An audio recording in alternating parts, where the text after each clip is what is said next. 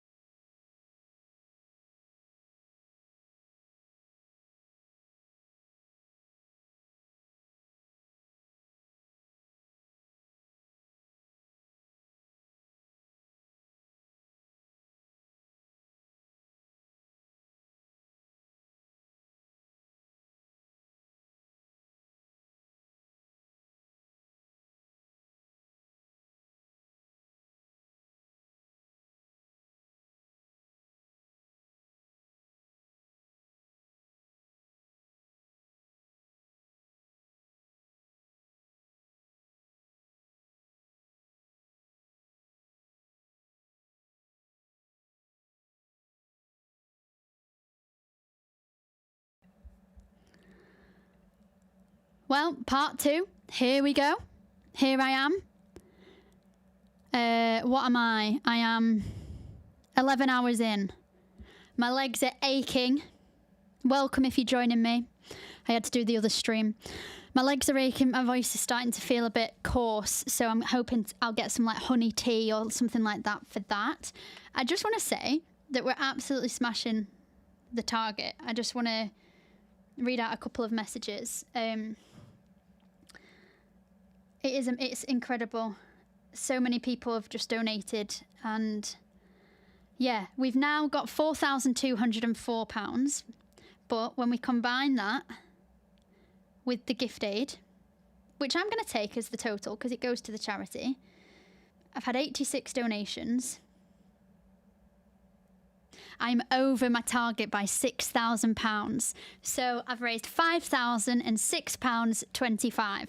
Thank you, thank you, thank you, thank you, thank you, thank you, thank you. It's crazy how this has gone so well, and I'm really, really happy. So yeah, like I said, I'm just chatting with my support team, my tech team, to check this is going. And yeah, thank you again. Thank you, thank you.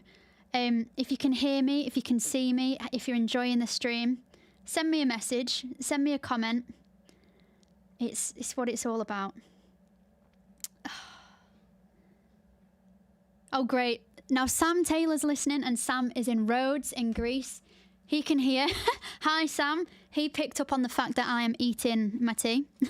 But yeah, Sam had a great wedding. I don't know why I'm telling you Sam's life. He had a great wedding last week. Great food, great vibes, and they're now on the honeymoon. Really beautiful bride as well, absolutely stunning, and he's absolutely punching, and he knows that. I'm gonna, before I speak to my next guest, I'm gonna play a video, and it's the final instalment of Derek and Graham. Enjoy. I guess my final question to you both would be the one thing you wish more people knew about CF, having understood it a little bit with Ewan and how he is and things like that. So maybe if we start with you, Graham. Yeah, I think probably more education on how debilitating it can be for an individual with CF. You know, regardless of age, we've seen a lot of change in the medication that's available for people with CF and the difference that can make to somebody's life. But I think when you see what we've gone through specifically, look, watching Ewan grow up, taking the amount of medication that he takes, and know more about the physio and things that are involved in the active lifestyle he needs to kind of keep himself healthy. And I think just more awareness around the impact that it can have on an individual's life and what that means. You know, there's elements around CF that, you know, people with CF can't necessarily mix, and that's not a fact that not many people actually know. And we learn a lot when we get to the end of the Great North Run with the CF Trust tent that's set up there, and there's people there to support on those who are taking part in the event, and that often comes with other people who have CF too. So there's an element of managing that. So I mean, there's a lot. You asked for one thing, but it's I think just the awareness of the impact that it can have in what goes into trying to try and treat and help somebody manage the CF that they have would be really good. Yeah, definitely. And what about yourself, Derek? I mean, I've had 30 seconds to think about this really, but I haven't really come up with anything better than Graham's already said. But I mean, I think overall, from I'm not going to pretend to be any kind of expert on this at all, but I think the fact that it seems, from the people that we've got to know through the social media side of the Great North Run Tyne Bridge page and things like that, and we see people sharing stories who are connected with or connected to somebody who has cystic fibrosis, and the sort of theme to me seems to be that everybody who has CF has a slightly has different, it affects them in different ways, and I'm not sure that everybody sort of appreciates that somebody who, I don't know, somebody who, there will be people out there with CF who can easily, very easily beat me at a half marathon, and I don't have CF. Now, accepting that I've just said I'm not a runner, which I'm not, a lot of people would say that's not very difficult anyway, with or without CF. But I think just the fact it affects people in different ways. But I think, and I guess from a fundraising perspective, what I think I'd want to sort of shout more about the fact that the fundraising that people do seems to be making such a difference. Yeah. And I think I'm absolutely not criticizing any other charities out there. There's no such thing as a bad charity. They're all doing their thing, and there's lots of people backing all these different charities, and they're all great, like I say. But I think for me, having fundraised for different charities over the years, seeing the difference that we've been involved with Cystic Fibrosis Trust for 8 years, and it's and there must be a correlation between the amount of money that is being raised and the improvements to the life of people who have cystic fibrosis. And I'm not sure I'm articulating this particularly well. No, it makes sense. But I think I think that's something that could be shouted about more, not to diminish the fact that there is still a long way to go, as you've sort of alluded to. It's not a case of there's a miracle drug that will work for everybody, and there's no cure.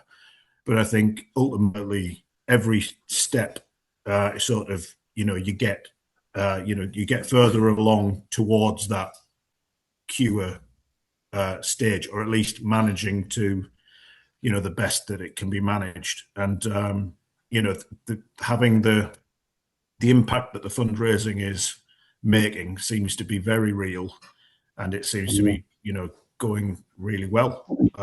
But you may have a different experience to that, I'm not sure, but that's what I'd try to say, despite articulating it quite badly.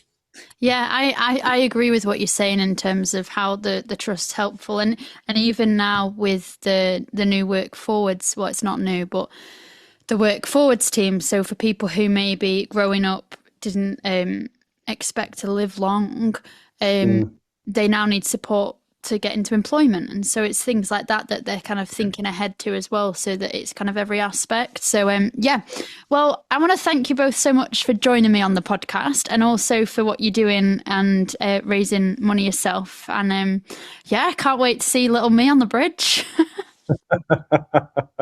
Well, like you say, we'll certainly tag you in it, and we'll share it on our socials. But yeah, thank you for having us on, and all the best with the rest of the 24 hours. Absolutely.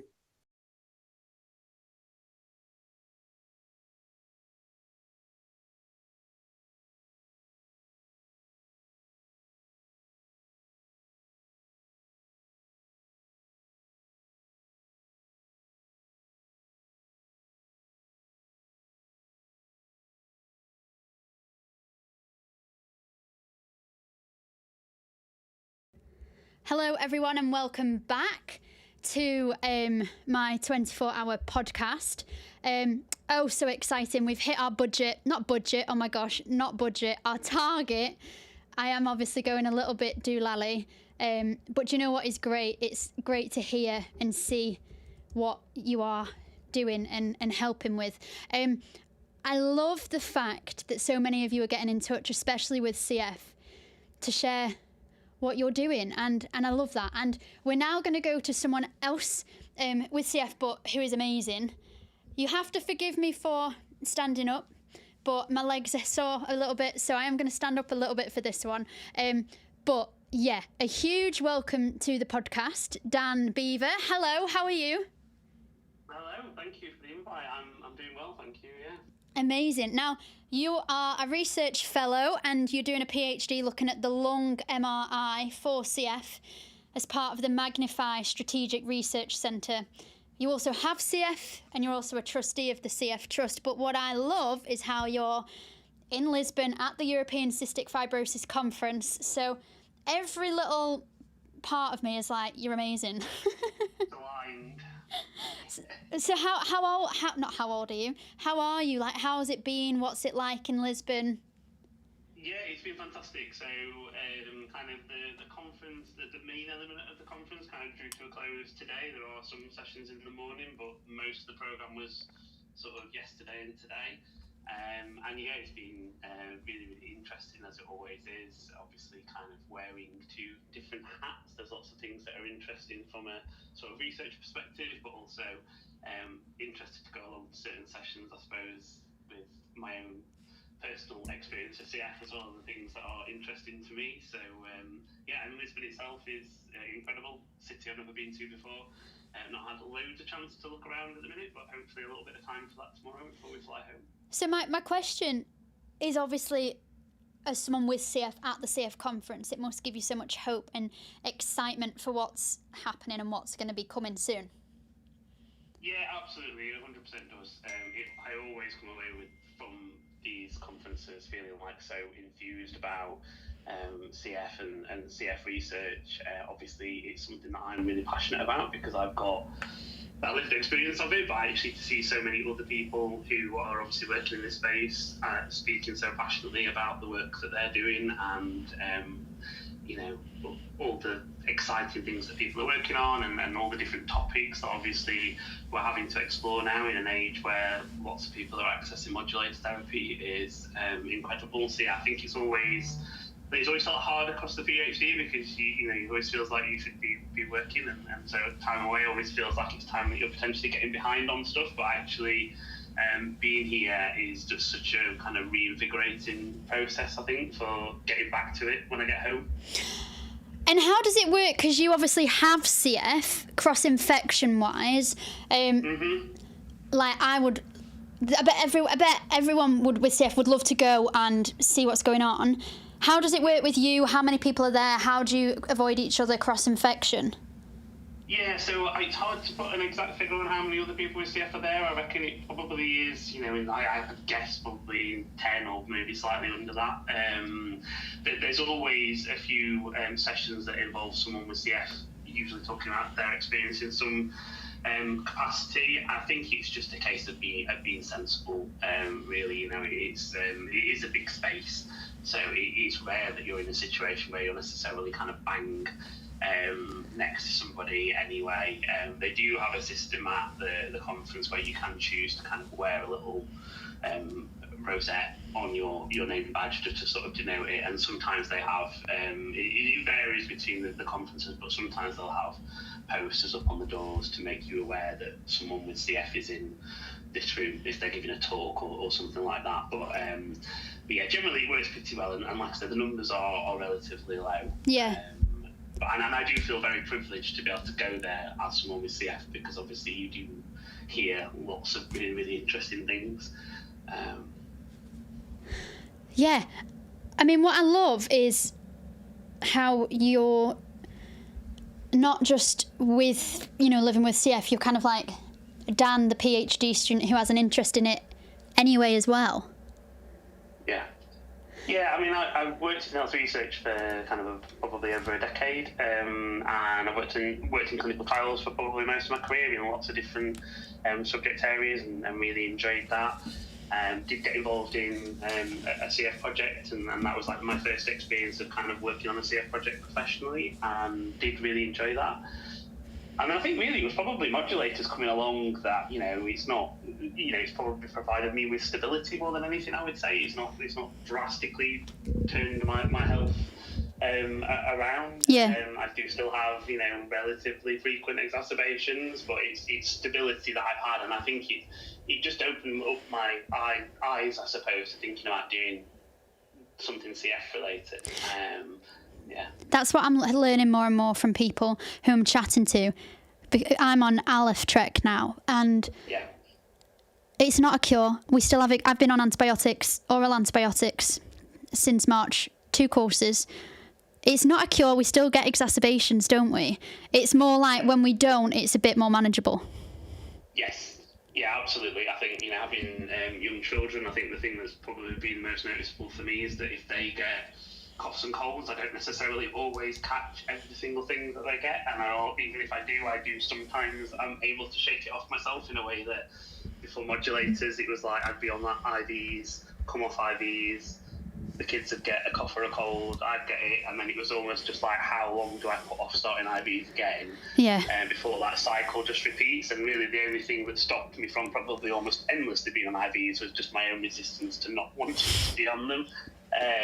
So yeah, absolutely. I think that is a really important thing to flag, that it isn't a cure. I mean, I'm incredibly grateful for it, and I don't think without the modulators I probably would have been in a position to be doing my PhD. So from that point of view, I'm incredibly grateful. But yeah, it isn't a cure, and there's still lots of challenges that we all live with on a day-to-day basis. As a father, do you feel like it's given you a little bit more energy with children? Yeah, I think it has done, yeah. And I think certainly, my motivation was always there, obviously, to do as much as I could with my kids, but I suppose, my outlook for the future is different now. You never know what's around the corner, and I think it's kind of quite hard to turn off that short-termism that I suppose comes with living with CF, 35 years-ish, I suppose, before I started modulator therapy. But yeah, certainly, it's great to be able to do stuff with the kids and not, constantly be not necessarily that well. And I think the biggest thing for me is not being away from them for huge periods of time, like having to be in hospital and stuff. I think that's always been the hardest thing. It's not nice being away from your family, and obviously, particularly when the kids were small, they didn't necessarily really understand why I wasn't there. So that is hard. So yeah, definitely from that point of view, it's been a really significant change. Can you share a little bit of your life with CF up until the modulators? I don't want to ask you age, but I also kind of want to know how old you were diagnosed and how old you are now.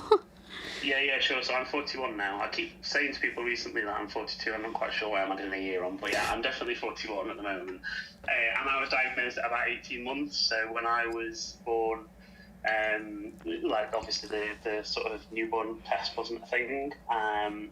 And it was my mum repeatedly taking me to the GP, basically saying there's something not right with this child.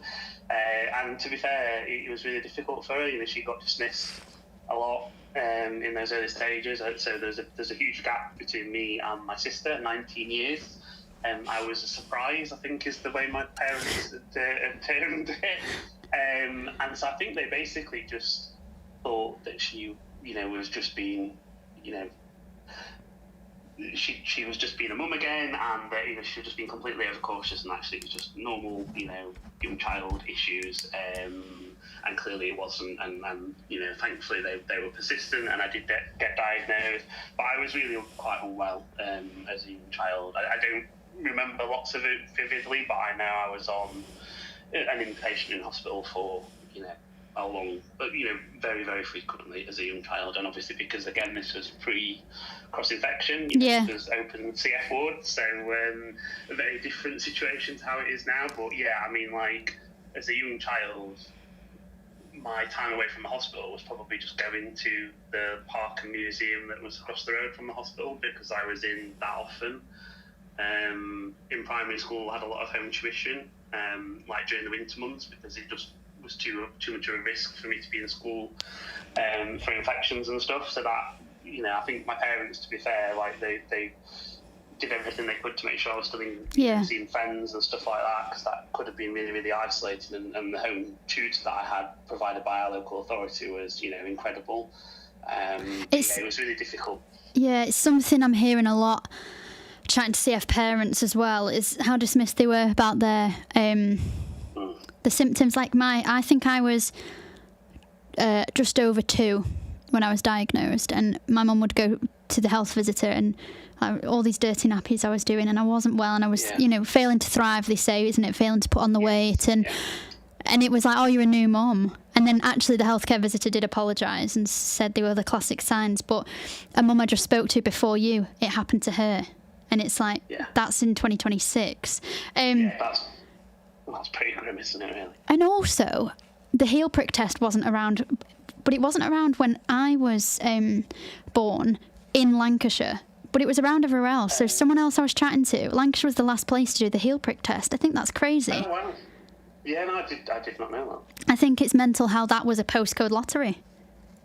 Yeah, absolutely. Yeah, and that is such a challenge, isn't it, with so many different things. I mean, we saw that with fertility treatment. That was, we went through IVF to have our eldest, and that is such a postcode lottery. I mean, it was many years ago that we went through that now, so I don't exactly know what the situation is like now, but I know that was really quite stressful for us, because we only had like one funded cycle. We were incredibly fortunate that it worked for us first time, but all those sorts of things are just really difficult, because it shouldn't be like that. Those inequalities are so difficult. So the work that you're doing with the Magnify Strategic Centre is focused on developing this online resource to support the communication of lung magnetic resonance imaging, which is MRI scan results in CF. And I remember chatting to you and Dr. Laurie Smith, right? Yeah, it was sort of this time of the year, about like 3 years ago. For the CF podcast, the Trust's podcast, See For Yourself, and we've kept in touch since, which has been lovely to see what you're doing and updates as well, and awards that you get in and things like that. But tell me a little bit about the Magnify and what it stands for, what you hope to find, what it'll do. Yeah, sure. So the wider programme is, I can't remember exactly why we ended up calling it Magnify. Obviously, it's an abbreviation, but it's pulmonary lung MRI in CF, and I'm one of 4 PhD students on that programme. So it's funded by the CF Trust and the CF Foundation, basically to explore the use of lung MRI in CF, and the rationale for that is that in an age where lots of people are on modulator therapy, and actually maybe changes in lung health are a little bit more nuanced. The sorts of spirometry tests that we typically do, it's not to say that they don't have a place, but they often don't capture when there might be a change in lung health early enough. It's quite a blunt tool. Obviously all you're getting is that the breath through the mouth, and it doesn't tell you where in the lungs might there be an issue. And also looking forward to future inhaled genetic therapies, potentially MRI, we know it can be potentially really, really useful in terms of how we might be able to see how inhaled therapies move through the lungs as well. So both for people who are on modulators, but also not on modulators, I think our research programme hopefully will be something really, really useful. And so lung MRI isn't something that's used a lot in CF in the UK, and one of the sort of almost special things, I suppose, about the programme I'm working on and the expertise that we have in Sheffield and also within Nottingham and Manchester, who are kind of the universities involved in this, is the use of xenon MRI. So xenon's a sort of harmless gas that people can inhale, and that can tell us really useful information around actually how the lung is functioning. So if people breathe in the gas, then we can see where the gas might not be reaching in the lungs, so as well as actually potentially identifying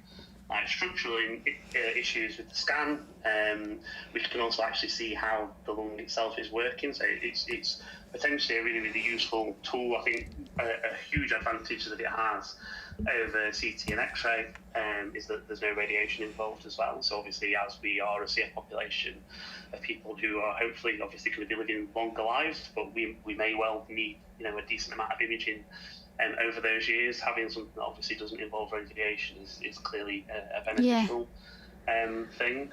I think it's really interesting, and I think it sounds amazing. And wouldn't it be great if it was in all CF centres? Absolutely, yeah, and that obviously would be the long-term hope. Like, one of my colleagues on the programme is very much like looking at how we practically get MRI into more centres, because there's quite a lot of specialist expertise around, particularly the hyperpolarised gas, but also the kind of scan protocols that you need to implement to use MRI scanners that are in different hospitals. So I think we're hopeful that through the work that we're doing in this study, we will be able to kind of demonstrate the value that MRI does have, and also, hopefully be able to help people practically implement it. I suppose that's kind of where my element comes in. So mine's a little bit different to the studies, in that mine's kind of, assuming we can get MRI out there, and it is already operating in some places. How do we support people to understand the results? Because MRI itself, the images are quite vivid, and from that point of view, they're perhaps quite intuitive for most people looking at them. But because it can give us that depth of information, there may well be situations where someone has a lung function that actually is pretty good for them, but for whatever reason something doesn't seem quite right. They go to have an MRI, and actually the MRI might show them things that they weren't expecting to see based on the lung function they've got. So that's where my work's come in, really, in terms of developing a whole series of resources to support people to understand MRI, but also to be able to communicate it as well. So resources for healthcare professionals to support that communication, but also for people with CF and carers as well, to get what they need out of that communication process. And although it has been developed specifically for MRI, I think our hope is that a lot of the general principles that are in it actually could be useful for people more broadly in all sorts of different tests that they have in CF. It's how do you sort of improve communication? It's not that lots of people obviously have very good clinical relationships and an effective communication, but I think any tips that might help people who might be struggling with that side of things, hopefully is really useful. And people who don't have CF will be a bit like, oh, what's a lung function? You explained it a little bit, but I don't know about you, but for years I would be so anxious before doing my lung function, even if I felt well, in case it showed something or in case it was down. Was that relatable with you? Did that, it was, and from someone else I was chatting to, it was putting on weight. This one girl used to put her pocket money in her pockets to weigh more, but it was the lung function. Yeah, well, it still is. It still is. So, the weight, thankfully, for me, has never been too much of an issue. It's almost now an issue the other way, really, because for modulators, I'm now needing to be a little bit more cautious about trying to probably lose a bit of weight. I think other than when I was really small and I didn't put weight on, I think probably like sort of very early teens onwards, I've generally kept a pretty stable weight. But yeah, I think it was probably maybe like around that, because I was very grateful that my health was relatively stable during my teenage years and going away to university and probably not doing all the things that I should have ideally been doing at university. That I didn't necessarily bear the brunt of that because I had thankfully quite a good period of health. But I think it was kind of after that, sort of mid to late 20s, my health did take a few dips, and I kind of just got quite used to lung function just always being all right or generally being okay. And then all of a sudden I'm like, oh wow, that's not what I was expecting. And I've had huge anxiety about it ever since, and I still do now, because ultimately, however much, it isn't the only marker of whether someone is well or not, and we know its limitations. It ultimately always still feels to me like when you go to a clinic visit, it is the big thing that everyone sort of hinges what else happens in that appointment around. So it feels very hard to get away from that. Obviously, weight would be another thing, but like I say, for me, because thankfully that has never really been an issue, for me it's always been what's the lung function saying. So yeah, I completely empathise with that. I still feel really clammy hands before I'm about to start in clinic. But that's the thing as well, why this Magnify and MRI will be helpful, because it will show what you've got as opposed to your technique, how you're feeling that day. It won't really, it won't change really, will it? No, I mean, it'll give you a very clear picture of obviously what is happening in there, and it is just so powerful. I mean, you know, the images are incredible. So yeah, I mean, I think, you know, spirometry has obviously got lots of benefits. It's very accessible. It's something that people are used to, and it's kind of a quick and easy measure. But obviously, there are situations where that just doesn't give us the detail that we need, and certainly, you know, MRI is just, even in the time that I've been involved. I mean, you know, I came into this certainly no expert in MRI now, but you know, I'm not a scientist. You know, my research has always been kind of very applied, working on stuff, and I came into this project not really knowing a great deal about MRI, but I know in the period that I've been involved in this, there's always seems to be something new coming down the line. So it's a constantly evolving technology as well, which is really exciting. You know, there's so many developments, and because obviously, you know, technology is moving on, and yeah, so I think it does give us so much detail. It's incredible, and you just don't get that insight normally, do you? Like your spirometer, it gives you a score, but it doesn't really give you anything tangible about what's happening in your lungs. Yeah, and so important. And like you said, research that will help everyone with CF, not just those on the modulators. Absolutely.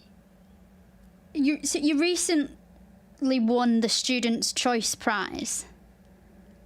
Yes, yeah. Yeah. I feel like everything's coming up, Dan. You're doing great. No, it was really nice. So yeah, that was at the sort of Sue Watson presentation that we have at the University of Nottingham. So it's kind of a compulsory part of doing a PhD that you have to kind of give a presentation. Well, you have to do 2 presentations over the course of your PhD. I did one last year, which, without blowing my own trumpet, I did win the prize of that one as well, which was brilliant. And then I had to do one this year as well. So this year was obviously I'd kind of done a lot of the research. The actual, you know, toolkit that I've been developing is live now, so it was really nice to be able to kind of share that with people. And yeah, it's always really nice to have that kind of acknowledgement from other people. I mean, it sounds very shallow, but I think, you know, doing a PhD can feel very, very isolating. Okay. You know, you pretty much are just doing it yourself. Obviously, you have the support from colleagues, but it's not quite the same as in other jobs where you might be, well, certainly working in research before the PhD, you're often as part of a team in a different way than you are when you're doing your PhD. And I think, you know, I've had I think it's very normal as well from, you know, speaking to other people during a PhD that you often have probably significant periods of doubt around, you know, am I the right person to be doing this? Am I doing a good job? And so actually things like that, even though it was obviously just, you know, a departmental award, and I won it with a colleague that I know as well, so we were jointly awarded it as PhD students. It was lovely because, you know, we've become friends during the course of our PhD, didn't know each other beforehand, so that was really, really nice for her to win it as well. But yeah, it was just really nice to have that acknowledgement, I think, obviously, from people that don't know the topic. You know, it was researchers within our medical school, so working on all sorts of different things for people to, you know, vote for you is obviously really nice. So yeah. I mean, I take anything like that. It helps. I guess it helps with the encouragement when I'm hopefully now reaching the finish line, with the thesis in soon. It just gives me that extra spur that I'm hopefully on the right track. Yeah, definitely. And I wanted to ask do you ever get bored of CF? Like, it sounds funny, you know, that song that's like, we sleep all day and party all night, which is obviously what I'm doing tonight. But yeah. Are you like CF all day, CF all night in terms of work, care for yourself, the conference? Yeah, you know, yeah, I mean, there is that danger, isn't there? I mean, at the minute, I'm thoroughly enjoying doing all those things. I think when I've had exacerbations during the course of the PhD, I think sometimes that's made me feel a little bit like I do just need to take a little bit of a break to do stuff. And I am, you know, I think the nature of doing a PhD anyway is that it can be quite hard to kind of like ring fence your time. You often always feel like you could and should be doing something. So I think just generally for anyone, I think it's really important that you go away and do something else. But yeah, I think absolutely if I didn't take a bit of a break, it could feel a bit overwhelming. I mean, I think I'm quite fortunate that I'm working on a topic area that isn't like particularly like emotive. I mean, you know, there are can be very strong emotions attached with kind of how someone's lung health is, but probably not in the same way that some, I don't know, topics around fertility or something like that could be really difficult, and could be really difficult for me as a researcher. So, I think going forwards, because this is definitely something I'd like to continue to do. I mean, I'd love to continue to work in CF research. I don't regret it for a second. I think it is just about making sure you do have that time doing other stuff. Yeah. That's doing things as a family, hobbies.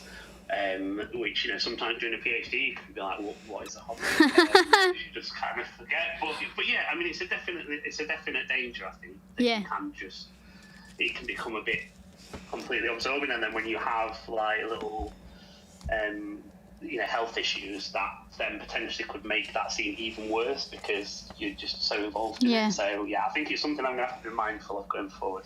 I have a list of your hobbies from my prep. Really been going into it. So you enjoy spending time with your family. I'm glad that's a hobby. Yeah. You kind of have to say that, don't you? Otherwise I'll probably get disowned. But no, I do.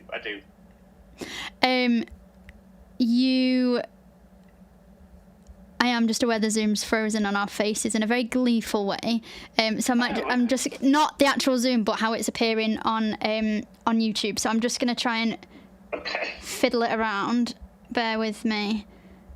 No worries. There we go. We're back. You also follow sport of any kind, particularly football. I do. Who's your team? Yes. Sheffield United, unfortunately. I'm all over that because when I went and watched the Preston North End game, the second game ever, they were playing Sheffield United and there was a player called Jose Baxter. Yes. And I was all over him. Well, that sounds bad. Because of the name. And I was like, Jose, woo! And I was cheering the wrong team. Yeah, but yeah.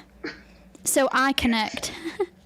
Good, that's good. Yeah, no, I mean, my dad supported Sheffield United, so it's kind of like a family thing. I mean, to be fair, my granddad supported Sheffield Wednesday, so like, boo. Rivalry in our family, I know, absolutely. But and my father-in-law is a big United fan, so we go to the games together now, and I've got a season ticket, so I do enjoy that. I mean, I'm absolutely terrible at football. That is not my sport to play at all. Like, I'm passable at tennis. I've played some tennis over the years. But football, I'm horrific at playing, but I do really enjoy watching it. So, could be well into the World Cup. So that will hopefully keep me going over the next few months. I know, that's really exciting, and there is a free thing you can download on the BBC, like a grid, so you don't have to pay for it. To write down who's winning and stuff. Oh yes, do like a big table to fill in. Yeah. Yeah. Where were you then? Well, actually, two questions. I'll go back to my first one. Is it weird when you're at the conference when your clinicians will be there and like your doctors, and I'm guessing they're there? Well, so I haven't seen any of my clinical team this time, but I have before, and it can be a bit odd. Because they're in work mode, aren't they, as well? Yeah, well, this is it. Yeah, absolutely. And I think it's that constant balance, like, if you're doing the conference generally, like I say, in terms of like the sessions that I might choose to go to, sometimes it is stuff from a personal interest perspective. So I suppose you're always a little bit balanced around, like, you don't want to turn it into like a mini consultation if you do happen to see them at the conference necessarily. But I mean, to be fair, if I felt like I probably needed it, I might well tap them up while I was there. But while I'm at it. Yeah, that's it. While we're here. In Lisbon, you, me, that room. Let's discuss my lungs. But I mean, it's really nice, and I'm grateful for the relationships that I've built with my team, as I'm sure lots of people are. And I have to say, I do think in many ways that's probably been strengthened through the additional kind of layer that we know each other through the research side of things as well. So.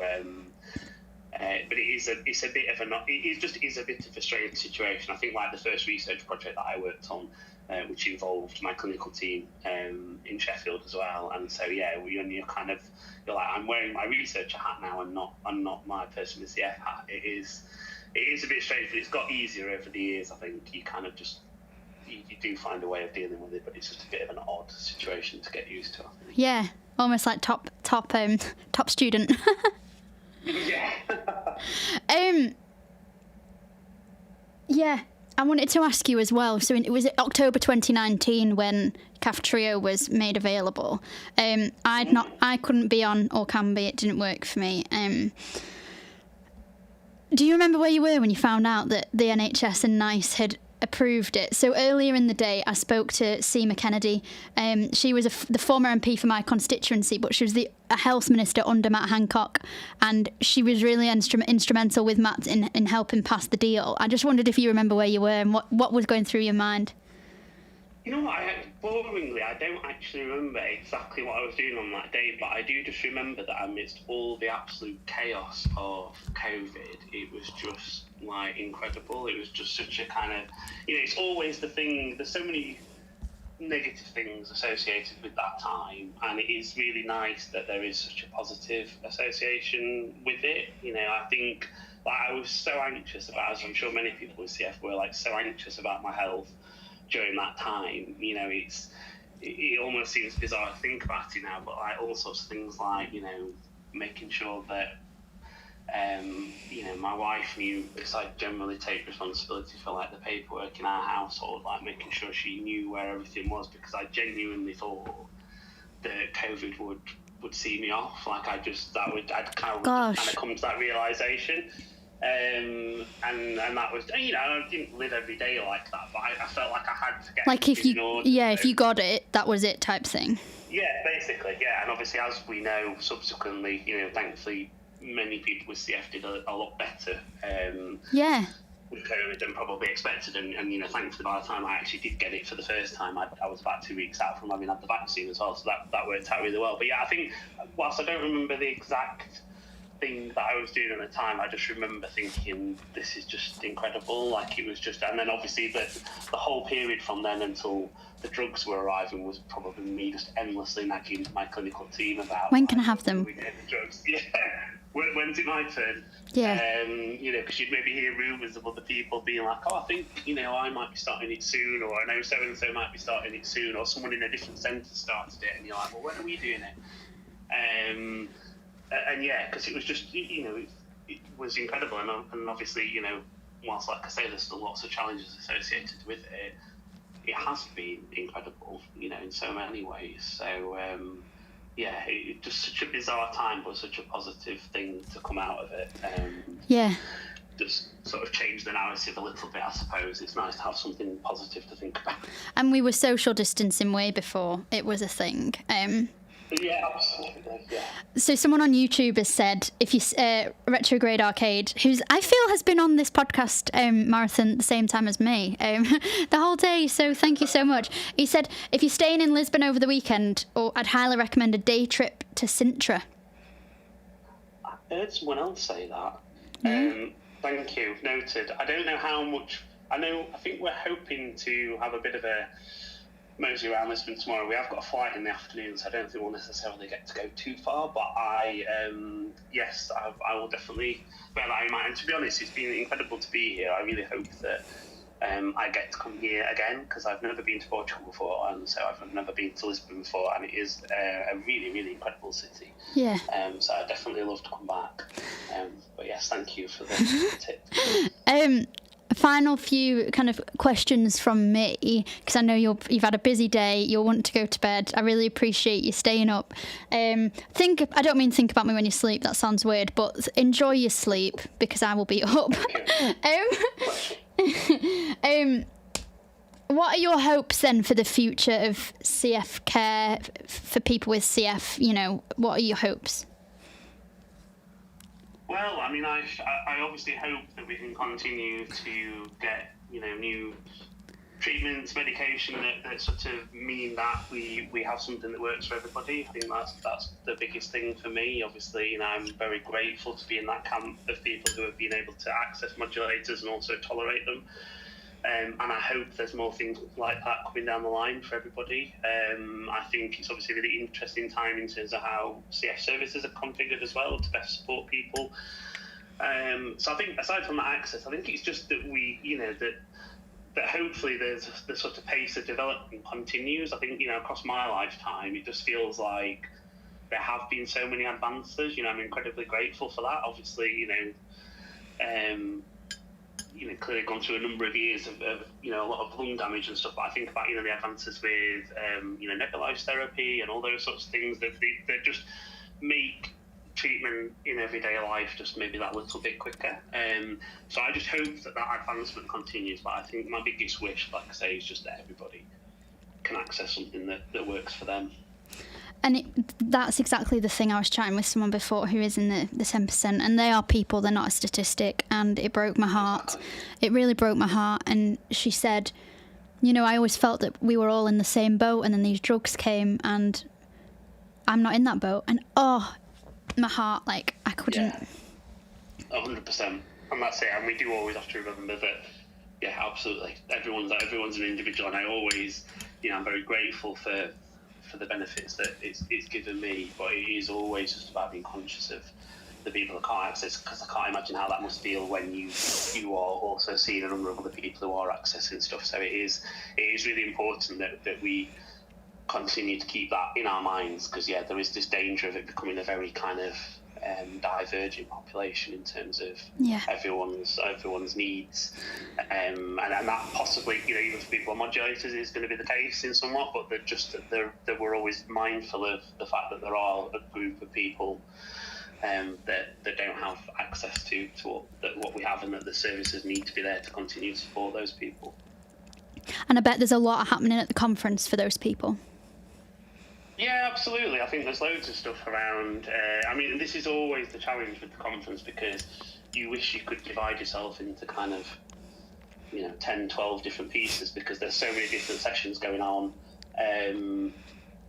across the whole day, and there's so much that you don't end up getting to go and listen to. But I know there were things around the other treatments that are being developed. So there are, things that people are working on, and I think the advances that we're seeing in all sorts of different elements of the condition, like with imaging and all these sorts of things, hopefully, even though obviously that in itself is not a treatment, obviously if we have better tools for assessing how people's lung health and obviously everything else that goes with it, because we know it's not just the lungs. Yes. It's about making sure that quality of life is as good as it can be for people as well, isn't it? So I think that is always in people's minds, and certainly like in the conversations that I hear and have with people, it definitely isn't forgotten by any of the people that are here.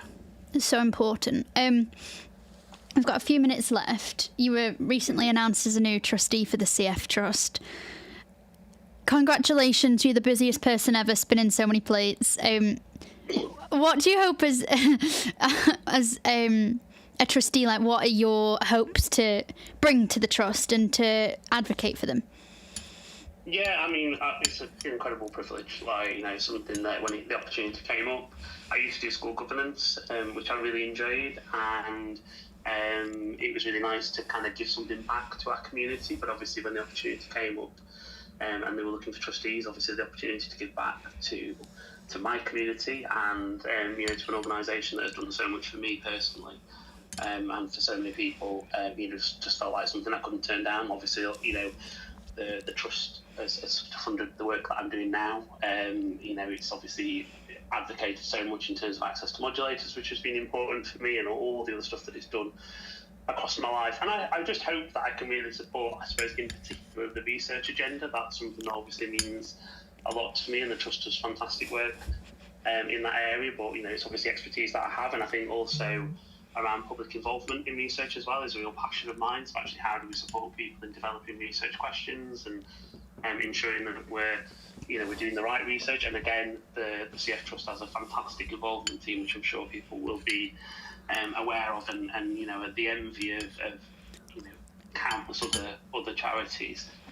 So it doesn't need any help, but obviously whatever I can do to kind of help support that effort and advocate for people, then obviously I will do. And like I say, I'm just getting started, but it's definitely something that I really hope that I make a positive contribution to. There's some fantastic people working there, and I just want to do whatever I can really to support the community. So really privileged to be in that position, and looking forward to working with people over the coming years. And it's great to know that not great to know, but it's good to know that without the CF Trust you wouldn't be able to do your research, because it just shows why people need to donate. 100%. No, I'm so grateful. I could never thank people enough. I am well aware that I'm incredibly privileged to be in the position that I am and the opportunities that I've had across my career, and I don't want to. They'll always be in my mind, to make the absolute most of. So, hopefully that my lived experience perspective can bring something powerful to the work that happens in CF research. Is my hope. The theme of next week's CF Week and Wear Yellow Day on Friday is one diagnosis, 11,000 realities. I wanted to know, just to finish, what your CF reality is.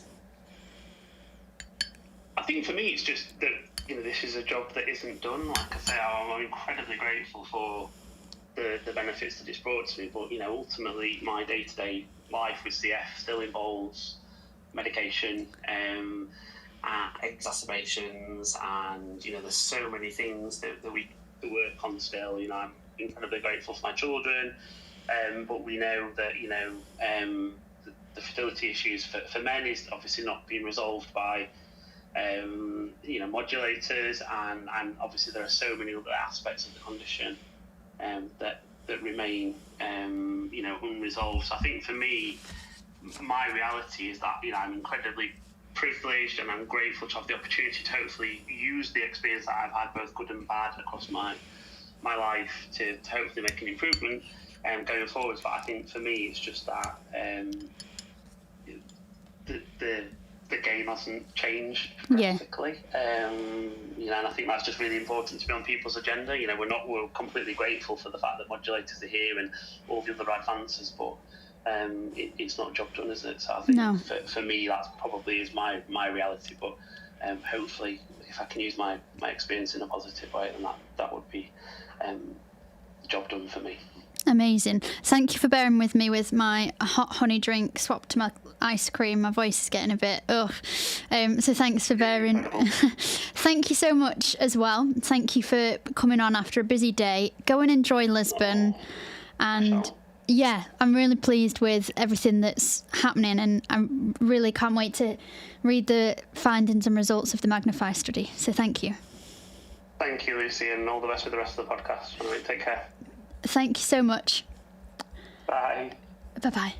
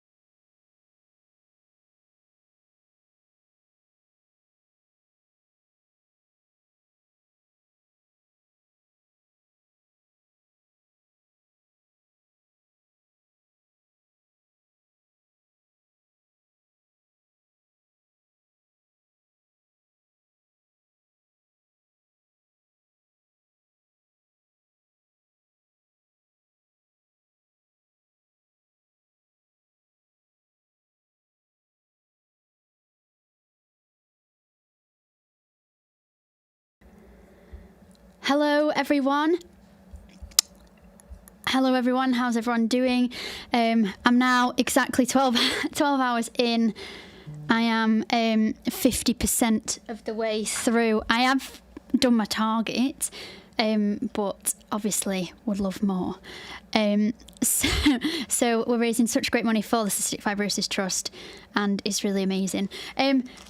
Before I speak to our next guest, who I'm really excited to chat to, I just want to let you know that this episode is sponsored by Scott Pet Shop.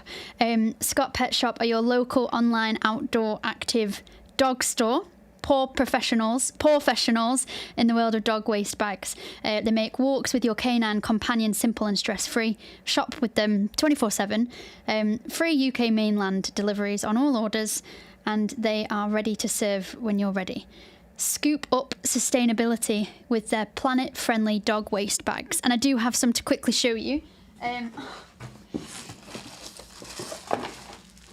As it's so kind of them to sponsor an hour of the podcast. So these are the sustainable bags. So you can think about the environment. They're made with 75% renewable materials for responsible pet owners. They've got the extensive range of dog waste bags, a poop bag for all dogs, and their surprises of all shapes and sizes, it says. Their range of eco-friendly dog waste bags are really great. They make them using a plastic replacement powder, which is this, by Oceanex. They put the sea shell waste to better use. So this comes from an oyster. So the waste oyster shells turn into this, which turn into the dog bags. So a huge thank you to Scott Pet Shop for sponsoring. Anyway, here's Rob. A huge thank you for joining me on the podcast, Rob. And thanks for bearing with me as I talk all things poop bags. How are you doing today? Yeah, I'm great. I'm good. I haven't had to be sat down for 11 or 12 hours like you, though. So, I know. How's it going? It's going all right. I do just have an exercise bike that's been brought in because I think I might do that in a little bit after, just to get the old hips going. That wasn't the thing I was worried about. It was definitely the voice. Didn't think about the sitting down for 12 hours. Wow. So, I mean, you don't need an introduction. I think everyone knows who you are or will know what you've made when I say that you're the creator of the Trunky children's suitcase. You're an entrepreneur and you are still creating things. You do, as a side note, also have CF, but I think your entrepreneurship is really interesting. So we're going to chat all about that. We're going to chat about a little bit about Dragon's Den, what you're working on now, your book, and kind of life growing up with CF. So why don't you take me back to kind of how old you were when you were diagnosed, life with CF when you were growing up? Yeah, I don't think I remember being diagnosed. I think we were diagnosed as babies. So I was born a twin, Kate, who also had cystic fibrosis as well. And that's all I've ever kind of known back from sort of childhood, with the relentless physio and various medications and things. But for the first 6 or 7 years, we were on an ultra-low fat diet. So I never really tasted chocolate or had chips. And was that because there was no Creon? There was no Creon, no. There was something else, but it just was really ineffective. Wow. In And fact, I think the first version of Creon, it wasn't Creon, but it was I think it was still a pancreas from a pig or something, but it didn't have the second coating, so as soon as it was digested, the stomach acid just killed it all off, so it's pretty much pointless. And it was only when they kind of coated the Creon in little tiny granules that kind of helped it get through your gut and actually get to where it needed to be. So I went from ultra low fat diet to an ultra high fat diet almost overnight. I bet that was what you're used to. Yeah, I mean, you've seen, I don't know your age, but you've seen such a huge, like, no Creon mixing, I guess, like cross-infection and all that would have been introduced, then the DNAs and then the modulators. So it must be crazy when you think about where CF was when you were younger to where it is now. Yeah, well, my parents didn't think I'd make it to double figures. That was the general consensus back then. I'm now 48, be 49 at the end of the summer. Wow. So yeah, it's kind of I remember when I was a teenager, I thought 30 was like kind of the end limits of what was possible. But I never really spent much time thinking about it because it was just too depressing. Yeah. Yeah, and you're a busy person. You're optimistic about it as well. So when you were growing up, as what was it like? Because obviously your twin sister had CF as well. So you were with someone who understood it.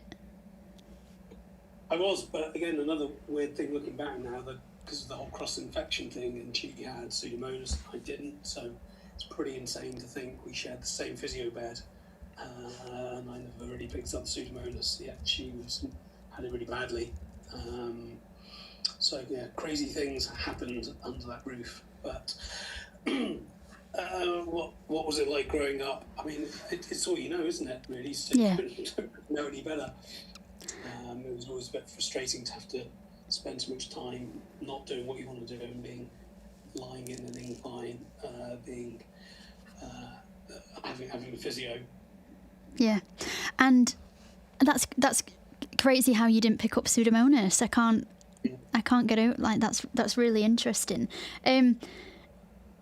So then, as a teenager and as you got older, what was CF like at that point? When I was 20, it definitely took a decline. But what was it, university or anything like that? Well, I think growing up, I kind of got into sport. I wasn't very good at like football or anything like that. I used to play, but I was always on the subs bench. My own sport was running and swimming and cycling. So I was always kind of doing that, and that kind of really helped a lot, the exercise and pushing myself quite hard as well. So I always kind of found that was a more effective, almost lung clearance than just physio. My mum recounts when I was a teenager of later years, sort of 15, 16, trying to get me to do my physio was an absolute nightmare. I guess you were busy with so many other things and also a teenage boy. Yeah. And then university kind of much preferred just to do exercise than do physio. I actually designed my own bed to take to university, which looked like a normal bed, but I could lift up the back and it had two legs that dropped down, and I was able to turn it into a tipping frame in disguise. Because that was how physio was done, wasn't it, for so long? The decline and the incline or whatever, and the percussion. Yeah, and then I don't remember when the flutter device came around, but yeah, I as soon as that became effective and was able to having my airway clearance, I was just always doing that, and very rarely then did incline physio. Yeah, the developments in physio and. You get all sorts. Yeah, I remember used to blow in bubbles with down a tube and stuff. It was crazy what we had to do in hospitals as well, what they made us do. And then you said then about the bed. So have you always had this creative mind of creating things and thinking about building and inventing things? Well, I kind of have dyslexia and didn't really realise it at school, so that at school just felt like a big struggle, not just academically, but also kind of physically. I was smaller than all my mates, and all the challenges that kind of went with that. So I didn't actually really enjoy school much. But when it came to A-levels, stayed on the same school, and things really just started changing. I was able to choose subjects I was good at. Everyone got on really well, the people who stayed, and then it kind of started turning into something that was really enjoyable. And then, I did my work placement when I was 14 at a product design consultant in Chester, and I was designing playground furniture for them. I actually found a bunch of the old sketches the other day. The kids were looking through some stuff. 1992 was signed at the bottom, so quite a long time ago. Yeah. But that kind of, back then no one really knew what this thing product design was. It was you either did graphics or art at school or CDT, like woodwork. But my dad had his career was in retail interior design, and I really liked the idea of design in some way, but I wasn't that keen on graphics. I wanted to do something different. Yeah. And then just stumbled across product design and picked up a book in a bookshop in London, and was just blown away by the visions of the future of all these product designers creating stuff. This is way before flat screens existed and LCDs and all that kind of stuff. So it was like looking at how things could change in the future, and I was blown away. So I decided to that's what I wanted to do, and self-taught myself as much as I could. Did an art foundation to get on the course that I ended up doing at Northumbria, which was the same university that Jonathan Ives had gone to, from Apple fame, and now just designed the Ferrari. But it was amazing. Yeah, and you then went on to Dragon's Den with something that every house with children has, or if not should have, the Chunky. And it didn't go down well with Dragon's Den, but boy, you proved them wrong. So you applied for Dragon's Den. Like, talk me through the process of applying and then the show and what it was like. Yeah, this was way back in 2006, 20 years ago. Season 3 of Dragon's Den. I'd seen the first 2 seasons and was really interested. And I needed some finance. I needed some mentoring, and I needed some marketing. And I got all of those. I kind of went on the show. We applied. I think they were halfway through filming. It actually was in an old warehouse on the South Bank then. And because they were quite advanced in the filming, they kind of rushed me through. And I found myself in the green room in this old warehouse with a whole bunch of other people waiting for their turn to go up the stairs and pitch to the dragons. And when I went up the stairs, I didn't have to wait too long. I was kind of waiting around for about an hour or two.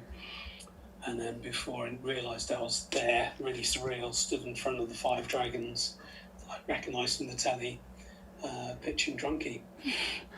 And when did you come up with this idea, and how long before? And I guess, like, why you came up with the idea? Because at the time, obviously, you didn't have children either. But it must be incredible for 20 years since you were on Dragon's Den, the product is still so popular. Yeah. Well, the idea came up while I was at university, and we entered a national luggage design competition as a second-year design student. And it was sponsored by a large plastics manufacturer, and the competition was about designing luggage. So I was thinking about luggage for the competition, went down to a local department store, Phoenix in Eldon Square, Newcastle, to look at the luggage that was available. And back then, hard moulded suitcases had become quite fashionable. And as a product designer, we're learning all about making stuff in plastic and moulding in plastic. So that kind of caught my attention, that plastic had got into luggage, but it was all black and boring. And I don't know, I kind of took note of what was happening, but kind of drifted off around the department store and found myself looking in front of the kids' ride-on toys in the toy section, and remembering how much my younger brother loved riding his tractor around the garden. And it suddenly occurred to me that actually kids get bored when they're travelling. Maybe you could make a ride-on toy that functioned primarily as a storage space on wheels, so they could ride it. And that was the kind of the nub of an idea. Back then I called it Rodeo as my university project, but when I came to try and trademark it, Rodeo was a very common name. So I couldn't really, and I eventually found a toy company to try and take it to market, and we kind of came up with the idea of Trunky. And when you went on Dragon's Den, what were the comments? What did people say? What did the dragons say? Well, the pitch went perfectly, pretty much. I told Richard Farley around the studio, who's my target dragon, the Aussie guy with the floppy hair. Yeah. Because I knew from my research he had toddlers. Although they may be travelling by private jet, they can still use a Trunky. So he was my target. He kind of got it. And then I was explaining, I had a bit of a problem with the product to start with, because some of the catches would pop open on the product, and we had a bit of a teething problem. And I was explaining that to the dragons when Theo got hold of the Trunky, the pink Trunky Trixie, and realised that if you pull the toe strap, the hook bends on the catch. So he pulled it as hard as he could. It popped off, made a bit of a noise, and it caught the dragon's attention.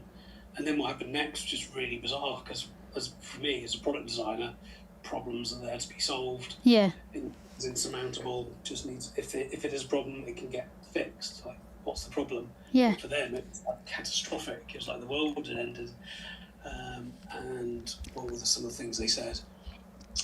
Peter Jones said that he could design a better product himself and have it in the market within a couple of weeks. Deborah Meaden didn't see the business opportunity. Duncan Ballantyne kind of didn't like it. And Theo hated it and hated that I came on with a product that had allegedly broken on the show. So it was I got properly lambasted. And they all four of them went out, and then there was Richard left, and he realised that everyone else was out, so he tried to offer me the money for half the business rather than the 10% I was asking for, and I had to politely decline. Well, good on you for knowing your worth, because it might have seemed attractive to have a dragon, but not for 50-50, not when you've created such a great thing and you knew that it was a great thing.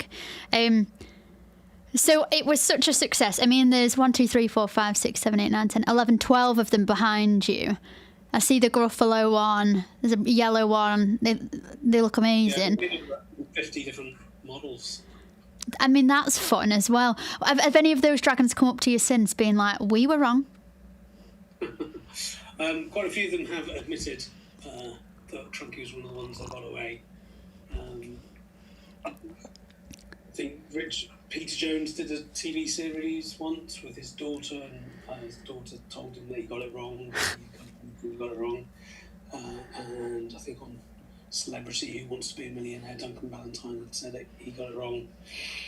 But the best part, I think, best memory was I went to pick up the Growing Business Award in London, some business awards, and Theo had just announced the previous award and was coming off the stage, and I was going up on stage to pick up Small Business of the Year, and passed him and gave him a wink. Revenge is good, but you knew your product was good, and many people might have given up then. But I guess as well with CF, I think that we all got this kind of determination to carry on, resilience, and deal well with setbacks. Do you feel like, I don't mean having CF helped you in that situation, but like, do you feel it gave you some of those characteristics so setbacks didn't make you quit? Yeah, I think setbacks are actually superpowers. Like, they kind of help you kind of being able to take them on a lot quicker than most people would. It kind of help you overcome them and move forward. And yeah, for dragons not liking my product on TV or being told I wasn't going to live to 30 kind of puts things in perspective, doesn't it? Yeah. Yeah. So it was an inconvenience, but I've been trying to get into John Lewis, and they kept passing me around different buyers. So I spoke to the luggage buyer, the toy buyer, the apparel buyer, the baby buyer. No one was taking my call, and after Dragon's Den aired, the luggage buyer phoned me up and said, actually, come in for a meeting, we should have a chat. Wow. And being my first national retailer, and for the next couple of years, we could not keep up with demand. Gosh, that must have felt like a pinch me moment. Yeah, it was. It was great to finally kind of almost crack the sale and get product out there. Because as a product designer, all I really wanted to see was Trunky on shop shelves. I had no ambition initially to build a multi-million-pound brand and sell the product globally. It was just want to see it on the shelves and have parents buy it. Did you go up to one of the shops when it was there, and I don't mean buy one, but like take a picture or have a moment of, it's here? Yeah, well, that kind of did that quite often. You're always trying to take photos of the product in store, check the merchandising, share that with other retail partners and distributors. Yeah. I have quite a large photo album from back in the day of all the different shops from David Jones in Australia and wow. shops in China, all the way through to everywhere. It would have taken you around the world travelling as well, would it not, to meetings, and that must have been exciting. Yeah, I had a licensing deal with a US toy company Melissa and Doug, they're called. They actually are now a brand in the UK, but they were a big US toy company, and I licensed Trunky to them, and they started selling it out in the US. I was going out to New York and Connecticut quite a bit, lots of trade shows in Germany. I've been to Japan on various trips, business trips, off to China quite often with the factories and manufacturing. So yeah, travelled a fair bit. You've got, I feel like I'm in your inventor's lair. You've got lots of other things, I'm guessing, that are your creations and developments and things. So even though people know you for Trunky, you've invented lots of other things. Do you want to talk to me about a few of them that you have? But yeah, and I guess when I was doing my A-levels, I kind of came up with a recumbent bicycle. It's one of these bikes that you lean back and pedal, and kind of made one of those. And then in the early years of university, I came up with a furniture range inspired by bugs. It was very organic looking furniture. I tried to sell those. They didn't really work, but it was really good fun to make. And then more recently, I'm kind of going back at it again in the children's product space with kind of helping families sleep better. So having fixed family travel, trying to solve the age-old problem getting toddlers to sleep. So this is one of our products here. This is a little sleep clock that helps kids recognise whether it's time to go to sleep or awake. Oh wow! Is it? And what's it called? Is it ZP? This is the ZP clock. Yeah, and we're just about to launch an app which has all our. So we have a device, and then we have our stories. So we've taken a fresh look at how to craft perfect bedtime story using child psychology, mindfulness, to really craft something that gets kids psychologically ready for sleep. We have a podcast out called the ZP Sleep Podcast. Has had over 100,000 downloads now, and we're just about to launch an app which kind of then takes the wind down phase, we call it, kind of getting ready for bed, and then we have sleep content, nearly wake content when it's time to stay in bed but not quite wake up, and then wake up content that's now kind of pitched as more as a reward for the child to have waited that long until it's time to get up. Do you feel like because you have children now that this, your experience with like sleep and stuff like that really helped think of these ideas as well? This was a bit informed by my own experience with the kids. And during COVID, I got really into sleep hygiene and the whole sleep science stuff. And so did my brother. Me and my brother founded this company, ZP, using some of our own experiences to help inform. But also, I know a lot of the brands in the space from being in the Trunky business. So it's just really exciting to be going again. And when you said sleep hygiene, what does that explain to me a little bit more about that? There's been a big shift in people's understanding about sleep and how important it is for your health, and kind of keeping reasonably regular hours of going to sleep, not having bright lights on before we go to sleep, kind of things like that. Everything I'm not doing tonight. Yeah, there's a market-leading product that's actually a sleep clock that shows children when it's time to wake and sleep, and it's been a brilliant seller for 20-odd years. But it's bright blue at night, which is the opposite colour you actually want at night. It stimulates, it blocks melatonin production. So we're trying to take on the market leader with the correct sleep lighting hues and colours. So what are your lighting hues and colours? Well, the perfect light to sleep to, if you have to have a light, is red.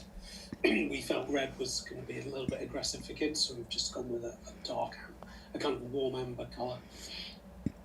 Yeah, and I mean, the changes in tech, you were talking about apps and things. When you developed the Trunky, they weren't around, so you must... Does it excite you more that as an inventor and an entrepreneur and a creator that there's now the digital side of things and you can create apps and sleep technology and things like that? Yeah, it's a whole different ballgame, but really exciting to be venturing on into these things. I've got various friends who run tech businesses, and it's always been a bit fascinating.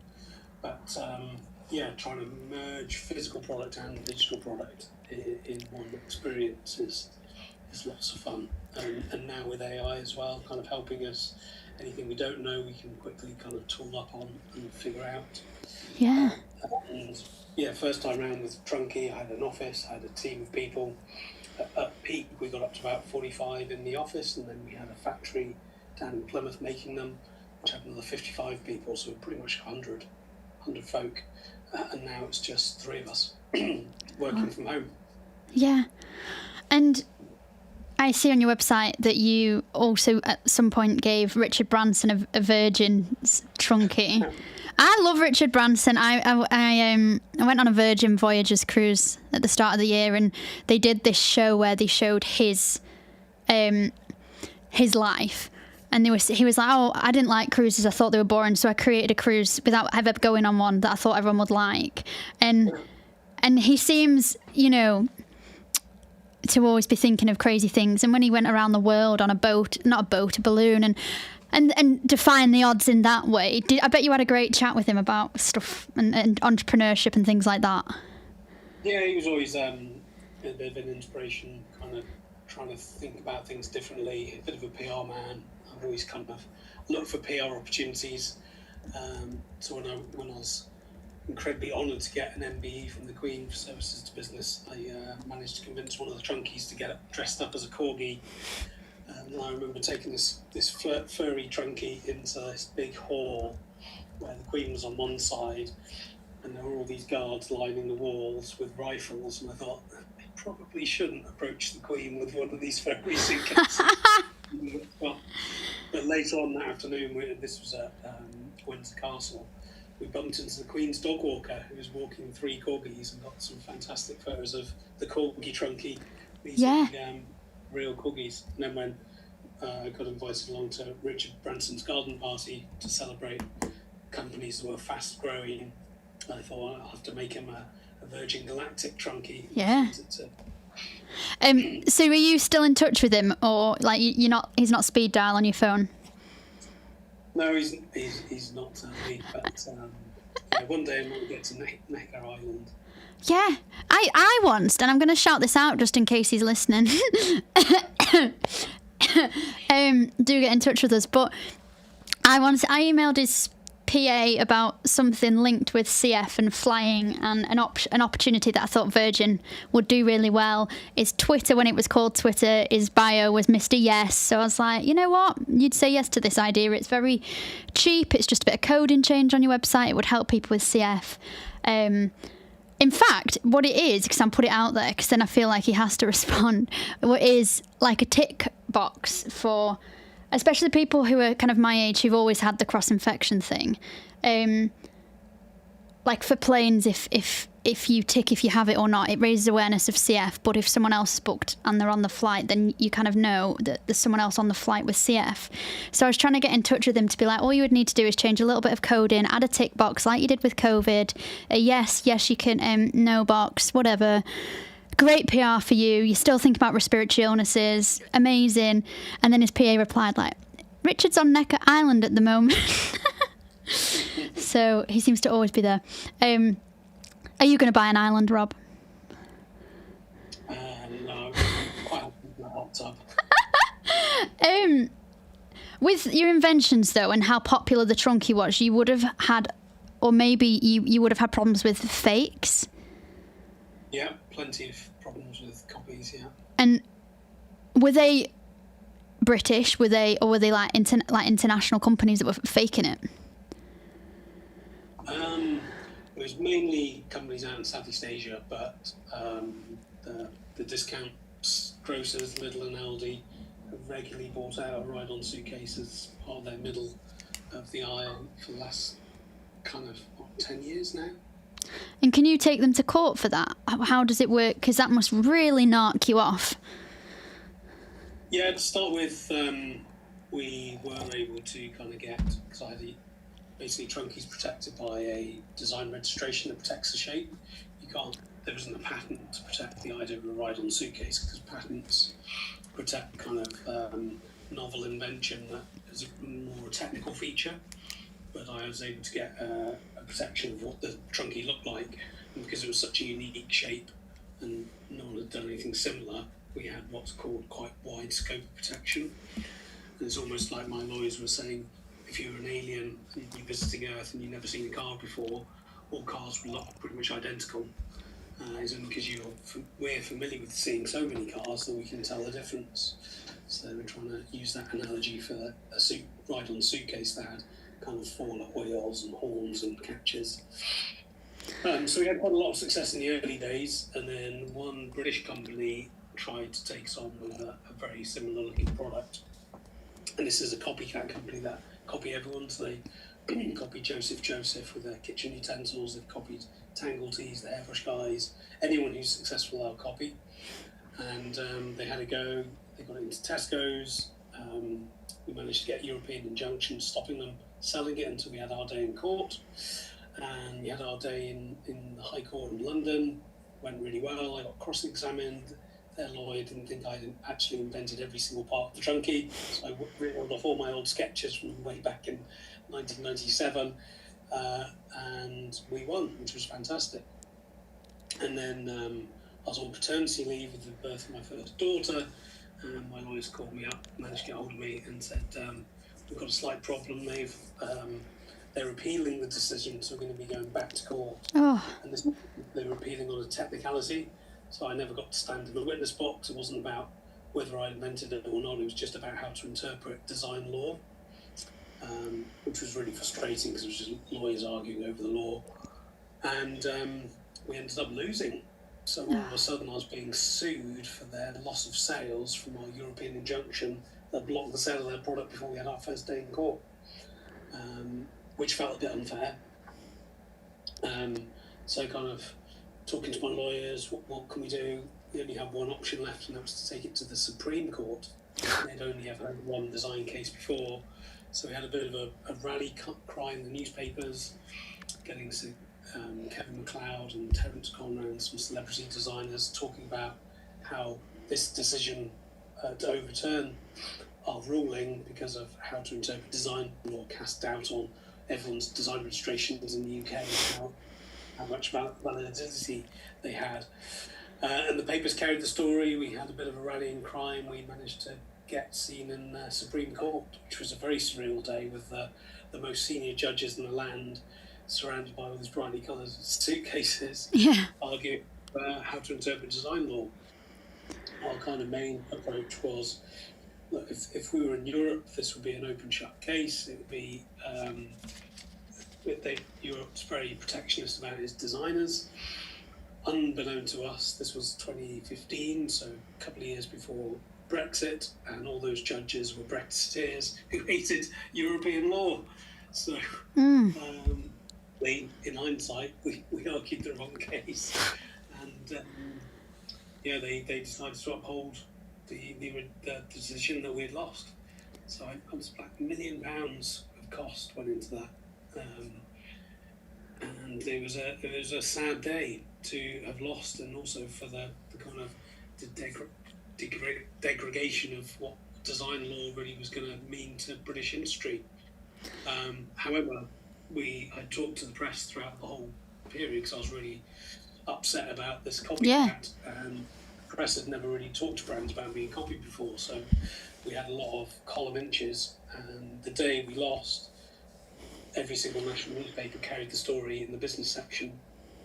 Wow. And the next year there were more trunkies in the UK than we ever had. So the PR did work.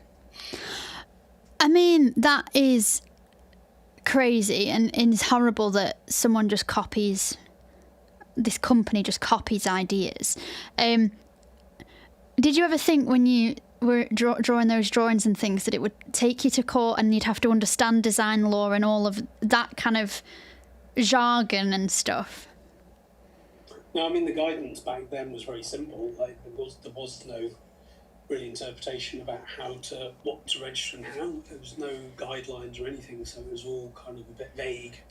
So this court hearing kind of firmed up what the guidelines should have been, even though they weren't there in the first place properly. So it was all really frustrating. Lost a lot of sleep, lost a lot of money, but kind of kept on fighting, and we kind of sold more product the following year than we ever had done, and they the copycat product got pulled from the market because it was so inferiorly made, kept falling apart. Good. But it did kind of set the standard for the future then, that everyone else had a go. I think we had about over 60 copies over the years. And now this whole genre of a ride-on suitcase, it's a bit like the Hoover. Quite often people refer to it as a trunkie, even though it isn't an actual original trunkie. Yeah. But now I've exited, now a couple of years out of trunkie, I kind of can now start looking back on that whole category I've created and take some pride over that. Yeah. Because at the time it was a bit hard when it was kind of your commercial imperative to try and stop all these guys from copying you. I wanted to ask you about the effect that had on your health as well, because that was obviously pre-modulators and things like that. Like you said, you lost sleep. Obviously, you lost a bit more than that. As in, there was so much pressure and stress as well. But did it affect you physically? Obviously, mentally, like you said, but physically with your health, were there any signs or any problems? I think throughout the whole period of probably the first 10 years of running the business, I was just running so hard. I was often at least twice a year on IVs.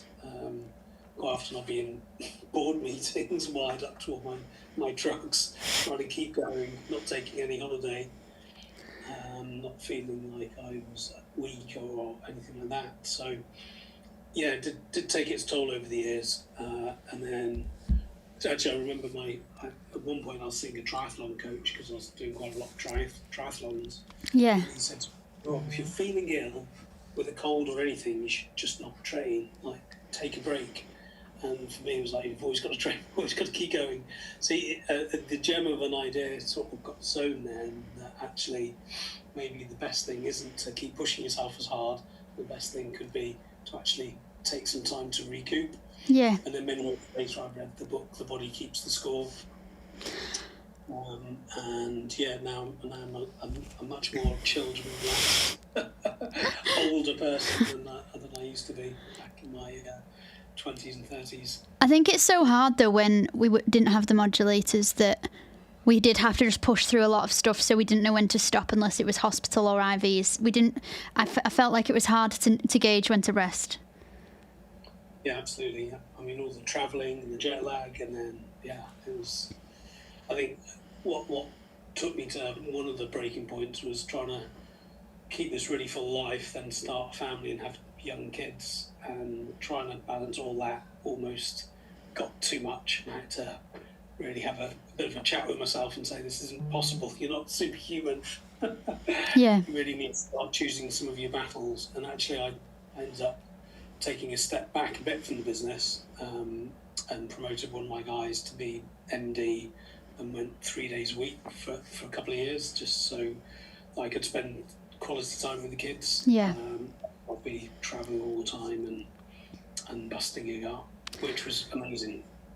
When you had children, did you find that they carried so many bugs back to you that you were unwell with more coughs and colds? It's a question I ask because in the next few years I hope to be in a position to be able to think about starting a family, but it terrifies me. Yeah, back then I was doing triathlons, so you kind of quite often had an event in September, or I was training the whole of summer for something at the end of sort of August or September. Then the kids would go back to school and I'd get ill and I'll be written off for a couple of weeks, and then all that extreme training I've been doing was then just eroded away, and I had to wait till the next year to really start ramping it up again. So it was a bit of a challenge, but the rewards far outweigh everything else.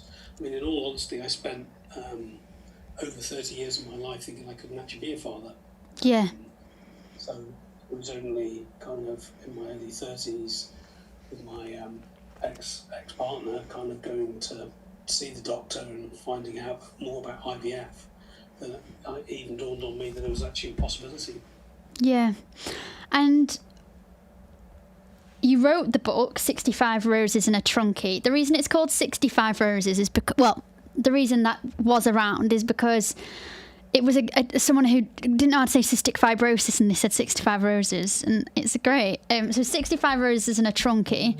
I read that in lockdown, actually. I remember reading that kind of cover to cover really easily. And I found it incredible, inspiring, and hard at times, quite raw for me, I think, obviously having CF. What was it like for you to write it and work with a team to help write it? Yeah, well, I've always done quite a bit of business speaking, and people always say at the end of an event or a gig that I should write a book, and I was like, yeah, whatever. And I never talked personally about CF, and then it kind of slowly dawned on me that maybe I could actually have a bit more of an impact if I did share the backstory and some of the rationale behind my thinking and what I had to fight through and try and inspire others. So I ended up getting a book deal with a business publisher called Wiley, and we got a ghostwriter because I'm dyslexic. I wouldn't really know how to start writing a book, and this is before AI.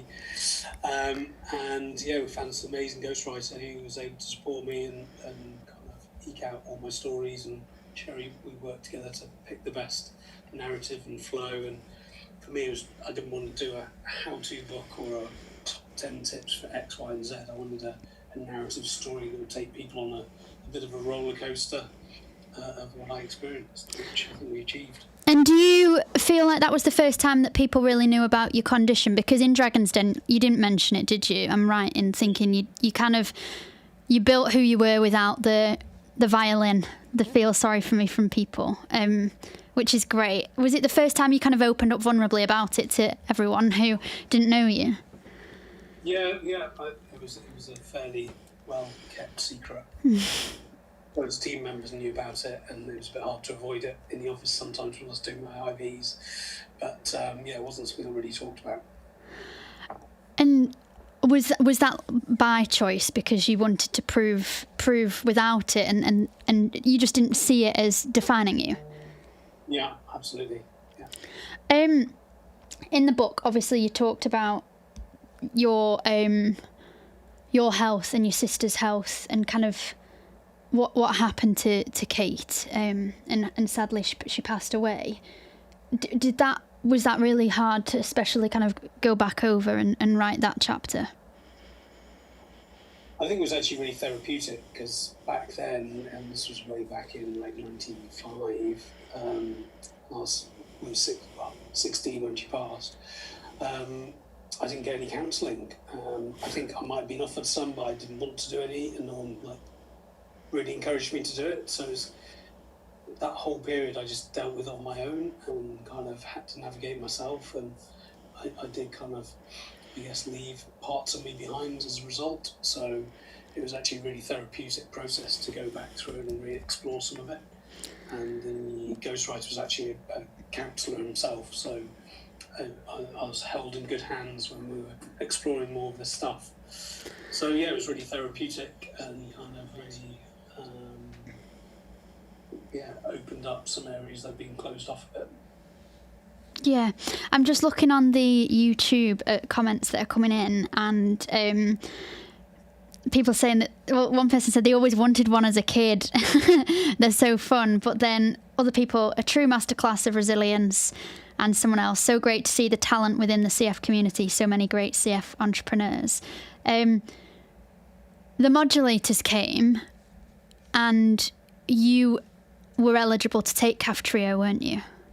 Yeah, I was actually on the European clinical trials for it, so I had been taking it for, 6 months beforehand, but I was actually on the placebo, which was the Orkambi. Wow. So I didn't notice much of a difference. I probably didn't get a cold, but I didn't really notice anything other than that. And then I was given the full drug, and like many people had a day or two of coughing a lot, and then I basically haven't done any physio since. Wow. 5. How long was that? Like 6 years, 6-7 years ago now. And do you know what? I was on a similar trial, but it was Simkevi versus Kaftrio, and so the worst in quotes thing you would have been on was Simkevi, but I actually was on the Kaftrio and noticed it was really like similar cough and things like that. Did did that make you... It obviously changed your life, but did it feel like you didn't have to think about the age of yourself and the future as much? Yeah. Well, I kind of had to start thinking about pensions and things. Yeah. That's the second time someone said they then had to start dropping more into the pension. Yeah, it was really quite surprising and an amazing time as well, because it was in the middle of COVID.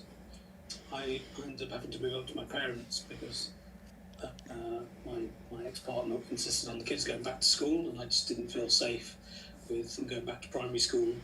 So I was kind of stuck at my parents, not seeing kids anywhere near as much as I wanted to, and feeling kind of really hacked off that I could be part of the family. And then after the modulator started working, I felt much stronger and more confident I could go back into the world, because you were no doubt having to isolate as well, and that whole kind of, when am I going to go to a shop again?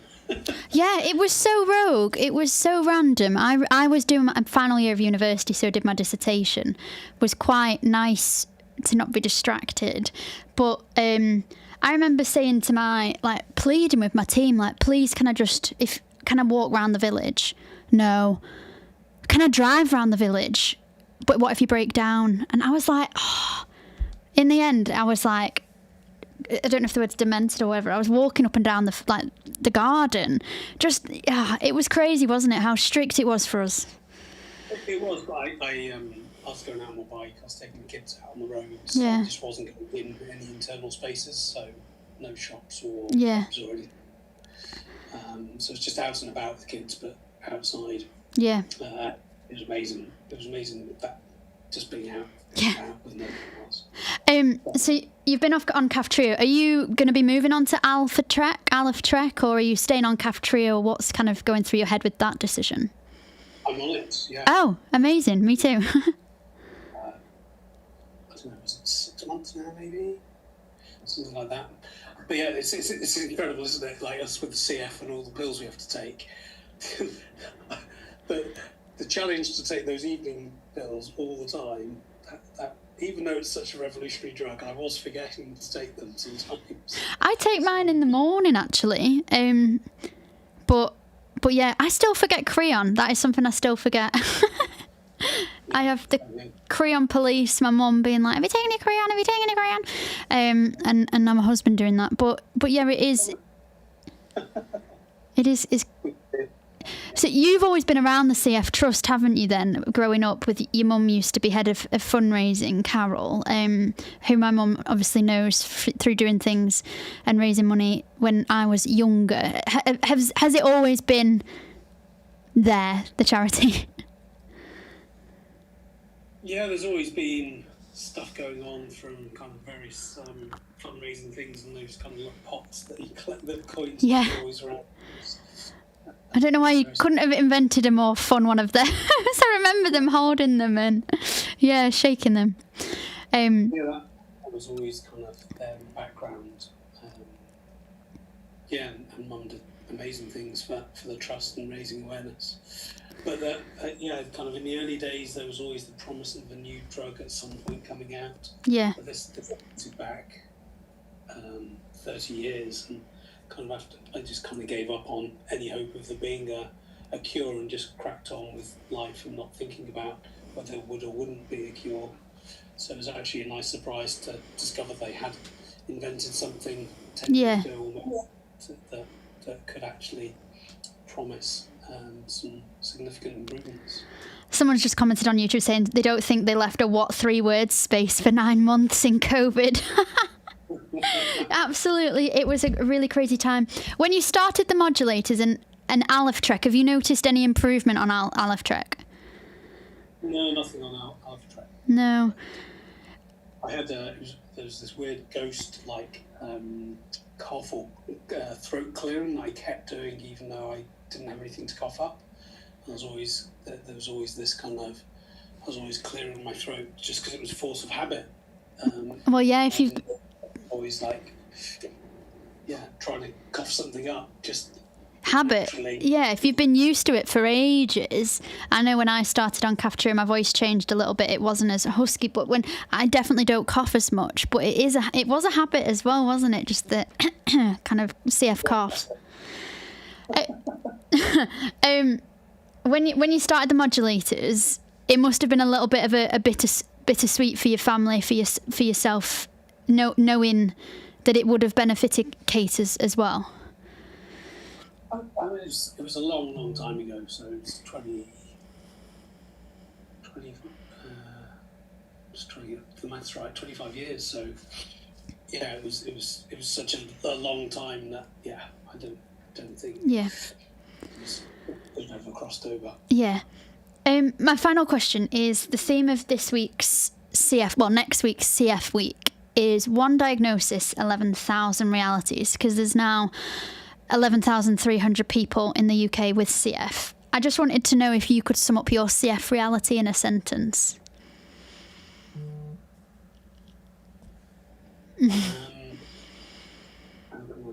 Well,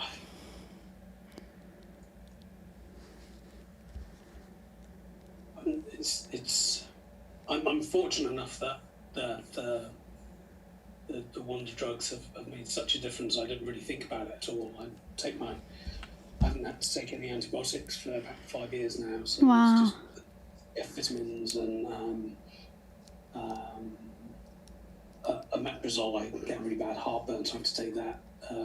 So there's some frustrations on the dietary side, but on the kind of more challenging lung side, it's almost a non-issue for me now, which is amazing. But it just disappears into the background. It just doesn't really I don't really think about it very often.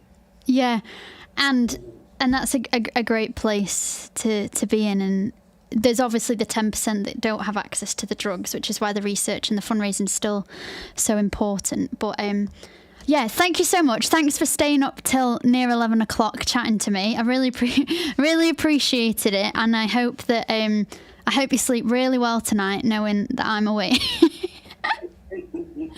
But yeah, I do really appreciate it, Rob, and everyone in the comments on YouTube. And I've been having some messages saying that it's great to chat to you as the entrepreneur and learning a bit more about Trunking and where it came about. So yeah, thank you so much.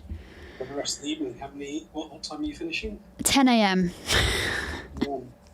So yeah, you'll see me on the floor. Thank you so much, Rob. Thank you so much. Cheers. See you later. Thank you.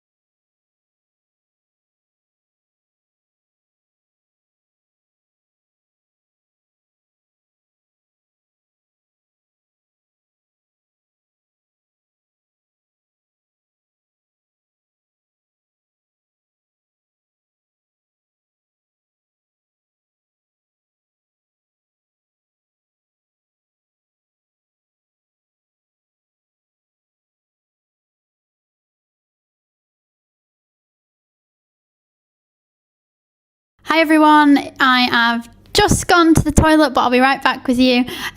Whilst I am off to loo, you can listen to this little video about my time at the CF Trust HQ in London. So I came down and worked with the team to chat to members of the public all about what they know about cystic fibrosis. They hardly knew anything, and it was really interesting because some of them, again, just thought it was a lung disease. Other people really had no idea, and some had heard from it from the 6 feet apart, 5 feet apart movie. So it's really clear that we need to do more to share what cystic fibrosis is. So if you're watching this and if you would sponsor, that would be great. But also just have a conversation with people. What do they know about CF? Is it something they've heard of? And then together we can help spread the awareness and spread more so that we can live a life unlimited. So thank you so much.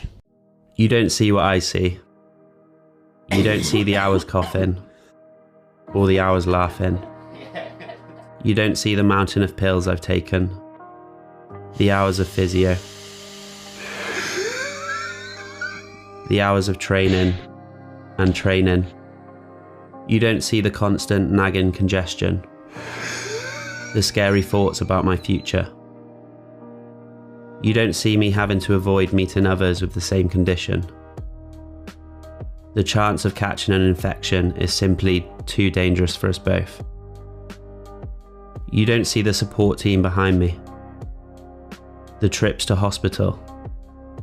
You just see me.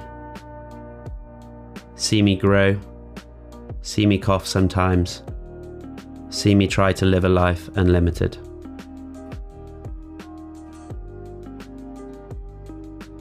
The challenge of living with cystic fibrosis is invisible, except to the ones who live it. Discover more at cysticfibrosis.org.uk. Share your story. #CFTruths. I've always known, growing up, that I didn't have the most common mutations in CF. I've always kind of understood how that would characterise my CF. These treatments that were coming out onto the market were not going to be for me. I was really happy for the community.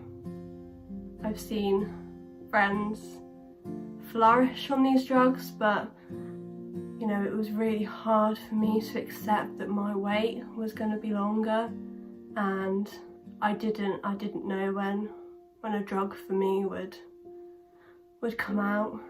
The burden of treatment is immense in CF.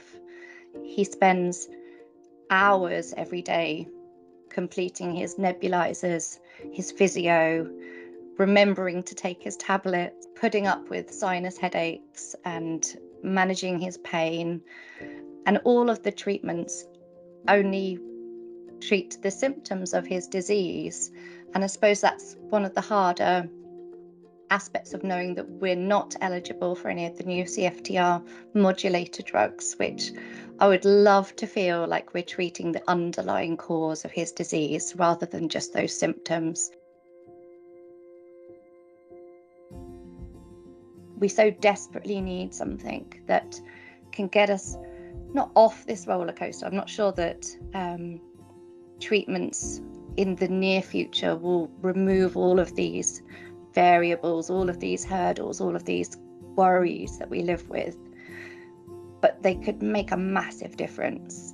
And we so desperately need this research, and we so desperately need it now. He's so brave and so strong, so fantastic. He deserves this, and we're really hopeful that in the future that research will be able to give him some of that freedom. I think the main thing is we're not just a statistic. We are individuals with lives that we want to lead and things we want to do and places we want to see, and we too want a chance at a life unlimited.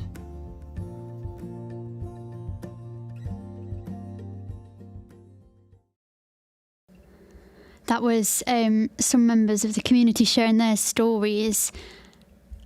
welcome back to my 24-hour podcast in partnership with Fall Creations, raising money for Cystic Fibrosis Trust. We're now at, if I just look at the total, about 5,300. So thank you so much. I have changed. I've still got my top on, but I have got my dressing gown on for the twilight hours. The sun has set here in Lancashire. It is dark, and I think this is the time where I was most worried about. The next guest is the amazing Charlotte Bones. So I'm just connecting her up. Before I chat to Charlotte, this episode of the podcast is sponsored by Dave Cottrell, who is a lived experience mental health educator on socials, Mindset by Dave.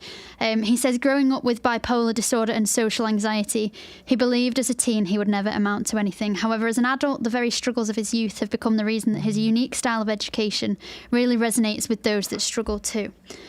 Dave delivers seminars in both corporate and education settings, and through an initiative called the Pay It Forward protocol, he offers hours of his times to schools for free for every hour he provides in a corporate setting, which is amazing.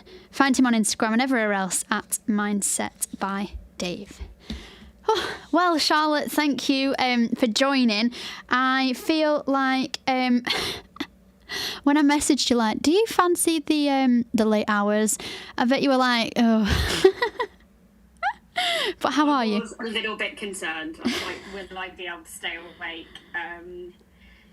Again, like with CF, the fatigue is real. So well done to you. Like, congrats on everything so far and for what you're doing. It's absolutely amazing. Yeah, and you've been doing so well. I've been listening intermittently throughout the day, in between meetings. So it's been great listening, and so many great guests, absolutely brilliant guests. So yeah, it's been really fun, like preparing it and chatting to people from the CF community, some that didn't know about it, people who have no connection as well. It's been really, really fun. My voice does feel a bit hoarse now, though, so I'm on the honey and lemon tea. I've got out of my stylish culottes that no one could see anyway, and I've got some comfy pyjama bottoms on. But that's fine, because I feel like this time, the next couple of hours are with friends, and we'll see where the conversation goes. So I think I first got in touch. We connected, I think, when you were doing things for the CF Trust and for their podcast. Is that when you remember? Yeah, I think it was. It's probably about like 4 or 5 years ago, maybe more. I forget how fast the time goes. Yeah, I think since COVID, everything's been a bit of a blur, and it's just kind of gone zooming by. We spoke about various different topics. We've done February, I remember. Yeah. We've done different working ones. Yeah, we've done quite a few over the years. So yeah. It's been really fun. Good to talk. Yeah, definitely. And it's one of them again where I just wish I could see you in person, and I feel like we'd have a great time going out for a meal and some cocktails, and it would be really, really great. And I think that is the hardest thing and the thing that no one knows about CF. Why don't you just tell everyone a little bit about growing up with CF yourself, your journey, when you were diagnosed, how CF was for you as a child and a teenager? Yeah, so I obviously I have cystic fibrosis. I was diagnosed at 8 months old. I'm going to say my childhood was fairly normal. It was in and out of hospital, but it was normal for me at that time because obviously you don't know anything different, do you? You just know, well, other people aren't doing that, but I'm doing that, and my mum and dad seem to think it's normal, so like we'll just go with it. But on the whole, it wasn't the most terrible. As I say, I was in and out of hospital, but it wasn't the worst. And I got to like early teens, and I got stuck with chronic Pseudomonas, which is a bug which loves CF lungs. And then later on, I had NTM, so non-tubercular abscesses. Yeah. and then I was in that hospital every 3 months. And that was for quite a long duration, for about a few years. Well, a good few years. I sat my GCSEs in hospital. So I had a person in the room with me while I'm like sitting doing my GCSEs, which is it quite actually intimidating when you're one-on-one with someone? Like, I bet a bit awkward as well. You're like, give me an answer. They take it really seriously. It was really intense. I was like, oh my god, like this is the hospital room. What am I sneaking in there? You're sitting there. They're not that big, the hospital rooms. Like, let's be honest. So I came out of that period, and I was kind of adjusting a little bit to that life, and then I transitioned to adult care. And adult care took a bit of a different view on it, and just said maybe we need to like prolong that every 3 months and see how you go. Yeah. So we did that, and it seemed to work, and I just began coughing up blood quite frequently. Gosh. And put on, taken into hospital, the usual for CFers, and then it became the normal, and I was kind of told this is kind of normal in the sense that things are deteriorating. And that word is so hard to hear, isn't it? It was, but for me, I was like, well, I don't have to go into hospital, so it's fine. In my that was my head, like, oh, I don't need to go into hospital, so I can pretend like day to day I'm normal. Well, whatever normal is, I suppose, nowadays. And then I became gradually worse in terms of like weight declining. So I'm only about 5 foot, and I went to about 5 stone. Wow. So I went dramatically downhill and just wasn't able to eat. I was just like, oh, I don't feel great. And a few people thought it was me trying to like control weight, and I was like, no, it's just I physically can't. And obviously that happens with CF, but because I've been on steroids such a long time, they obviously make you eat. So everyone's like, but you always eat, like, what's up? Yeah, it's great for that, but yeah. Yeah. And then in 2018, I had a life-threatening bleed. And my mum found me, and an ambulance was called, and in traditional style of me, I was like, oh, I'm fine, because I came to, like, I was unconscious, and then I came to, and I was like, no, I'm fine, like, there's no need for an ambulance. And my mum was like, there is. We're so good with CF, aren't we, at like putting, we're fine. Yeah. I just was like, oh, I'll call the hospital in the morning, it's fine. I once had like a 39-degree temperature. I had flu, and I rang them and I was like, oh, I'm just feeling a bit off, like I've got a 39-degree temperature, and they're like, well, pack a hospital bag and we'll see you. I turned up and they were like, room 1, and I was like, oh, okay. But yeah. I think we take things very much in our stride because we're used to things, dare I say, going wrong. Yeah, like setbacks. Yeah, I think, and that kind of builds us up to be more determined, because we're like, actually, we can fight through things fairly easily. So like, well, just it is what it is. It's like, and then in 2020, things really, really took a bad turn, and I woke up in an ambulance, not knowing what happened. I just remember seeing my dad and brother like waving me off because I was at home during COVID, and yeah, I was put on an urgent transplant list, like ASAP, within like a matter of weeks. And of course, because of COVID, although it was terrible, actually really sped things up along the process. So I was like, oh. And yeah, so that was quite scary. I got a call that was that the lungs were ready. And then they proved not to be good enough, so it was a false alarm. And then Kaftrio came along, and I was like, oh, okay. Like, I was actually a little bit hesitant. I was like, is there any point, like, I'm going to go on a transplant, and obviously you can't take it post-transplant. So I was like, is there a point? And I guess you didn't want to set your expectations, like you didn't want to be like, oh, I'll be fine, and Exactly. There is a little bit of that, and there wasn't a bit of me that didn't want to get better. I obviously wanted to get better, but I was like, I don't want to get better to then be taken into hospital and be like, why am I in hospital for this? Like, I don't need it. And if you have Kaftrio, would you then have been able to have a lung transplant or not? Or Yes, yeah. So you were still able to. It's just obviously you can't take it after because there isn't a need. But I had they found out various other issues to do with my liver. So it's CF-related liver disease, but there's also something else going on with my liver that they don't really know what came first, kind of the chicken or the egg. Mm-hmm. So, and they found out that I have blood clots. So I was just like, oh, okay, that's a new one. So like, we're going to suspend you until we know more. And then eventually they were like, you're not eligible now. But I was on Kaftrio, and I am very, very fortunate and very much aware of that Kaftrio has been very much a saviour for me.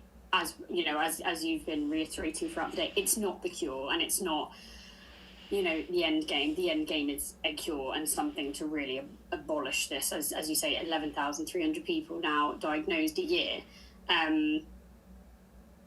It's a tremendous amount of people, and that's a lot of people that, you know, that they need. There needs to be a cure, but obviously there are so many things out there and diseases.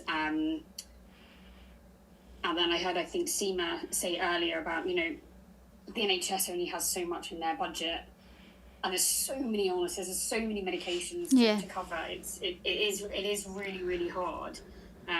But I suppose we're very, very lucky that there is some sort of interim medication. But again, it doesn't suit all people with CF, so that's really hard. Yeah. As well for those that aren't able and eligible to take it. And are you still on Kaftrio? Yes, I am. Yeah. I think you went through that whole lung transplant. You know, thinking about that as well, thinking about those lungs, the person's lungs, that meant someone's passed away, that kind of thing.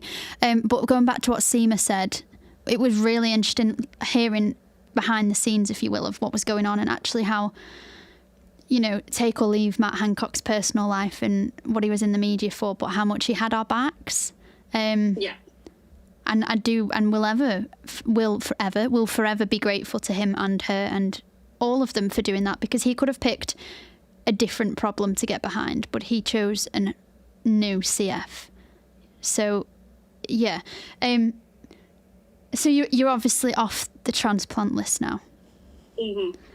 What was that like? And then when you took your first Kaftrio, what was that like?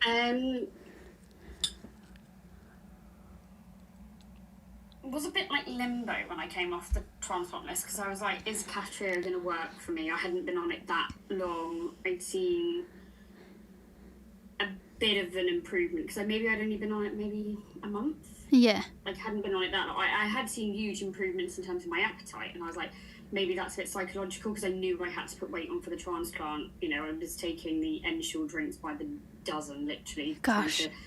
To get them all down.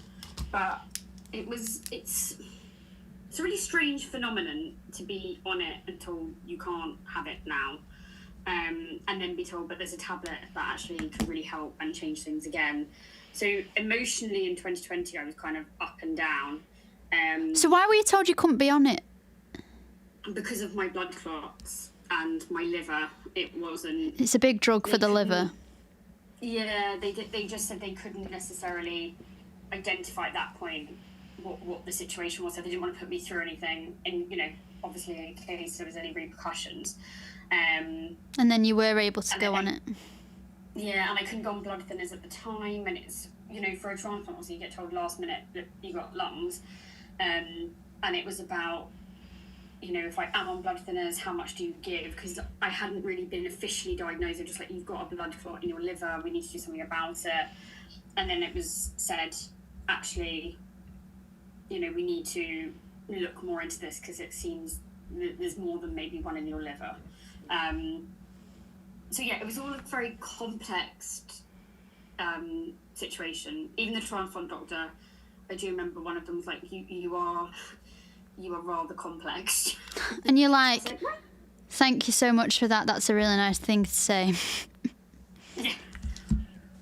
I used to really struggle until recently with the whole feeling different and being told you were different. And whenever a doctor who wasn't your CF team, oh, this is complex, you are difficult or complex. And now I see being different as like a really good thing. But that's quite hard, isn't it, to hear like those kind of things that they say and they don't mean, but it can affect us. I think it is. I think I always, I take things quite personally a lot of the times if it's not medical people, I have to say. Mm-hmm. I was always used to fighting back with medical people, which probably makes me their worst nightmare. Well, no, I don't really want to do that. But I always adhered to like what I needed to do and things like that. So I think I played by the rules, but in terms of I said, well, no, I don't want to come in yet. I think let's give it time. You know, the medical teams have always been really good at listening. And I think, you know, we've discussed this before, I think, that we know ourselves so well that there does have to be a level of respect, obviously, of a team saying, you possibly do know this, instance better. And especially post Kaftrio and Synkevian or Cambi, all of those that your symptoms have potentially changed, and it's about us knowing them, because a CFT might be like, oh, that is a sign. And although it might be for some, it isn't for others. Like lots of people I know get really high temperatures, and I've never had, touch wood, a temperature when I've been unwell. Unless it was COVID, in which I did. But other than that, I've been quite lucky. So I think everyone's symptoms are really different. How are the blood clots? Teams have learned to understand that. Yeah, like the blood clots and that kind of thing in your liver, are they better or? So I'm on warfarin because I have had 3 strokes. Wow, you've just dropped that in there. Yeah, just drop it in. Yeah, casually. I just think that's just such... I'm not laughing at that, but I'm on warfarin because I've had 3 strokes. That would be someone who didn't have CF's opening line, but you know, you are, amazing. Well, thank you. But it's one of those that you just, I know it sounds really awful, but I take it on the chin. I'm just like, oh, okay, cool. Like, what next? Yeah, it is just a bit like, throw it at me, go for it. Just, and obviously at the time it is really shocking. I'm not going to sit here and say, oh gosh, I'm fine with it all. It can be hard, and it's a struggle, as you know. And I think everyone with CF knows every day is so different, and we can be fine, we can be tired, we can be ill, we can be fluey, we can be, all sorts, but we make the best of it, and I think we just have learned how to do that. And it's not always easy, but I think we just know how to put a smile on and think, you know what, we can actually fight this, or we can do this. And there's some days that we don't feel like it, but I think we've all been taught from life that actually, no, do you know what, we can fight through more than we think. Obviously, I'm doing this for 24 hours, and so it's 20 past 11. I've been doing it for 13 hours and 21 minutes and 5 seconds.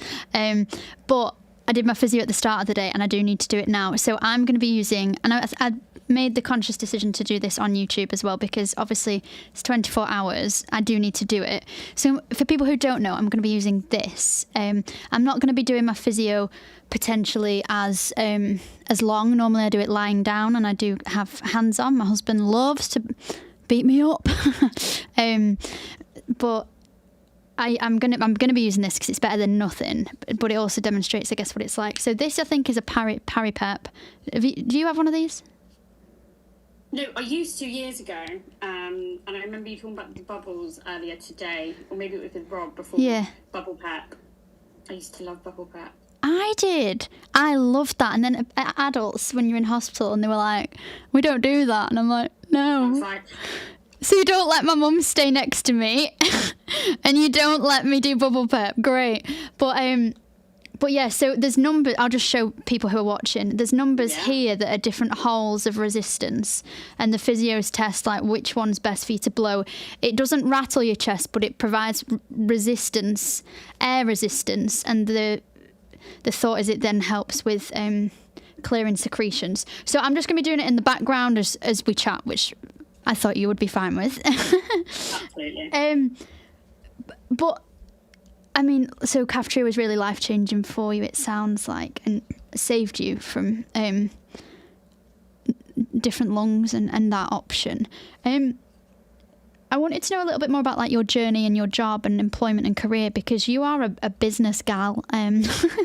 You are you work full time, I'm pretty sure, and do great things. And also, I think, do quite well with advice of what you should tell employers and things like that. So why don't you tell me a little bit about that and what you do?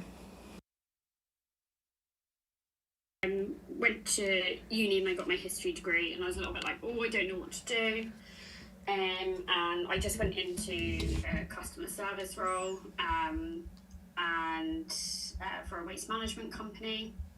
And I progressed within that to the health and safety department. Obviously, given our health conditions, it was kind of felt quite a natural progression in terms of wanting to know more about the health and safety of people. And I like to think I'm quite a people person. And then I moved into HR. And so I studied my CIPD and got my qualification. And now I am a head of HR at the same company, so I've been there for 10 years. So yeah, I really do enjoy my job. I love how I can do my job ranges from everything and anything.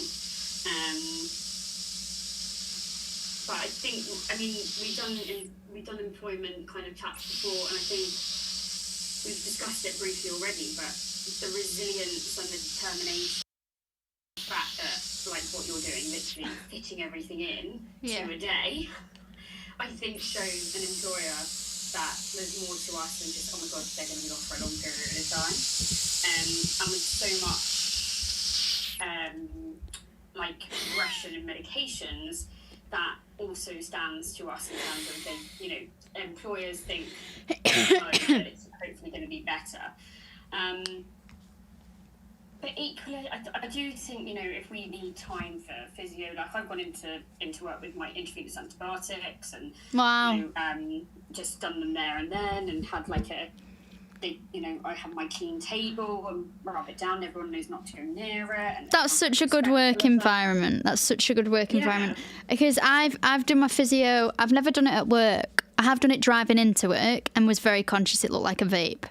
And I just like this in the car.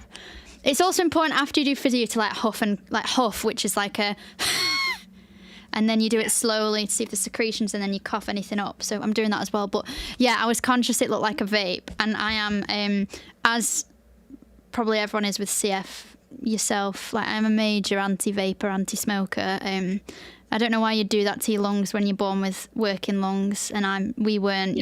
I can't stand it.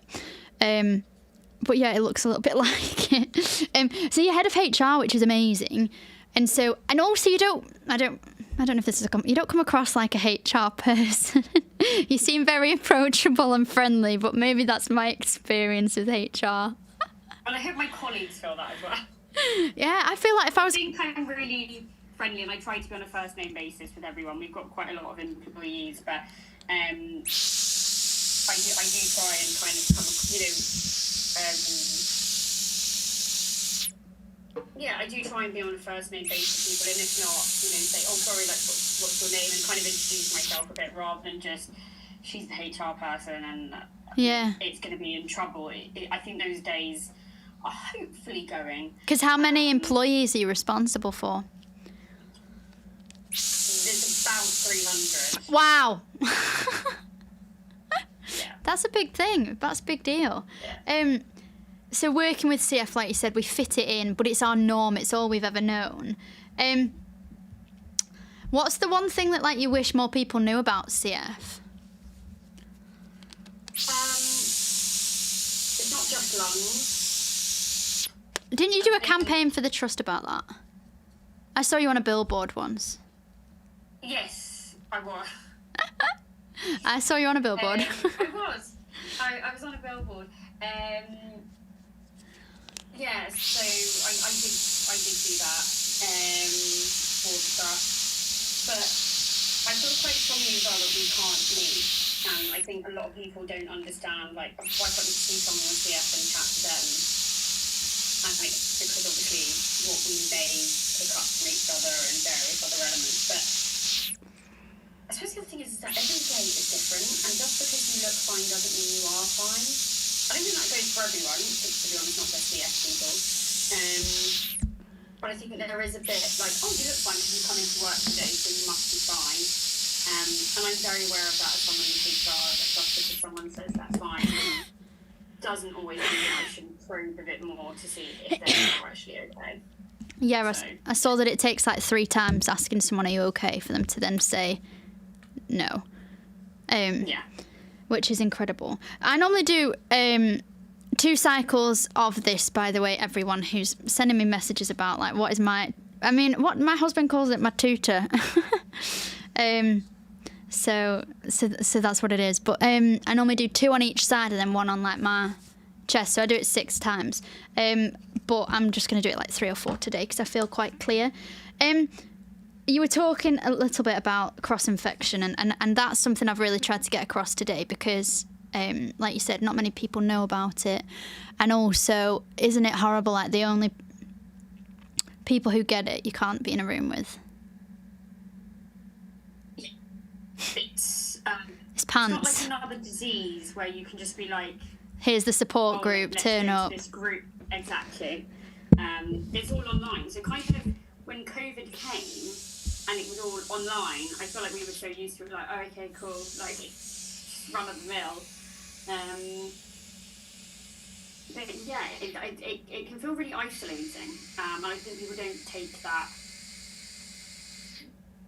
I think people take that just like, oh, okay, it's one of those things, but I don't think we take it lightly. It can be really hard and overwhelming when you think, oh gosh, not that you're the only person that you know, but you're the only person that you can actually physically talk to in person. Because sometimes it is nice to be like, do you know what, can we go for a walk and like talk about this? Whereas actually we've got to do it like this and prepare a Zoom, prepare a Teams, or like do something like that, or I find FaceTimes at times like really difficult with my friends, and I'm like, never mind trying to find time with people with CF, like, when are you doing physio and when do you need to eat because you have diabetes, or like when do you need to do this tablet? Like it's a little bit more complicated than just like, should we go for a walk? Yeah, I'm just clarifying. He doesn't call it my tutor, he calls it my kazoo. I don't know what he calls my tutor, but I don't need to know. Maybe I'm delirious, I don't know what it is, but it's a kazoo. He's like, it's not a tutor, it's a kazoo. Okay. We're all clear, it's a kazoo. Kind of looks like one. Yeah, and it's crazy as well because I also have Crohn's disease, and I'm actually going to my first support group for that. I've had it for 14 years, but really struggled with the diagnosis. When I was diagnosed, I was so unwell, and I never had like counselling to accept another diagnosis, another lifelong condition. So I've actually just finished therapy for that now, which has been incredible, and something now I feel like I can talk about much better. But I'm going to my first support group because I've never had a condition. Like, I've never seen anyone with CF, if that makes sense. The only time I met someone with CF accidentally in person was we both went to a Selena Gomez concert in London, and she was a couple of people in front of me in the queue, and my mum recognised her because she was part of this, her parents were part of the same support group, and I think her dad was there, and they were like, look at each other now and remember each other and stay away from each other. And in words, and it was terrifying. And, we're very good friends virtually. And I say, if there's ever a day when we can meet, we're going to Disneyland together. Because, and same, if there's a world where it's not a thing, then I really want to meet you as well. Because it's... Absolutely. Like, I think that's the thing, we would definitely meet. But I've come across maybe a couple of people with CF, and I did one of them again, like you go to an event like a concert, like a wedding, or like you're not going to know everyone at a concert, or for instance, where I met someone was at a wedding. Now, we didn't cross paths exactly. But it makes you scared. I was a little like, oh, I don't know how I feel about this. And I actually then in the end was like, do you know what? I think I'm okay, because we were outside, so it was very different. It was a bit like COVID in terms of, you know, everyone was very, you know, spaced out. It was a big place, but again, there is a bit of you that's probably a little bit like, oh, I just don't know. And when I spoke to the hospital, like, these things happen, like when you get on a plane, and I think we discussed this as well, like, yeah, I'm trying to still, I'm still trying to do something about it, where there's like a coding box. Do you have CF? Yes. Oops, someone else has booked on this flight that has CF. Chances are very low, but it would just relieve my anxiety when I go on a plane. When I see someone else with a mask on and they cough, and I'm like, and I've never actually asked them, because I think if I know that they have it, that will scare me even more. I'd rather just be like, no, you don't have it, you don't. I think, and this sounds really odd, but I think us CF people have a certain type of cough. We do. That's changed with Caprio, but I feel like you just know the cough and you're like, what's that? It's like an instinct that you automatically know. And I know that sounds really awful. No, because that's exactly what my pet, heightened sense of awareness of like that's a CF cough. Like I need to avoid that. My parents would say that. They'd always be able to hear me in school, like if there was a play or a prize giving where I'd be sat, or they could hear like the cough. And you know when you do that game, well, we did this game, maybe it's just weird and a northern thing, but like everyone takes the socks off, like as a kid, and you put your feet, and only your feet are showing, and you're covering your whole body with a blanket, and everyone's together, and the person's got to guess the feet. That's just a northern thing, isn't it? I'm not sure if it's a northern thing. I never played it. Okay, you were normal. But it's like that. Like if we were all under a cover, if we could meet and cough, I wonder if our parents would be able to identify who we were. Oh, I'd safely say, like, I think it's ingrained in our families. Head. So I'm just having a little snack. Just filling you in. Actually, smoked salmon and prawn blinis. I'm going all out. It's very random, but I feel like your body clock is probably all over the place, so you're just at... And how have you dealt with being on, like, 24 hours and eating and physio and tablets and stuff like that? My mum's a nutritionist who's been doing all my food really well, which has been great, and she's been, like, coming in and out. She's been running my socials. Shout out to Jill, because she's been doing an amazing job. So I've got my tablets here. Actually, great reminder... You know when you're out of routine, you forget to take stuff? Yeah.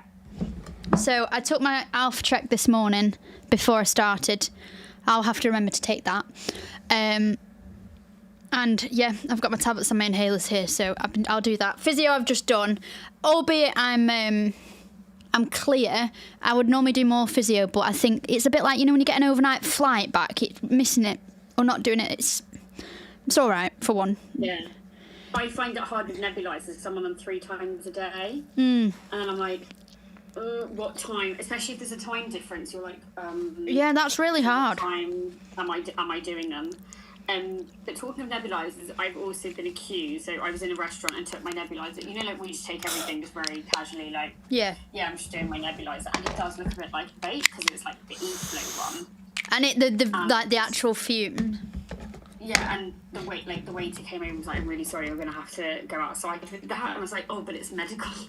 And they were like, yeah, of course it is. And I was like, no, honestly, it's medical. I wouldn't do that to myself. I was on a train journey, and my friend was like, we were getting drinks from the trolley, and I was doing my nebulizer, and he was like, oh, sorry, do you mind me asking, what is that? And he was actually like, curious, but not as in like, I'm going to try to cross the train. And then when I was telling him, he's like, that's so interesting. He's like, I actually knew someone that used to have a nebulizer, and it was a big old-fashioned one. I was like, this is just such, like, what are the chances that this man knew someone that had a nebulizer? So yeah. he was like, oh, crack on, and like just walked. Crack on. It's just a different approach rather than being a little bit. Like, I do understand, as you say, it does look a little bit dodgy. But I think ask the question before you just assume. I mean, I was with my friends. There was only like 3 of us for dinner. It was midweek. It wasn't like a big raving. You weren't on the sesh. No. Don't insult me by saying I'm a vapor. Sorry, the prawn was too good.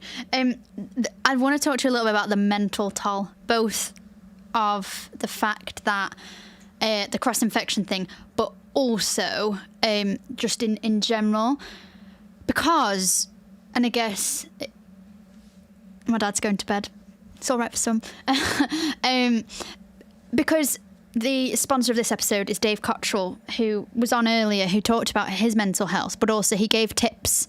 Instead of saying, like, thinking what you can't do, say, well, what can do in this situation? And it makes it seem a little bit better. He had some other good tips as well that people can go back to. He was on at 1.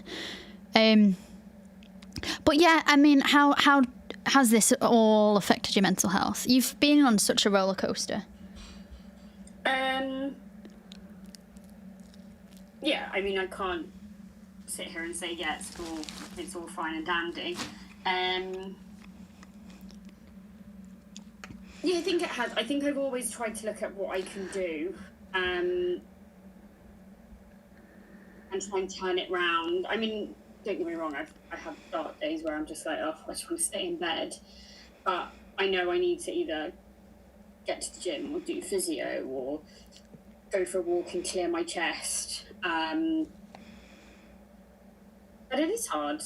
And I think anyone that tries to say it's not, I would argue with them. It can be very lonely. Yep. I think the only people that understand it are the ones that, I have to say, that live with you, because they see you at your worst.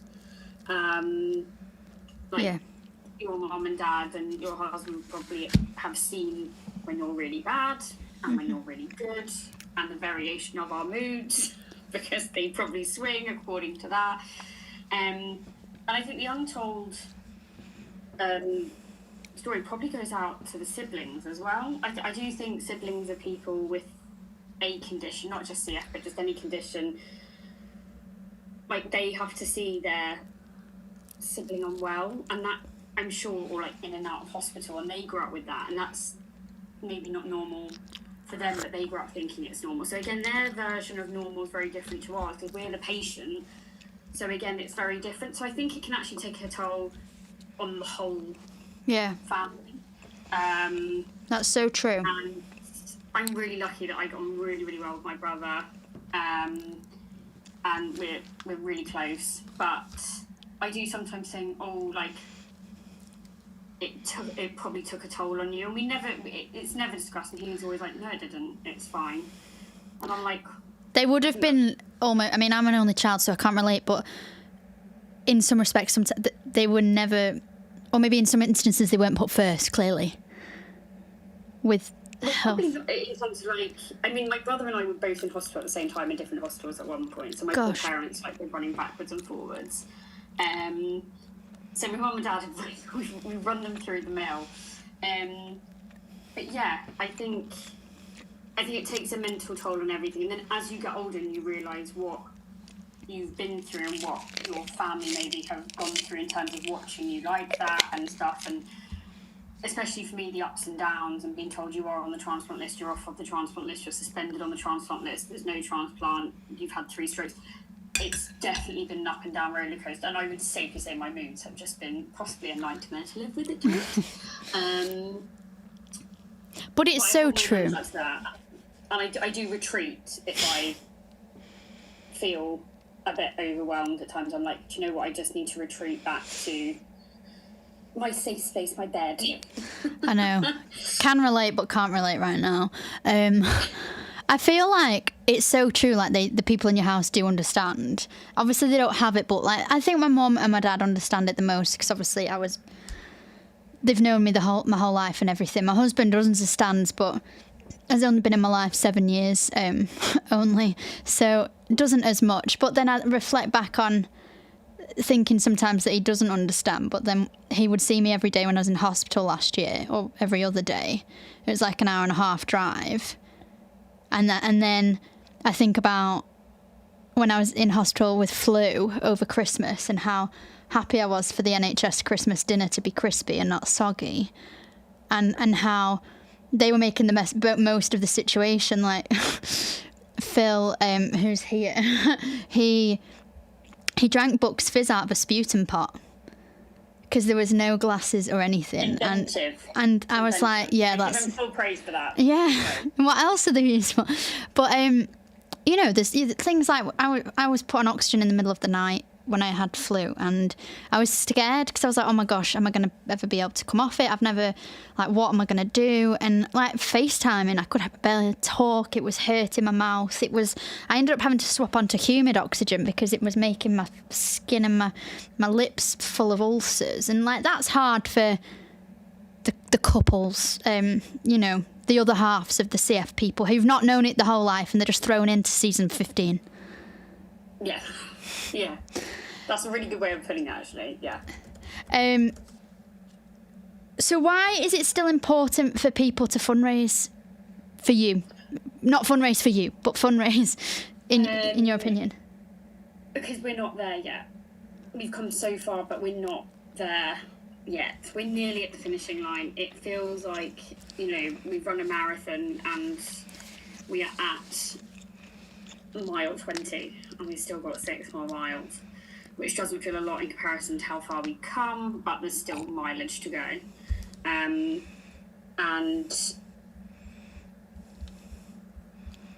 although the meds have got better and they're available for younger people, and obviously the impact of that will be great for them when they're older, the younger generation, but and you know, I suppose the elephant in the room is the people that can't take the medication.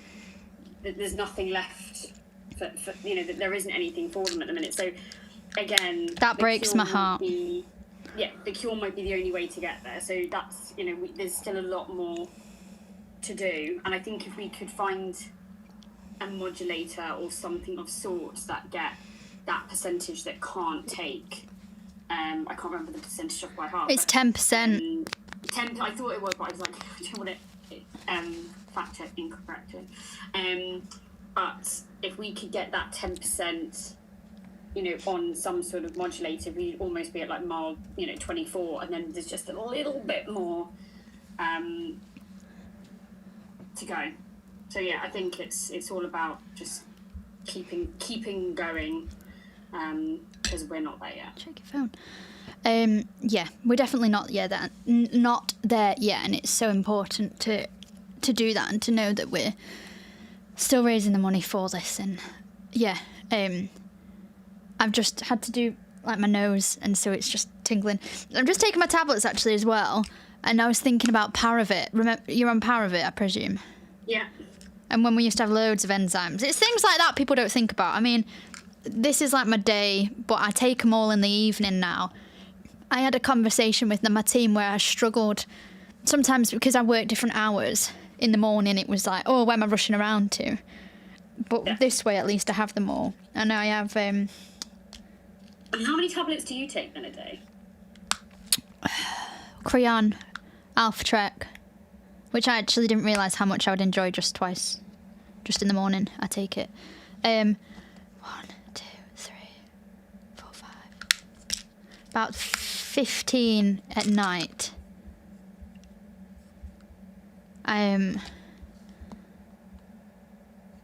Yeah, plus you know,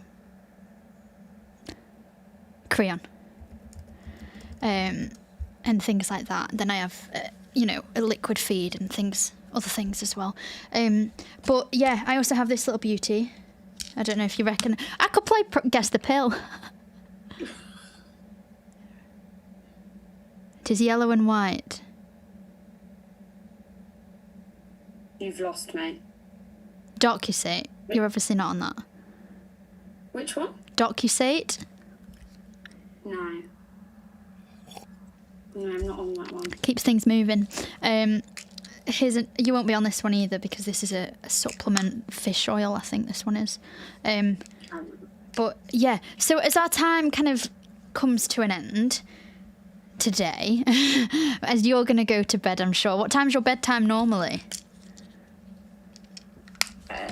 If I tell you, you can't laugh. I won't laugh. There's no laughing here. No laugh zone. Apart from at 2 a.m. when there's a laughter therapist meeting me. Oh, I wake up at 5 every morning, and I go to bed about 8 to get to sleep for about 9. No laughs here. Why'd you wake up so early? Just to fit tablets. I'm on a huge amount of tablets. I counted them, and there's about 55 a day. Oh. So, yeah, by the time I space those all out, physio, nebulizers, get ready. It's like and then I've got my sinus rinse and stuff like that. So it all just takes time, and yeah. So I prefer to be up and prepared for the day. But yeah, I was up at 5 o'clock this morning if it makes you feel any better. Oh, you could have... Oh, I didn't start then. I could have had you at a 5 a.m. slot, Charlotte. You can have me at a 5 a.m. slot. But alas, no. The other thing I wanted to talk about, which, I mean, could be a whole episode in itself, is like eating and putting on weight and disordered eating as a result of the pressure of putting on weight. And I think people don't understand. I mean, I think we've spoken about this as well, haven't we? Yeah. People don't understand the pressure of putting it on when you have to. And the fact that it then takes enjoyment out of food. But the way, when people go, oh, well, you can have a bit of my weight. And it's like, it's not helpful. Oh, you can have some of my fat. Oh, I'd love to have that problem. Or, your clothes don't fit. Or whereas now I'm finding like I am a waist size higher, which is annoying to buy more clothes. But that's really annoying, when people, oh, it must be such a big problem. That really bothered me. Yeah. The only thing I enjoyed when I'd lost weight was I had a bit of a thigh gap, and that thigh gap soon disappeared when I started weight to work on. But it does make you more measured and controlled. I think especially with diabetes as well, you're very much aware of like, oh, you don't want to have too much sugar because sugar then increases infection, and there is a bit of control on that. But again, when people say, oh gosh, just eat a bit more, it used to really. It was like you weren't trying, wasn't it? I just remember crying, like looking at sausage and mash, just like I can't physically eat that. And it was just like one sausage and a bit of mash, and I was like, I can't physically eat that. Whenever you'd not put on weight, I always felt like a failure, like I'd tried my best. Yeah. You just mentioned CF-related diabetes. This is another complication that people can get. That it's not type 1, it's not type 2, it's its own form. I learned that when I did a podcast recording for the CF Trust podcast with a boy called Joseph, who manages it so well and explained it so well and was so eloquent for his age. But that must be hard as well. It's just another thing. Yeah. Because no matter what I do, so like I had to eat before coming on here, like a protein yogurt just to keep, because I had dinner earlier, and then I thought like I won't last until like the end without them like dropping, and I didn't want to pass out on your podcast. But again, sometimes you don't feel like eating, but like I've had to come downstairs in the middle of the night, 2 o'clock in the morning, and I'm like, because maybe I've stayed up a bit too late, as opposed to what time I had my dinner. Yeah. Or there's not enough like protein and carbohydrate in it. But actually, I'm like, I don't want to eat. And forcing yourself to eat is not pleasant. And regardless of what people say, making yourself eat when you have CF is a really uncomfortable and horrible position to be in. And Joseph was saying when I was chatting to him, it's also about the environment you're in, the weather. It's not just what you eat. Last week was prime example. It's not just what you eat, is it? No. I don't have it yet, I always say. But having Crohn's is difficult enough as well. So it's like, how many more things are they going to, not people. Is the world going to throw at us? How many more of these things? Yeah. My final question. The theme of next week's CF week that the CF Trust are doing is one diagnosis, 11,000 realities. And that's because, as we mentioned, there's over 11,300 people in the UK that have CF, and we are too. What is your CF reality?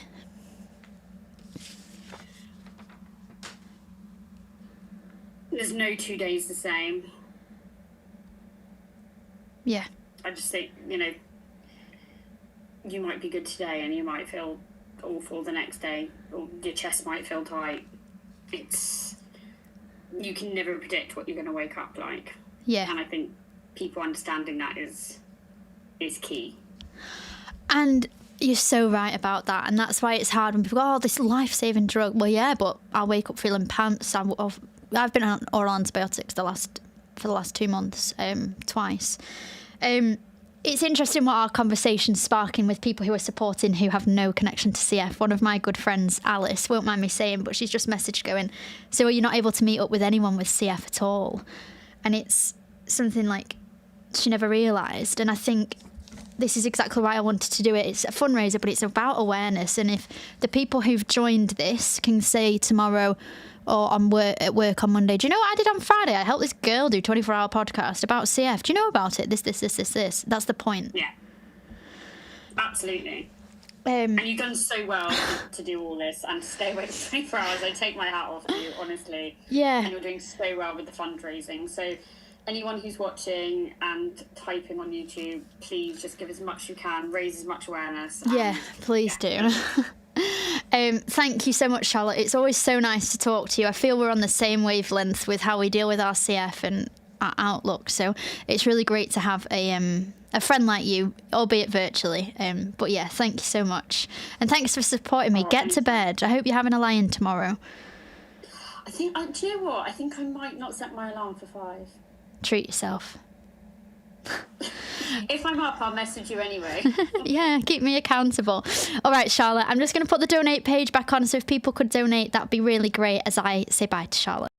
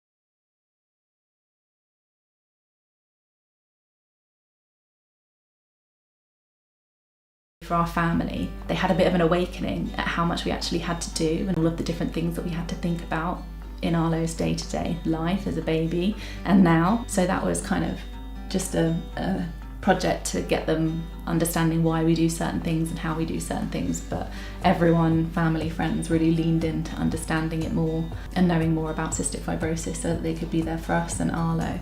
I guess the biggest thing is not being able to see people when they're poorly so that they don't bring anything to Arlo, because it often knocks him for 6 if someone has a cold. It can just be a little bit harder for Arlo to clear. So winters can be tricky because you have play dates that end up moving, you know, for months on end, it seems. Yeah.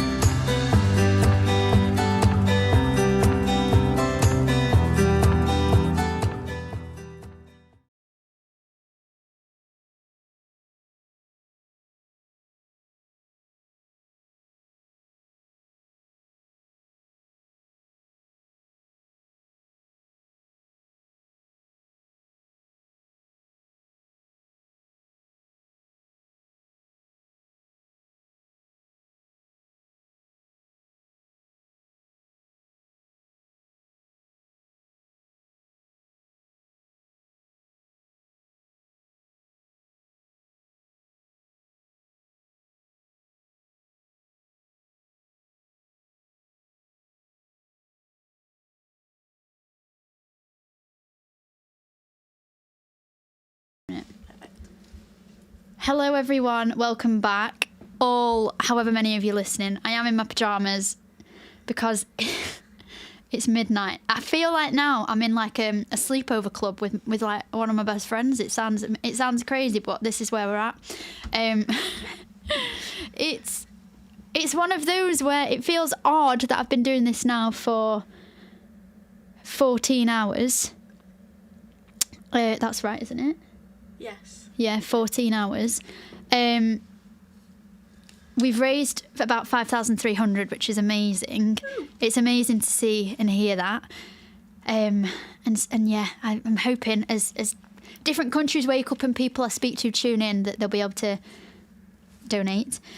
Before I start, this episode is sponsored by LAR Acupuncture and Wellbeing. Larissa, as you know, joined the podcast at 7 o'clock earlier and did some acupuncture on my ear. It's an amazing treatment centre in Penwitham that focuses on how acupuncture can help restore and balance you and work in cohesion with other things, other health professionals and medics and medicine as well. So yeah, LAR Acupuncture and Wellbeing, I'd really, really recommend it and vouch for Larissa. She's absolutely amazing. But welcome to this midnight hour. Before I get started, I have some good luck messages that have just been sent in. So let's have a watch. Hey Lucy, just wanted to wish you all the best for your 24-hour podcast challenge and to thank you so much for taking it on in aid of Cystic Fibrosis Trust. Everything that you do for the Trust and for the wider CF community is absolutely amazing, and we know that this will be no different. So dig deep, keep those energy levels high as we know you will, and we can't wait to celebrate the end with you. Thank you again, good luck, and yeah, keep going.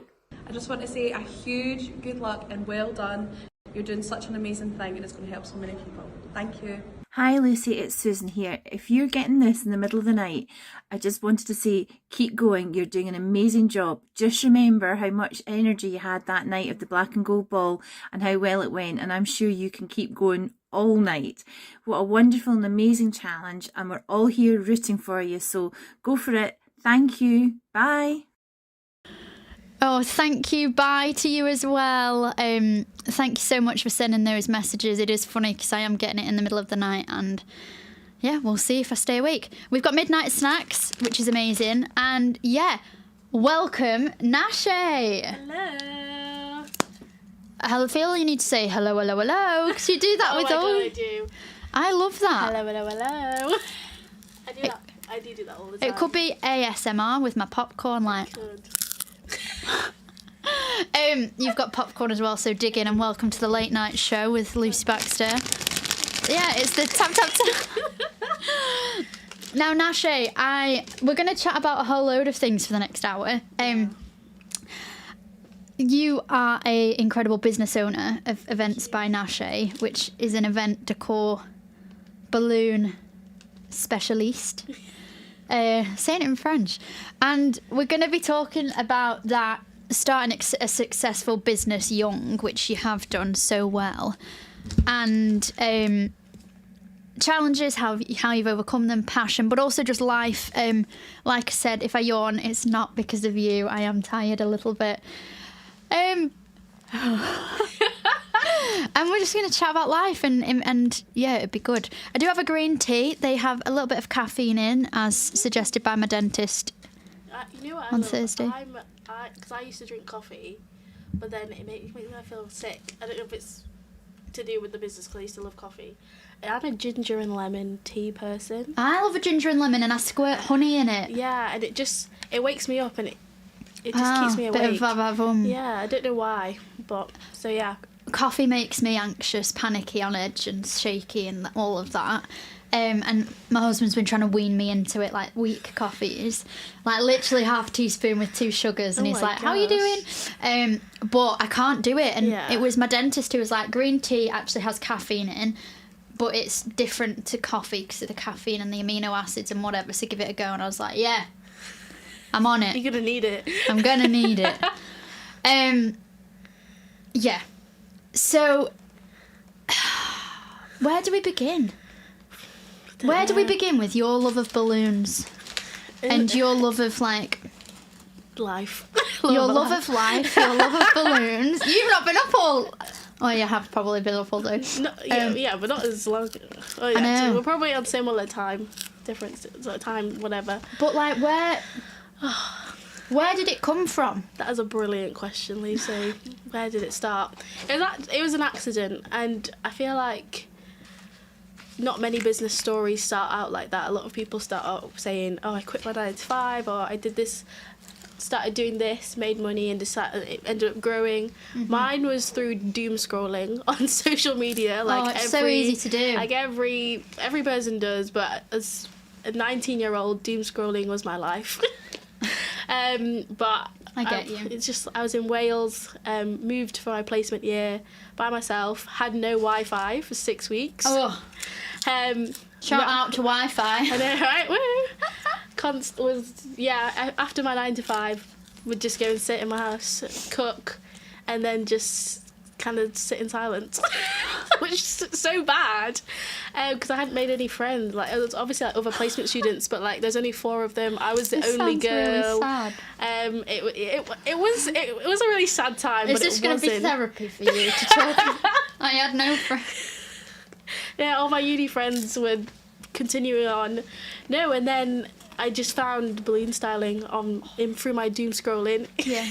You're right there. I'm just trying to get comfortable. I thought about lying on your sofa, but I just thought I'm just stretching my back. There's a bike behind you to try and loosen my hips, so I might go behind you, but okay. No, I'm not. Okay. So you were doom scrolling, and then you found out, yeah. Yeah, you know when it's just like things appear. It's like are you interested? You know, like when it does. And that you were on like, Instagram. heck yeah. I was like, yeah, sure. And so I think it was like the next day, because I used to call my mum every day, because who else did I have to speak to? Because you had no friends. No friends. And I was like, oh, I know what I want for my 20th birthday, because it was coming up in Bring like 2 them weeks. in, Jill. Oh, Jill's now balloons. on set. These are balloons Nache's done, which I had no idea about. So it's motivational. She believed she could, so she did. Look at you. You're going to have to lower them. Hang on, let me... Wait, do you want to move it across? Yeah. She believed she did, so she did. She did, so she did it. That's a lovely motivational quote. She believed she did. Hang on, I'll take that. We're just getting a picture, everyone. She believed she did. She did. Oh, she did. So she podcast. She did it, guys. She did it. The chaos right there. The chaos is... She believed she could, so she did. And then it says #CF Trust UK. Yes, I did. You'll have to do a post and tag them. Yes, I did take pictures today, but I was like, I wanted to surprise you with them today.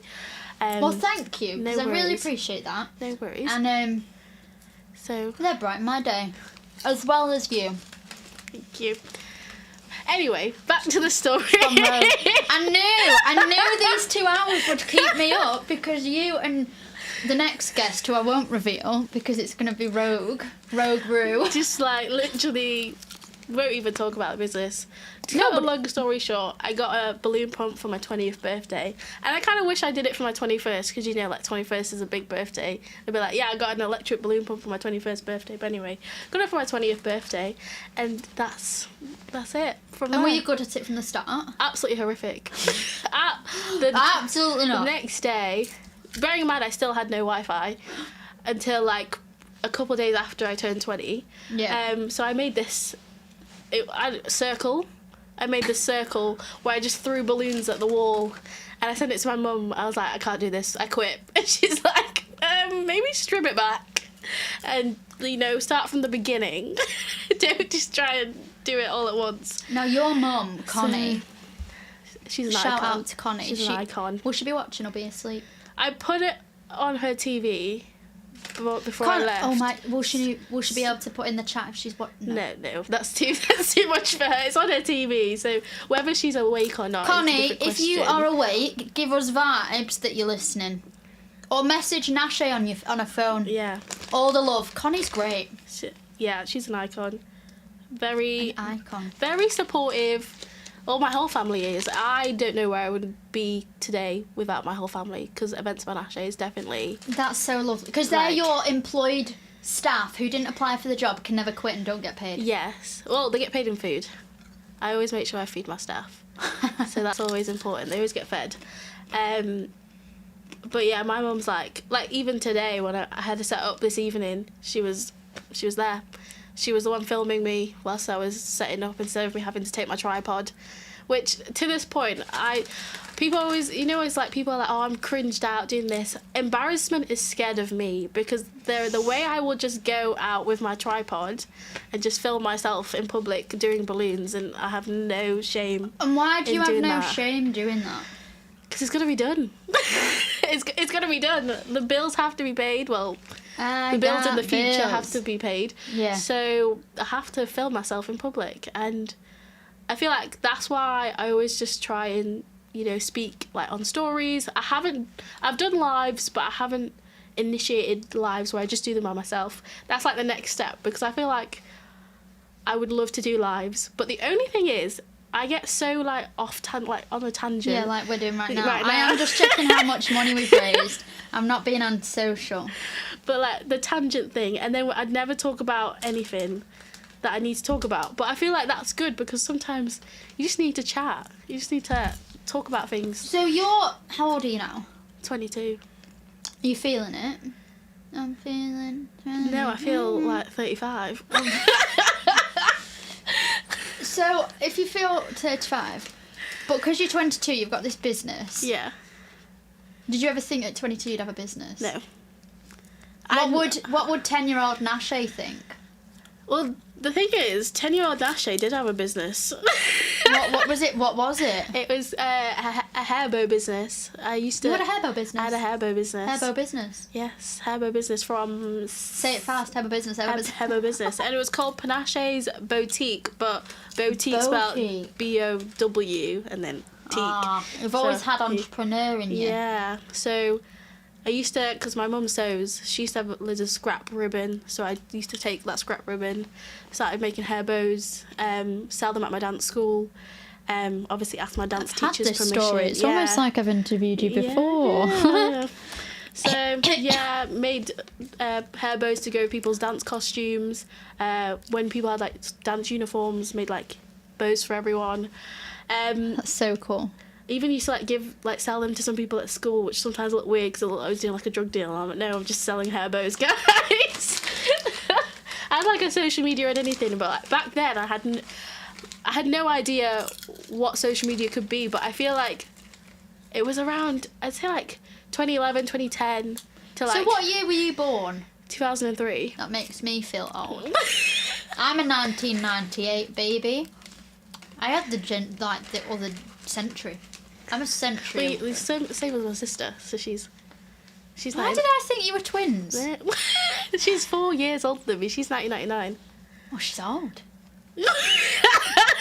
I thought, shoot, no wonder we're like with the same century. That's why we got on so early. Well, not just like you're both like at the end. I thought you were twins. Nope. Or like a year apart, or like 6. Well, not no, 6 4 months, years but... apart. Wow. No. Well, she can tell you about her life story, but yeah. So, but yeah, she's 4 years older than me. What were we talking about? I forgot what we were talking about before.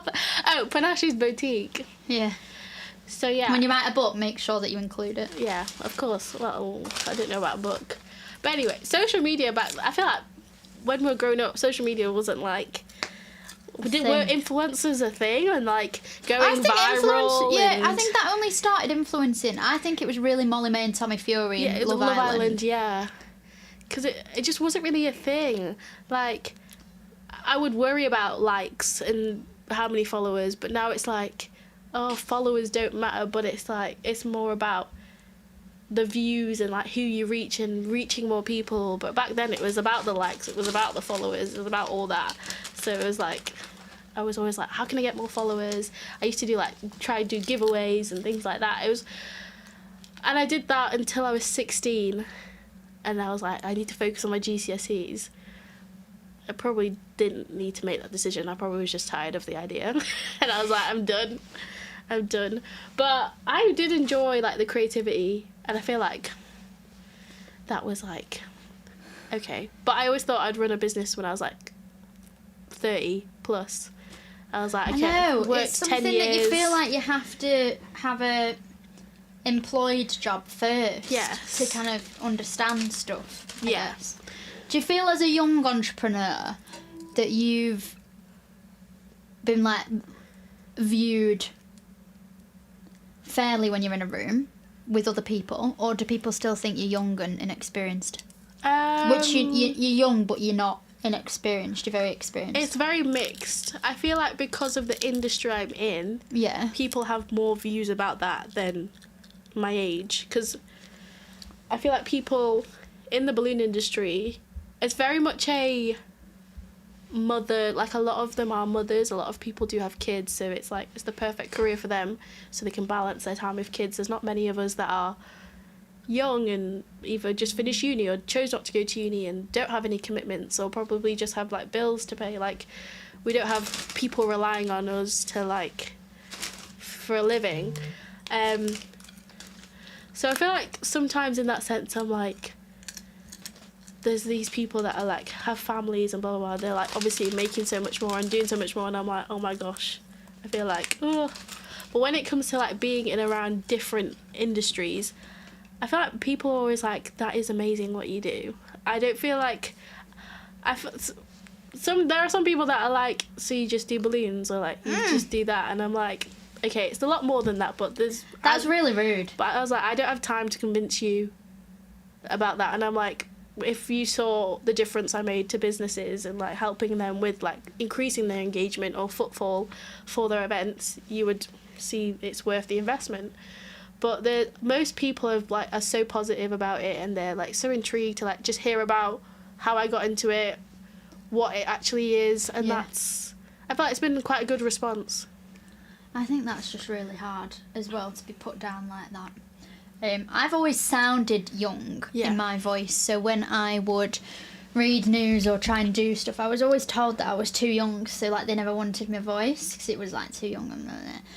But now I've found like my tribe and my audience, and people like love the sound of my voice. But yeah, it is really hard when you're young because you're up against people who've been doing it for years, and actually sometimes you know more or have more experience or have a fresh perspective. And it's just like, it's hard, especially when it's people are established in those things, and it's like trying to break the barrier of like, I could do this instead, like something different, to whether people are willing to hear it or not. So yeah, it's a tough world, but we enjoy what we do. We do, and I think it makes us stronger. That is true. What other challenges have you overcome then? I don't mean in life, I just mean in your business. Unless you want to open up about life. Lucy's lifetime lols. Therapy session. I feel like obviously going back to uni was really difficult after taking a year out for placement year, because what people don't tell you is that, especially like, I feel like the placement students that I talked to before going into placement year should have warned me that you'll feel so much more grown up. So when you go back to uni, like, uni is like, okay, you still have like time to figure out. But I went back to uni knowing what I wanted to do. I still, like, I had the Events Banashe page, I had clients and things like that, and I knew what I wanted to do. And then I was, not to be mean to anyone I went to uni with, but here it goes. Especially with the people that were like the year below me, you could just tell they hadn't experienced life. And I'd been like paying my own bills, doing my grocery shopping, just being like a grafter, fighting my landlord to find out what my how to get in touch with my energy provider, like things like that. Like, you don't do that until you blossom into adulthood, when you finish uni. Because even, I feel like university is still quite a sheltered life. Like they say, it's like your first steps into adulthood, but it's still quite sheltered. So going back into uni, I just felt so out of place, and I really struggled to like get back into a university routine. I've just been told. Found them. What are these finger pointers? Yeah, I just. Oh my gosh. Well, at the football. Is it hang American on. football? Lean that. Can you reach those? Oh, these ones. What are these? You are an event decor specialist. Yeah. Are you ready? Should we wake everyone up in the house?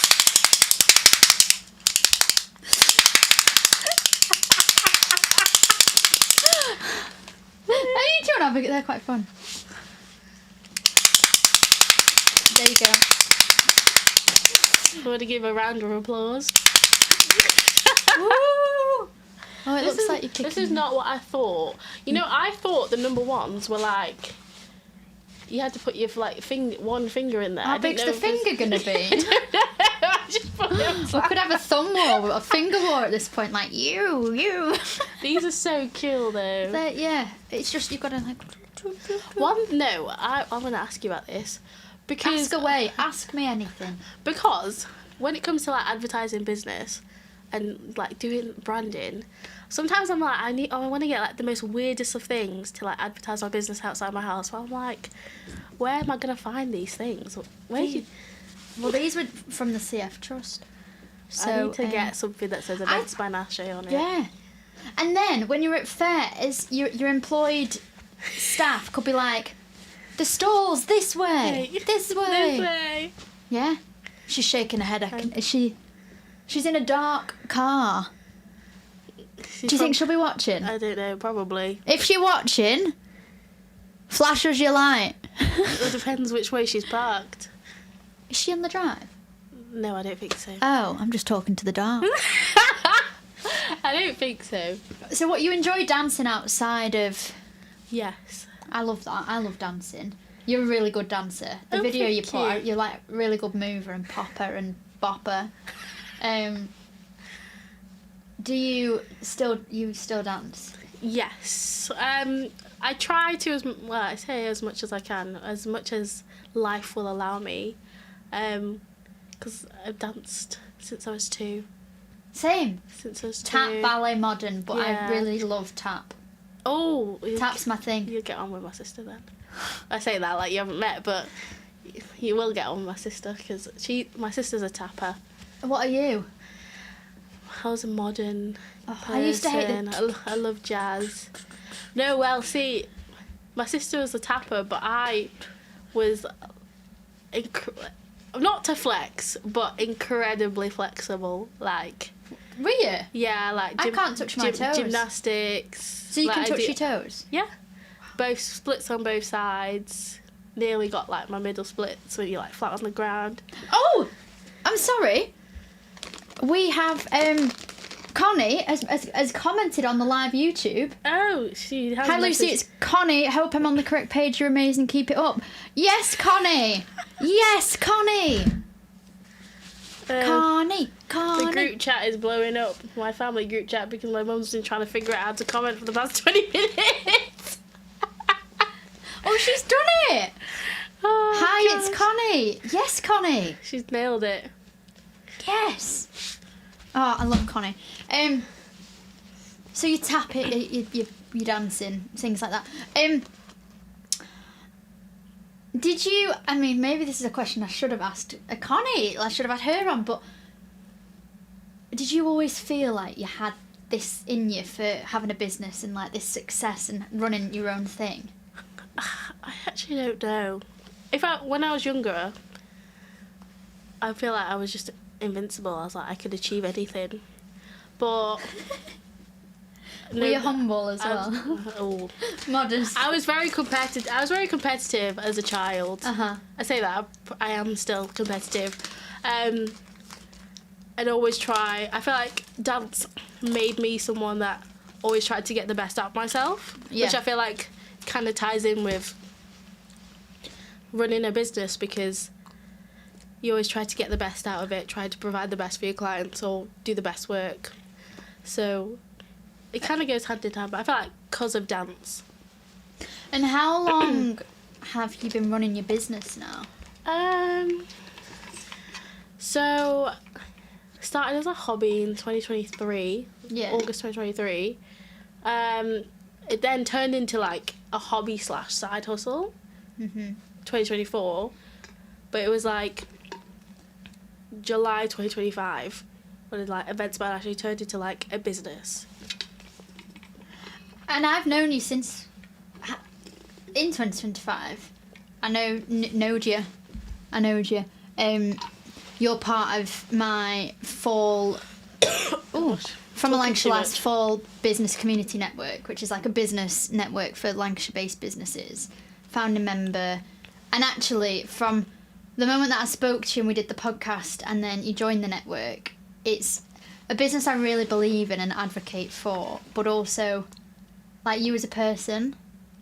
I feel like we're connected, and I feel like it's great to see you like progressing so much from last year as well.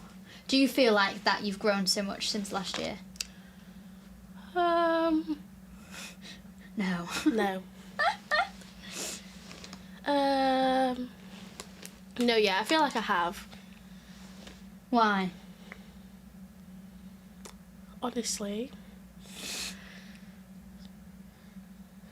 my mind's gone blank. Your mind's gone blank? No, I don't know. I feel like there are parts of me where it's like, I feel like I learn more when things go wrong than when things go right, if that makes sense. It does make sense. Do you feel like you're your harshest critique? Oh, definitely. Definitely. And... Sorry. No, bless you. No, it's because I don't talk this much. Oh, you're telling me. No, I don't either. Everyone's like, oh, maybe I'll do a sponsored silence next time. That'd be a great live stream. I can literally go like a whole day without like speaking, and then like my mum will get home and I'm like... Blah, blah, blah, blah, blah. I'm like, oh, this is a bit much. I mean, yeah. Oh. So, what plans have you got coming up for Events by Nashi? Well, we have some exciting projects coming up in the next few weeks, which some of them were booked last year. That must be nice. Yeah, so it's like finally coming to like be a thing. Wanting to do more fairs. There hasn't been many this year. I feel like with the economy it's been like harder. Yeah, a lot of people are not doing fairs, or it's just been... Is that a hint? No, I feel like... I don't know, it's just like people are stripping back, or... Yeah, we don't know. So, just trying to find places to do fairs and just get Events by Nashi out in the open a bit more. I think you could really do like your own live stream or your own podcast, because you're such an interesting... I mean interesting person. I have thought about a podcast, but I'm like... What would I talk about? What would Balloons? I call it? And well, I know there are people that have balloon podcasts in the balloon industry, but I just don't know how well known they are. Obviously, when you're in the industry, you obviously know about it more. Yeah, it depends who you're targeting. Exactly. So it's a bit like, yeah. It's exciting though. It is really, really exciting. I feel like you have come on so much. Oh, thanks. Crack into them. So what tips would you give someone who's starting their own business? Just start. Don't overthink it. I heard something the other day that said being ready isn't a feeling, it's a decision you've just got to make and then go for it. And I like that. But do you have to feel ready? Because sometimes you just do things. But then I'm a very impulsive person. Are you? Like, are you? Yes. I said in my job interview for my placement year. Have I ever told you this story? No. I was half an hour late. For what? For my job interview to my placement year. Why? Because my car broke down. Well, that's fair enough. And then I got the train. I was on time. By the time I got to Wrexham. Was it Avanti West Coast? It's always Avanti West Coast delaying. No, but I was on time, like, into Wrexham. So, like, I was on time to, like, get to the interview. And then, could I get a taxi? Absolutely not. Absolutely not. Didn't get... I think my interview was at 2:30, and I got there at, like, 2:50. Run into the security gates, being like, I'm so sorry I'm late, blah, blah, blah. And then the guy was like, oh, you don't need to apologise to me. So then he rang, like, the office of the person who was my manager, was like, she's here. Ended up going to the interview, my phone dies. And I'm like, I'm really sorry, I need to charge my phone. So you're like, I'm late and I need to charge my phone. So then, did the whole interview, and they're like, they ask you, like, what your strengths, your weaknesses are. And the guy who was my manager, he said, what's your weakness? And I straight away said, I'm impulsive. Like, straight away. And, like, me being impulsive, I said I was impulsive. And they're like, right. I'm going to be impulsive right now. Whilst you're telling me something, I'm gonna get you a picture of baby Lucy, because it's really cute. Oh. It's impulsive, but carry on talking to me into the mic. Talking about... You being impulsive. Oh. Trying to think how many impulsive... So a lot of, like, the decisions and events by Nashe, like, I want to say they're, like, months and months and months of planning, but... You can see me behind here a bit. And if I run, I'll be back over here. I want to say there's, like, months and months of planning that go into, like, releasing packages and collections and launching things. Genuinely, 1 week. But you bash things out, to be fair. In 1 week, I can have a decision, like, have an idea. Next week, it's on social media. Yeah. So, your Valentine's boxes were great. Those were an impulsive thing. Yeah, but do you not think that's the best thing? Like, I was chatting to Rob Law, who was the founder of the Trunky. I always wanted one of those. I said that to him. Always wanted one of those. But I mean, it wasn't impulsive that, but, like, he's so creative and he thinks of, like, everyday problems and how, you know. Because there's always a thing, always a way you can solve. There's always a thing to solve. Exactly. So, welcome to story time. Oh, I love this. So my mum made me this when I left primary school. There's far too many photos and pages to go through, but I will just share to the camera first. This is me going to reception. Oh. What is with the blazers? Like, why are they making kids wear blazers? I know, right? This is the cute one. This is the one I wanted to show. And look at me being so vain. Like, look at baby me. Look at me. Do you see? Wait. Wait, you can see. Wait, that one in the corner? Well, they're all me. Yeah, well, that's... yeah, so cute. Look at the little blonde pigtails of no hair. Let me see if there's any more. I love how your skirt is like by your. I think it by lasted me up until like year 20. My mum actually had to buy my shoes in the baby section. What size feet are you now? 6. Okay. Still quite small. Look at me as a train. Oh my gosh. But do you know what? If I skip to when I'm a bit older.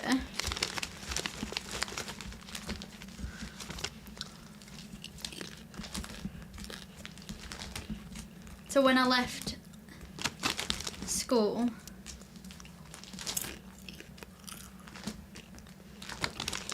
bear with, here, like year 6. But I mean, what a life! What a time to be alive. No. And it was really nice for my mum to do that because I was able to reflect on life. You know what's crazy? You dressed up as a train. My favourite toy as a child was Thomas the Tank Engine. That's that! And my baby album with all my pictures is pink as well. Wow. Like that You should have shape. brought your baby album. Should have. Then I would have known. Should have. It kind of stops at like... Baby Nashi. I feel like probably like 12. I do have pictures from like older, but I just haven't had a chance to like put them in. I think it's too many. Back were the days where you didn't actually print. You know, you printed them out. They weren't just digital. Oh, my mum. Our house is a shrine. To who? Everyone. Our whole family. That's so good. It's insane. It's great that there's still 11 people watching on YouTube at 20 to midnight. 20 to 1.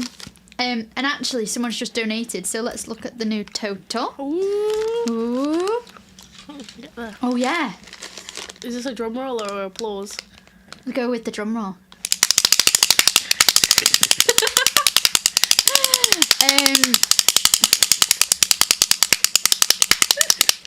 So, 94 donations. The final one was £30 from the Turner family.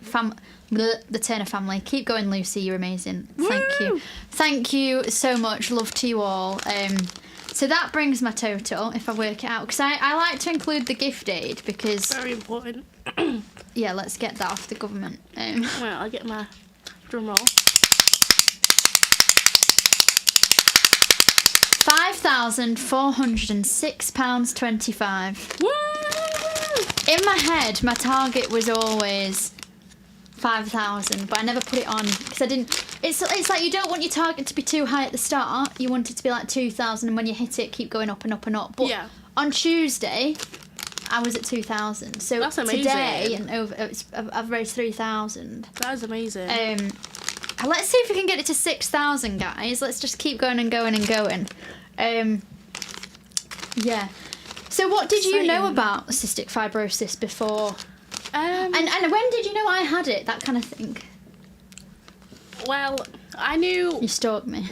No, because when we did the podcast, the day that we were meant to do it, you weren't well, and you said you had to like recover for a bit, so then we had to push back the date. I think you mentioned it in the message then. Yeah, it would have been when I was in hospital. Yeah, so that's when I knew you had it. But about the actual disease itself, I knew a dance teacher that I used to meet once a month in Liverpool that had it. Wow. And he posted about it like alongside his like dance videos, like post about his journey, post about what new treatments he was on and things like that, to show people that just because he had cystic fibrosis, he couldn't do what he loved, which was teaching people to dance and things like that. Was he on The Greatest Dancer? Tom? No. Oakley? No. No. His name was Jack Bry. Okay. Pretty sure. But, I did not know that. Like, Tom had it on The Greatest Dancer. I did like that show. Yeah, I'm sure he's called Tom Oakley. But carry on with what you know about it. No, yeah, that was it. No. Yeah, it is amazing. Let me just look at, because it I should have chatted to him really as well. There's so many people messaging me and I'm like, oh my gosh, I'd have loved to chat to more people. Tom. How's your group chat going off? It's been pretty quiet, I think. I can get. Tom Oakley, he's 22. He's at Rambert School for Dance. What does he look like? I think it's the person I'm thinking of. I think when he was in The Greatest Dance, he was like that. Was it that duet? It was like the girl and the boy duet. I think he did it on his own. No, was that? let's go to trusty Google. Sounds like. This is so funny if he's watching this and we're Googling him. Imagine. Did Tom... Or someone will be like, oh, so they mentioned you in a podcast. You need to watch it. I know, it'll be fun editing all of these afterwards. He did not dance part of a duet. He performed as a solo. Oh. Yeah, that was him when he did it. Hang on. That picture, if you can see. Oh. I didn't know. But what year was it? Because there was only like 3 seasons. Yeah, what there? year did Tom Oakley go on The Greatest Dancer? 2020. So it'd have been just before COVID hit. Isn't it crazy if you think about it Was like that the show? I thought that was earlier, that show. I think, yeah. Well, that was AI that said 2020, so you never know. Okay.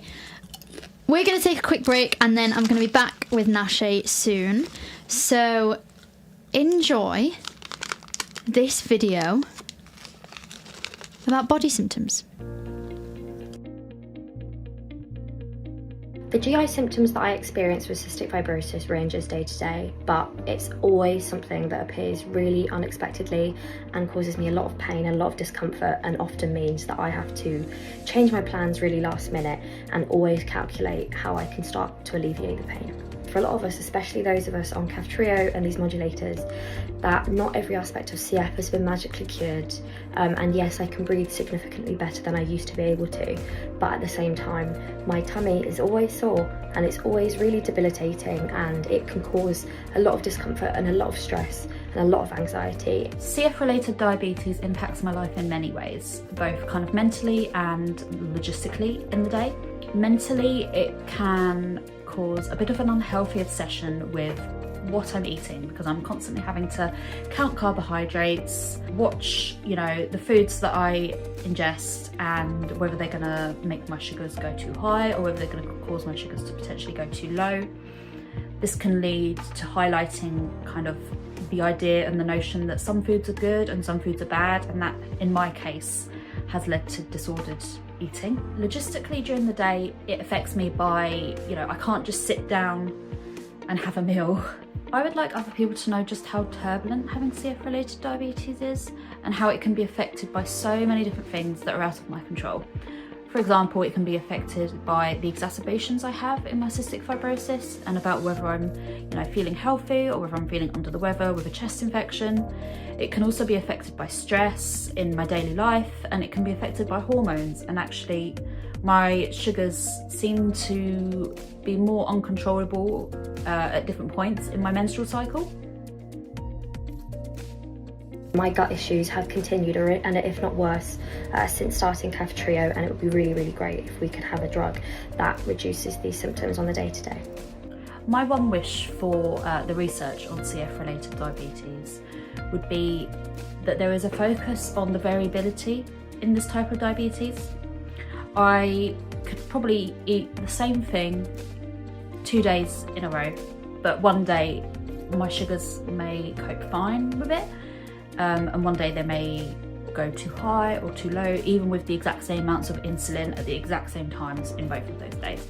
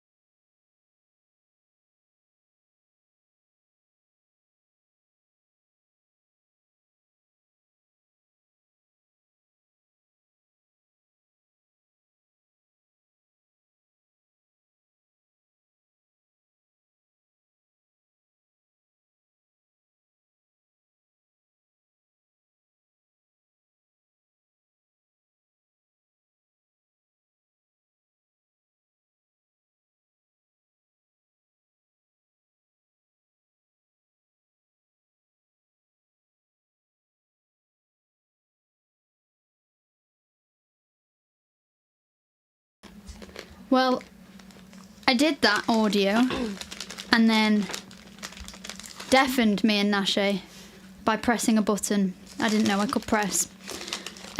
So apologies. I do hope the audio is working. I'm just going to double check you're on and it's fine.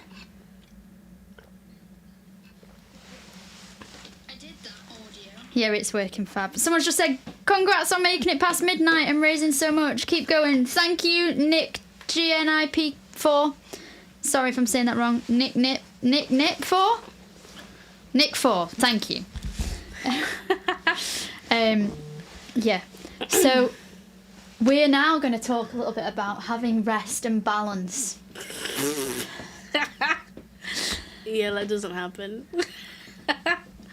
Let's seriously talk about it for a little bit. So, as a network member, I mean, you're part of many networks, and I think that's important that you are, right? Like, you do a lot of networking. Yeah, I try. I feel like the past 2 months, it has caught up with me in terms of, like, doing a lot. Does it get tiring, all these different groups, and kind of putting, not a face on, but you're always, like, selling yourself a little bit? I feel like because it's starting to be the same people, it's a bit easier because it's like, I know who they are. And it's not corporate. Yeah, it's just like building the relationship. Like even at the networking groups outside of the full group, it is the same people every time. So I'm not really meeting too many new people. Whereas in the beginning, it was definitely a lot of people and just like all at once. And it was like, oh my gosh, I don't know who you are. It's too much. What is networking for you, and what did you think of it before you joined networking groups?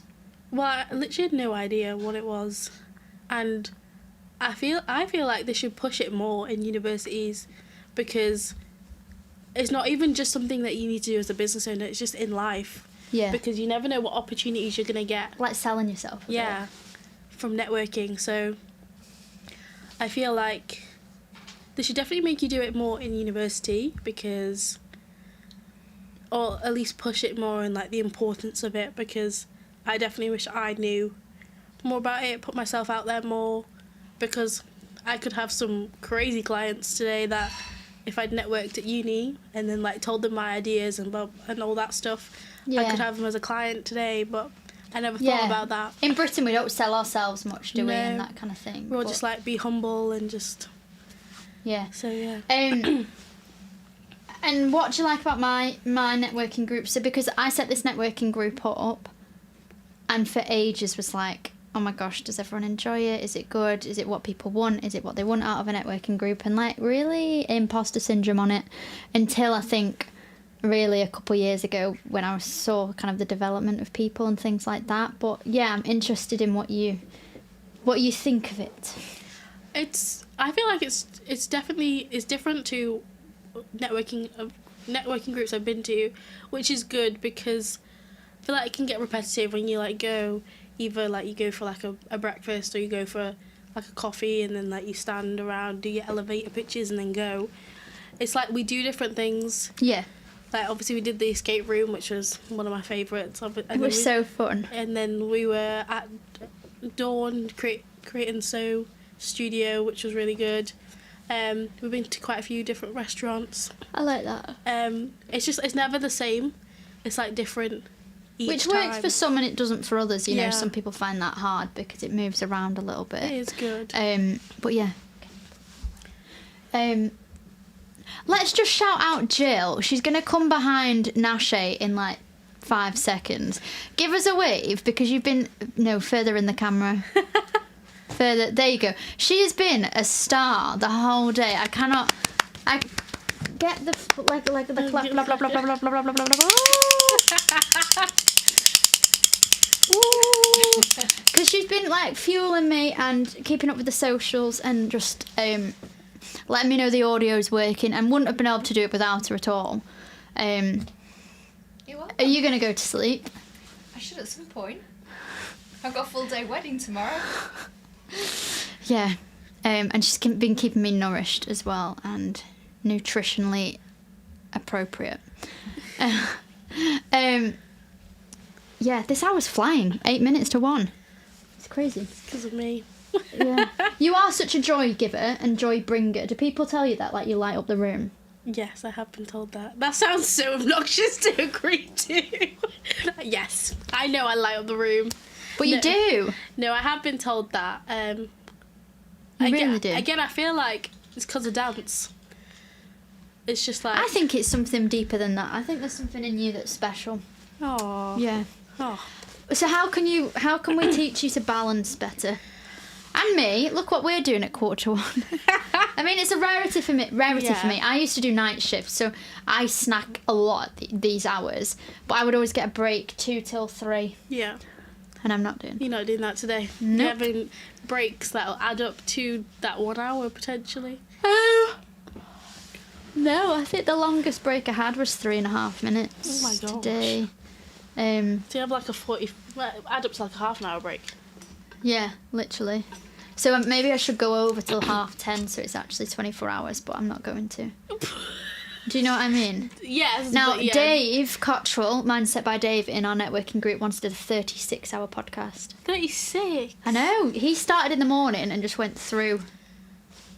God. So it'd be what I did, but then carrying on. Mad.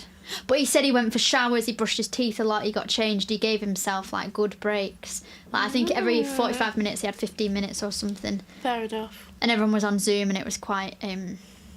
I'm not saying it wasn't hard, though, because, oh my gosh, if Dave's listening, it was... I bet it was really hard. It sounds intense. 36 hours sounds intense, so... It's a mindset battle. It is really a mindset battle. But I'm pleased that there's people listening and watching on YouTube, this garbage that's now coming out of my mouth. The CF yellow, they say whatever you do, do it in yellow, which I think is great. And I love the colour yellow. It represents light and love and hope for me, really.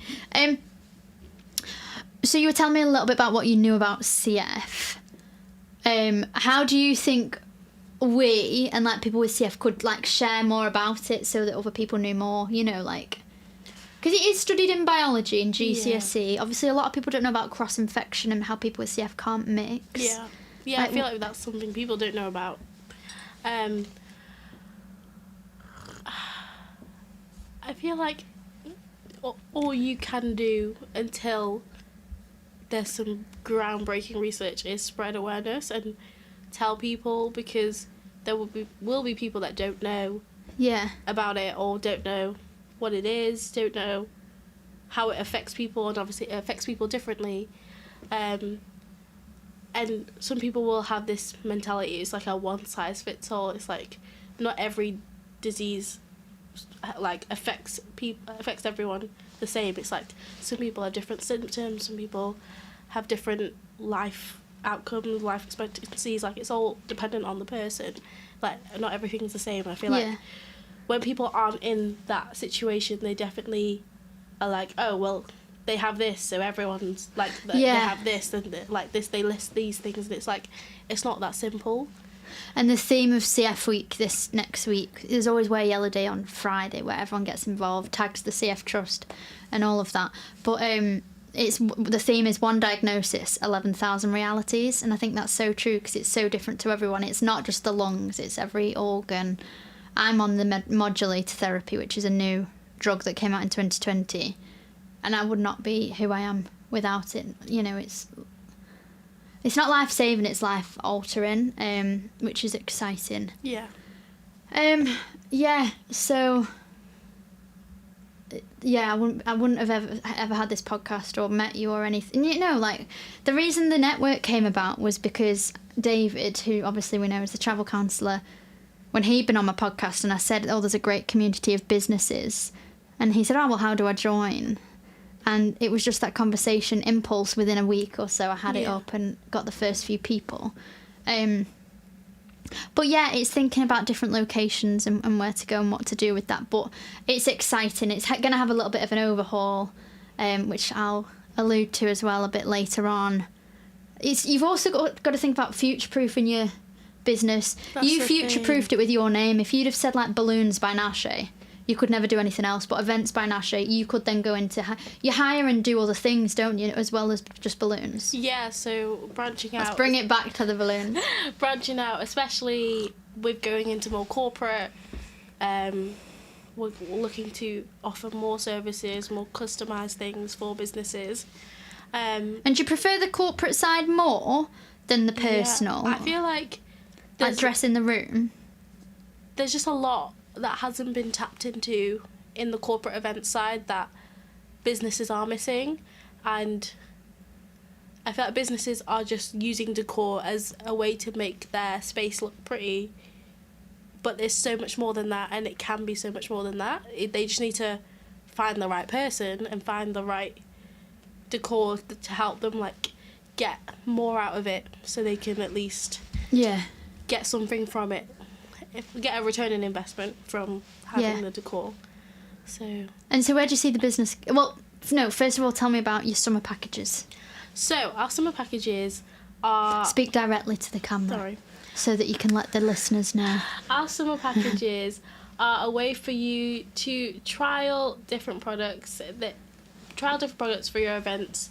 They're not just for the summer, so you can book them for events for the rest of 2026 and into 2027, but the packages are only available to book from the 1st of June to the 31st of August, and there's 3 different packages, and they come with the decor, with the balloons, whether it's an arch, a sequin wall, or a balloon wall, but you also get light up numbers as well. Oh! So I work so cool. with an external supplier for the light up numbers, because those are too heavy to carry around for me. Do you, when you're with your family, because they help you with it, do you always talk about it with them, or do you break from talking about and thinking about the business? How often do you spend on events by Ashay's Instagram versus your own? You know.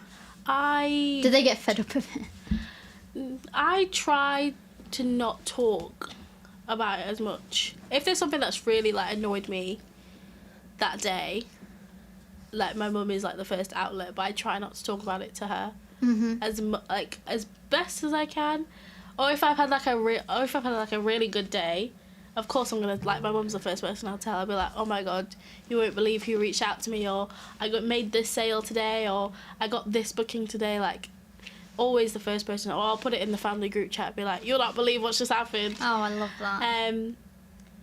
But I try and not share too much, because the last thing I want to be doing is like boring people. Like, it's not boring, but like to me, I'm so passionate about it that it's like I love what I do, but like to someone else, they may understand, but they won't have the same amount of passion as me. So it just won't hit the same.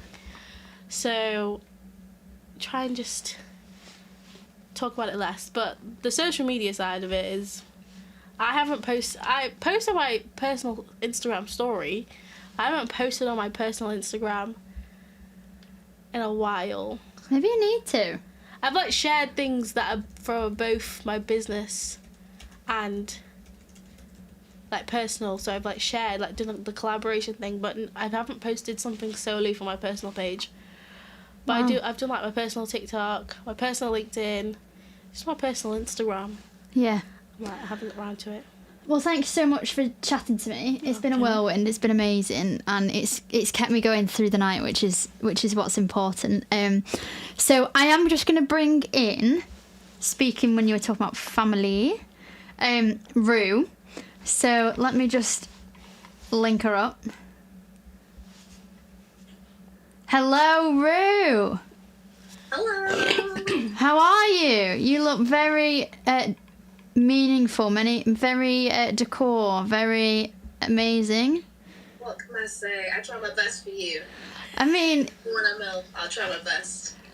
So before I go any further, this episode is proudly sponsored by Liz Henson Photography. Liz Henson is a Northwest brand photographer and visual strategist on a mission to cure the visibility cringe. Whether you're a solo consultant relying on a 5-year-old selfie, or a growing business stuck with a stiff corporate hostage lineup, Liz's human first brand photography bridges the gap between how brilliant you are behind closed doors and how premium you look online. With no awkward posing, she creates a strategic visual handshake that builds instant trust, ready to look as expensive as the services you sell. Head over to lizhenson.co.uk or find her on Instagram at lizhensonphoto. Let me just get you back on the screen. We've had a whirlwind. I don't know if you've been watching or if you've been sleeping, Rue. I've been watching most of it. I did not miss the part where you called me old. I was like, I'm only a year younger than you. Oh no. So I mean, for transparency, you're not driving. You're parked in our drive, pretty much, right? Pretty much, yeah. Are you in the drive? No, I'm staring at your drive though. Oh. She can see us. She can see us. But yeah, I mean, you're wearing yellow. It's amazing that you're here like this. Do you want to just tell the audience why you're in the car and not here with Nashe? Yeah, so I woke up this morning and I had a bit of a tickle in my throat. Sometimes it's hay fever, so I'm like, okay, it's fine.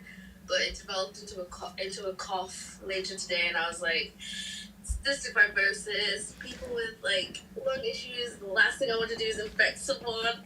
So yeah, no, I decided to keep my distance as much as I can. But I did really want to be there.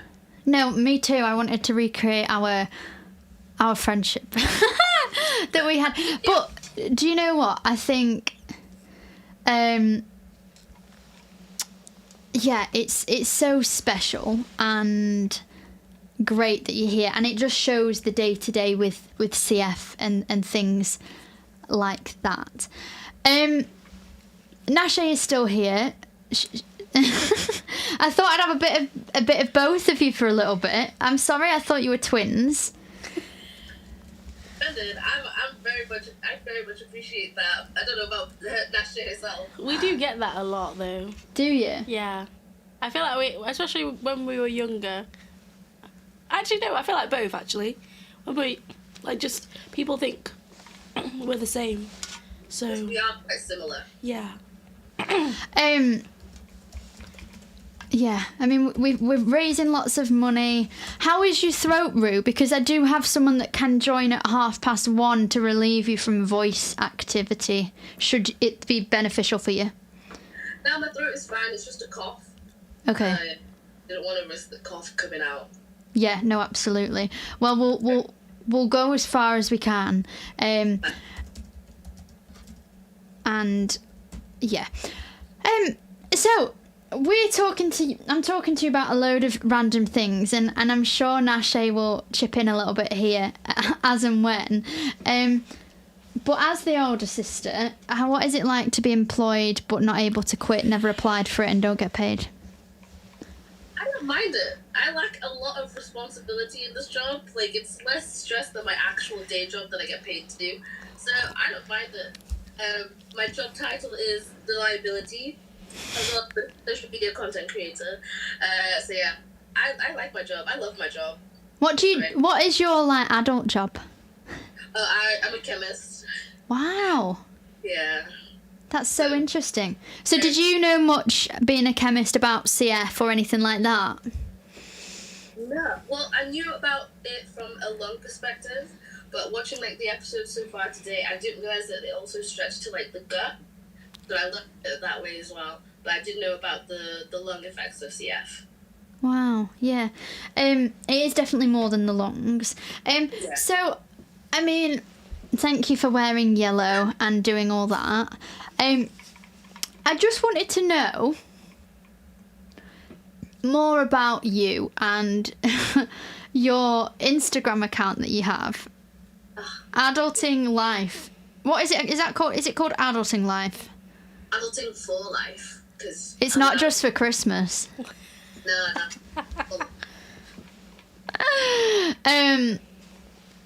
Yeah, I mean, adulting. Where do we start? Tell me where we start.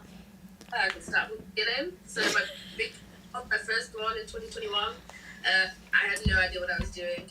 My parents are the kind of people who are like, we'll let you figure it out, which I like, but I kind of wish I got more guidance. So when there's a lot of mistakes, I was like, some of these could have been avoided. want to make fun of my own life to give someone else a chance to feel like they're not alone. Yes. And that I can give them tips on easy things to avoid mistakes on. Some things are avoidable. We don't need to do the life lesson on everything. No. I am. I'm leaning back in my chair because I feel like you won't judge. Oh, no, I don't. And this is the first time I've led down for what am I now? How many hours in? I'm 15 hours in and I've got 9 hours left. Go girl. But Rue, I'm really comfortable lying like this, so I'm just going to hold my mic and carry on. You've got a light in your car, haven't you? I mean, social media creator, I have to be prepared. Yeah, but you are prepared and I love it. Yes, so I've got a light on my power bank and I've got the lights on the car. That's as much of the setup as I can. Yeah. I have people interfering. So tell me also, you set this Instagram up. What was the goal, other than to make me laugh and be a friend with me?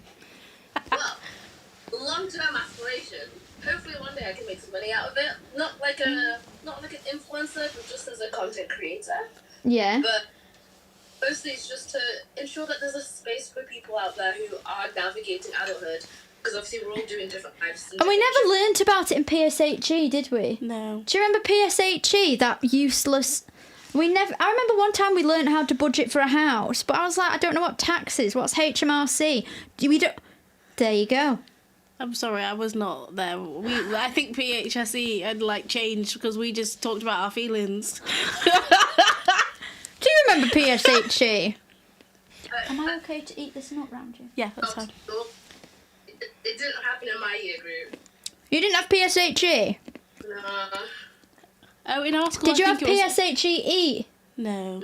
Physical, social, health, education, and then it became physical, social, health, environmental, education. No, definitely not that. You had PE.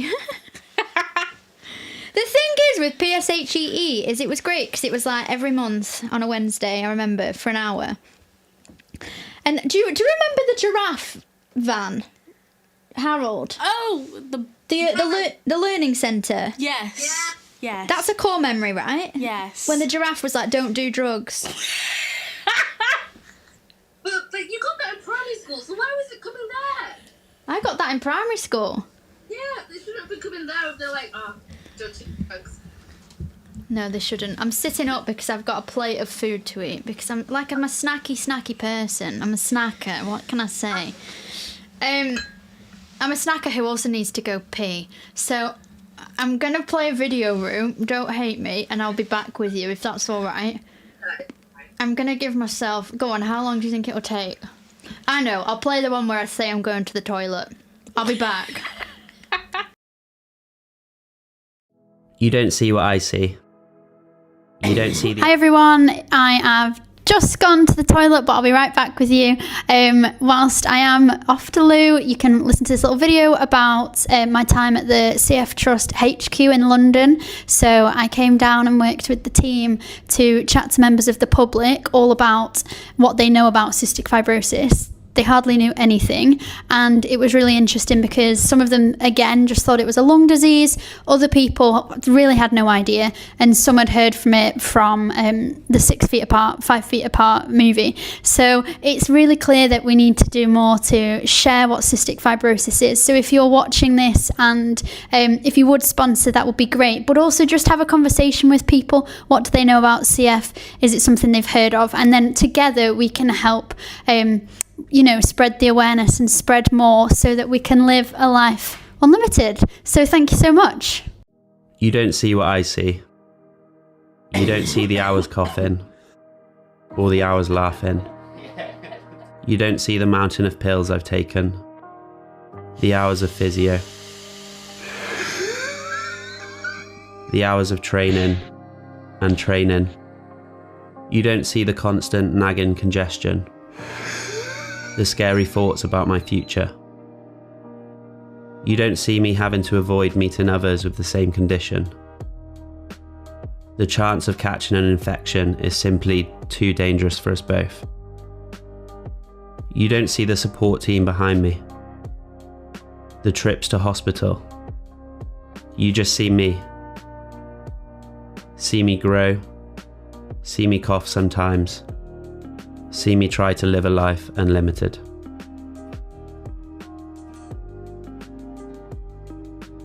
The challenge of living with cystic fibrosis is invisible, except to the ones who live it. Discover more at cysticfibrosis.org.uk. Share your story. Hashtag CF Truths. Time the toilet well. I'm back, room. I'm back with you, gal. Thank you so much. It's been great to hold on to my wee when I need it, but it's been great to also go to the toilet. Yeah, where did we leave off? Life. Life is just... I made a lot of mistakes. I said, no one else should make the same mistakes. Let me make a blog. And then I started the Instagram on the side of the blog. Oh, really? Yeah. But your content's so good. I honestly think I need to pay you to do some of mine, because... It is so good. She's like, yeah. The way you... use like text as well, and it moves and it clicks and it sounds like you type in. And what do you use? Wow. The version. The what? The free version, because I'm not paying. Valid. And yeah, I just think it's amazing. Oh, can I just say we've had another message from Connie, everyone. Oh. She's commented, Lucy, Connie again. These two can keep you up all night. You can keep them. You are doing an amazing thing. This is a worthwhile cause. For you to send us back home. I'm going to send them back to you, Connie. It's Connie again. Oh my gosh. She's going to be asleep. No, Connie. She's staying up supporting her girls.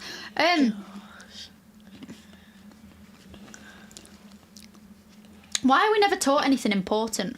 Or do you think it's because, or we are, but we're not listening at that point? Bit of both. Here's my theory.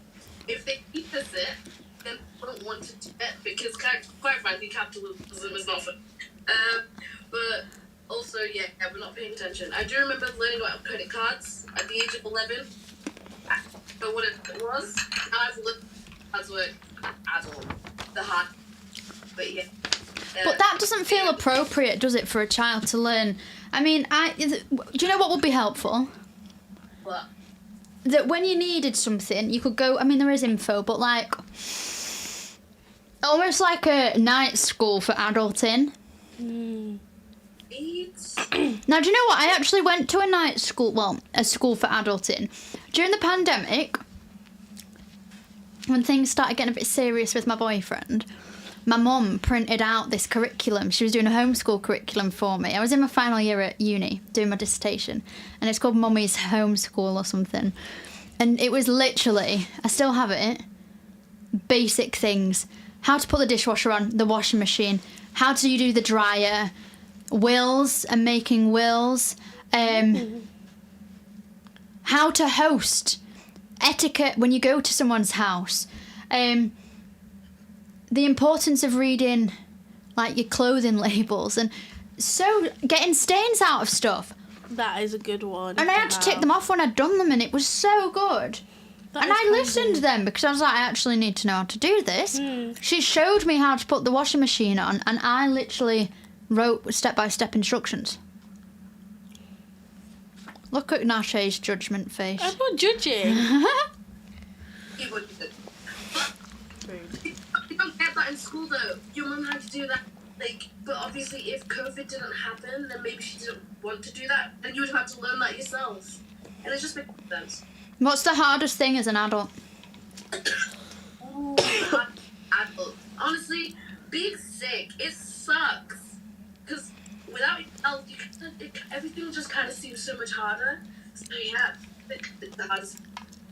And you don't get, like, when you were sick off school, didn't feel as... Yeah. Yeah. Do you remember being off school and then you knew you were ill when like 9 a.m. and the Jeremy Kyle show came on? No, maybe when I was off school, I don't remember that. Oh. It wasn't that childhood. I just had other things to do, like I would read or I'd be asleep. I have a cousin who's listening. She's on a night shift. She's called Hannah. She was my maid of honour. She's like my best friend. She's just messaged saying, I hope you tell them how I taught you how to make pasta in Cornwall. I think what's fair enough is I had a lot more stuff to think about with my health and, you know, doing more stuff to keep well. So, like, being able to cook things, like, I just wasn't independent in that respect. I wasn't really independent until I left home. It forced me to. But I've always only done stuff when I'm ready. I was slow. Not slow, but, like, only when I wanted to do things. Yeah, but don't forget, there is actual like deadline to get things done. We just all follow our own path and we just reach the milestones at our own pace. I love that because your 20s is crazy, right? Someone's pregnant with 6 children and someone's like living with the parents. It's mad. Yeah, I particularly really struggled to dry my own hair for ages. I'd make my mum do it because I liked the way she did it. Oh no, I'm the same with how my hair's done. Yeah? I get my mum to do it all the time. Yeah. It's a girl thing then. Yeah. 100%. Yeah. I wanted to know what's the easiest thing or the thing that surprised you most? Tell her about the Henry Hoover. The what? The Henry Hoover. Yeah, Albert, that's still my most popular TikTok video. I love that. So on the back of, do you have a Henry Hoover? Or have you seen a Henry Hoover? I won one at Bongo's Bingo. Ooh. But I don't have it anymore. It went to someone at uni. And I'm going to tell you this, a shark. Ooh. Now, bougie, yeah. But my husband wanted a shark. Now,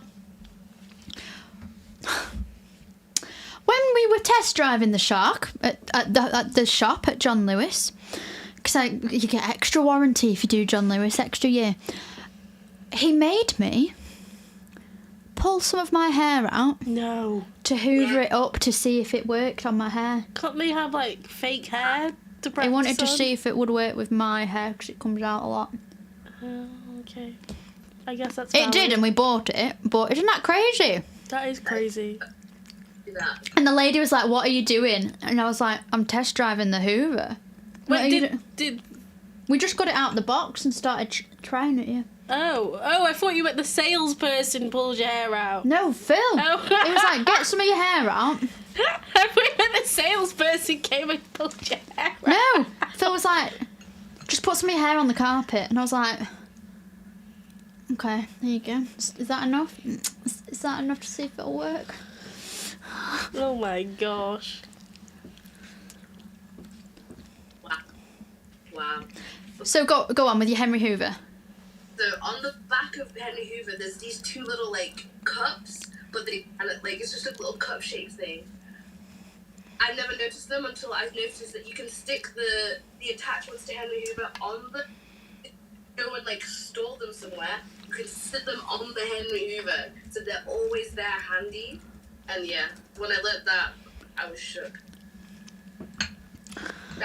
You get so many views, I think, and escapee, and like on your TikToks and things, which again it shows as well. It doesn't matter about the followers number; it's the content you produce for it to go out. Very true. Very, very true. Yeah. What do your work colleagues think of this alter ego? Oh, my work colleagues have no idea this account exists.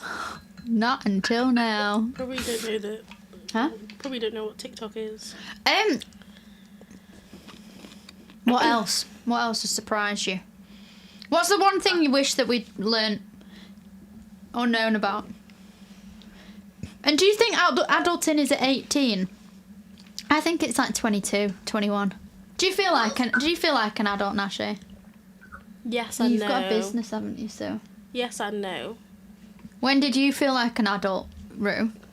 I felt like an adult. 25. When I turned 25. When the prefrontal cortex is fully developed, you know it. I even put a brain emoji when it was my birthday, like fully developed, nothing. And actually, when I turned 25, I stopped giving a damn. Right. It clicks. It clicks. It does click. And obviously, it's been the best. It's been the best ever since then. I've felt more grown up since then. You were recently a maid of honour. You both look beautiful. Oh, a bridesmaid or a maid of honour? I was the head bridesmaid, well, maid of honour, head bridesmaid. You both look really beautiful. It was really nice to see. And you dancing, have a little sister moment. I mean, the content you made for that was incredible. That's something you don't think about, organising a hen do. Right. Where did you... Was that a pressure? I didn't have to plan it, because even though I was a maid of honour, I said, I'm not planning that. And the bride was very happy to respect that boundary. We're very close friends. We've known each other since we were 4. So yeah, we know where our boundaries are. So he knew I wouldn't want to plan it, so I didn't plan it. But I did do all the content. So yeah, there was a lot that went into it, including the whole wedding. Yeah, and she did more than one hen do as well. So yeah, there was a lot. It gets pricey. It does. Weddings are so expensive, no matter how cheap you try to make it. I saw something, it was like, if you're a bridesmaid or a groomsman, you spend at least £1,100 on a hen do and stuff. Dresses. Oh my goodness me. Wait, okay, that's a bit much. But again, my bride was more for she just wanted the experience. She didn't want too much, like, bougie stuff so fast. Wait, that happened, spending $1,100 on a hen do just on... No, like, everything, like the gift, the card, your nails getting done, your hair, preparation, your wax...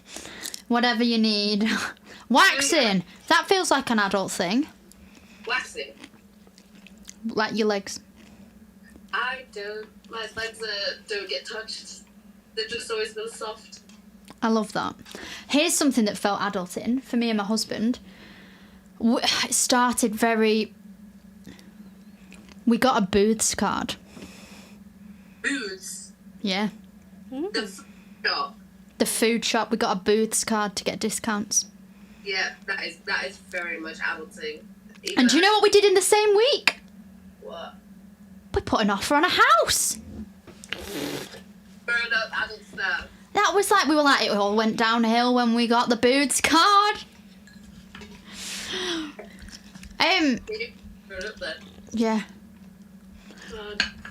So what's the one thing when you have a kid, if you want a kid, if you have a kid, that you would tell the kid about adulting? How would you show them?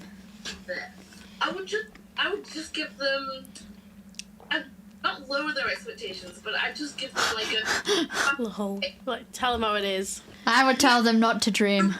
Well, no. The world sets us up to be like, oh my goodness, you go to school, you work hard, and then you get a good degree, get a good job, and then everything falls into place. That's not what's happening. Like, trust me, I was a very hard-working child, and yet, and I don't think that the life that the universe has been trying to tell us is the one that I want. They are, like, just do what feels right for you. And what do you want? I'd love to have freedom and opportunities to just not go to work. Such a vibe. You're your own boss. Yeah, but it's still stressful. Right? So, like, technically, I'm seeing it from my sister's perspective, what it's like to be your own boss. True. 9 to 5 life, and I'm like, yeah, I kind of like the stability I have. I just want a bit more money. You need a paycheck in between paychecks. Exactly. Like a paycheck for my fun money. Like, my current one is to, like, do the bills and stuff. And then an extra one to, like, go out. I think let's email Rachel Reeves and say, give everyone a fun money paycheck in between the serious bill money paycheck. Because then, this is revolutionary. She could increase taxes on the pay bill money paycheck for the NHS and whatever. Because that's all for, like, paying bills. Your fun money, she don't touch. Yeah, tax-free. Tax-free fun money paycheck. Tax-free fun money. But you just said increase taxes, and we don't want that. We don't, but I mean only on the... on the non-fun money. On the non-fun money. Wouldn't it be good. I don't know if it would be good. Depends how much the fund money is. Would it? Yeah, like millions. Would it be good if the government just sorted all your bills for you, so you didn't actually get paid when you had the bills? It just went out, or would that be a bit? Like a bit like if I don't have, but like if you had, I don't know. Would that be a bit depressing though? Well, it's just arranged for you. A bit like people who have student loans. Yeah, that trust me, as someone with student loans, it's not fun. Wait, student loans? Student loans? I stayed at home, so. Wait, so it was quite beneficial. I commuted because I was in Liverpool, so it was like a half-hour drive. So it was great. I have some more questions, and we'll wrap up in like 15 because I'm going to do a bit of a recap with someone else with Jill, basically, because she's been on my socials and hearing what she's done, and then she's going to bed, so I'm going to kind of fix it all. But that's fine.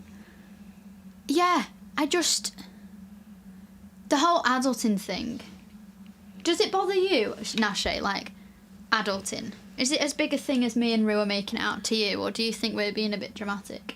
No, I feel like there's so many things that we're not taught, like mortgages. Like, that is a big thing. I'm like, I don't understand how mortgages work. And like, I've spoken to like friends that are starting to get into the property ladder, and I'm like, it sounds stressful. Yeah, it is, isn't it? I wouldn't know, I haven't bought a house. But it does sound stressful, my friend. It is stressful.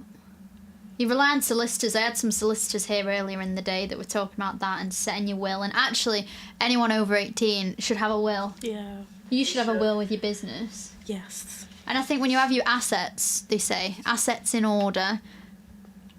When you have children, you need a will. Definitely, yeah. You don't know. It's all jargon as well, isn't it? Right?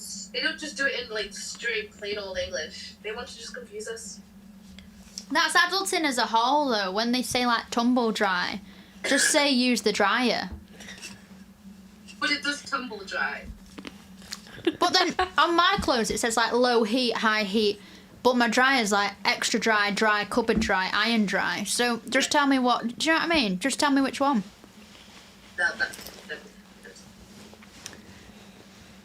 So Connie has said we need a 13th check. Oh my gosh, yes. Talk about that. Yes, because apparently there's meant to be like a 13th month. So the year shouldn't be 12 months, it should be 13. What does she mean by 13th check? So there's meant to be a 13th month. I'm pretty sure they do it in Zimbabwe, so they get paid 13 paychecks. Yeah. But even though there's 12 months. It's because there's 52 weeks and it's 4 weeks per month. Yeah. So there's because when I used to do night shifts, we'd get an extra pay because it was done every 4 weeks. Yeah. We do need that, and a 14th and 15th, Connie. Just add extra months. Don't add extra months, but... Yeah, not to work, just for money. Yeah. What have you learnt then through doing this account and your blog, Rue? About yourself? What about myself? I've learned about how much free will we actually have.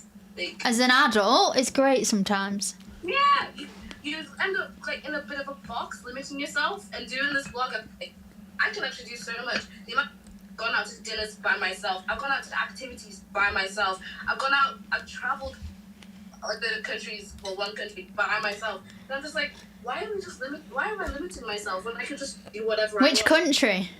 I've been to Italy. Oh. Ireland in a couple months, so yeah. I love going like out for tea on my own. No, not for tea, but like lunch.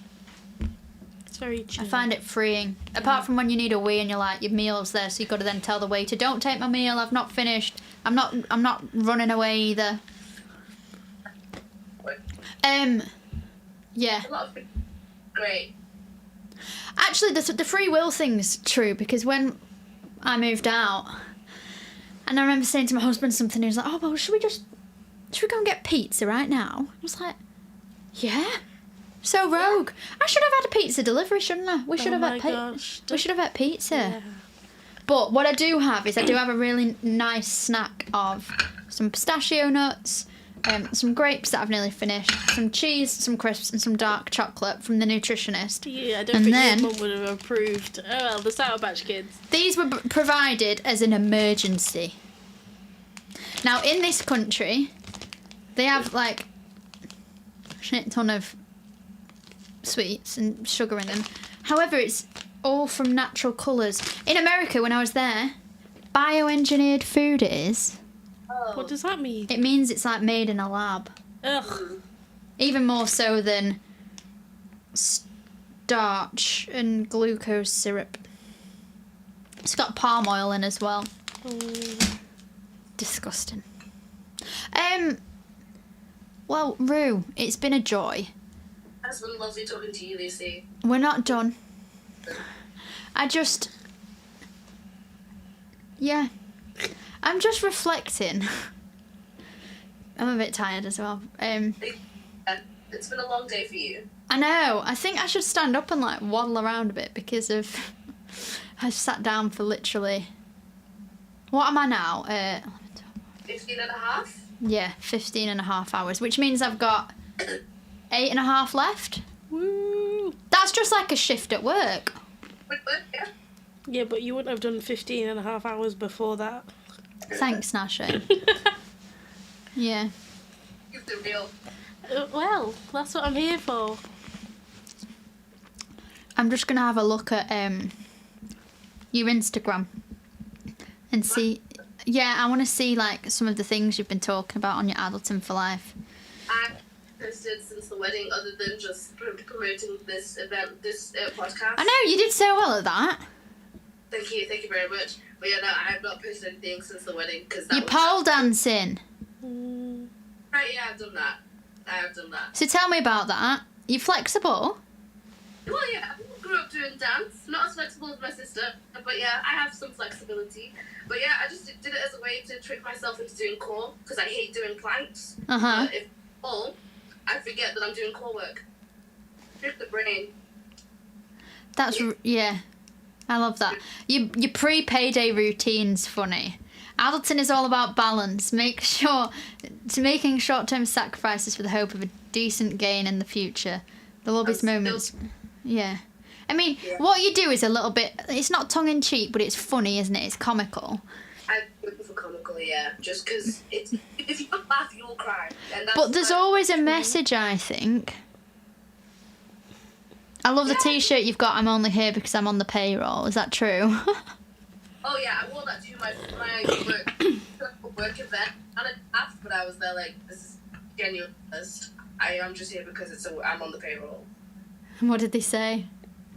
Yeah, I think they think it's a joke, but it's true though. All of us are there because of the payroll. Because really, you choose to be at work if you didn't have that.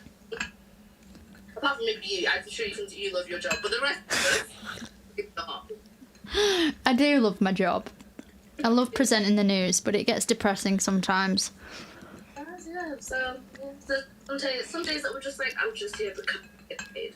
And that's the reality, and that's not a bad thing. But I think people need to know that, it's a good thing, because you know that to not take life too seriously.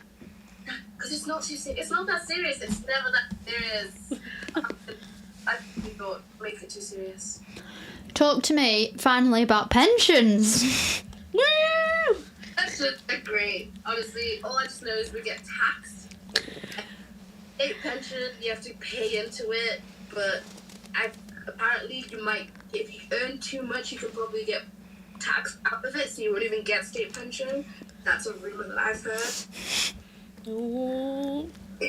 Earn more than a tax bracket, you can also increase your pension contributions, then you don't pay as much tax. That's a perfectly legal way to do it.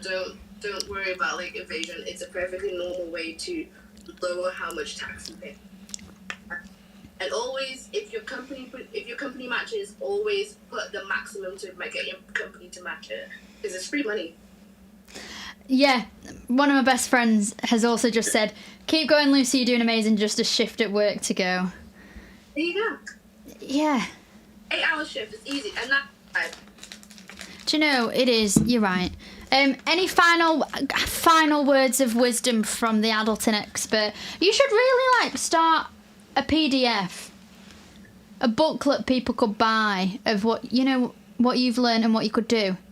Yeah, just like a quick little easy learner guide for adults.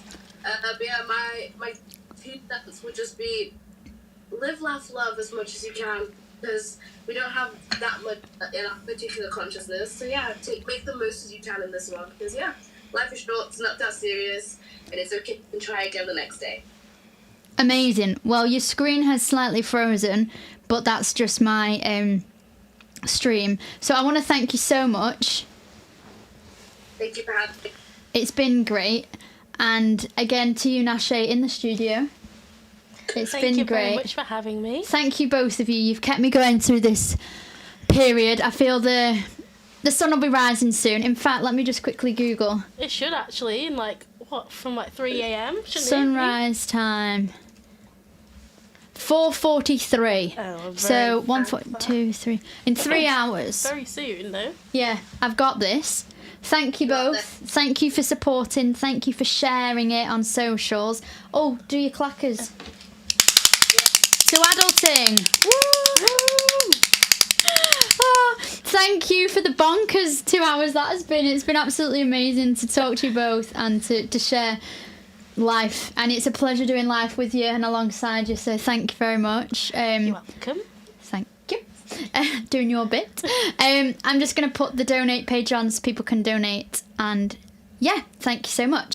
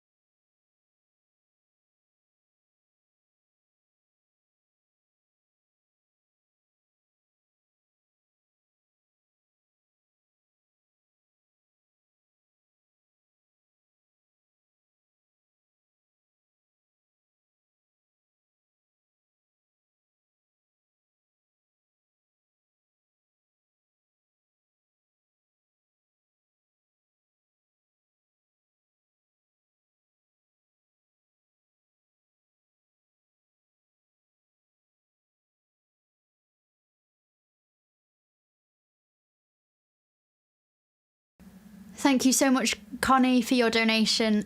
We're doing amazing. Thanks, guys. I'll be back soon.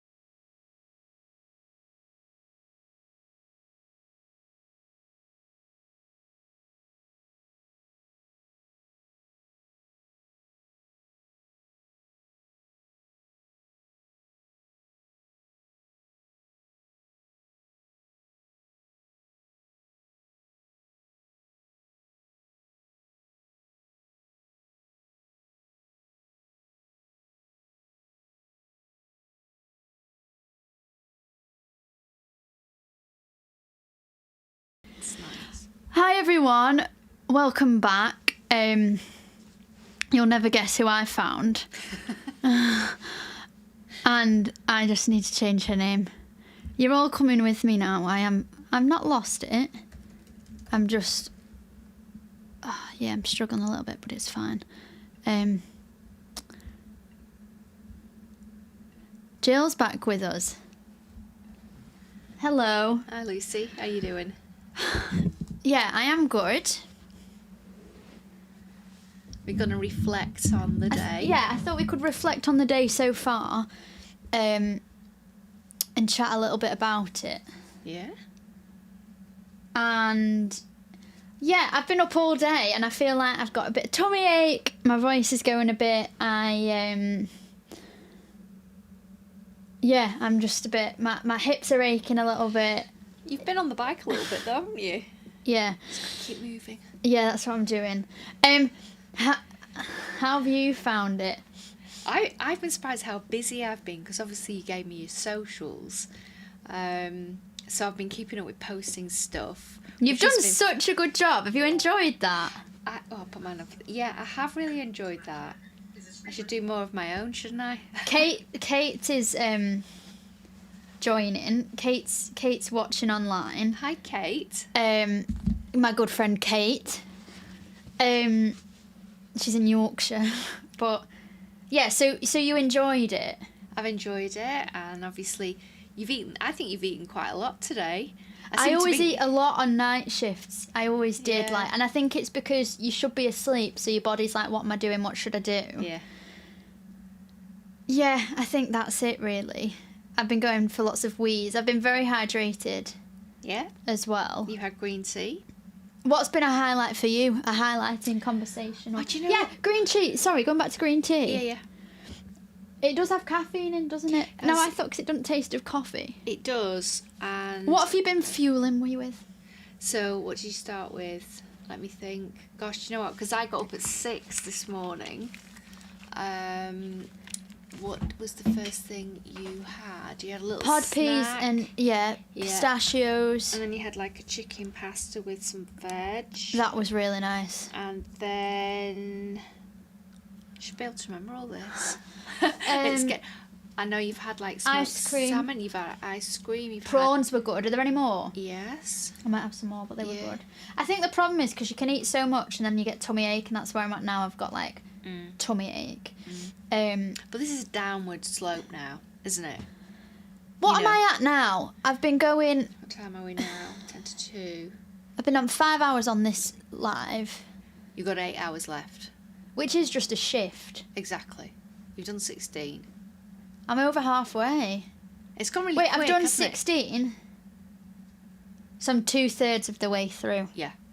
It has gone quick. So there was a period of very, very fast-paced interview, Yeah. which was hard. Sorry, go on. No, you were saying about highlights. I think, everybody you've spoken to have brought so many different insights, and talking to people with, children, grandparents. Everybody has been really, really interesting. I didn't realise I threw that in shot. The rug. And I loved, when Larissa came and she put Did some? I know I could do. You've got them out. No, I took them out. She said I could keep them in, but I didn't want to bash them or like fiddle with them and put them in more. Or I just wanted it to be. So that was good though, wasn't it? That was like a really practical, calming thing. And I think it did help me. And later on at 6:30, I've got Rachel who's going to come and do a bit of yoga. Which will be nice to move and stretch. And she said she would plan doing a lot of seated stretches, but I'm going to be like, no, move me round, let me do it. Yeah, that'll be good. And Amy was good. Amy Conway was good doing your makeup. That was fun as well. I feel like that was, at that point, it was really popular with donations as well. And those interviews I had, David Griffin, Amy Conway, James Dunmore, Richard Hunter, Larissa, Cicely, Dave, Shaney, Dan, Rob, Charlotte, that was a really strong, crazy, and even before that, like Darren from Grampus, Seema, Rob, everyone, even the girls from Birchall, Blackburn, they Law. were fantastic. All of that was so interesting. Yeah. Made me think about a will and things like that. You should do. Yeah. So what was maybe an episode that you, because they're all going to be uploaded onto Spotify at a later date, not now, it will not be now. People have been messaging me who are on night shifts, which is nice. Hannah's on a night shift, so that was nice that she messaged me and things like that. But can you just tell me, someone that you've been surprised at or an interview that struck you? You talking to Cicely really impacted me. Yeah. I also enjoyed listening to you talk to Charlotte. Yes. She's good lovely. Because that's the thing, isn't it? And that's the thing which I think since COVID and the use of Zoom much more, being able to talk to people with CF, you just completely get each other, don't you? Yeah. Whereas when you were a little kid, you were kind of ushered away from people. I'm going to stand up. And, do some stretch, do some movement. I'll do some moving whilst you talk. I'm going to take my dressing gown off. Yeah. So that's really, I really like that you can chat away. And it was, I was also, listening to James Dunmore tell his story, his personal story. I think it's hard as well when people have lost people with CF. Yeah. Because they must think these new modulators might have benefited them. Yeah. But it's lovely what he's done, and he's done so much fundraising for the CF Trust. So that was really good. And I enjoyed Amy. I enjoyed what she... The light-hearted stuff as well. Because you need that mix, don't you? You need that mix in. Yeah. But actually, you're not surprised how quickly it's gone? In somewhere, maybe you're not. I just don't see... It's been really busy.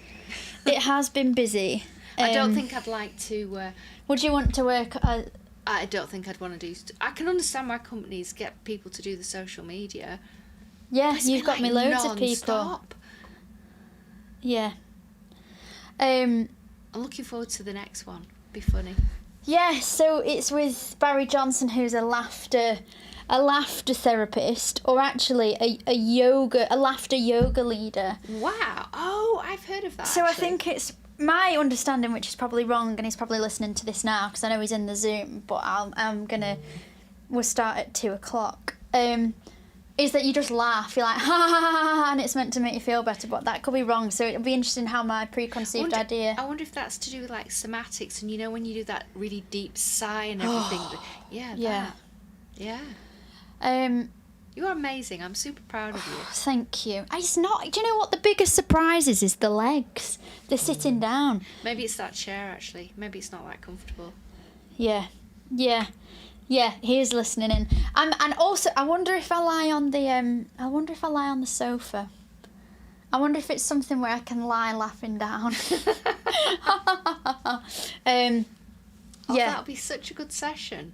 Yeah, and then coming up after Barry, we go to New Zealand and we chat to different people there, because the time zone where I feel a little bit like Father Christmas on NORAD Santa Tracker, like catching people when they wake up.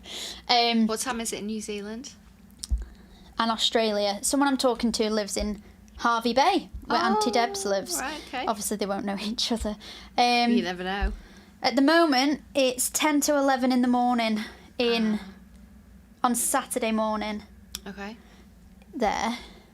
Then I'm speaking to Jimmy from the CF Trust, who's getting up for 20 minutes, which is amazing. Then I'm speaking to my husband. Then I'm speaking to, at 5:15, I'm speaking to Sarah, which I'll need my physio things for, you know, my aerobica, so we'll bring those through. Then I've got 15 minutes of talking to everyone here, and then yoga, then a few surprise guests. And then at the end, roles reverse, someone's interviewing me. I'll be good. Oh. And then, what you're going to do when you finish, people might want to know, are you going to just go to bed? Are you going to I'm going to lie on the sofa. Yeah. I'm going to lie. Do you think you'll be a bit grumpy? No. I'm just going to... Well, you're all going to a wedding that I'm not, so I'm going to just lie on the sofa. Probably watch the social media. Watch your back. Was there anything that was hard for you to watch? I think I found watching just some of the videos and you know that and the reality of it, I guess, is that, you know, for those people who are taking the modulator drugs, you know, CF can still throw surprises. There's still curveballs, isn't there? There is curveballs, and because it's not a cure, is it? No. But I think also, you know, just to keep fundraising, to find something. And raise awareness. For those who can't take the drug. Raising awareness. Yeah, and raising awareness of, you know, like you said when you went down to London, most people didn't know about CF. But it's also interesting, I mean, I've had my socials, but I've not been on it. The amount of people getting in touch, being like, I have CF, thank you for this. Yeah. Who found the page through, I don't know how. Yeah. It makes me think that the page can grow and develop in other ways and things like that. Just doing a quick calculation. So I've raised £4,560. Oh, that's another one. Plus with gift aid, £883.75. So we're at £5,443.75. That's respectable for a bit of talking. Yeah, now I'm like, oh, I wonder if we could... Get to 6? Yeah, it's only... Sure we could. Wait, what did I say it was?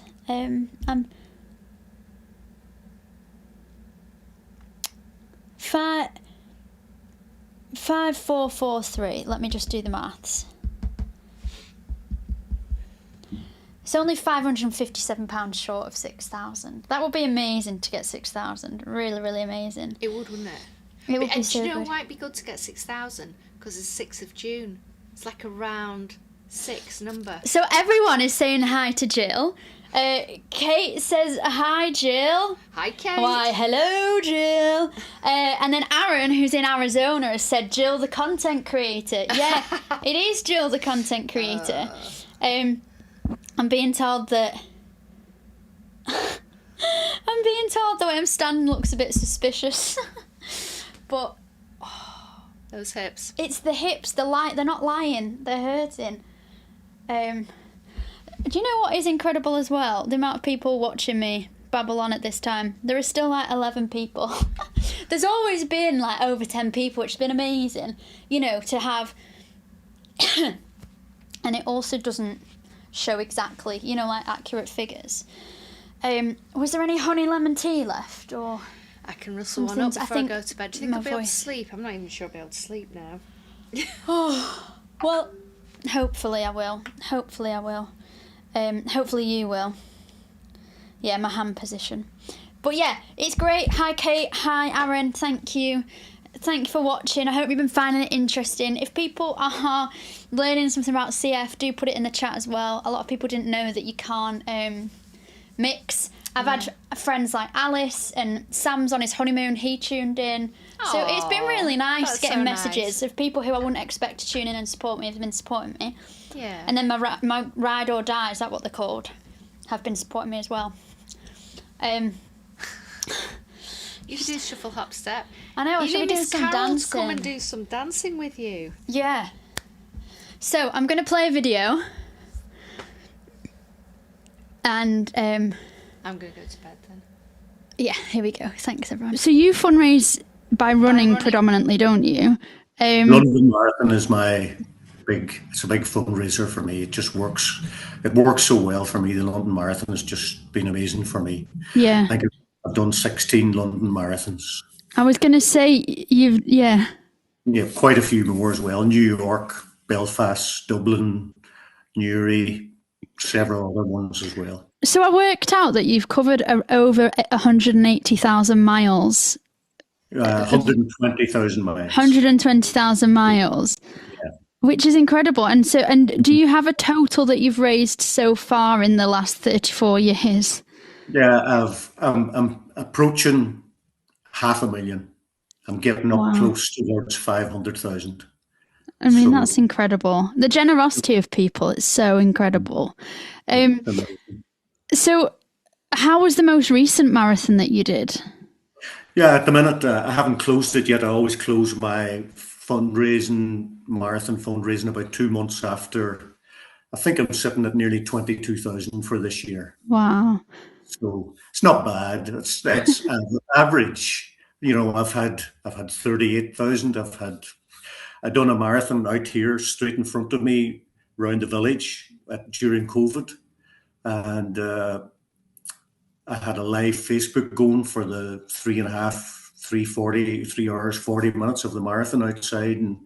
And people were donating from Brazil, Australia, America, all over. And I think it raised something like 40-odd thousand pounds. That's so incredible. But I think what I really love about how the CF Trust use the money is like, even if someone donates £1 or £100,000, it's still used. So it's really great to see that everyone's fundraising so much. So physically, when you ran the London Marathon, how was it? Was it fun? Any pain? Any injuries? Well, I actually retired because of injuries, because of all the miles. I suppose if I was a car with 120,000 miles, I might be in the scrapyard by now. But, I have quite a few injuries, yes, and I did retire because of the injuries, but I kept getting these messages from people with CF saying, Liam, I'm lying in the hospital bed, I'm really sick, I'm in the 10% with no drugs, please don't give up on me. And I still done the odd fundraiser and stuff, but for me, the London Marathon is such a major fundraiser for me. Just all the people just seem to look forward to my London Marathon every year and donate. My London Marathon fundraising now, I don't ask anybody. I used to go around businesses and different places asking them, would they sponsor me for the marathon and stuff. I haven't done that in years now because they come to me, they send me on the money or the check, or they donate online, and it's just amazing. But the reason then I came back running again was because of that 10%. I started to feel terrible about people writing to me saying please don't give up on me, and I don't. So I've tried my best to try and nurture these injuries and take it a bit slower and stuff, and I've managing to be able to do that now for the last 3 or 4 years again since I came back. And my goal is to keep going. I'll be 65 years of age in a couple of months, but my goal is to keep running marathons until everybody with cystic fibrosis has life-saving drugs, and that's the 10% or just under 10% that don't have any. So that's my goal. So you'll keep going, or secretly you're just hoping the researchers hurry up? Not really, because I love running. I just love running. So I hope I'm still running marathons. I told David Ramsden that I might retire when I'm 70, but that's only 5 years away. So I might have to raise the bar and go up to 75 and then maybe 80. But let's hope we've got drugs. It'd be nice then to go and run the London Marathon, that there was drugs for everybody, and then that you're still fundraising for the CF Trust, but not for the poor 10% that I still feel so very sorry for. There's one particular person I need to mention here today, and that's Nick Callahan. Nick has 2 boys with cystic fibrosis, but I cannot describe how great that man has been for me. You probably know, you see my bonus ball raffles for the brand new iPhones during the year. And every time I do a bonus ball raffle, Nick Callahan, he produces the iPhones. He buys them, pays for them. And they're nearly $1,000 every time, £1,000 nearly for a new iPhone, top of the range iPhone. And I just maybe contact Nick and say, hey, Nick, marathon fundraising again. Any chance of putting up an iPhone? And he just, go for it, mate. It's all yours. Wow. And then sometimes he might contact me and say, hey, you haven't done an iPhone in a while. What about doing another one? And I put those raffles up, 59 numbers, 20 quid a number, 1,180 quid. And sometimes within 1 hour or 2 hours, the 59 numbers are gone. And I have to have maybe a waiting list for people for the next one and the next one. And I can't thank Nick Callahan enough. I have to mention him because the amount of thousands of pounds that man has donated in iPhones to the CF Trust is just unbelievable. I don't know how much it is, but it's a lot of money. So thank you, Callahan. Yeah, thank you very much. Yeah, thank you again, Nick Callahan, for all you're doing for cystic fibrosis. It is really amazing. So I reflected with Jill, who's been doing all my social media, and it's been really great to see and reflect and do what we're doing. Okay, so joining me now, which is exciting, is we have Barry Johnson who is going to be joining me, and Barry is a laughter therapist, a laughter yoga leader from the Laughter Society. This episode is sponsored by More Wine. More Wine, founded by Elisa, is a wine tasting business brought to a venue of your choice, be it your living room, a rented space, or your sun-drenched back garden. Wine tastings are perfect for milestones, celebrations, or casual just because gatherings of wine-curious friends. Elisa will teach you how to swirl, sniff, sip and savour new wines, styles, grapes and wine-producing countries, offering insider knowledge on how to appreciate what's in your glass and how to make better wine buying decisions without feeling like you're sitting through a lecture. It's a wine masterclass designed as a night out. And so I thought, what goes with wine tasting? Laughter. Welcome to the podcast. Welcome to my 24-hour podcast. I do believe it's just gone 2, so that means I am 16 hours in, so I'm 2/3 of the way. Huge welcome, Barry. How are you today? Thank you. This morning? Not too bad, Lucy. Yeah, I'm not too bad. It's been quite interesting trying to wait up to 2 a.m. Have you not slept?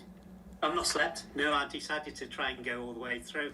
I'm not too bad. I don't need much sleep. Okay. So it's not too bad. But yeah, I've been waiting. And when you said you're a night owl, I thought you'd give me like 10 o'clock slot. Little knowing it would be the 2 a.m. slot. But I love it. I've been dipping in all day, listening to what people have been doing.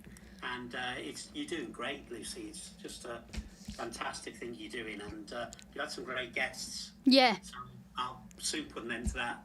Thank No, you won't. Don't be daft. I think your exact words were like, I'll do whenever. Yeah. Oh, yeah, absolutely. They were. So you're the head of the Laughter Society. You've served on many kind of boards for UK's prominent companies with your businesses, professional actor background, clown, comedian. And we're going to talk a little bit about this and your leadership and certified laughter yoga leader. I think that's so interesting. And knowing you and the lovely person and the like the bubbly person you are, I understand why laughter and creativeness like that is so important to you. But I'm really interested to learn more about it, because I don't know what it is, and I'm guessing that the listeners won't necessarily know it exactly either. So No. what is laughter therapy? Yeah, it's interesting, really, because I looked for a lot of it online probably about 2 years ago, and looked at some examples of making people laugh. And it works on the basis, Lucy, that if you can force laughter, it brings about the same changes in your body as normal laughter. Say you were listening to a comedian, etc. Okay. It gives the same feelings of releases in your body of releases some of the chemicals in your body that make you feel good. And so what it works on is being forced laughter. So we eventually force laughter, and that releases all these chemicals in your body that make you feel better. And you keep on doing that. And by the end of the session, your mood has changed from the start to the end. And what we do is when we do these sessions, we've actually got a little check sheet. Yeah. It says, how do you feel about this? How do you feel today? How's it gone today? Blah, blah, blah. And then you do the end after the course. You do the end and say, on a scale of 1 to 5, is this any better? And everybody seems to be a lot better after they've done the laughter therapy than before. So it is something that enables you, it's a vehicle that enables you to laugh out loud, belly laugh, which actually releases these chemicals in your body that gives you a self of well-being and releases stress. So that's what it's all about, really. And my first one I did was at the church at Burscough, probably about 2 or 3 years ago, to the old people's group, and they said, would you come along and make us laugh? So I thought, oh, right, I'll have to just have a look at that. And I managed to do some of these sessions with them, and the change in people was unbelievable. People who hadn't sort of laughed for ages started laughing, and effectively it was people felt that it really helped them with life, really. And then I thought to myself, well, I've been in a really stressful job for 40 years. What is there in businesses that help people relax and help reduce the stress? And companies are looking for, this thing that will help their employees just de-stress from life. And so I pitched it in 2 avenues, really: the old age pensioners, the old people's groups, and also the work groups, where you can go in, you can get a group of people together, and you can actually work with them and have a great laugh. Have you been someone who's always laughed a lot or found it easy to laugh? Because I feel some people don't, do they? Yeah. Well, I find it easy. I mean, if you read my school report, I went to Skatesbrook Hall, in Ormskirk, and my school report says we could not do without the form clown, because his constant effort to see the funny side of everything is not helping his coursework. And we could not do without our clown, an amiable clown, but he must really sit down and learn more about his work. So it's I've come from that background, really. But also, when I was a kid, I always wanted to be a comedian. Okay. So I actually started life out when I was 20 as a comedian and trying to make my way around the clubs. But it was very hard work. I find I tend to laugh at everyday things or people or things they say. Yeah. When I go to a comedian, it's almost like, I know you're going to make me laugh, so I find it harder to laugh. Like, it's got to be really good for me to tear laugh, you know what I mean? Yeah. It's almost like I'm like, your job is to make me laugh. Try. Yeah, absolutely. And that's the point about, the point about laughter therapy is really that if you go see a comedian, you laugh every second joke, perhaps, have a little laugh. Yeah. But to actually get this change in your body, you need to be belly laughing for quite a while. And this is what laughter therapy tries to do, is trying to make you laugh longer than just a comedian will give you. So I tried being a comedian. That didn't work. I entered a competition in Southport, like a talent show, and I went on and did all my jokes and all that, and I came second to last. Wow. And the person who came last was a 90-year-old singing Amazing Grace. So I wasn't that good. So I gave that up, and then I became a clown. So children's entertainment. Like with the nose. Yeah, all that type of stuff. Chuckles the clown, Southport's favourite clown. Oh, that was your name, Chuckles. Chuckles. Did you do the full makeup? Because some people are terrified of clowns, aren't they?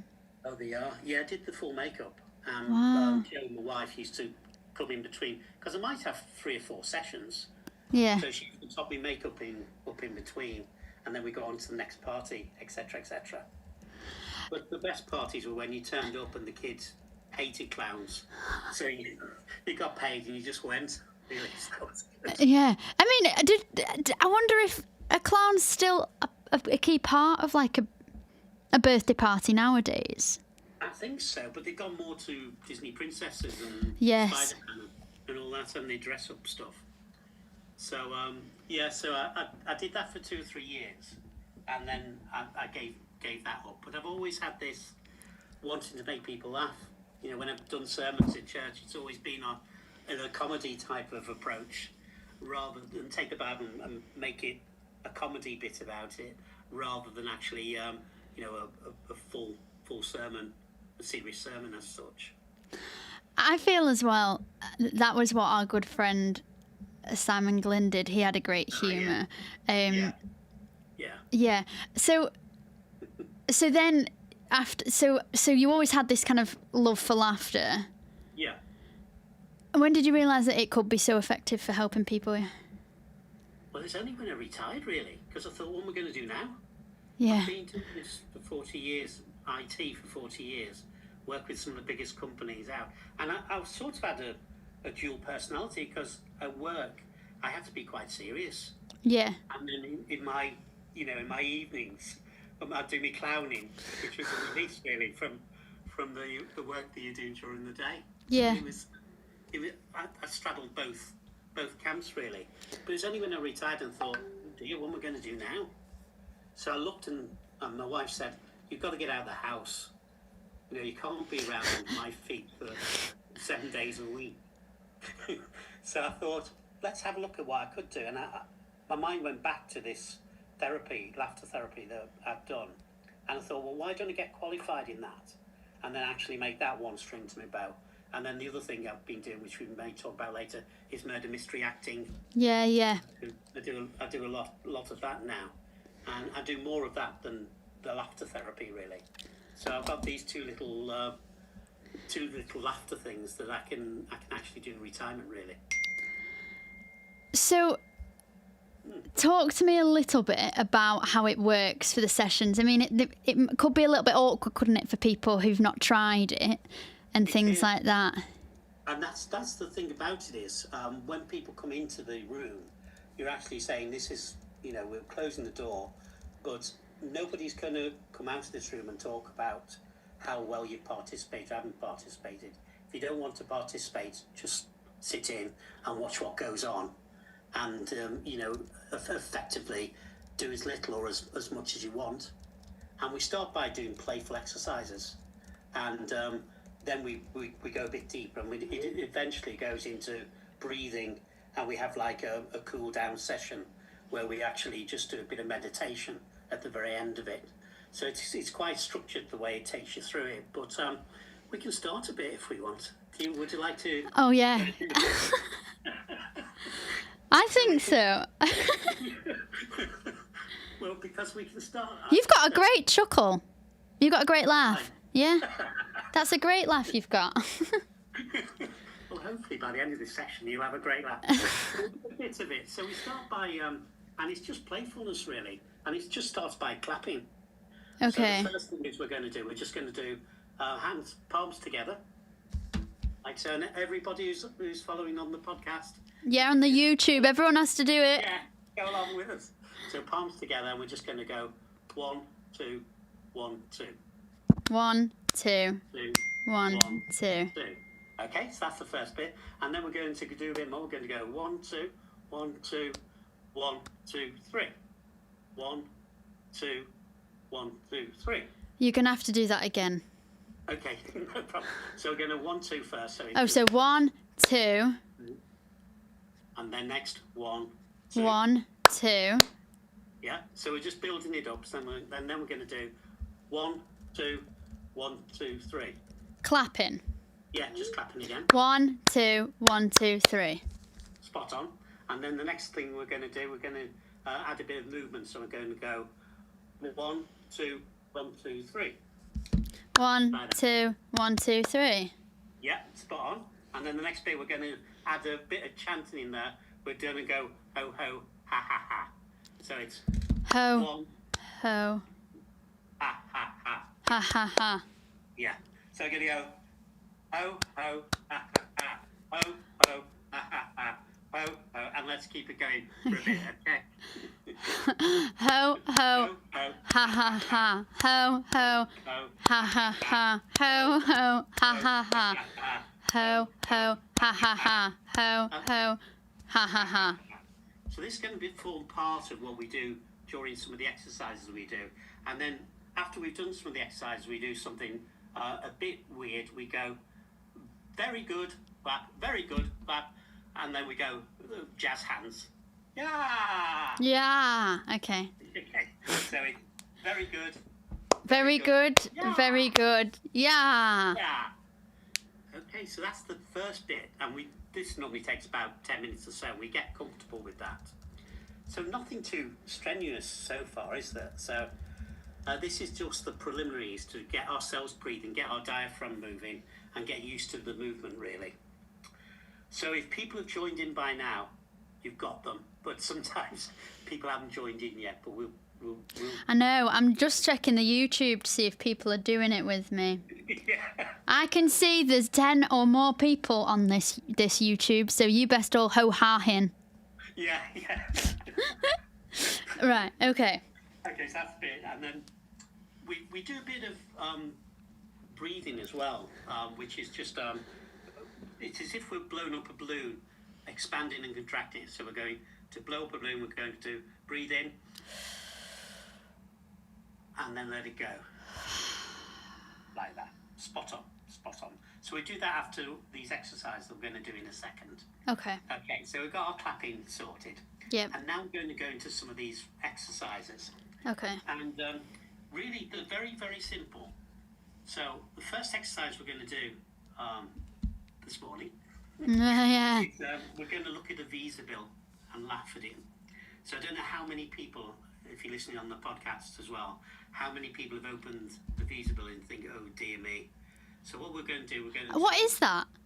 It's like your bill, your credit card bill. Oh, yep. Yeah, and you open the bill and you say, oh, I didn't spend that much. So what we're going to do, we're going to pretend we're opening the credit card bill. Yeah.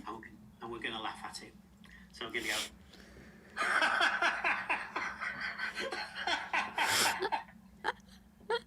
Okay. Okay. You've got a great laugh, though. That's so, yeah. It's like ready on demand, your laugh. I'm like gearing up. It's all on tape. I just press the button here. Okay. So we're going to open a Visa bill. So let's all together open the Visa bill, look at it and go.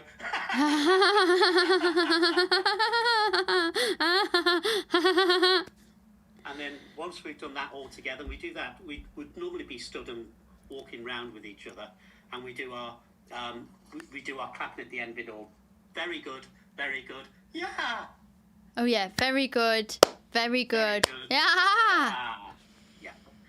Okay, so here you see what's happening now is building up a little bit of this laughter process, and it's going to become a bit more natural when we do our next one now. So we've done our Visa bill. So we've got another one that we're going to do, a little exercise, the teacup laughter. Okay. So you're pretending that you're pouring water. So first of all, I'll demonstrate first, and then we can do it together. So we're actually taking a teacup, pouring water on this way. I'm going, ooh. Ooh. And then we go, ooh. On this other hand. Yeah. And then we go, And what are we doing with the water there? we're just throwing it up in the air. Oh. Yeah. Right. Okay, so let's try that one. So it's water on one hand. whoa. Whoa. And the other one, Ooh. whoa. And then, whoa.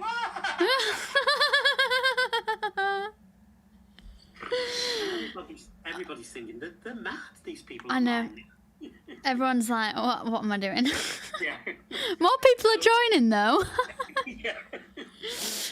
So we go through quite a number of those. So that's 2 of them, and we probably do about 10 or 12 of those.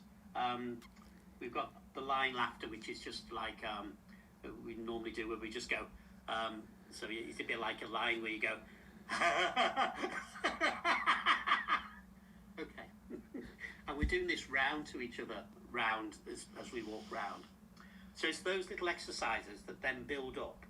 And then once we've done those exercises, it's amazing then, we would actually go down into a bit of a meditation, which is where we will all sit around and we'll just sit there quietly and we'll just start laughing. Is that awkward? Do you think people are self-conscious about the laughs as well? Because I have several laughs. I have one which is like a bit fake, but I'm laughing at the right time that society predicts. Then I've got a laugh that's like I really can't control it, and my mum would just say, "Oh, it sounds like a little waterfall." It's like it's really good. And then I have the silence. Yeah, and I think it is difficult. This next part is the most difficult part because people either have got into the mood of it or they're still not at peace with it. So all we ask is that, well, just lie there and don't do anything. We tend to lie on the floor for this bit. Oh, just lie yeah. And then don't do anything. And this is the whole thing about laughter yoga. Participate if you want to, but there's no pressure on anything to do that. So actually, I can do it lying down. Give me 30 seconds to just navigate my Mind you don't fall asleep though, that's the only thing. I won't. I'm just. My friend's just said now she knows when I'm fake laughing at her. Right. Okay. So let me just go round. Yeah, no problem. You won't be able to see me, Barry, but everyone else can. There's no problem. Don't worry. So I'm lying down. You lay on your back, face down, palms facing Face upwards. down. Back. Lie on your back. Oh, face. yeah.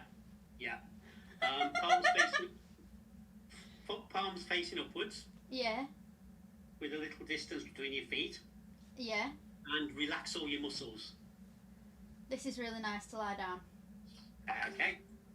And now, just if you think your laugh is coming, just don't sort of. You've got to catch the laugh like it's a wave. Yeah. just start with a little bit of a laugh. You've got a very contagious laugh. And you can force a laugh. This is what it's all about. It's all about forcing a laugh. Okay. Which then comes into an actual laugh. So you can force a laugh if you want to. That's quite funny. And then keep it going. And then you...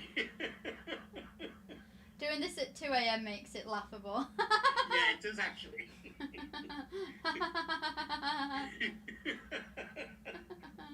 And the point is, once you fake it, you end up in a real laugh. Yeah, absolutely. Yeah, and we'd have probably done a lot more preparation beforehand. We've condensed this really into 15 minutes. So all the exercise you do beforehand will have led you to this point where you are laughing, and it's amazing how many people do get into this. Yeah. Laughter, and some people are uncontrollable, and that's not really what you want. So you go around saying, "Can you calm down a little bit? It's too much." But that's what it's all about, because it's all now relaxing. The tension is going, the stress is going, and effectively, we're in a situation where we're laughing a bit more freely, which is releasing all those stress things in our bodies, really. Then once we've done that, we then go into meditation, where we just go through our whole body, and it's normal yoga meditation, which is where you talk about from your head.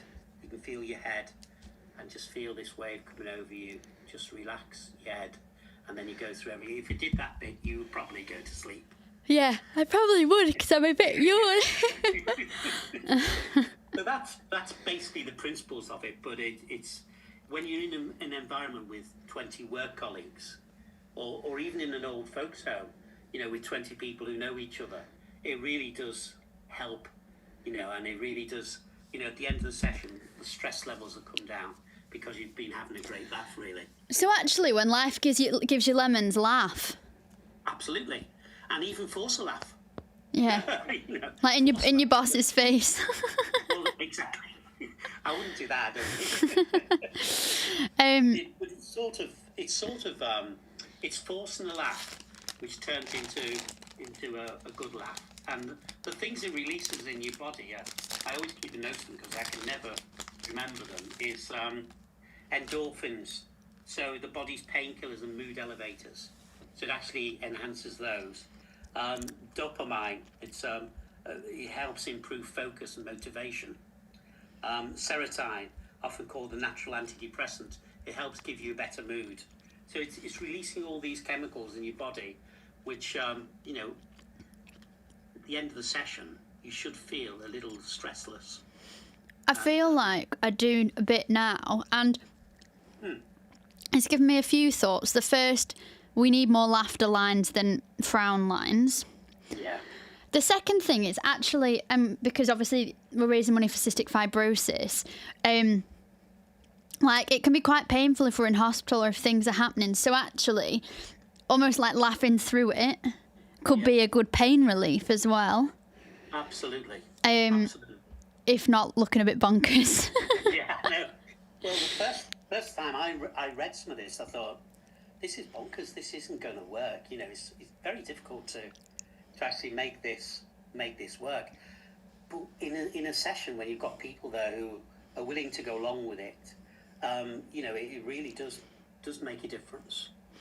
And yeah, it is. And how do you end? Yeah, so you end. You kind of go ha ha ha ha ha. Well, you have your cool down, so you're relaxing. So you end on a really relaxing note. Yeah. So you build it with the laughter, the clapping. Oh yeah, ho ho. Ho ho. Ha ha ha. Ho ho. Yeah, spot on. So you're building it. You're then relaxing into meditation. You're having your big laugh when you're lying on the floor, etc., and then you're relaxing into your meditation, and then you come out of that, and effectively you go home really, and hopefully in a better frame of mind. Yeah. You have to sign a disclaimer as well, because people can get lightheaded because laughter gets lightheadedness. Yeah. And breathing as well. People who perhaps haven't breathed and relaxed breathing for a while, or just breathing during the exercises, can get a bit breathless at the end of it. So effectively, you've got to be careful on that. Laughter's always the best medicine, and it's also a really good form of physiotherapy to help with like moving the mucus in cystic fibrosis people's chests and things like that. So it is. Right. Yeah. Just like everyone kind of ends up in a bit of a splutter, don't they, when they laugh so much? Like that's a great point. Yeah, and so everyone can laugh. Yeah, spot on. Everybody can laugh, and I've seen people change completely who are there saying, "I'm not going to laugh at this," and it's the first time they've laughed for years and had a good laugh. Yeah, and that's what's good. It's a rewarding job, because you see people, you take people on a journey, and you see exactly what's happened on that journey, and it's good. That's really special, and I think that's really exciting. I love it. I really do. I think it's really cool. Yeah.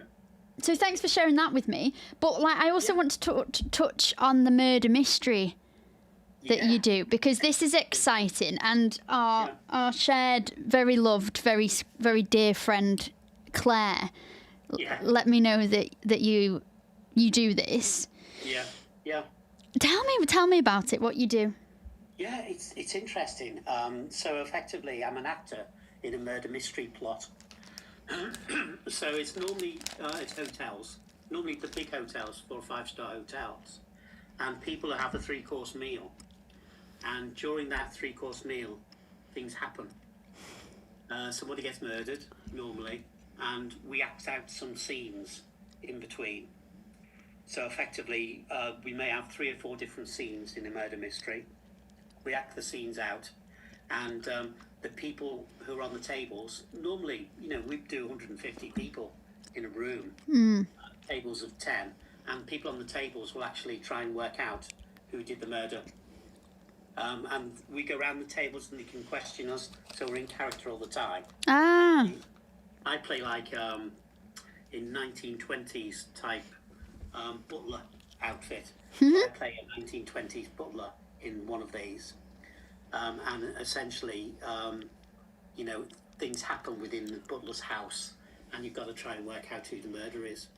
And I can do 2 or 3 of these a week. They're popular. Oh yeah, very, very popular. And the fun is, you sit with the people around the table. So I'm sat with the people sometimes around the table, and they can ask me any questions they want about my character. So you've got to stay in character all the time. So it's really good fun. From an acting point of view, it's good. And from the people's point of view, there's a lot of people who haven't been to murder mysteries before who say, this is fantastic, I'm going to come again. But it's all to do with acting, and that's where my heart is, really acting, pantomimes and things like that. So, but the murder mystery is great. I do it for 2 or 3 murder mystery companies, and then I've started my own murder mystery company, Murder Mystery Live. Yes. Okay. And effectively, I've got my own, but we've only done 1 or 2 of those in the past year or so since I set that up. Murdermysterylive.co.uk.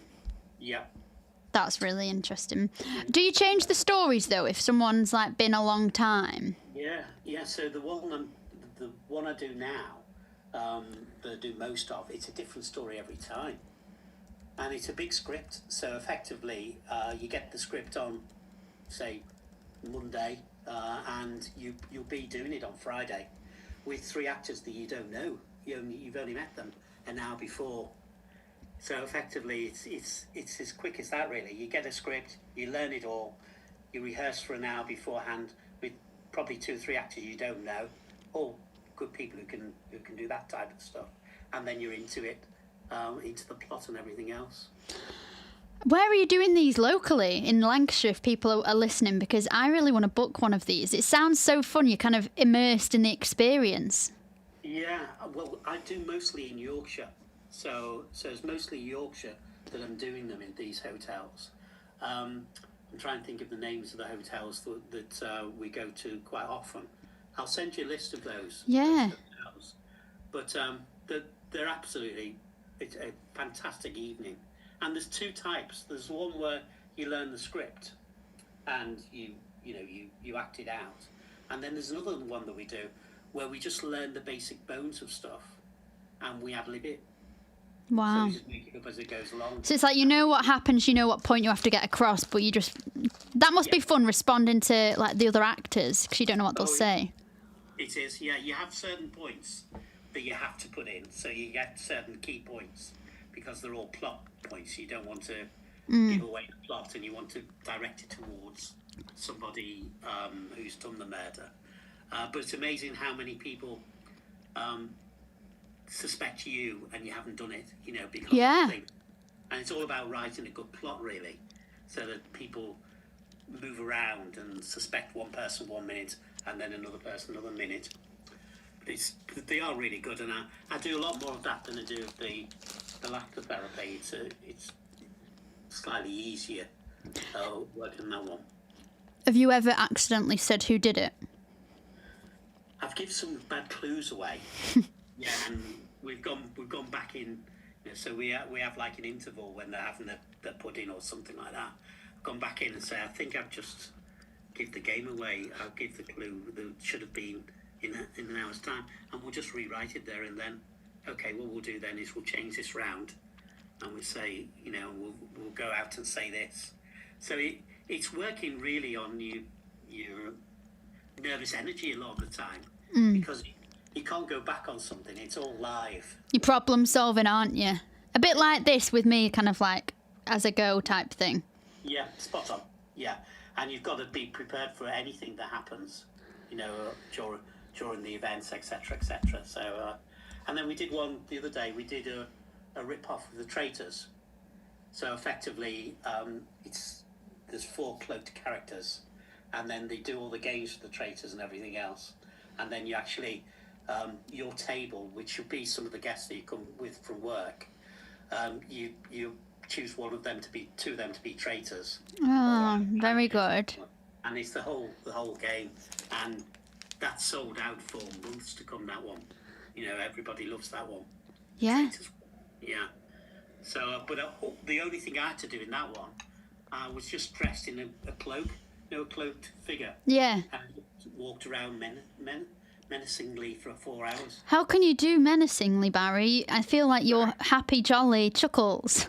Well, without me hood pulled down, people can't see me face, so I'm laughing in the They can't see how friendly you are. Yeah. So why do you think like entertaining people and putting a smile on people's faces and laughing comes so naturally to you? Like that you're such this joy bringer and entertainment person? Yeah, I don't know really. I've done it from an early age. I've always had the interest in drama.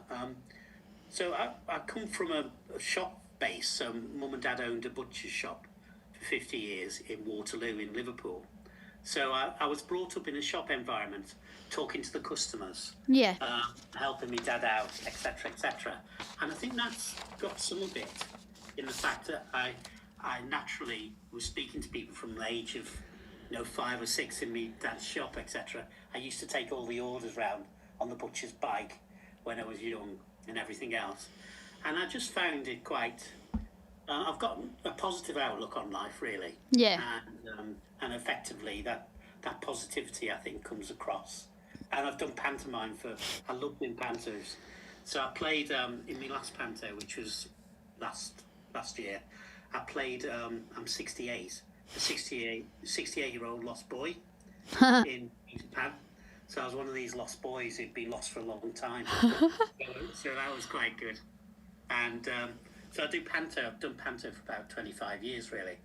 I just love making people laugh.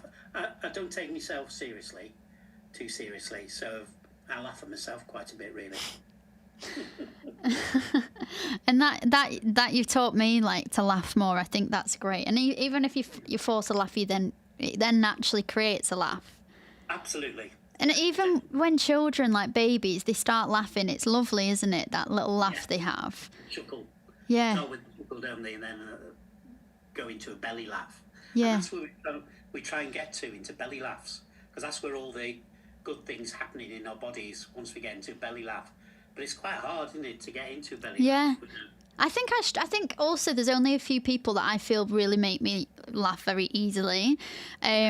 But yeah, I'm definitely going to try that. I think it'd be fun. I think it will be really fun to do with a group of people sometime. Yeah. And certainly if you wanted me to come and do a session for some for the trust or anything, I'm quite happy to come along and do one of those sessions. Yeah. Anytime you want. So anytime. Yeah. Here you are at any time. Anytime. Well, thank you so much, Barry. It's been really interesting to talk to you. I have popped your Murder Mystery Live website on the YouTube as well, so people can see and find more information. But yeah, I guess never stop laughing. Thank you for cheering me up at 2:45 on Saturday morning. I'll give you the energy to get through to the end. You definitely have. I feel like if I am... Hang on, let me do the maths. If I'm 16 and a half hours through... Yeah, and you've got 24 to go. So it's 7.5 hours. Yeah. Have you got loads of guests coming on, or...? Yeah, I've got some guests now going... I'm going over to New Zealand and Australia with those...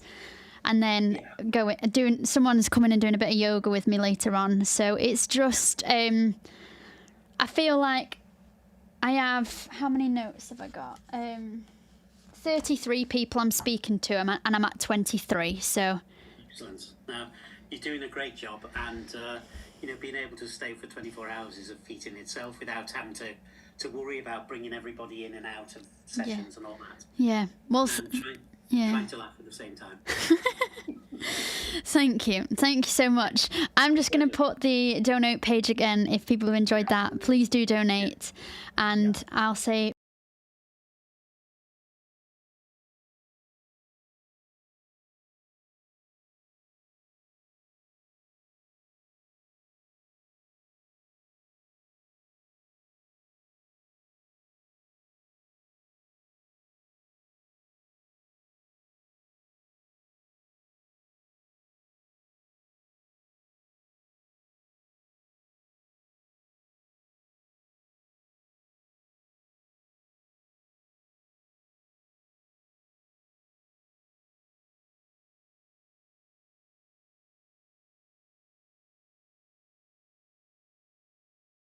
I'm going to be laughing at everyone like, that's my fake laugh. Someone was like, oh, I'll know when you give me a fake laugh. I feel like it's like, I feel like that's my fake laugh. There's 13 of you watching, a few more actually than that. So thank you so much for being with me. If you are watching on YouTube, put a hello in the comments so I can see who's watching, and I can visualise your faces if I know you. That'd be amazing. Let's watch a video now, and here we have a video about families and how they deal with cystic fibrosis. For our family, they had a bit of an awakening at how much we actually had to do and all of the different things that we had to think about in Arlo's day-to-day life as a baby and now. So that was kind of just a project to get them understanding why we do certain things and how we do certain things, but everyone, family, friends, really leaned into understanding it more and knowing more about cystic fibrosis so that they could be there for us and Arlo.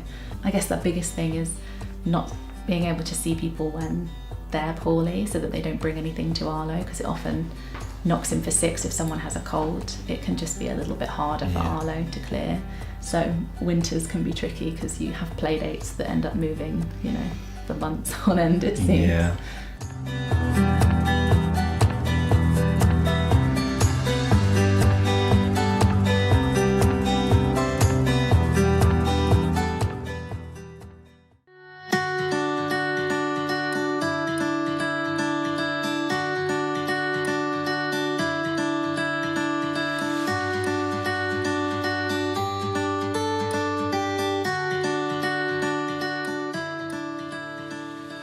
Did you know anything about CF before you had me? I'd never heard of CF, so I didn't know what to expect. So it was a bit of a shock for me. And I had to find out what it was, really. I'd only heard about it when the midwife had been talking about heel prick tests, and it didn't really think it was going to be something that we needed to know about or that was going to affect us. But yeah, it did. What was the trickiest thing to get used to when you had a baby with CF? Medications, I was saying, and you taking your medications from a young age. You were quite young, so it's the Creon was quite easy to give it to you, but physio and things like that was quite tricky. But did it get easier as I grew up? Oh yeah, definitely. And you become an expert in CF very, very quickly. You almost know more than what the specialists know. They don't live with it day in, day out. So you become very good at knowing what's right for your child. That all kind of comes quite instinctively, and yeah, it gets easier. You get better at knowing when you need to have antibiotics. You get better at knowing whether you need extra physio. You get better at listening out for coughs. Yeah, and then as you get older, you become more independent and you take on making up your medication and doing your medication. So yeah, it gets much easier. Yeah, well, that's like the same for me. Like I kind of can read my body and know its signs or when I've got a little cough coming. So yeah, yes, it's easier for both of us then. Yeah, it's. How do you feel about my CF now? I think with the advances in medication that's come out, I think the prognosis is good now. Certainly from when you were born, 15 years ago was a long time ago. But now it's a good. You've got a good future ahead of you with the medication you have now, so it's good.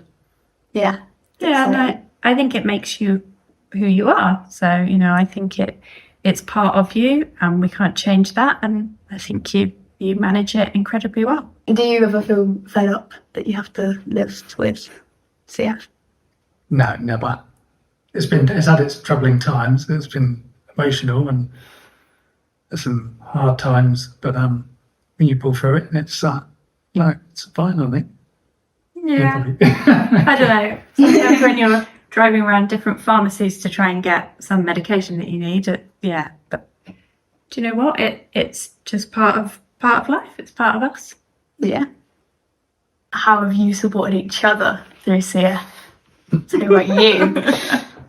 I think we talk, we do it as a team, but it's not just the two of us. You've got family around, you've got Granny and Gramps and Nanny and Grandad who have all helped with bringing you up with CF, who've all been there, who've supported you with different things that you've needed with CF. Try not to cry, but what makes you proud of me? Your lust for life, your enthusiasm for everything you do. You grab the moment and you go with it. You give anything a try, and you always give 100%.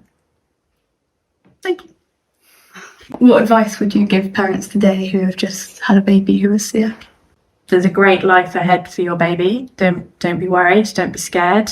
Take the advice that you're given from the doctors, but always do what's right for your child, and just keep them as well as possible. How do you feel about CF? I love CF. I think it's really cool. It's a really cool thing to have, and it's given me loads of cool opportunities. Like, we've been on the radio, we've been on the news, in newspapers, I've done speeches. I mean, you've helped me write speeches, and it's really cool. I think it's given me more than I would have thought it did. Makes you who you are. Yeah, exactly. Yeah.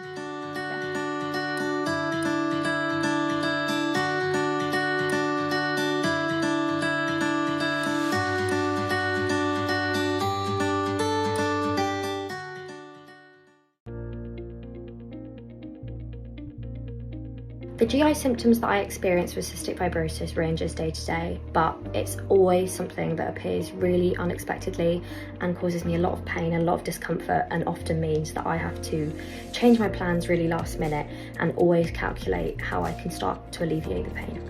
For a lot of us, especially those of us on Kaftrio and these modulators, that not every aspect of CF has been magically cured, and yes, I can breathe significantly better than I used to be able to, but at the same time my tummy is always sore and it's always really debilitating, and it can cause a lot of discomfort and a lot of stress and a lot of anxiety. CF-related diabetes impacts my life in many ways, both kind of mentally and logistically in the day. Mentally, it can cause a bit of an unhealthy obsession with what I'm eating, because I'm constantly having to count carbohydrates, watch, the foods that I ingest and whether they're gonna make my sugars go too high or whether they're gonna cause my sugars to potentially go too low. This can lead to highlighting kind of the idea and the notion that some foods are good and some foods are bad, and that, in my case, has led to disordered eating. Logistically, during the day, it affects me by, I can't just sit down and have a meal. I would like other people to know just how turbulent having CF-related diabetes is and how it can be affected by so many different things that are out of my control. For example, it can be affected by the exacerbations I have in my cystic fibrosis and about whether I'm, feeling healthy or whether I'm feeling under the weather with a chest infection. It can also be affected by stress in my daily life, and it can be affected by hormones, and actually my sugars seem to be more uncontrollable at different points in my menstrual cycle. My gut issues have continued, and if not worse, since starting Kaftrio, and it would be really, really great if we could have a drug that reduces these symptoms on the day-to-day. My one wish for the research on CF-related diabetes would be that there is a focus on the variability in this type of diabetes. I could probably eat the same thing 2 days in a row, but one day my sugars may cope fine with it, and one day they may go too high or too low, even with the exact same amounts of insulin at the exact same times in both of those days.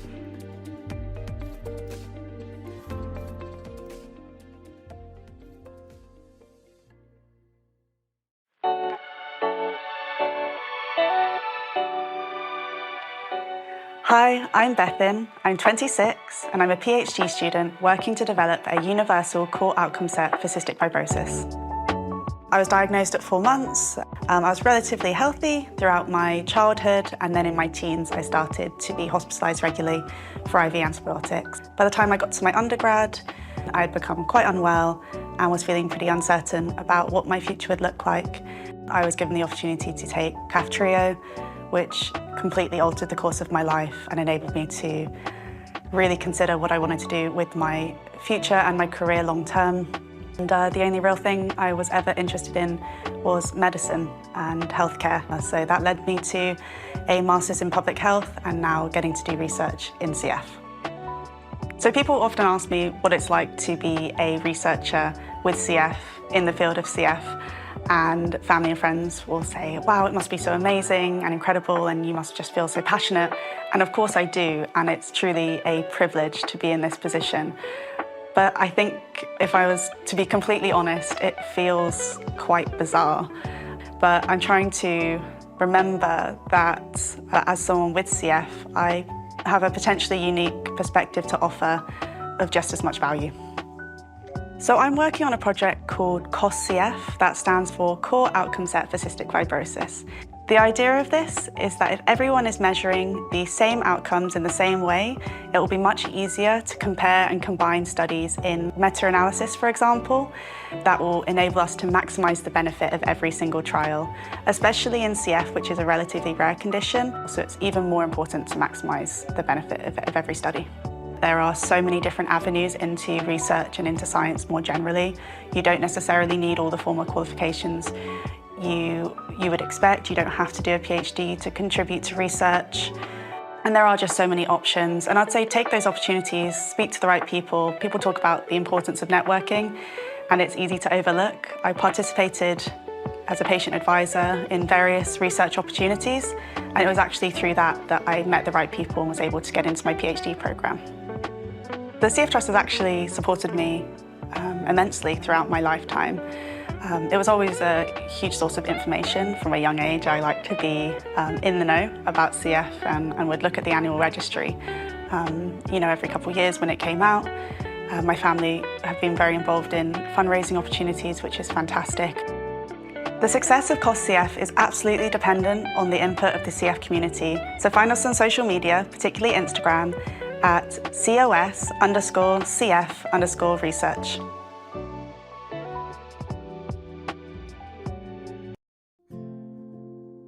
I've always known, growing up, that I didn't have the most common mutations in CF.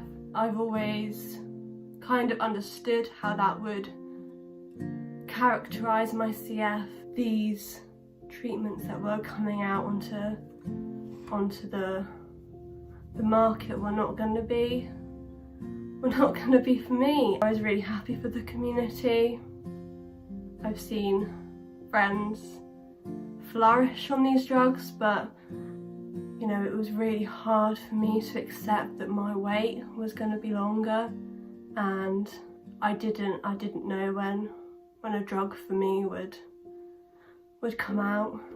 The burden of treatment is immense in CF. He spends hours every day completing his nebulizers, his physio, remembering to take his tablets, putting up with sinus headaches and managing his pain. And all of the treatments only treat the symptoms of his disease. And I suppose that's one of the harder aspects of knowing that we're not eligible for any of the new CFTR modulator drugs, which I would love to feel like we're treating the underlying cause of his disease rather than just those symptoms. We so desperately need something that can get us not off this roller coaster. I'm not sure that treatments in the near future will remove all of these variables, all of these hurdles, all of these worries that we live with, but they could make a massive difference. And we so desperately need this research, and we so desperately need it now. He's so brave and so strong, so fantastic.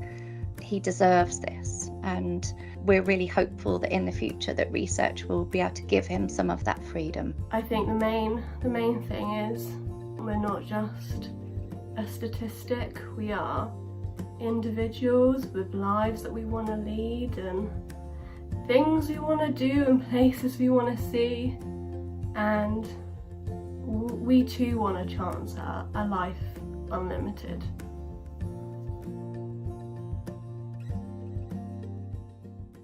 Even with the new modulators, there's still lots of people who are affected by exacerbation. They can happen at any time, and it can really change how your health is and how it is in your life. When I have an exacerbation, it can come on quite suddenly with very little warning. There used to be a lot more warning signs before I started on the protein modulators. I could feel it coming, but these days it's really hard to pick up on those signs. So I'm having less exacerbations, but more dramatic ones that take a lot longer to recover from.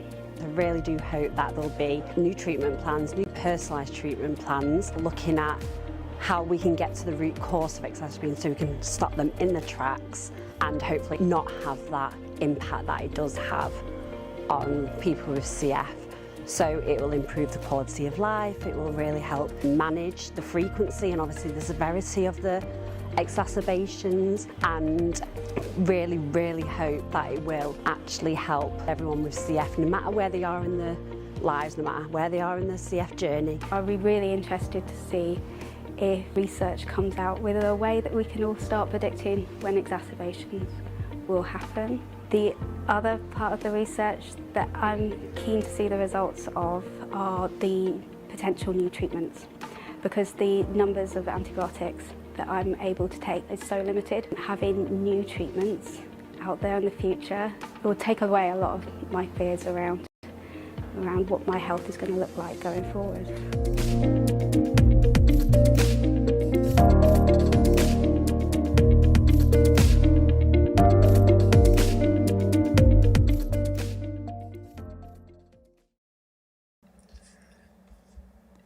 Amazing. It's always great, isn't it, to hear those stories. And for those of you listening now, you might not have seen them earlier on, but it is great to hear about and see.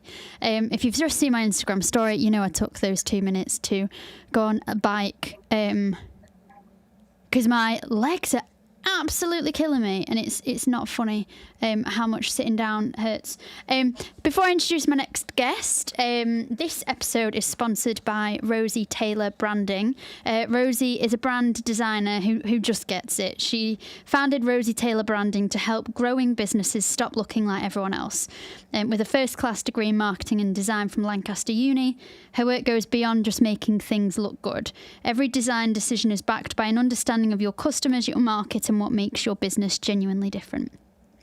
She works with startups, small and medium businesses across the UK and worldwide, from hospitality and e-commerce to consultancy, finance and marine services. Every business deserves a brand that helps it grow. So make sure to visit rosietaylorbranding.com. Joining me now on my podcast, all the way from New Zealand, it's 2:00 in the afternoon there, I think they're 11 hours ahead of us, is Daisy Herman, who is a great friend of mine. Hi Daisy, how are you? I'm good, thank you. How are you doing? How are you feeling? I'm not tired. I was thinking that when I used to do night shifts, the 2 till 3 would be nap time.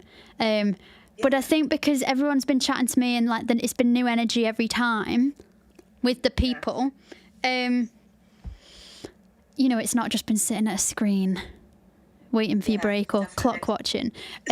So you're in New Zealand. Whereabouts are you?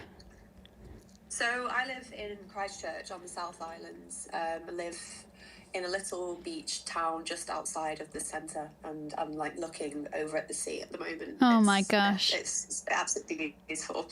So is your time zone? It's winter. Yeah. So you're in the south of the island. So that means, because I've got my world clock, so I don't annoy you at different times. So you're not Auckland time? Oh, it's the same time zone. Fine. So the New Zealand's made up of like the North Island and then the South Island. Auckland's in the North Island, but it's all on the same time zone. That's brilliant, because that makes me feel better, because I was like, I don't know where she is. So we're going to be chatting about kind of you've moved recently to New Zealand. Yes. We're going to be talking about that, the process, what it was like visiting and travelling, because you travelled a bit around that area before. And yeah, we'll see where the conversation goes. I also want to give you a shout out because you've been really helpful in securing these early morning slots for me and communicating with people in Australia and New Zealand to get that sorted. So thank you so much for doing that. My pleasure. So yeah, let's go back to when you went travelling, because you're from the north like me. You took a sabbatical from your workplace and you went travelling. Correct. Yeah, so I did that October last year. I took 2 months off work, and I did. How long did I do? I think I did 5 weeks around Australia, and then 3 weeks travelling around New Zealand. So in Australia, I did. Flew into Sydney and went up the East Coast, basically, which is just a very classic backpacker route. Were you backpacking, or did you have a bit more? Yeah, it was backpacking. I was in hostels. I had a backpack that has wheels on it. It's honestly, if anyone's going to do any backpacking, I actually could not recommend the bag more, because it just means that you don't have to carry it on your back. Because I have done some travelling before, when I was about 19, and I had a proper backpack then, and it's not fun. So I would recommend a backpack with wheels. So it's basically a suitcase. So yeah, I went up the East Coast of Australia for 5 weeks, and then 3 weeks in New Zealand, where I did like camper van trips and staying on campsites, and yeah. And what made it different than just a holiday, that you like a bit of your heart was there, that you've moved? Because what's the time zone between moving and being on the holiday and then moving? So I got back from the trip end of November. That's so exciting. I know, and then I moved in March. So what's that, 4 months? 4 months at home? That's a rash decision, like a brave decision, impulsive decision. Yeah, definitely. But I don't know what it was. I was travelling with my best friend, and when we both got to New Zealand, there was this energy here that we both were like, ooh, this feels like a different place. And I guess maybe a lot of it does feel like home. It's very green. Especially where I'm living now, it is a very English feeling place.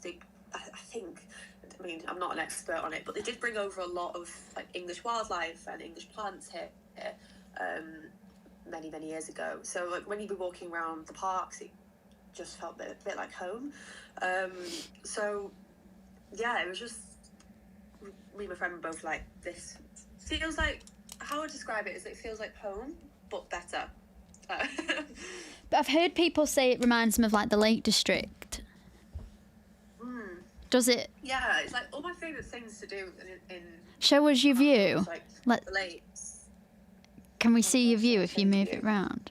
Let me see. I don't know if you can be able to see it, but like the sea is just there. Oh wow, yeah, it is green. Yeah, it's very green. So like there's like mountains on this side as well. Wow. So like, on a really clear day, there's like a mountain range over there, and you can see it, and it's got snow on it at the moment.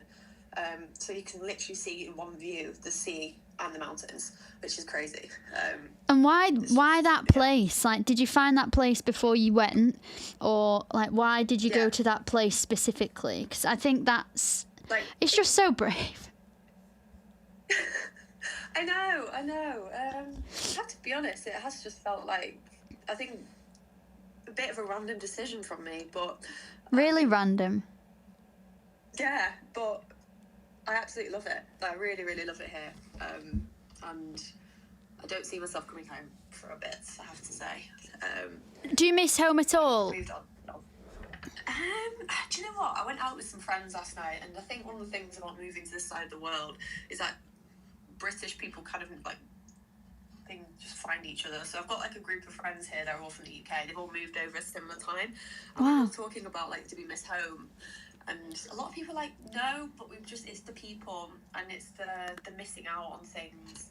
Like, you know how we had really good weather the other week, and so everyone was out, and Yeah, 1 week. all my friends were together. Yeah, that 1 week. But especially now, it is winter here, so it is. I mean, it's not bad. It's not a bad winter, but it's colder, yeah, that it's more the stuff that I'm missing out on more than actual home, which really surprised me. I mean, I've never left Manchester before moving here, so it's gone from literally living down the road from the house that I grew up in to 12,000 miles away. I can't. So you went on your own, didn't you? Like, you went and met your partner who like happened to also have moved out, but separately. Yeah. So I went after him, and I mean, I love solo traveling. I love going and doing things. You're quite independent. Yeah. You quite enjoy like I feel like you'd enjoy sitting on your own at a restaurant actually. Oh yeah, like today I just went and had breakfast by myself. Just took my Kindle and just will always just go and do that. And even when I was travelling back last year, there was a few gaps where I wasn't with people because I planned the trip around seeing some friends who had moved to Australia as well. So there was a few days like in Sydney, I was by myself, and in Melbourne I spent 3 days by myself, and in Brisbane, and I just go and take myself out for dinner. I just absolutely love it. I just feel like there's no nicer peace than just sitting there ordering exactly what you want. I always take my Kindle with me because I'm just reading constantly, and having a little glass of wine by yourself. I just think I absolutely love it. It's not Emily in Paris, it's like Daisy in New Zealand. Living the best life. So how come you went for New Zealand and not Australia? And how are they different? They're so different. Honestly, I mean, so many people think they are the same country, and they're just really not. I think Australia's, I think because it's hotter and it's more tropical, it's not as green, it's not as luscious in a lot of ways, and it feels a bit busier.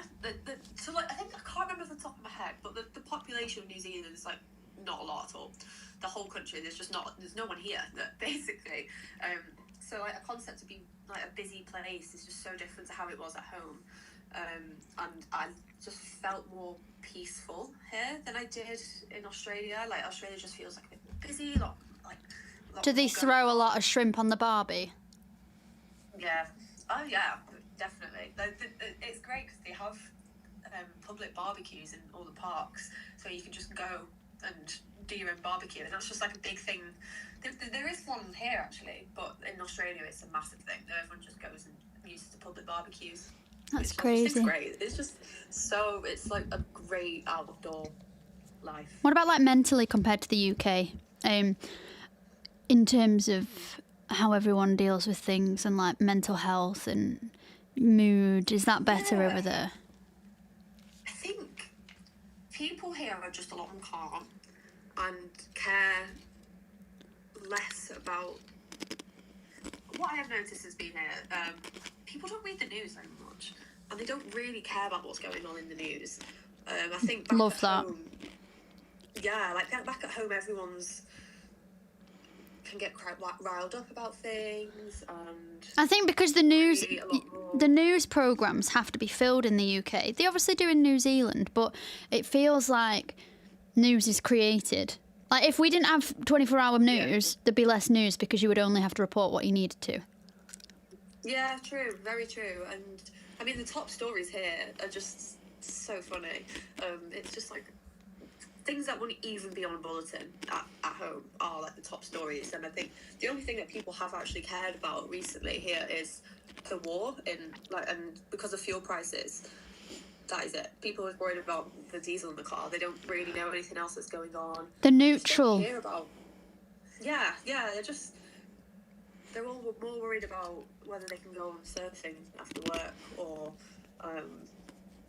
whether what the weather's going to be like, whether they can go for a hike and all that kind of stuff. It's just it's a very different mentality, and I think they've just got different priorities here than I guess. Yeah. We do in the UK. I did see something that said Australians, I guess New Zealanders get it right as well. You don't have life after a 9 to 5. You do have you have your 9 to 5, but your day doesn't start. Your day could start at 6, and you could go and surf before work or chat or things like that. Yeah, like the work-life balance here is so much better. People don't really, that the day isn't just about the job, it's there's other things. And I think definitely in Australia it's like there's a big morning culture that I would say less so here. In Australia it is insane. Like when I was in Sydney, the first day I woke up there pretty jet lagged, so I woke up about 4:30 in the morning, couldn't get back to sleep. I was like, oh, you know what, I'm gonna go to Bondi Beach at 4:30 in the morning to watch the sunrise. And I got there, it was like just before 5, and it was heaving. There was so many people out at 5 o'clock in the morning. And I was like, I'm only here because I'm jet lagged. Like, I would not be getting up at that time. But you'd see there was runners, there was people walking their dogs, families out together at that time. So, like, if you're working at night, then you've got a whole 3 hours in the morning before that, before your work starts, which is just crazy. I think people just have a lot more... I don't know, like, what do they get up and go? I don't know if that's the right word. I guess they've got more to get up and go for, like, because in this country it's still dark. I mean, it's not. We've got some lovely mornings, but like there isn't the beaches there isn't stuff to do as such other than walk or run or walk a dog. Yeah. Yeah. But you moved, and I guess you did it all very quickly, but you knew deep down. Yeah. Quit your job, it was a big life change. Yeah. And you brought your dog, Mabel. I did. So, yeah. My gosh. I was like, Mabel, thanks, Margot, yeah. Let me off because it's 3 a.m. I know, I will, don't worry. But you had all that to do as well, like the certificate, So talk to me about like the logistics of moving. Like you've decided you want to move from the UK. I mean, how does that work? I know that. I mean, I read Jacinda Ardern's autobiography. Is she popular over there? Is she quite? I don't know. This is the thing. I don't know about the politics here because no one talks about it. It's just not really a thing people talk about. I like that though. I'm not sure. I did enjoy her autobiography and learning about the what are they called? The people that Maori? Yeah, Maori people, yeah. That was really interesting. And also she was Mormon, which was interesting, and where she came from and all that. But I know that I think it's people with CF. If I was to move over there, I would be like rejected from Australia. I'd be rejected from anywhere because I'd be such a drain on the economy. I bet America would take me, but like my insurance would be so expensive. However, like when I was diagnosed, my mum and dad looked at moving to Canada, to Toronto, because the healthcare was meant to be better. And they rejected me because they said I'd be a strain on their health service. So in a way, I'm like glad I was born into this country where I get everything. I don't have to worry about paying for anything. It's we're grateful for that. But for someone who doesn't have like the health conditions that I do, what is the steps and the processes you had to go through and the length of time they took?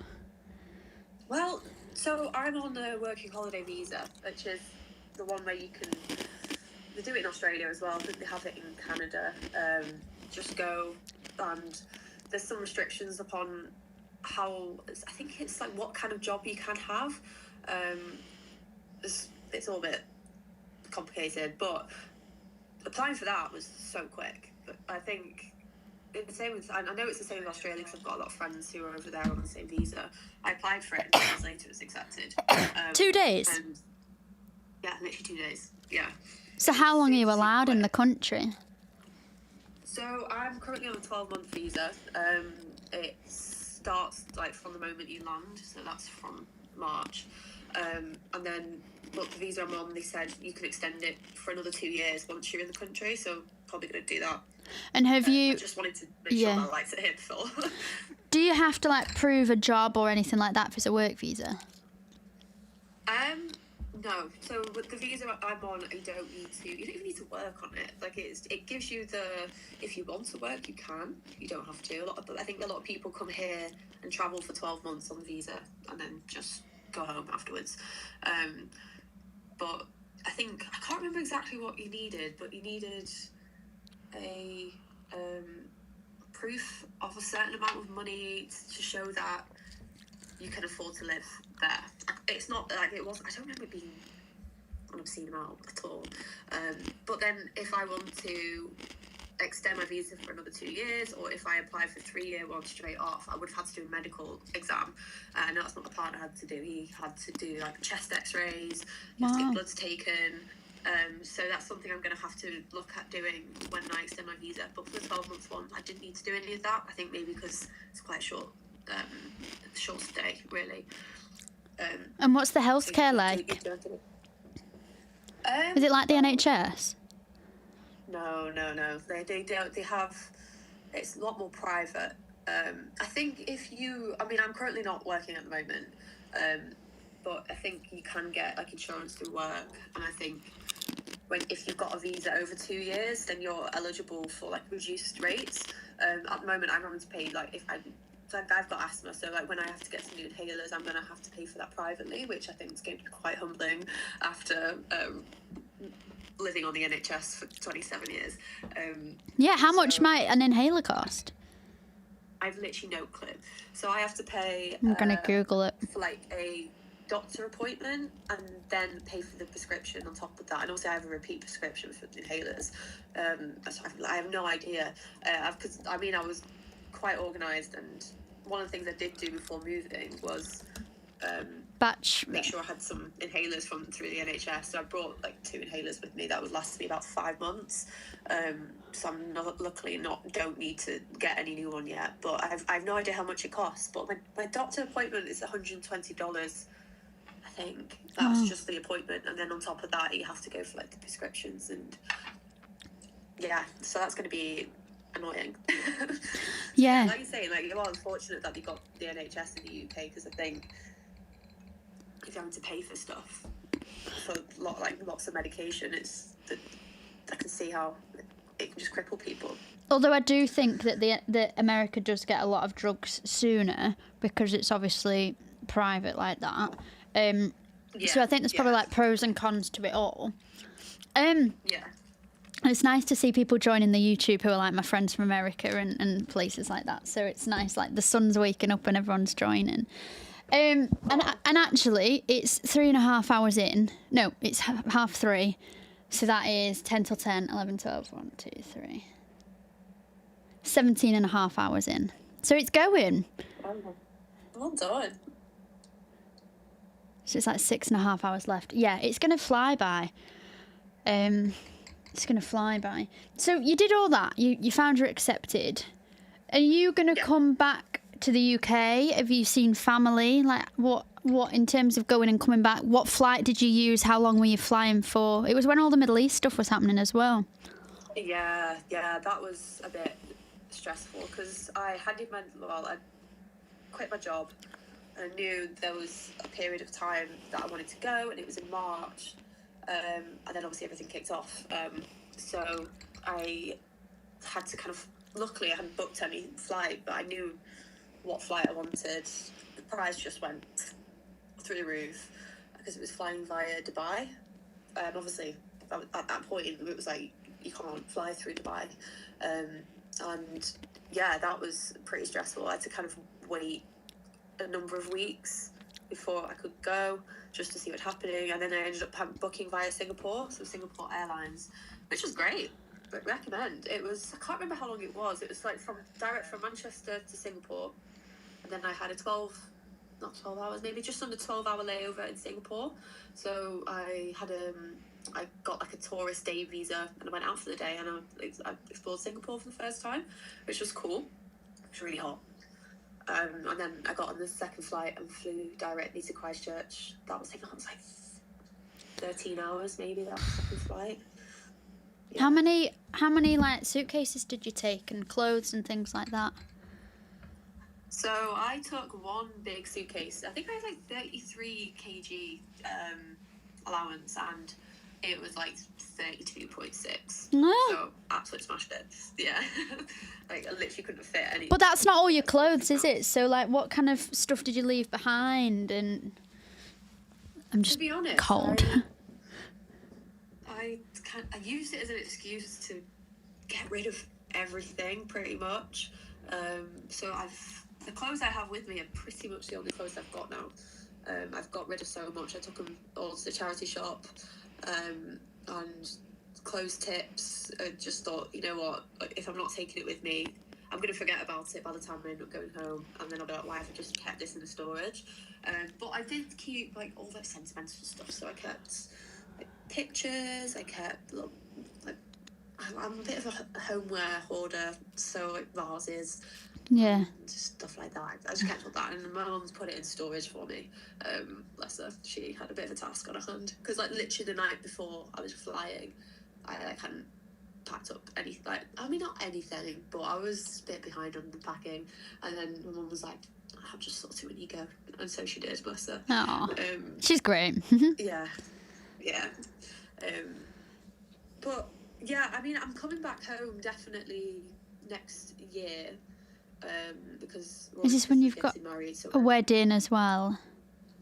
Yeah. So I think when I come back next May, I'm going to go through my boxes again and Yeah. be a bit more brutal, because I think I've probably kept things I don't need to keep. I've got a bit minimalistic. Like, I don't really have many things here. I don't have loads of clothes, and I quite like it. And I love that your partner Rory is going to. Will this be his second wedding? Yes, it'll be the second wedding. Yeah. That's exciting. Yeah. Wow. That is so exciting. Well, I hope it's a great second experience of a wedding. Yeah. So and then what did you have to do for Margot, the dog? She's here actually. Rory's a vet, so that kind of helps things, because you just have to do loads of blood tests and get loads of things signed off, and she was flying via Emirates. So she wasn't flying with you? No, she flew separate. So when everything kicked off, we weren't sure whether the flight was going to go ahead with her, but the only airline that could take her was Emirates. And obviously she'd been getting these blood tests that have to be like 2 weeks before, 4 weeks before, 6 weeks before, or something like that. So that was a bit stressful, because if the flight even got pushed back a week, we would have had to start up basically the whole process again, and it was quite stressful. Luckily the flight did go ahead. So how does that work? Like, where does she... Because I always think this. I went on a flight recently to New York, and they're like, oh, we've got a pet on board, a dog. And I'm thinking, like, is that just in the hold with the luggage? Like, does someone go down and check on it? Just if it's a long haul, does someone feed it? Like, no. So she had like a tailor-made crate. So you have to have like a specific crate that's airline approved. So she literally just went in that. She flew from Heathrow to Dubai. I think that in the hold they have like a climate controlled room that they do cargo, like pets and stuff. So yeah, she literally was in a crate under the plane, and she flew to Dubai, had a layover in Dubai where they took her out, they took her for a walk. They reduced the food that they're on, so they don't give them loads of food, and they just try and reduce the amount of water they have as well. Just obviously then it's no accidents. And then she went on the second flight to Dubai to Auckland, and then she had a 10-day quarantine up in Auckland, which I went and flew and got her from Auckland afterwards, and then she flew from Auckland to Christchurch again. So she's been on 3 planes, which is a bit crazy. I just can't really get my head around. I wonder if she was jet lagged. Well, so many people said this. I have no idea. I imagine dogs get jet lag. But she's adapted well. Sleep. Yeah, she sleeps all the day anyway, so she was probably asleep pretty much the entire flight. So my other question is, how did you know that they took her out for a walk and stuff? Like, did you have an Apple tag on her? How did you know where she was? Did you get updates? How did it work? Because I'd be frightened, because that's your dog. Yeah, I know. I was honestly waking up in the morning, like checking her flight status. I was like, oh my god, I'm so scared. They had like this QR code thing, like a care tag, and they said to us that it would send us updates to where she is. To be honest, it didn't really work. I think it relied on people scanning it and sending updates on this app, and they just didn't do it in Dubai. So we didn't get any updates from when she set off in London till when she got to quarantine in Auckland. But I mean, we knew what flight she was on, so we just kind of monitored the flight to make sure it was set off. Yeah, I just had to cross our fingers and hope that she was on it. I know, that's scary though, because imagine like if she was just in a crate like left at Manchester Airport or Heathrow, or you know. Yeah, I know. I mean, she made it. But she's living her best life, so I think she's fine. Like, she's such a hardy little dog. She's so chilled. I reckon she just slept. Can you bring her to the camera so people can see what she looks like? Margot. So scruffy at the moment, so. You're a Kiwi dog now. I know, she's got Kiwi friends as well. Oh, she looks like she's loving life. Her coat looks a bit of a different colour. Yeah, it's... Hi, Margot. Yeah, she's living her best Kiwi life. She's been on the beach this morning, gone in the sea, chasing seagulls, and she's making friends. So she's having a great time, aren't you? How much did it cost then to take Margot with you? Bring Margot with you? I think it ended up being about just under £5,000, which is insane. And because you have to...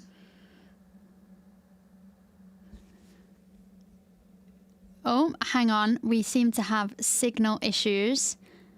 I'll be back with... She better be having a good time because she cost a lot to get here. Right, I've got you back. I did lose you momentarily, but you're back. Do you know what I'm going to do though, very quickly, because she's on the screen? Is she Margot with a T? Yeah, Margot with a T.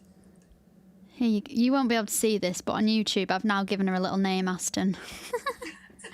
Daisy, Herman, and Margot.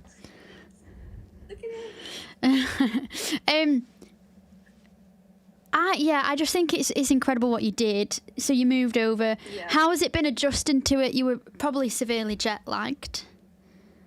To be fair, it wasn't too bad. I think the beauty of being jet-lagged on this side of the world, so I don't know I can't remember how it was coming back, but you just wake up early. And I don't really think that's not a bad thing. You want to go to bed a bit earlier and you wake up early. So I was just getting up at like 6, which is not a bad thing. I think it's more tough when you go to places like, I guess, Japan. I remember that being really bad jet lag because it's about like 9 hours. So you end up waking up in the middle of the night or like wanting to go to sleep too early. But for here, with the 11, 12, 13 hour time difference, it was actually so fine. Yeah. Because that's what, when I went to America, that's what happened with me. Like, I woke up early. Yeah. Because you feel like it's like 4 a.m. or whatever. Yeah. So, yeah, it's amazing. Thank you. And thanks for showing me. Margot, she's so cute still. So how has it been like Yeah. How has it been like adapting to Kiwi life? And I guess I'm thinking like bills. I'm thinking like practical day-to-day things. Right. The diet, food, what you can get hold of. Do you know what? The produce here is so good. The food here is a lot better than the food at home. I think it's just probably because it's so far away from basically everywhere, and they're very self-sufficient. So all the produce is local. It's not gone very far. It's not come very far. So like the chicken, the lamb, the beef, everything is New Zealand, and it's so good. Like you have to eat very seasonally here. I guess like back at home you can get certain fruits and veg all year round. But here, if they're not growing it here, maybe they'll import it, but it will cost about 4 times the price. So people eat very seasonally. So at the moment, it's a lot of like winter vegetables, which is great. I think it's a very, very healthy diet. Well, I think so. I say that I have got a bar of chocolate. But yeah, so the food is nice. Yeah, my mum sent me, it was my birthday a week ago, my mum sent me UK dairy milk because the dairy milk here is not good. And how long did that take to come? I think mum said it took like 2 weeks to come, which is quite a long time. I saw your story saying you'd send out chocolate from New Zealand. I was like, I wonder how many take-ups you've had on that. Do you know what, only once, and I was like, thank God, because it's not cheap to something. I was going to say, it's not cheap. Yeah, so the diet's better, the overall lifestyle's better. You mentioned that bills, which has been a bit of an adjustment. So they do weekly bills here. So everything is weekly rather than monthly. So like rent is weekly, and all your bills are weekly. You get paid either weekly or bi-weekly. So I think that was quite interesting to try to get my head around, because I guess when you're at home, you're used to bills going out once a month, you're used to getting paid once a month, but yeah, it's every week here. Which is great, but then I guess you've got to remember... Wait, do you mean like your rent comes out every week? Yeah, your rent comes out every week, your gym membership will come out every week, your phone bill will come out every week. But obviously smaller amounts, like the whole thing divided by 4 type thing. Yes, yeah, well, it's each week rather than monthly, which has been a bit of an adjustment, because I just can't get my head around it. I think when you're used to doing it one way, it's quite hard to switch. But like I said, I've got a lot of people here. I'm just like, everyone's very nice and understanding, so that people are happy to explain things to you. Do people love your accent? No, I don't. Do you know what? I don't think so. I've not really had any comments. The Kiwi accent has been interesting to get used to it, because I think when everyone speaks English, you expect everyone. You kind of forget that I'm here because everyone's speaking English, and then sometimes I hear a Kiwi accent. I'm like, oh my god, yeah, I forgot. I'm not in the UK still. Have you got any new words that you've learned, or that Rory's learned that are Kiwi words? Any new words? You're coming away sounding more Kiwi. Don't say that. I'm keeping my bank accent. They call swimwear togs. Nice. Which is interesting. So, he togs, and then I can't remember if this is Australia or here, but they call flip-flops thongs. Yeah. Which is a bit weird. Splits your toes. Rory was saying, so obviously back at home, like when you're working, you probably say, oh, does anyone want a brew? A cup of tea, brew. And Rory was saying, he was asking everyone at work, oh, does anyone want a brew? And everyone was like, no, all the time. And he was like, no one ever wants a cup of tea. And then they told him that a brew here means a pint. So he was at work asking, does anyone want a brew? And they all thought that he was offering beers out at like 10 a.m. They were all like, absolutely not. So that's just like little things like that. It's like, oh yeah. What's vet life? Not home. What's vet life like in New Zealand? What's Rory doing? What animals is he treating? So he's doing small animals and birds. So he's working with a lot of birds here. They like to rescue wildlife a lot more, I guess. He's working for like a small practice that has like a wildlife rehab part in it.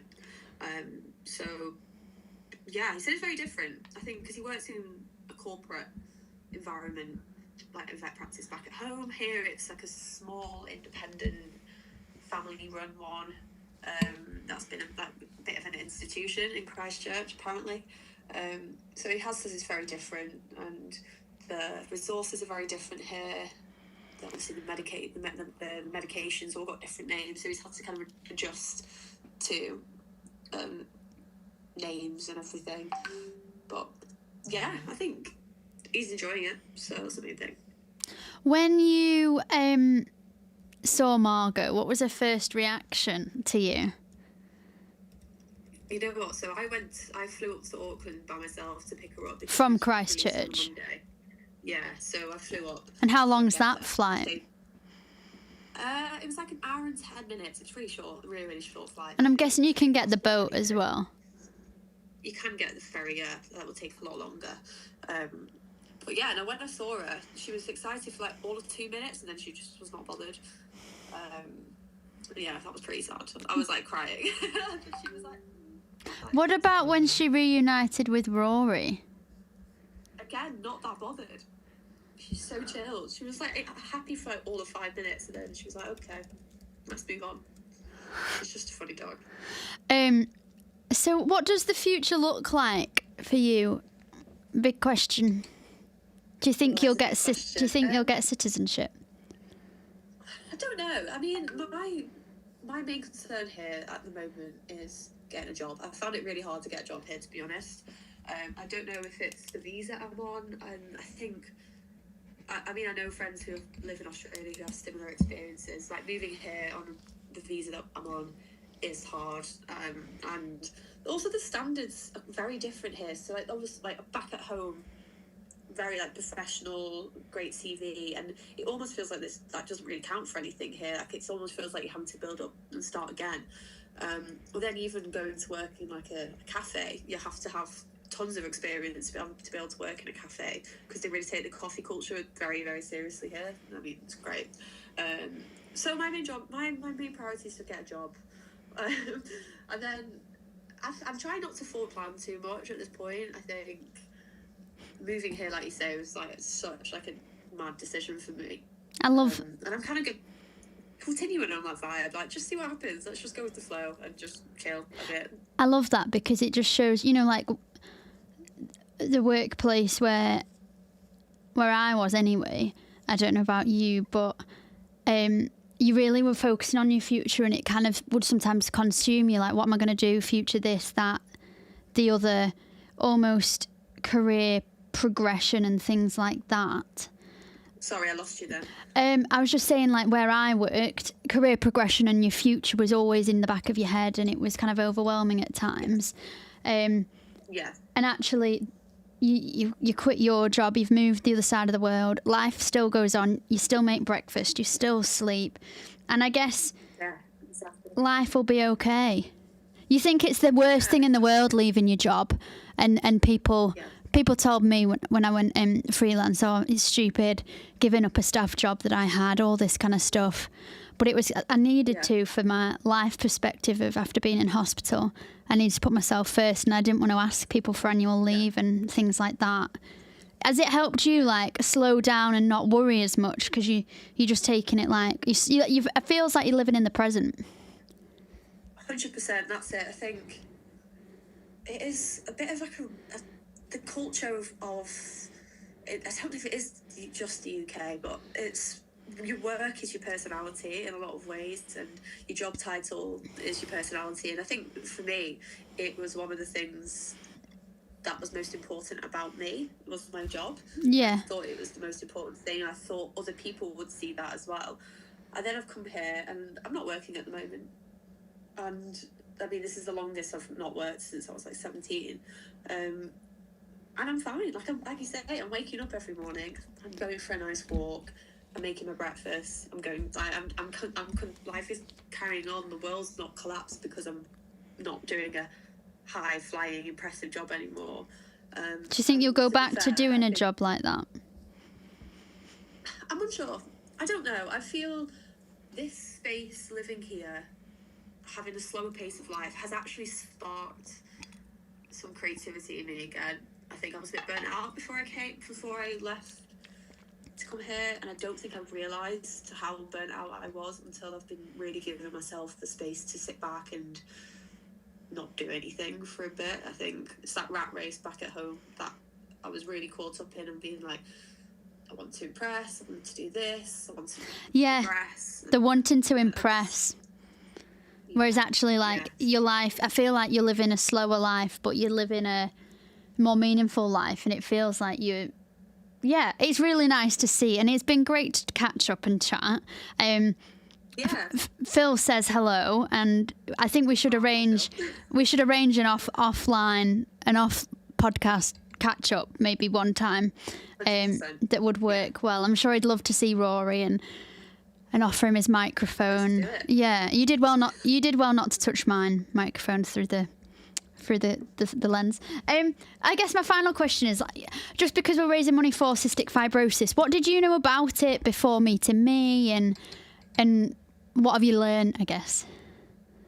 Oh my God, to be fair, the only kind of exposure to CF that I had, I remember there was this film that came out. Yeah, 5 Feet Apart.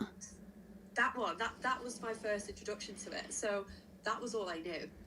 I just knew that you wouldn't be able to be in the same room as someone else with CF. I mean, knowing you over the last, is it 3-4 years? I can't Yeah, sure. I've learned a lot, and it shows how, like, it's made me realise how little other people know about it as well, and it's not hard to learn. Like, it's just like listening to people, isn't it, and having an understanding. But yeah, you've taught me a lot, so thank you. Amazing. Well, it's been so nice to chat to you. I am so good to talk to you. Thank you. I'm gonna roll off from New Zealand and go straight to Australia and chat to another guest now. But yeah, thank you so much again, and we'll catch up offline. I'm going to put the donate page back on.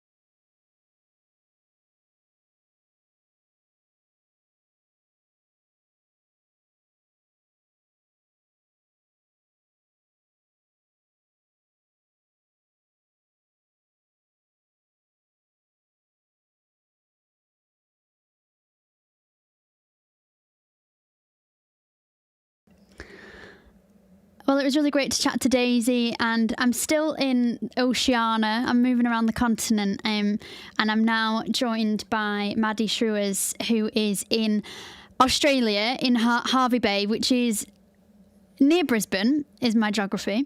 But yeah, this episode is also sponsored by Dave Cottrell, who is a lived experience mental health educator, and you can find him on socials at Mindset by Dave. But Maddie, a huge welcome. Thank you so much. What time is it with you in Australia right now?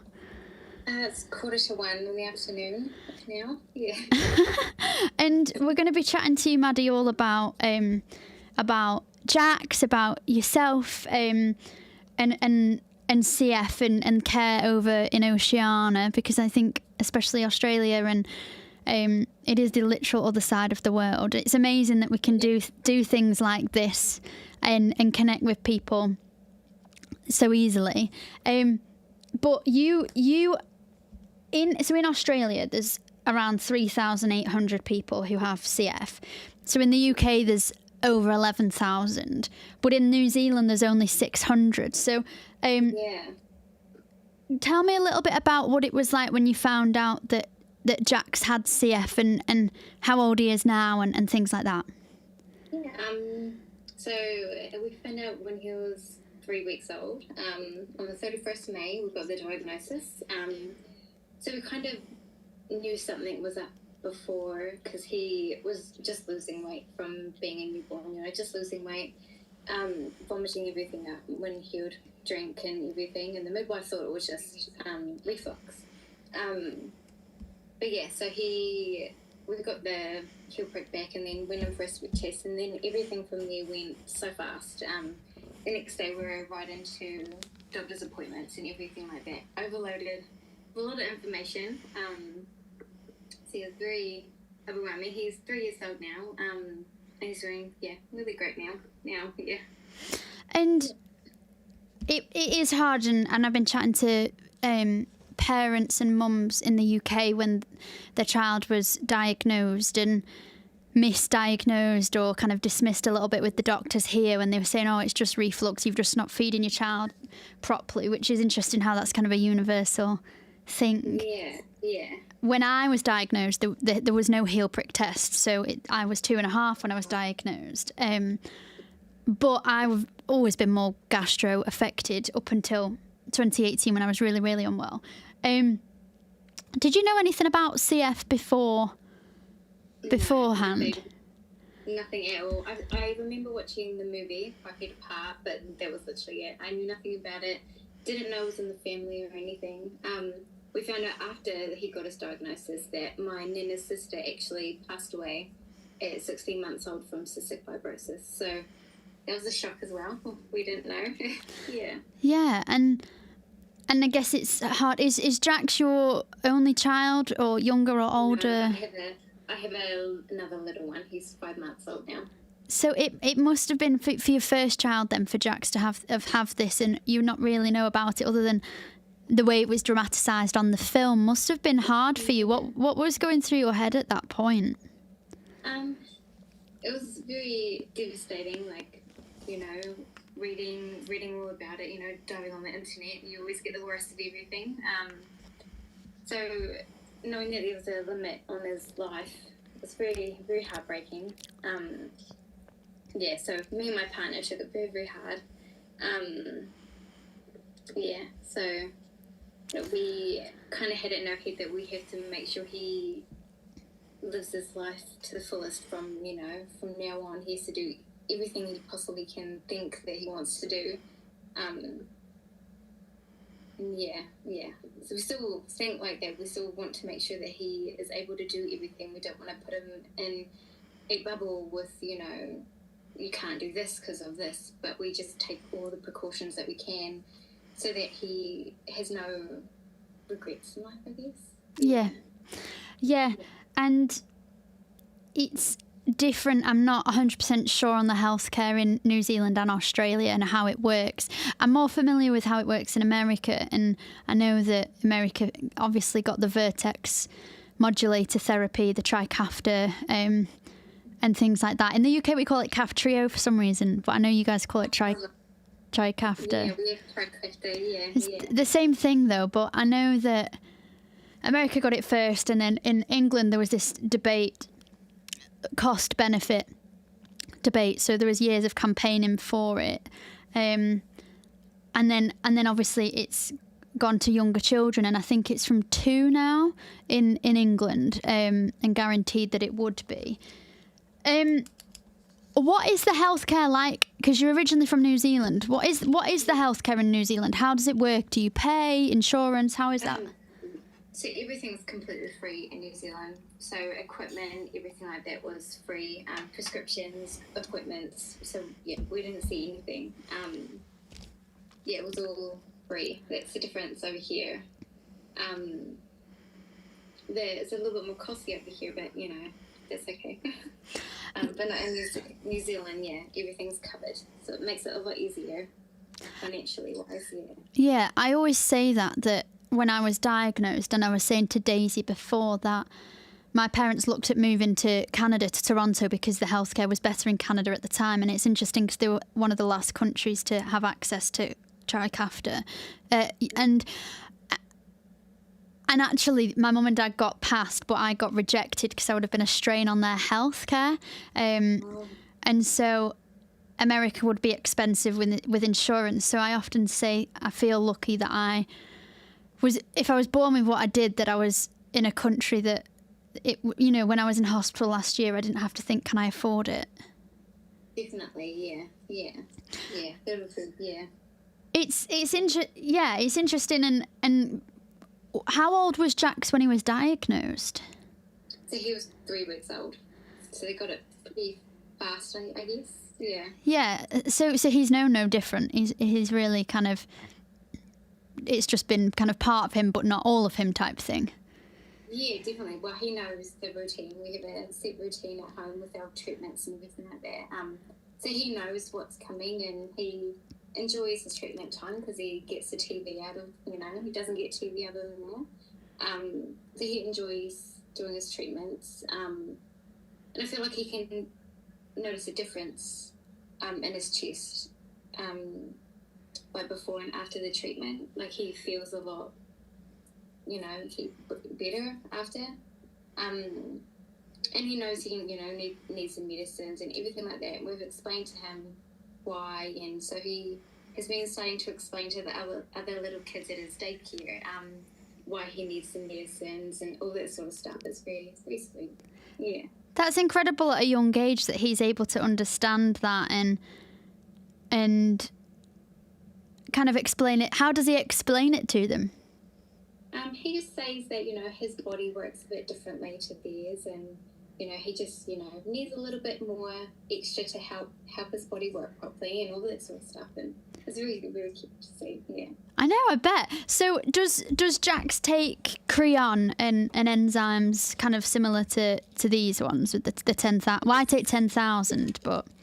Yeah, so does he now. Yeah, he takes the 10,000. And have you had supply issues over in New Zealand, Australia?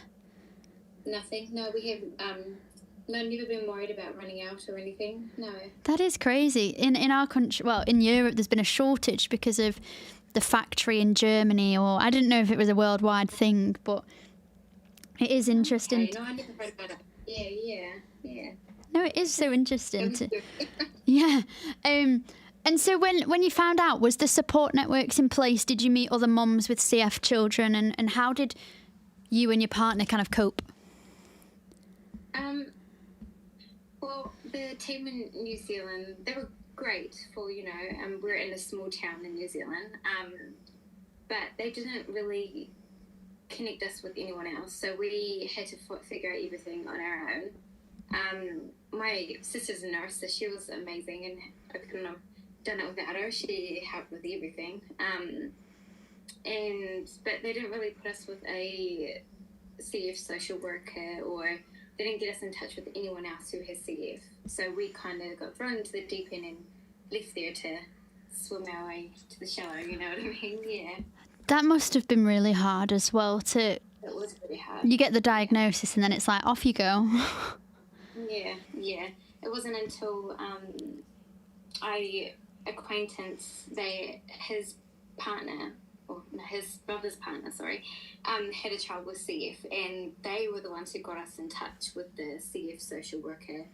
And so when we got from getting in touch with her, it was a lot easier.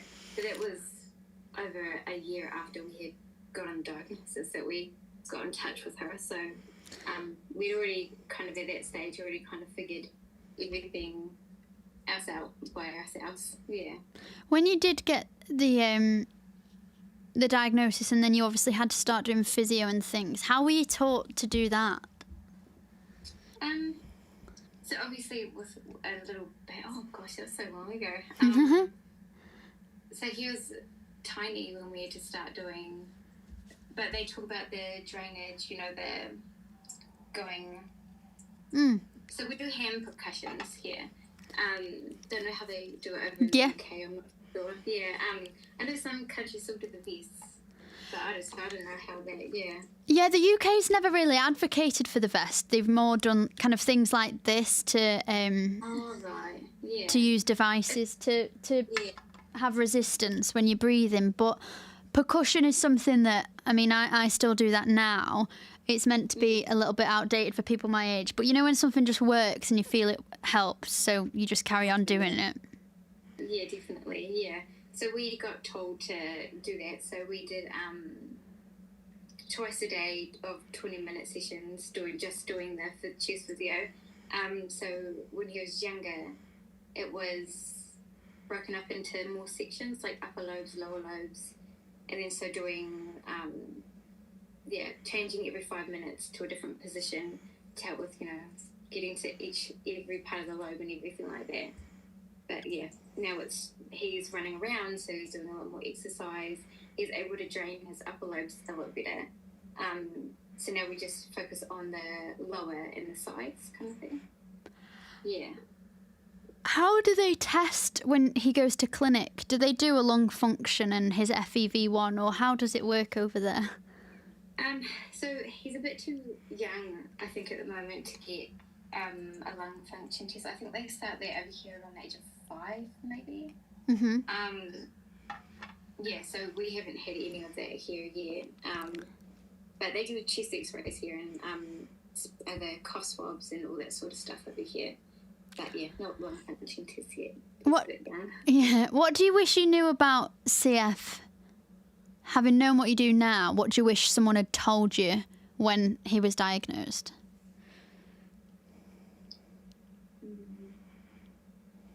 About all the bacteria, like how to best cope with, because obviously there's bacteria everywhere, you know, you touch something, there's bacteria and he can get sick.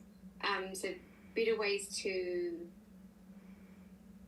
cope with all the, you know, everyday bacterias, I guess. I don't know how to explain that. No, I understand what you mean. It's like in our country, Pseudomonas is the most common. Is that the most common bacteria? Yeah, it is. Yeah. Yeah, and it's interesting. I'm on Aleph Trek, which is the new one after Trikafta, and I don't cough as much, but you still don't know what's kind of growing under there that you're not able to cough up anymore. Has that been available yet in Australia, the Aleph Trek? For the 5-year-olds or 6-year-olds, sorry, it is available for the 6-year-olds, not for the 2-year-olds yet. But hopefully soon. So you moved from, I mean, you had a decision to make. You moved from New Zealand to Australia purposely so Jax could get Trikafta. That is because, and I think still to this day, New Zealand will not give it 2 to 6-year-olds. They'll only give it 6+. Is that right? So they've just come up on the 1st of April. 2-year-olds are allowed to start Trikafta now. So 6 months or down the track since we moved, they finally funded it for the 2-year-olds. It was all the funding. So they were weighing up whether to fund Trikafta for the 2-year-olds or I can't remember what other drug it was, but they had to kind of choose what one to fund. So it's just taken a wee while but a bit too long for Jax, yeah. And was that another drug with CF or a different condition? Different condition. I can't remember what it was, but yeah, no, it wasn't anything to do with CF. It's so hard, isn't it? And I was chatting to someone in the government here earlier on this podcast. It feels like hours and hours ago now, that was instrumental in making our country have access to it. And it's hard, isn't it? How do you put a price on a child's life that it could help so much? Yeah, definitely. You went in. When did you move to to Australia? So my partner left first. He came mid-October, and then me and Jax followed in mid-November. So it took us about just under a month for him to be on Trikafta since we came here. And very quick. It was very good. Yeah. And what are the effects that he's had on it? Was he on anything beforehand or not? No, he wasn't able to go on any modulars or anything like that. He's doing it a lot better now. So he's been, before we left New Zealand, he was in and out of hospital all the time on IVs or NG tubes, PICC lines, all that sort of stuff. So he's constantly sick. He would finish a round of antibiotics. A week later, he'll be back on them. It was all that, the whole time throughout his life. So now he's been amazing on it. His chest sounds so clear now, and he went the longest without having a wet cough or anything like that, which was 3 months. He hasn't been back in hospital yet, so he's been so good on that. How does the healthcare work in Australia? Do you obviously have to pay for some things? So appointments and everything are free, but it's the prescriptions and stuff. They so over here, I think it's like roughly $25 for a prescription. So it's not too bad. It's not really bad. And equipment isn't funded here, or you have to be, I don't know how that works over here, but we had to get a new nebulizer, which was, back in New Zealand, it would just be given to us, but over here we have to get it ourselves, kind of thing. Yeah. Yeah, that's all right. Other than that, it's relatively similar in cost-wise to New Zealand, just, the prescriptions and everything. So why did you choose Hervey Bay in Brisbane to resettle and move to? So we knew we wanted to come to Queensland. The Brisbane Children's Hospital here has Dr. Claire Wainwright, which she is really up there. She's a really great doctor, with CF. And so another family actually from New Zealand moved over before us, and they are in Hervey Bay as well, coincidentally. And yeah, they told us about the Dr. Claire over here. And so we knew we wanted to be in Queensland. And yeah, just my partner got a job here. So we decided to make the move over here. And the nurses, I had people messaging me before we made the move over. And the nurses from the hospital seemed so lovely and everything like that. So we know we made a good choice in coming to Hervey Bay. And so I was trying to understand the difference between New Zealand and Australia in terms of, so my friend was saying kind of New Zealand's more luscious, green, mountains and things. Australia's more kind of, she kind of said like sand, beach, different vibe completely. How would you describe the difference? They're probably the same. I miss New Zealand a lot in that kind of sense. It's a lighter shade of green here, so it's not like I love hiking, nature. You don't have that here really. You have hikes and everything, but it's not the beautiful green that you see in New Zealand and everything like that. It is more of the mountain vibes, I guess. The mountain in New Zealand is a beachy kind of area. It is quite, palm trees and not New Zealand. What about the people? And how? Because I've never been. I'd love to go to Australia and New Zealand one day, but I always think like they just throw a shrimp on the barbie in Australia. That's my stereotype. Oh, funny. I guess the people where I'm from in New Zealand, the people were lovely there. Very friendly. Here the people are lovely as well. People here are more active. They're always out and about here. The kids here are very different to ones at home as well. Back home, everyone's a lot nicer. Back in New Zealand. Whereas here, obviously, there's a lot more of the haters, and kids can be a lot meaner here. Just because my son is such a social butterfly, he'll be at the park and you always want to make sure everyone's okay. So, someone falls over, he'll be the first to go get them up and make sure that they're okay. And the kids just ignore him. They just completely ignore him. Whereas in New Zealand, that wouldn't be it. He'd make a friendship out of that kind of thing. Yeah, so it's a bit different in that kind of way. You wouldn't have moved, would you, if you didn't need to? Because New Zealand's your home. Now Jax has the medication and you're kind of settled in Australia. Now that you can get access in New Zealand, are you going to move back to New Zealand or what's your plan? I don't really know, because as you said, the new drug is out. I don't know how to pronounce it, the L1. Say that again. I don't know how to pronounce the new drug, the one that you're on. Oh, the Alpha Trek, I think. Yes, yeah. So I'm kind of waiting to see if that's going to get funded here first, and if Jax responds better on that or not. So I kind of want to wait till that's available here and then back in New Zealand to see what we're wanting to do. Because obviously all of our family is back home in New Zealand. Do you go back? We haven't yet. We're thinking of going back for Christmas, but everyone's made their way over here. So it's been good to see some familiar faces. And you'll be in winter at the moment. Do you still have the need? Like, for instance, when it's winter for me, I get really anxious about catching colds, catching flu, people who are coughing, staying away from them. The CF cough, that's something that people spoke about, like a certain cough we've got. But do you have that same thing? Is winter as severe with coughs, colds and flu? Well, I found all year round people get sick over here. Like, it's not really a whole winter. I mean, the change of season is usually when people get sick. But over here, I haven't quite noticed. I guess, well, we're in winter. It's still 22 degrees today. Yeah. It was still very, very warm over here.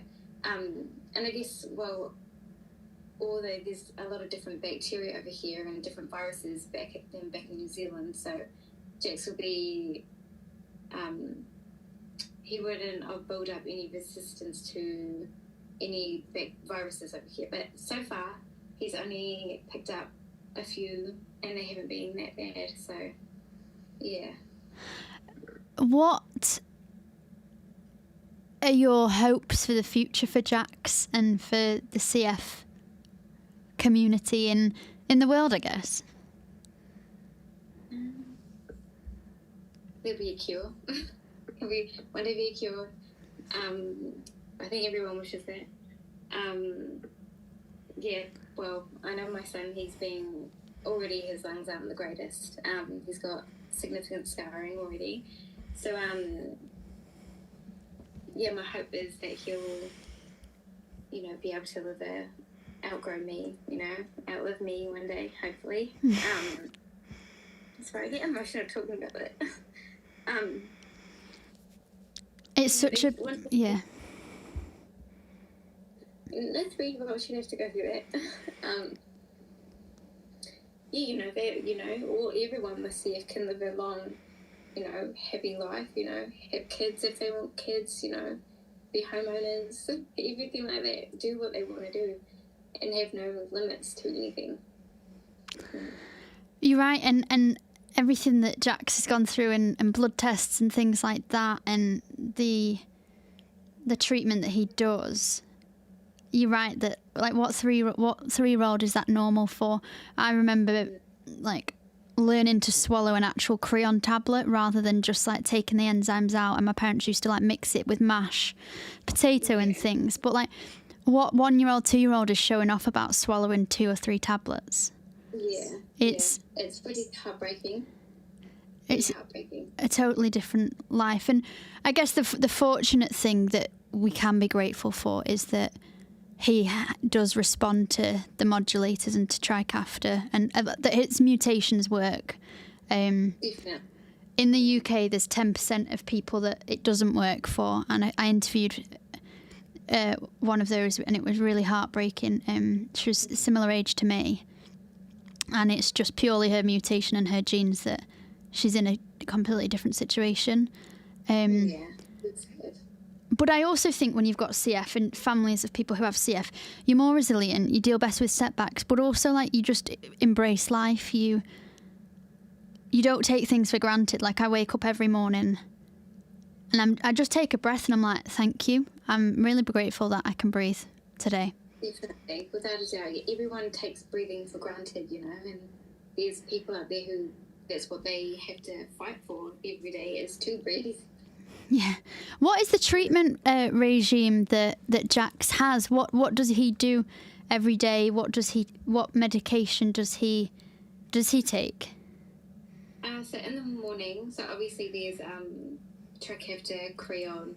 He's on a Vita B deck kind of, it's like a vitamin. And then so he's on those. This is when he's not sick. So then in the morning he has his inhaler, followed with a hypertonic saline nebulizer. Oh, and then the hypertonic to make you cough, isn't it, and clear the secretions, and it's so. I always love going on holiday by the sea because I feel like it inherently helps as well.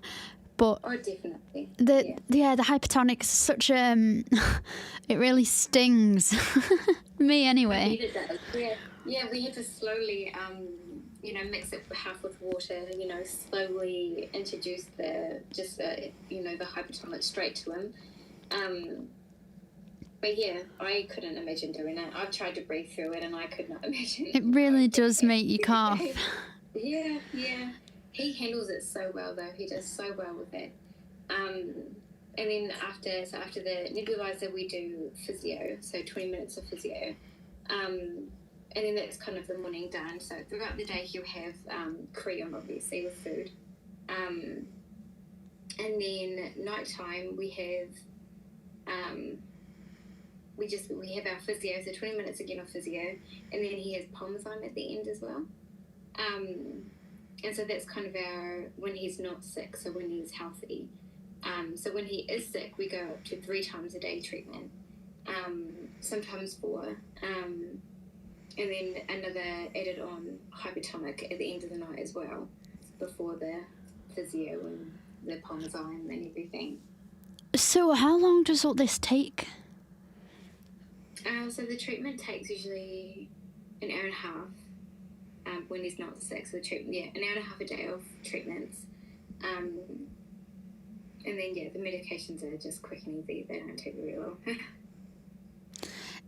And what about kind of being in hospital and over here IVs and intravenous antibiotics are a thing people have? Is that something that Jax has had or is used over there? Sorry, what was the intravenous antibiotics, like IVs they're called over here, like a drip. So we had, Jax has had a lot of IVs. So first one he had when he was 3 months old, and then from then he's had about 5 or 6 IVs, and then he's had to have a PICC line as well. So he went into surgery and got one put into his arm. We haven't had to have that over here in Australia yet, but that was all back in New Zealand. They do that after so for Jax, they didn't do a lot of testing back in New Zealand. So when he would get sick, they wouldn't go in for the cough swab. They would just put us on a antibiotic that didn't work. Wow, that's not good, is it? Just guessing, kind of. So I think we only had 3 in total cough swabs back in New Zealand. And it wasn't until we were pushing for testing to be done, cough swabs to be done, all that sort of stuff, and they would do it. So it would always be, he would start on kefalexin for 2 weeks, and he wouldn't be improving. And then they would take it to IVs, straight to IVs after that. That's quite a harsh regime, isn't it? Yeah. So other than obviously having access to Trikafta, what is the difference in CF healthcare, in the CF, New Zealand versus Australia? I mean, you mentioned that Australia do more cough swabs and tests like that, but what is the difference? Over here, I don't know about, everywhere in Australia, but my team that I have here in Brisbane and Hervey Bay, they listen to the parents. So they go by what the parents say. The parents know the child best. So if you say something isn't right or something's different, they're going to listen to you and, test to find out or, stuff like that. Whereas over in New Zealand, they never listened to me until, I had to fight, I had to actually keep saying it over and over and over again. So they would never listen to me back in New Zealand. Over here, they listen to everything I have to say, which is good, and they are very empathetic over here, they understand a lot more. They do more testing, and they do more x-rays over here as well.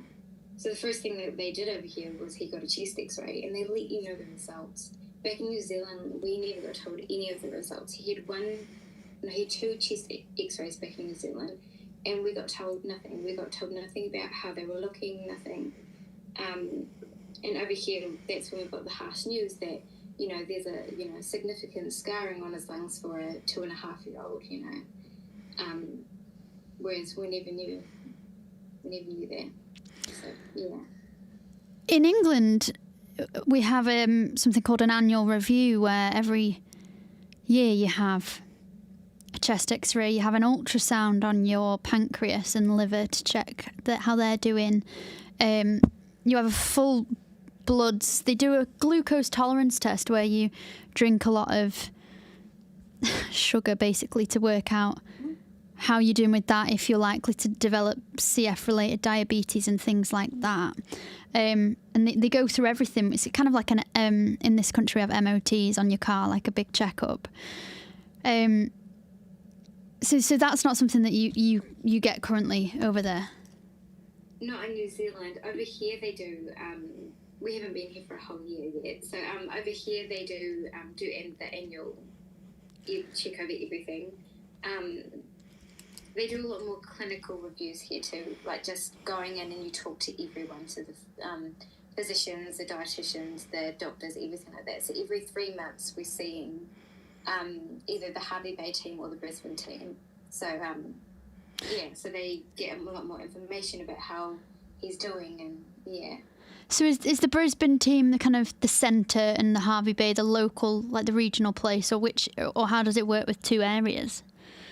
So the Brisbane team, they look after every.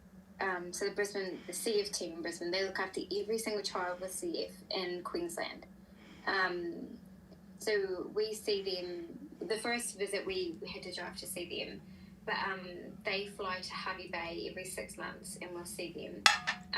We have a local team at the hospital here, and so they're our local CF team.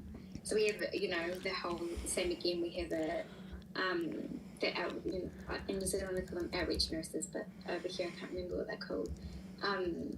But we have, you know, doctors. You know, we have a social worker and, you know, the dietitian, all that sort of stuff over in Hervey Bay as well.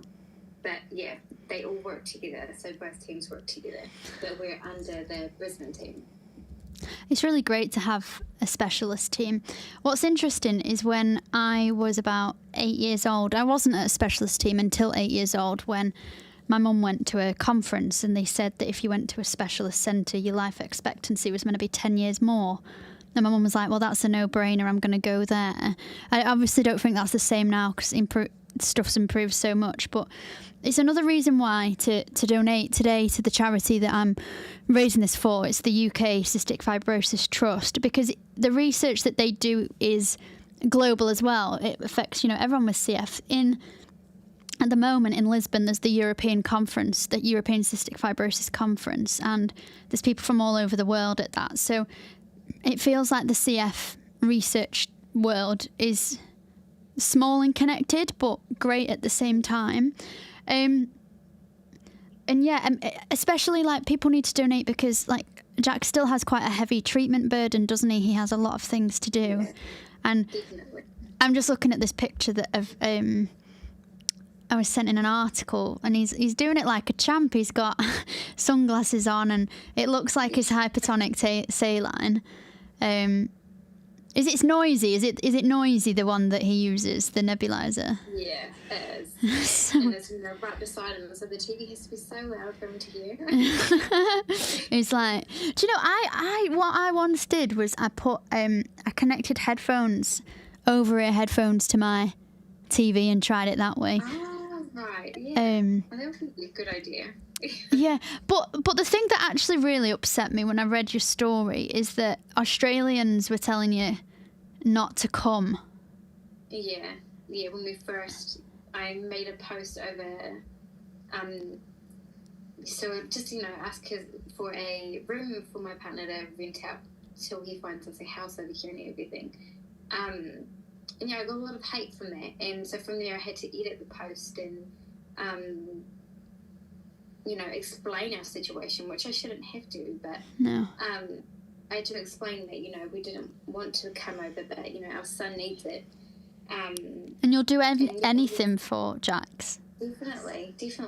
And yeah, so from there we got still got a lot of hate, but out of that we got a lot of support, and a lot of people were messaging me, very overwhelming, offering us rooms and offering us houses, and they're like, if you ever need someone to chat to over here, just message me and all that sort of stuff. It was lovely, yeah. And like you said, you wouldn't have wanted to move, and it just shows my ignorance of thinking that the two were kind of linked, the two countries, because they're near each other. But it's crazy how you're so close and yet the rules are different with a drug that is amazing. And that's so frustrating. It's like you didn't choose to move. So for these people to be horrible like that is... Yeah. It doesn't help you when it's like, well, wouldn't you do anything for your child? And you kind of... Exactly. Yeah. So the theme of... So next week in the UK is CF Awareness Week, and on next Friday it's Wear Yellow Day, which is why I'm asking everyone to wear yellow. I am in yellow, just got my dressing gown on, but the sun's actually rising as we speak. So it actually went dark for like 3 hours. It was crazy, but it was a good reason I did this near the longest day of the year, which will be the shortest day of the year for you, won't it, in June? No. But the theme of the week next week is one diagnosis, 11,000 realities. And that's because in the UK there are about 11,300 of us living with CF. So I wanted to know what your reality as a mum with a child with CF is.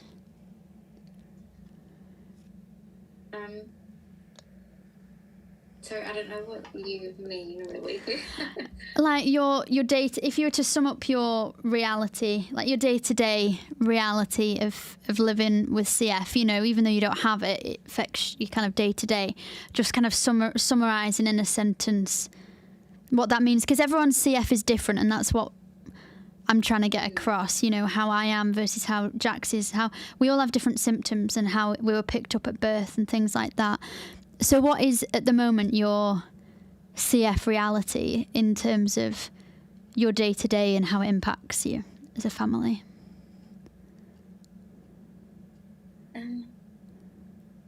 Oh, God. I did not prepare for this one. I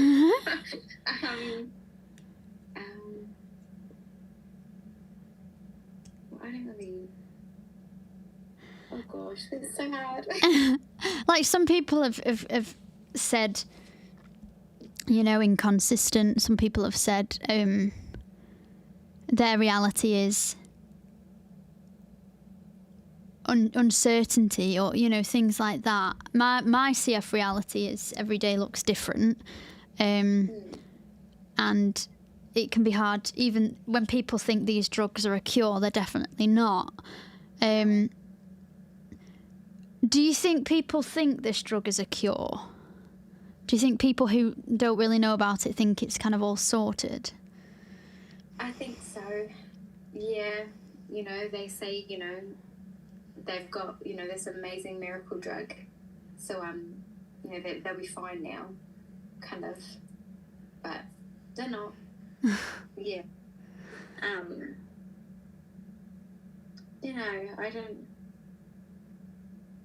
I don't really know. No. No, it's all right. I'm nervous.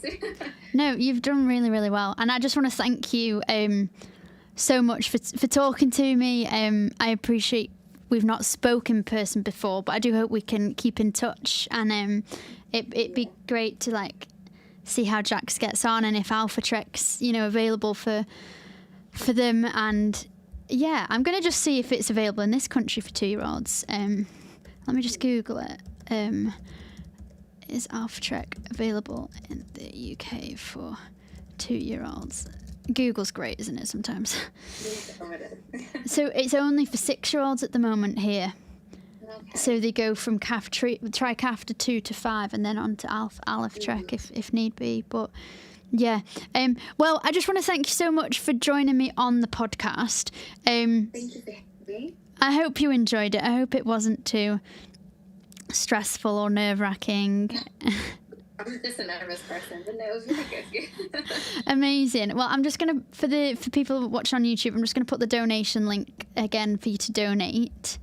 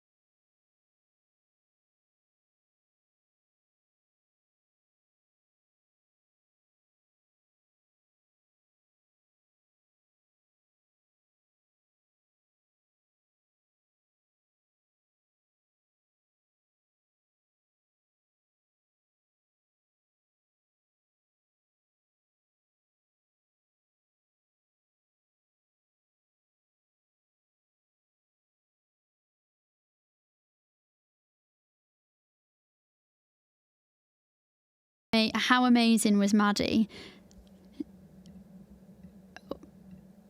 How amazing was Maddie? She said that she was nervous, but she was absolutely incredible. I'm going straight in with another guest who I'm going to admit now. Bear with me whilst I chat to him.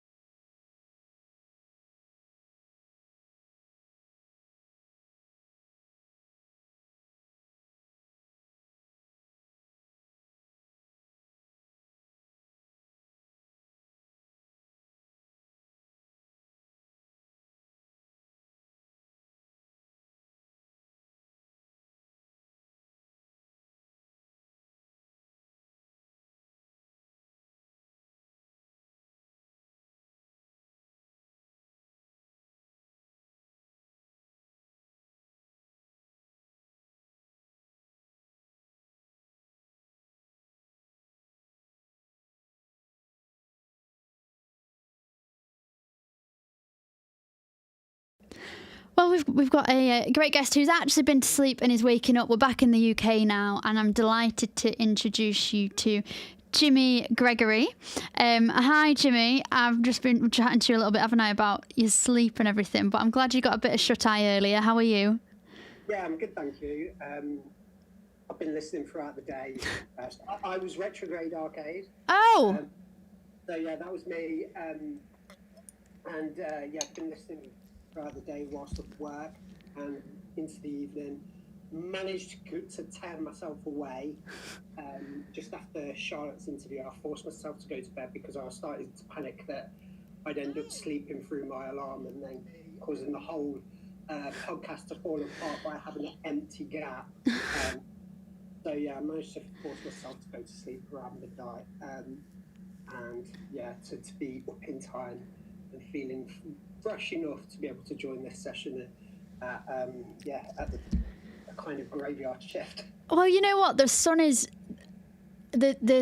rising because about half an hour ago here it was black and I can now see the grass outside. I think I've got 5.5 hours left, which means I've done 18.5 hours. Yeah. I am, and do you know what? It's going really fast, and I'm trying to enjoy every moment really, and savour it. And equally, I am aching sat in this chair. I need to just wiggle around a bit because of how it is. It's like this chair is so uncomfortable now. I got it. I didn't get it, but it's yellow, which is great, isn't it? But yeah. It's not ergonomically kind of... No, it's not. It's really not. I've lost something as well. But anyway, hey-ho. It feels like everything goes down the gaps as well. So you've come on to talk to me. Yeah. Full stop. So you have cystic fibrosis. You're also a business owner. You work for the Cystic Fibrosis Trust doing the Work Forwards team. And actually, I should have known you were Retrograde Arcade because of your business. If I'd have thought about it. I mean, you're spinning plenty of plates today, so you are absolutely forgiven for that not kind of resonating. So don't worry, I've not taken offence to that. We've worked together on many projects, and I love what the Work Forwards team does, and I'll get you to talk a little bit about that. But first about you. And your life with CF. So tell me a little bit about like growing up with CF, how you were, what it was like. Yeah, so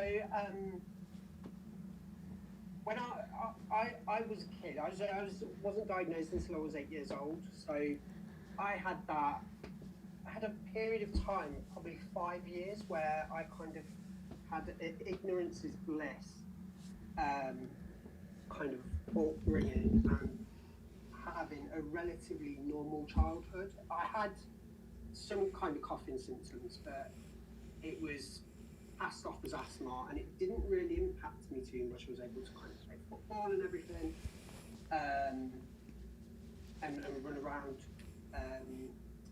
streets, build dens and stuff like that as a young child. But once I started to go to school, that's when the symptoms started to kick in, and I was starting to get more unwell, coughing a lot more, coughing up sputum, and my mum realised that something wasn't quite right and would take me to the doctors on a regular basis.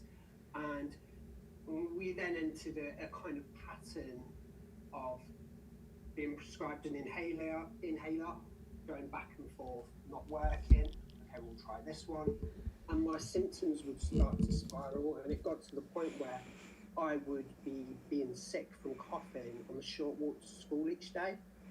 I think that's crazy, by the way, because every parent I've spoke to on the podcast or CF person has said, my mum didn't think something was, they thought something was wrong. The GP, I was dismissed. They thought it was this, they thought it was that.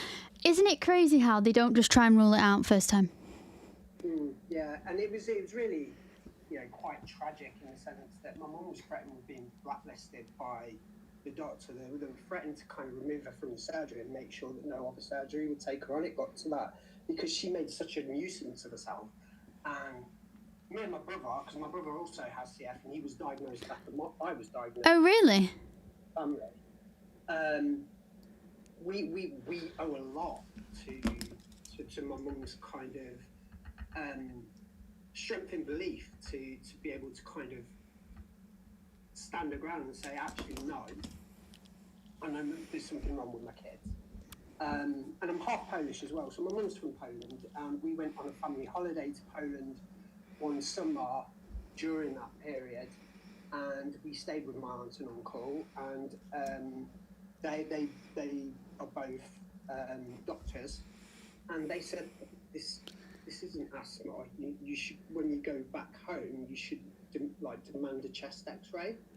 And so my mum took that on board. She had increased confidence having that kind of advice from family members that work in the medical field, and she was able to then get that chest X-ray, and that's when they saw the kind of damage and scarring to the lungs, and they started to say, this looks like it could be cystic fibrosis, and then had the sweat test, and it kind of confirmed everything. So I was diagnosed first of all, then shortly after my brother was diagnosed, because they tested him as soon as got the positive diagnosis from me, and we both had our first set of IVs at the same time on the Ward 12 CF ward at the Leicester Royal Infirmary, and it was a huge kind of turning upside down of the world for the entire family. And I think one of the like I said, I had that kind of 5-year period where I ran around without a care in the world, not worrying, not knowing what CF was, but then once the diagnosis came, I was old enough to see the impact of that diagnosis on the entire family. And I was also old enough to ask questions that my parents weren't prepared to field. And that had a huge impact on the way that my parents, me and my brother kind of learned about CF and tried to get to grips with what CF meant. So it was quite a challenging time for the whole period. There was a lot of tears from everyone. Remains one of the only times that I've seen my dad burst out sobbing. Was it? I don't mean nice, but was it nice in a way that you had your brother? You could because you were 8, so you knew life before. Was it quite nice you had that person who understood it? And I know the cross-infection thing, people be thinking, well, how does that work? But was it quite nice you had someone? I definitely think so. In those early years, we tended to have our IVs together on the ward, which meant that we had a familiar face. It was kind of we had our diagnosis probably a year or 2 before the cross-infection policies came in as well. Right. So there were other CF patients on the ward that would be able to kind of talk to and stuff like that. I think it was great for us to have, you know, each other. I'm not sure it was great for everyone else on the ward because we ran amok. So we would be playing, you know, running up and down the ward. We used to remember we'd get the 50mm syringes and like use them as water pistols. So I think like we were a handful for the nursing staff, but my parents would always kind of take us to one side and say like, you don't want to be these kids that the staff dread coming in for IVs because you cause absolute chaos when you arrive. So yeah, I think it was certainly good. I think later on as we started to kind of separate and our treatment would be slightly out of sync and we got older and we formed different friendship circles, it kind of, we leaned on each other less. But yeah, it's obviously great having someone that knows exactly what you're going through. And you'll be the same mutation, won't you? So you can both access the modulators. Yeah. I couldn't imagine if one could and one couldn't. Yeah, I mean that would be really, really difficult. I mean, I think there was a slight difference in this starting because my brother was on the transplant list, so he got access to it slightly earlier than I did, but I was also being considered for lung transplant at the time as well, but I was slightly behind. So there wasn't too much of a difference in terms of lag in us both starting the treatment.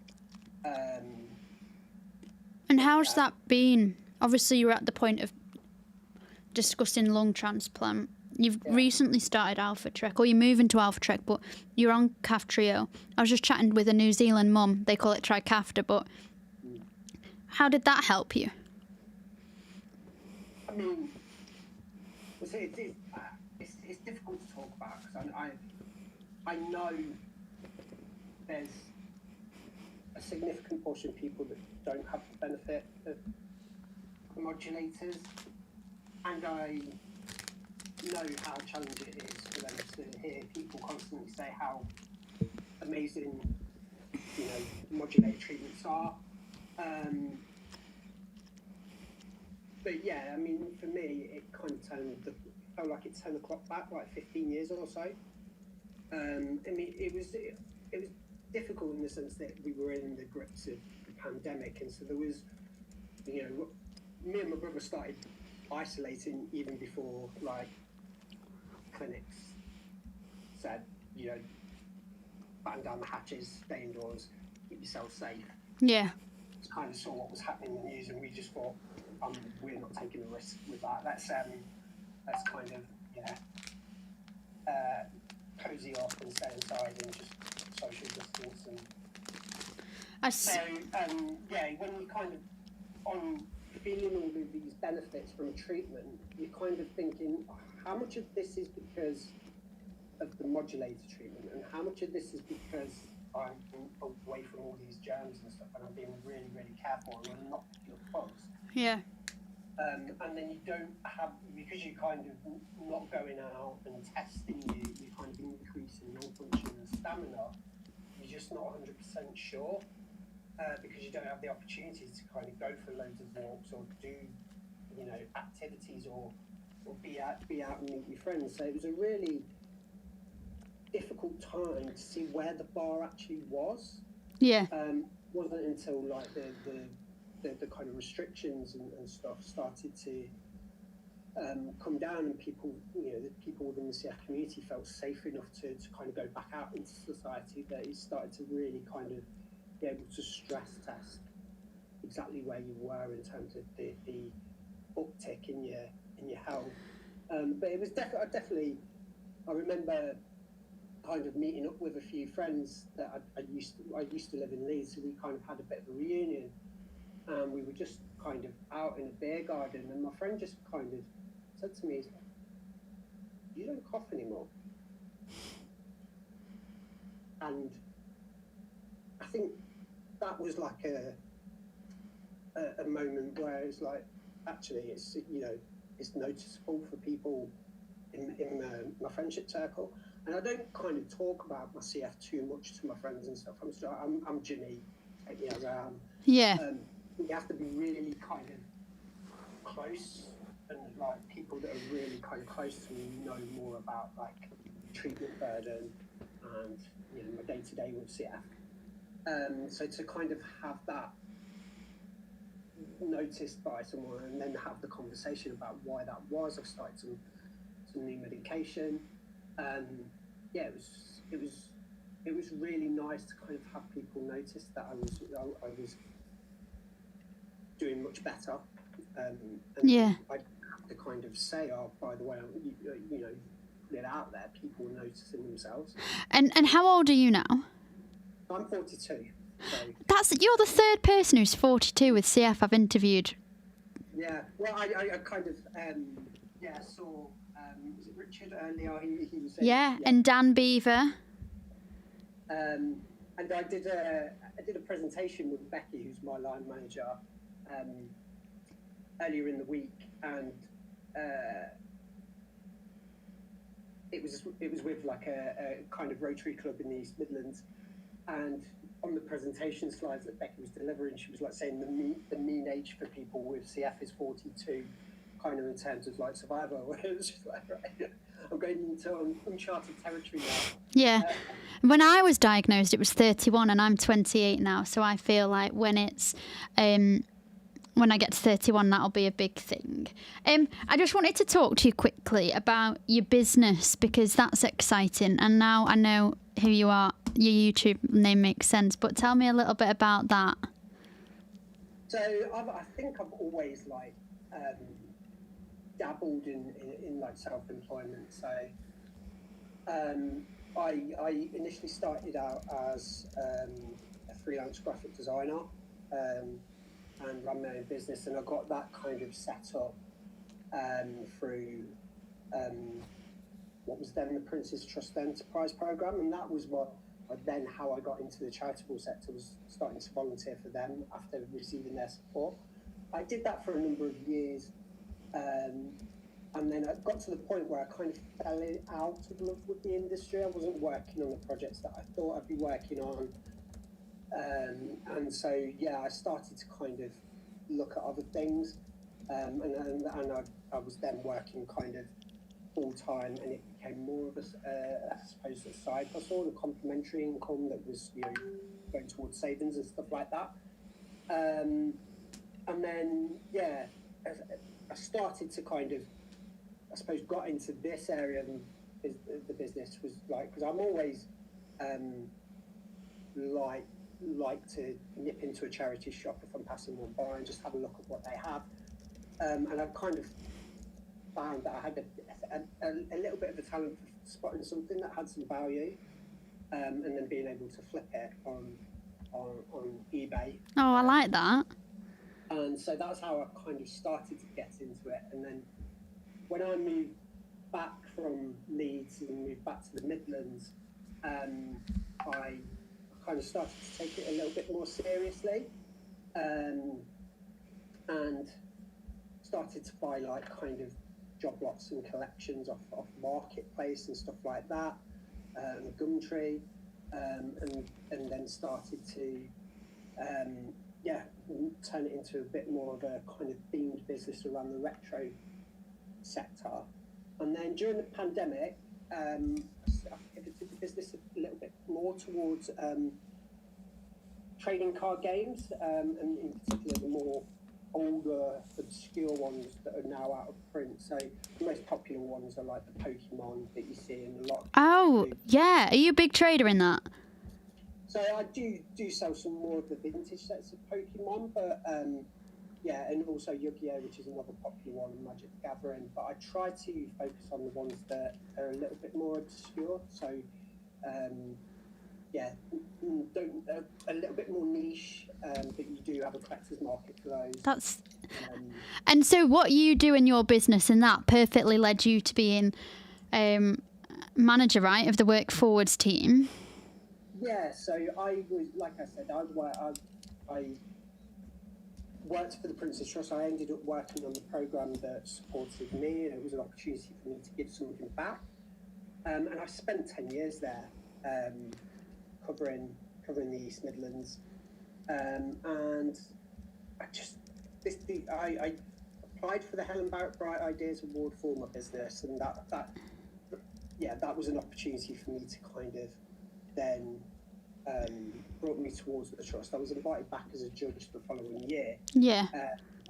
And to kind of, I suppose, see behind the curtain and just see how difficult it is to select the winners each year, because they have a relatively small pot of money to attribute to each of the winners.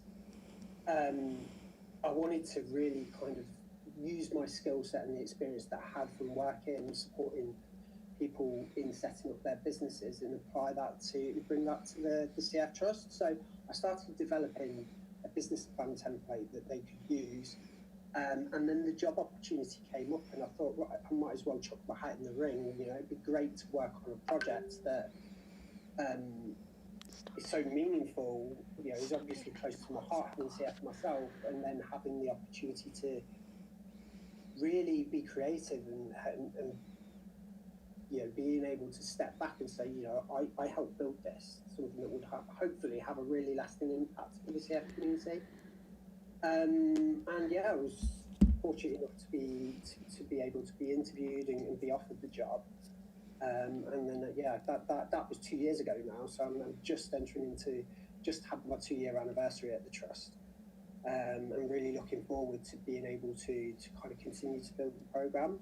I think what's exciting as well is because when we are, you know, aging more as well, and some people might not have thought about an employment, and that now they are. You do offer such a wide range of things. I wish we had more time to go into them, but I would just encourage everyone to go to the Work Forwards website. My final question is, well, 2 brief questions.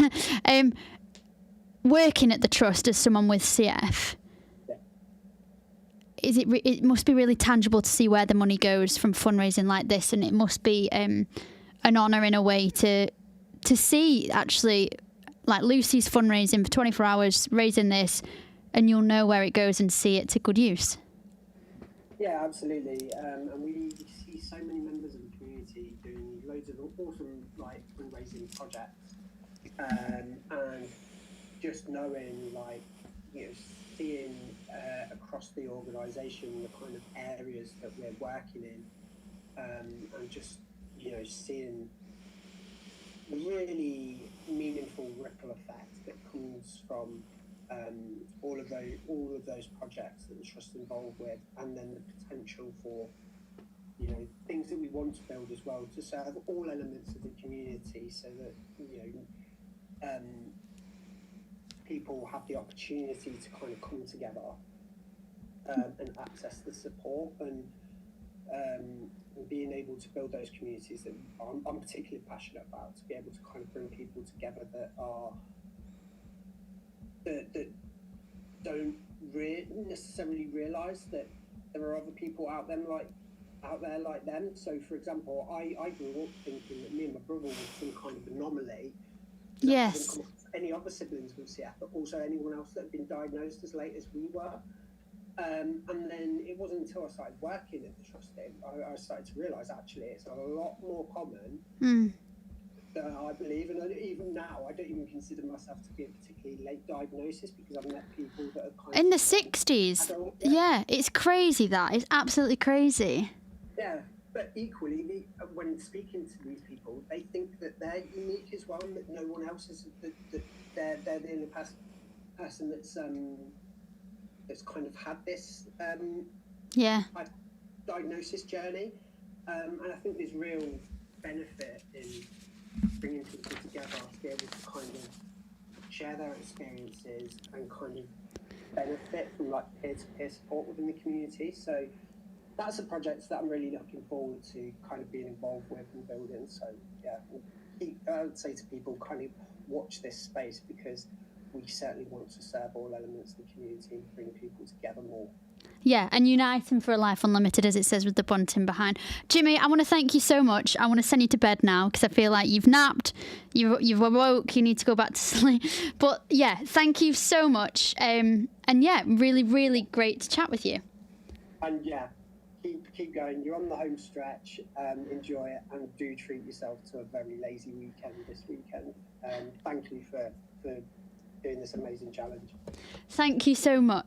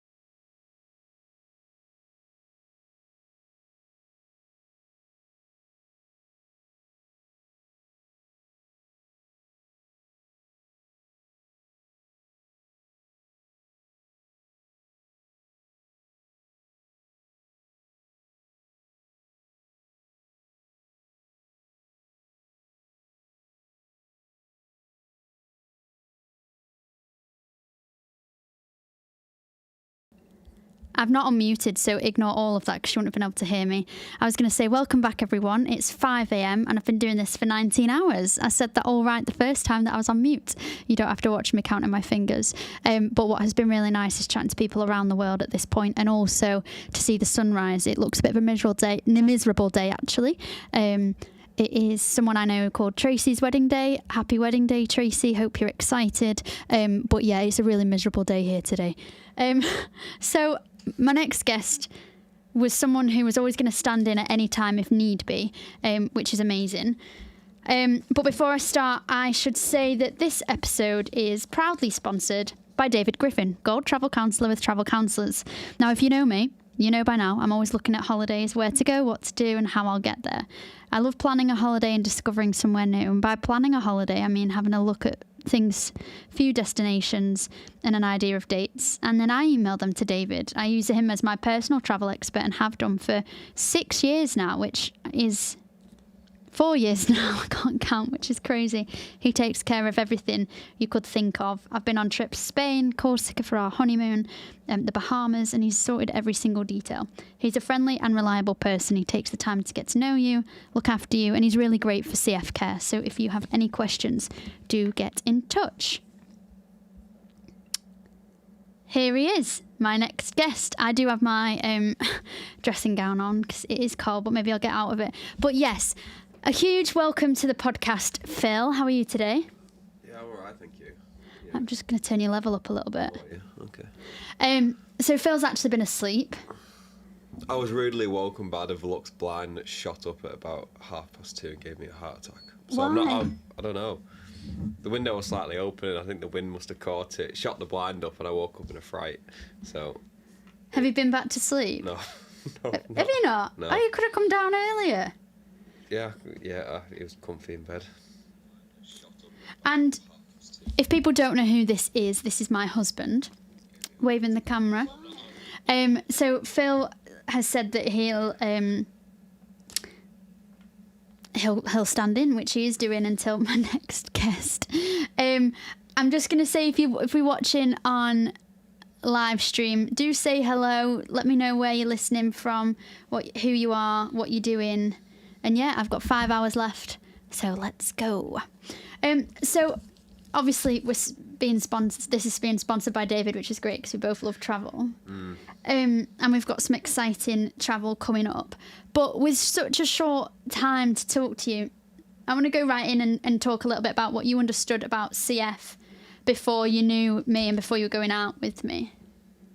I knew next to nothing about it. I remember it very briefly from. You can tell you've just woke up because your voice is so deep and groggy. Sorry, I have had a drink of water. And I like you've got your yellow t-shirt on, so thank you. Yeah, I can see it. Yeah, I knew nothing. I remember doing it in a science biology class. Like you brush over it, but to say I listened about it in science was would be a lie. So I didn't. It was proper going in fresh when we started going out and then learning about it, and it's been an interesting journey. So did you not know of anyone with CF or anything beforehand? No, absolutely nobody. And so when you were going out with me, obviously it was at the time when I was campaigning for the modulators in 2019. And so I was on TV talking about it a lot, and that is where you saw me. So you always knew. I didn't have to like tell you that I had it. You kind of knew and knew worst case scenario. Yeah. What was going through your head when you obviously messaged me and we did start going out? Was it in your head? Yeah, I was blinded by the good looks. Lol. So I was intrigued by you, and then it's something I came to terms with because you obviously have to make that decision. And I decided I would put my what's the right word? I would prioritise us as a couple over maybe things I would want to do, which would back then be maybe restrictive for someone with CF. Like what? Like, you didn't go on a plane when we started going out, did you? So I remember you actually sending me a text being like, oh, normally I'd stay clear of someone like you, but for some reason I was really intrigued, which is the same word. And I think it's different, and people listening may agree that when you're born into it and your parents know about it and they've grown up with it and it's your norm. But then when someone comes in and, like I said, they're season 15 of the soap or of the series, and they're like, who are these people? And that was Phil over there. He had to like get used to it pretty quick. And I think within the first month or two, I was on IV antibiotics and things like that. Was it hard for you seeing that? Because IVs were so normal for me. Yeah, well, because we started going out and then I disappeared off down south and did a harvest season down south and finished there in September, rushed back home, and then you ended up on IVs, didn't you? And then it wasn't. Was it before that when they announced the modulators, and you were on? No, it was after. It was October 2019. So, yeah. And then you were on the news. In March 2019. Yeah, and in October or September. Yeah, October. You're really bad with dates. Yeah. That's why our wedding date is tattooed on your arm. Yes, so I don't think I get it. But what I mean is, like, did it, because for me, like, doing my IVs and having a long line in my arm and my mum mixing up sterile drugs is normal, and it always has been. Was it a bit for you? Was it like, because you've not had much medical stuff, that you've not been to hospital appointments like me, and you've come in halfway through, and albeit you came in when the modulators came, so like it was always a bit optimistic, it's a bit. Yeah, definitely. Yeah, I've sort of seen the would it be right to say the easiest side of your life? Is that the right word to say? Possibly, but then you saw me when I had flu and I was really unwell, and that was tough. Yeah, like you said earlier, drinking bucks fizz out of a sputum pot, and watched the World Cup final, didn't we? In hospital. I think that's crazy. Like if you were like 18 now, or if you were talking to your 18-year-old self, and that you were like, you knew sputum, you knew physio, you like listen to my cough sometimes, he'll like be like, that sounds unusual, that's a bit productive today. Oh. I thought your mum was a right cough nerd when I started, because it was she could pick up on what your coughs meant, and then I'm now in that same position of like, oh, that cough seems to be drying out a bit now. You love it when I'm on antibiotics. You're like, oh yes, that was a great bit of mucus we got up doing physio then. Or if you make me, laugh, yeah, that's what he does. He goes like, oh yeah, a little bit of yellow in there, yeah. And that, like, but would 18-year-old you have even thought that? No chance. And what do you think? Like, do you think 18-year-old you would have been quite proud of like how you've developed and adapted? Like, yeah. Are you proud of yourself? Because I always think, like, and I've chatted to people before about this, how like you it's not Fault in Our Stars and all of that, but you didn't sign up to it. You chose it. Yeah. And so I always found that hard because when we were going out, I remember being like, oh, you could find someone who doesn't have it. I remember when COVID hit and I was like, oh, we're not going to see each other. Why don't you just find someone else who will break the rules or do whatever they want? Like, you're not stuck with me. And you're always like, oh, I choose you. And I actually used to write down everything nice you said to me, which I won't get out for everyone. But you did. It's pages and pages, isn't there? You did tell me you were going to marry me in September 2019 when we'd only start going out in June. Did that ever go through your head? Stuck to my word. Yeah. Just show it to the camera, please. Did you close up? Did you ever think? I don't know. Did you ever feel like marrying me was a risk, or like going out with me and what was to come? I feel like it must be a big love that you've stuck got. With you. No, just like being unwell, the hospital, possibly like my life expectancy, because that was what you knew when I was talking on the news about life expectancy was 31. Could still be 31. I know when I get to 30 I want to have a big party, but when I get to 31 it's going to be emotional. Did that ever cross your mind, like you might not be with this girl for long? Yeah, I think it did at the start, but then like I said earlier, it wasn't long after we started dating. It was 4 or 5 months when the modulators came out, and the difference that I think they were predicted that what they'd do, extend life expectancy. But it's so hard, isn't it? Because I've still been in hospital like 3 times since being on it. Oral antibiotics, IVs. It's not a cure, and this is what I'm still, I'm trying to get across. It's not a cure, and it doesn't work for everyone. No. How has your life changed then since, like, when we got married, we obviously moved in together. I feel like you just adopted everything my mum did. You now do for me. Yeah. And we don't talk about it with friends and things because I like to be independent and, it's personal, isn't it? But I will overshare like I have the whole 24 hours. But like you do help me with my physio, and you'll help like wash these so it's like sterile for me to use, because it's like I always think it's just so hard to just get up and do all I've got to do. So if you can clean it for me, it's helpful. Yeah. We've got a good routine. Yeah, we do. Yeah, we have a good routine, which that's a key. Is finding that routine and sticking to it, because you can't afford to lapse on that.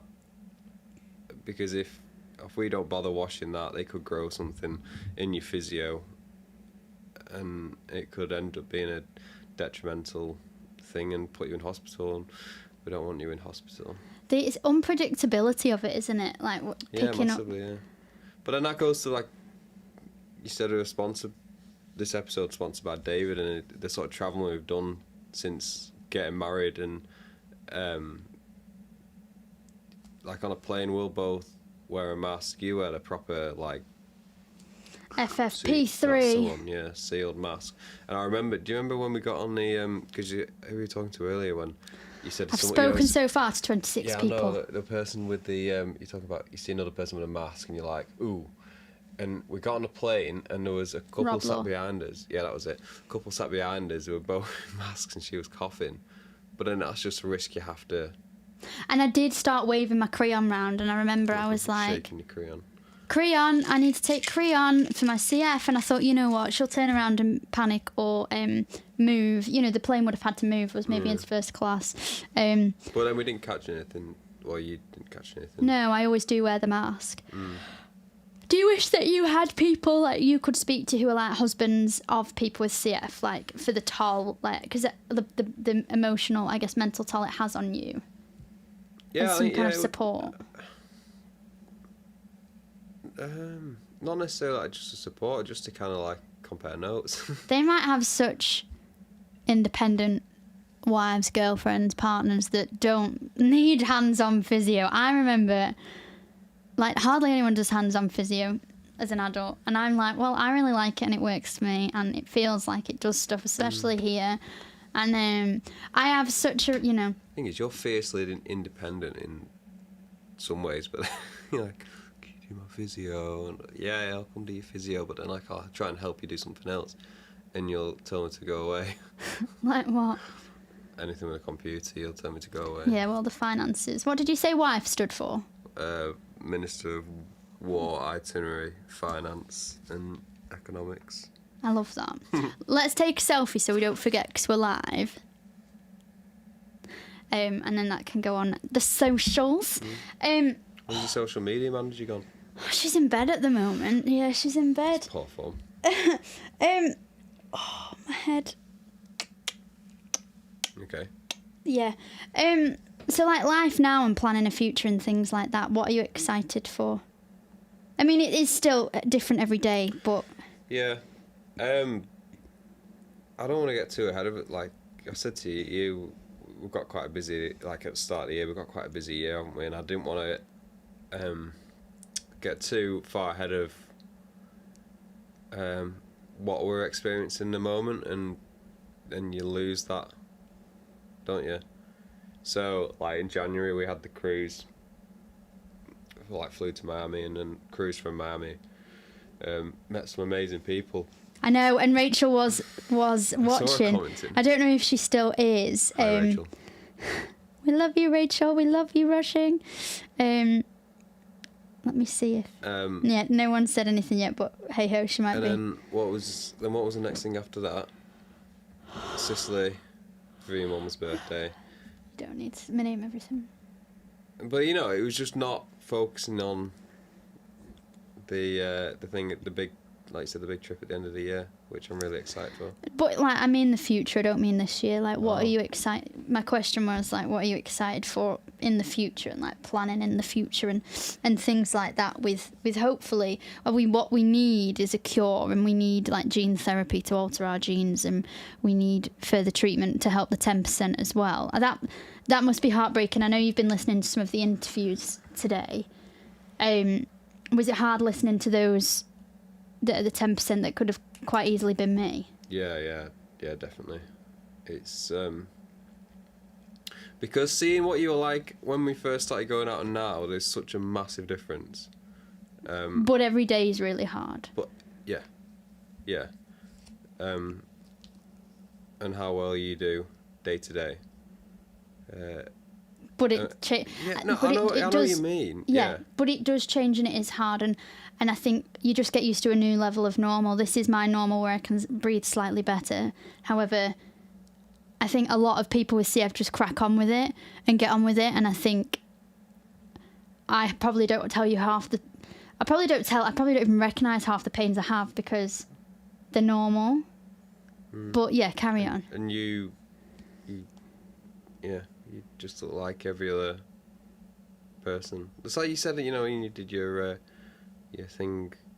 video last week in London, and people were saying, you asked people, would you say I had cystic fibrosis, and every one of them said no. Because, you don't stop. And I won't stop. I think I won't stop till everyone's got access to these modulators. Where's the most favourite place you've travelled with me so far? Together, obviously. The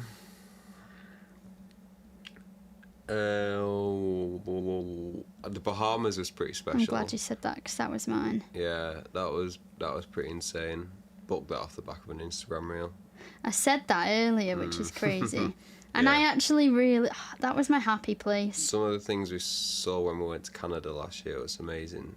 Going back to the rodeo, probably one of the best live events I've ever seen. Yeah.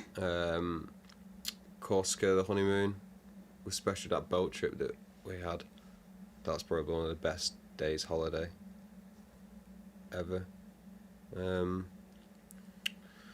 Where else? Cruise, Virgin. Recommend Virgin. Little plug there. That was really, really good. That was probably best for food, I would say. My love of food has come since being on... I'm going to sneeze. I really find it hard to hold them in. Keep talking. Yeah, my food's increased, hasn't it? Like, as in my love for food. Now the pressure is off of kind of putting on weight. Yeah, definitely, yeah. Now you've definitely broadened your horizons of what you'd eat. But I still forget to eat, and I still like Oh yeah. struggle to like prepare stuff. It's like I do so much, and then I'm like, I can't deal with it, and also, I obviously also have Crohn's. Mm-hmm. Yeah. So it's like another inflammatory thing that I deal with. Yeah, it's another fatigue, another thing you got to manage. It's like extra on top of. I always use the spoon method with Phil, which is helpful. Like when you've got like 5 spoons and that's your energy for the day, and 1 spoon is like having a shower, half a spoon is like making the bed, all that kind of thing. And sometimes I have no spoons. I often have no spoons left. So you'll like come home from work and cook, which is great. And sometimes you're like, oh, I do all the cooking. But then I think you see how much it nourishes me. And I struggle to cook a main meal if I'm working from home having lunch. I struggle to fully like invest in cooking a great lunch and a great tea. Mm-hmm. So I sometimes just forget the lunch or have pasta with parmesan, which isn't great. Or and that's why I'm going to work with my mum, a nutritionist, about like easy lunches that are good, because I just can't be bothered to sit, get all the pans out. I mean, I don't do the washing up, do I? No. It's dangerous for people with CF to be near drains and clean things. I should be happy when you say, oh, I'm going to bake for you, but then when I come back and the kitchen's like a bomb site and I have to wash up. But it makes me happy. Yeah, I know it makes you happy, yeah. Yeah, and the cakes don't tend to last very long. Talk to me a little bit then about when we found out that the life-saving drugs were around. What went through your head? Like, what was Back in 2019, so it was I remember you rang 4 months. Yeah, you rang me in tears, and I was over the moon for you, but I didn't quite understand the size of this announcement for you, because I was still so new to CF and all that. Yeah, I remember I think I was in Skipton when you rang me. Was the signal a bit sketchy? No, I don't know. Could well have been. Yeah, and you rang me in tears, and that is kind of like, it's obviously a massive thing for you. I was absolutely over the moon for you and your mum and dad as well, because I know how much it's been like our whole lives, hasn't it? Yeah, 100%, yeah. And I think the relief off the shoulders was incred. It was incred. I'm going to start shortening word. Yeah. Are you going alright? Are you absolutely like shattered, or are you? I'm not. I don't even need those on because I've got the speaking level. I'm not exhausted. I'm so pleased the sun's come up. Sometimes, if I'm up early and the sun doesn't come up, I'm like, oh my gosh, has it forgot how to come up? And I'm worried, like, what if the sun's done? But it came up within the space of 4:10 to 4:30. Have you got a second wind? I don't think I have a second wind.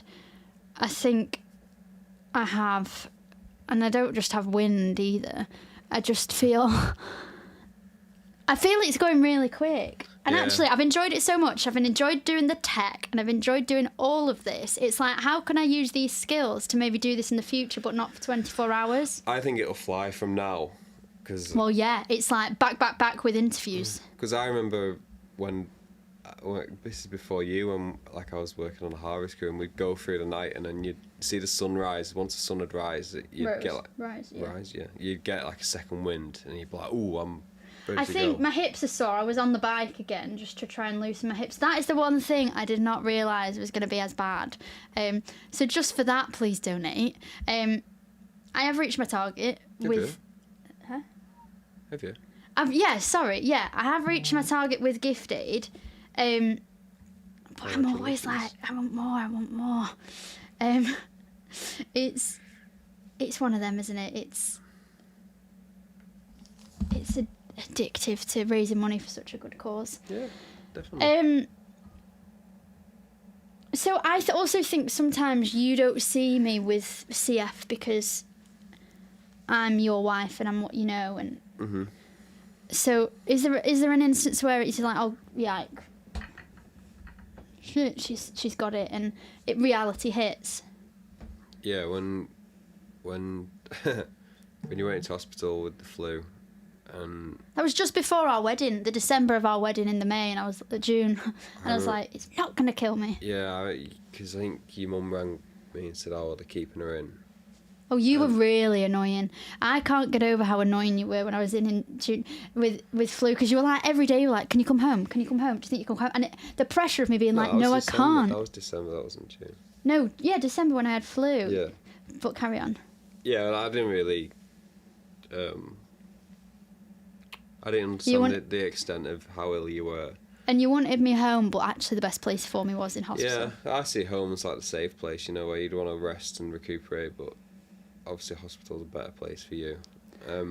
But yeah, that when I walked into the room and you just looked so ill, and I was like, oh. I was really worried if I'd make it, actually. Yeah, that was it was scary. In 2018, when my health was declining, when I had this bacterial and fungal infection, I didn't think that was the end. I thought this is going to be my new lower level of normal, and I'll just have to get used to like not being able to walk uphill and getting a taxi to uni and stuff. However, this was the first time where, like, in the middle of the night, I was put on oxygen, and I was like, "What's happening? What's going on? Will I always be on oxygen? Am I going to die?" Like, it was frightening. Yeah, it was frightening. Yeah. Especially as I had COVID, and I was like, flu. I don't want the flu, you know. Yeah. Someone's just donated £25 actually, which is really, really kind. Who else is up at this time? I know, it's amazing people. That's who's up at this time. Thank you very much, Stephen. Thank you so much. Yeah, 2 more questions, and then I need a wee break, and then I'm going to speak to the amazing Sarah Kay. Okay. So why are you proud of me with like everything I have to deal with? Like, what makes you proud of me? What makes you wake up every day and think, wow, I'm so glad. I'm so glad I'm married to Lucy. Your revenge drive's impressive. Yeah. And that makes me very proud, because you just don't stop. Even if it's, you drag me into whatever your plans are, like we are doing now. You were the one that was like, anyone drops out, just get me. You slept at my parents' where we're doing this so that, yeah, any situation. Yeah, and the Velux window that almost gave me a heart. I tell you what was crazy, midnight till 2 chanting Nashi and Roo. That was bonkers. Yeah, was it? That was like, I felt like I'd ate some funky cheese while we were chatting. I think I was asleep. I managed to crazy. Sleep. Yeah. Yeah. And what about with like CF and what I cope with and things like that? Like, you're proud. What makes you proud? The fundraising you do. This kind of stuff. I mean, kind of like with the condition. Like, just living with it day to day. You don't let it stop you from doing anything, apart from the obvious way you could get ill, but that's very, like, mediocre stuff. My final question is, next week for CF Week, the theme is 1 diagnosis, 11,000 realities. And I wanted to know, as a spouse of someone with CF, what your CF reality is. You could have told me these before. I did email you them. Okay, sorry. Oh. Time's a ticking. Yeah. Like, what's your day-to-day with CF? What comes up if you were to describe it in a sentence? Thing is, or a paragraph, but thing speak. Is, you're my priority, but you are not defined by your CF. But for you, what is it? What is it? Like, I know I'm your priority, but for me, the CF, how it affects me daily is to do your physio, help you with your physio, help. Oh, and he absolutely loves it when he's wanting to go to bed, and I'm like, physio time. It's not that. It's when you're like, I'm just one more thing I need to do, and then you scuttle off. Scuttle. Yeah. I scuttle off. Scurry off. You know. Well, Phil. Yeah. We'll leave it there. Yeah.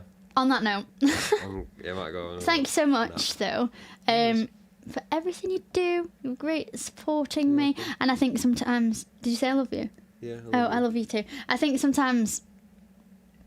I forget that you've not grown up with it, type thing, and you've done really well. The camera's not even on you for this bit. No, it is. You do really well supporting me. And so, yeah, 18-year-old you probably didn't want this life, so thanks for choosing it. It's all right. It's better than what I could have expected. Yeah, totally with who that... Sorry. On that note, I'm going to have a quick wee break, and then I'm going to be joined by Sarah very shortly. So, enjoy.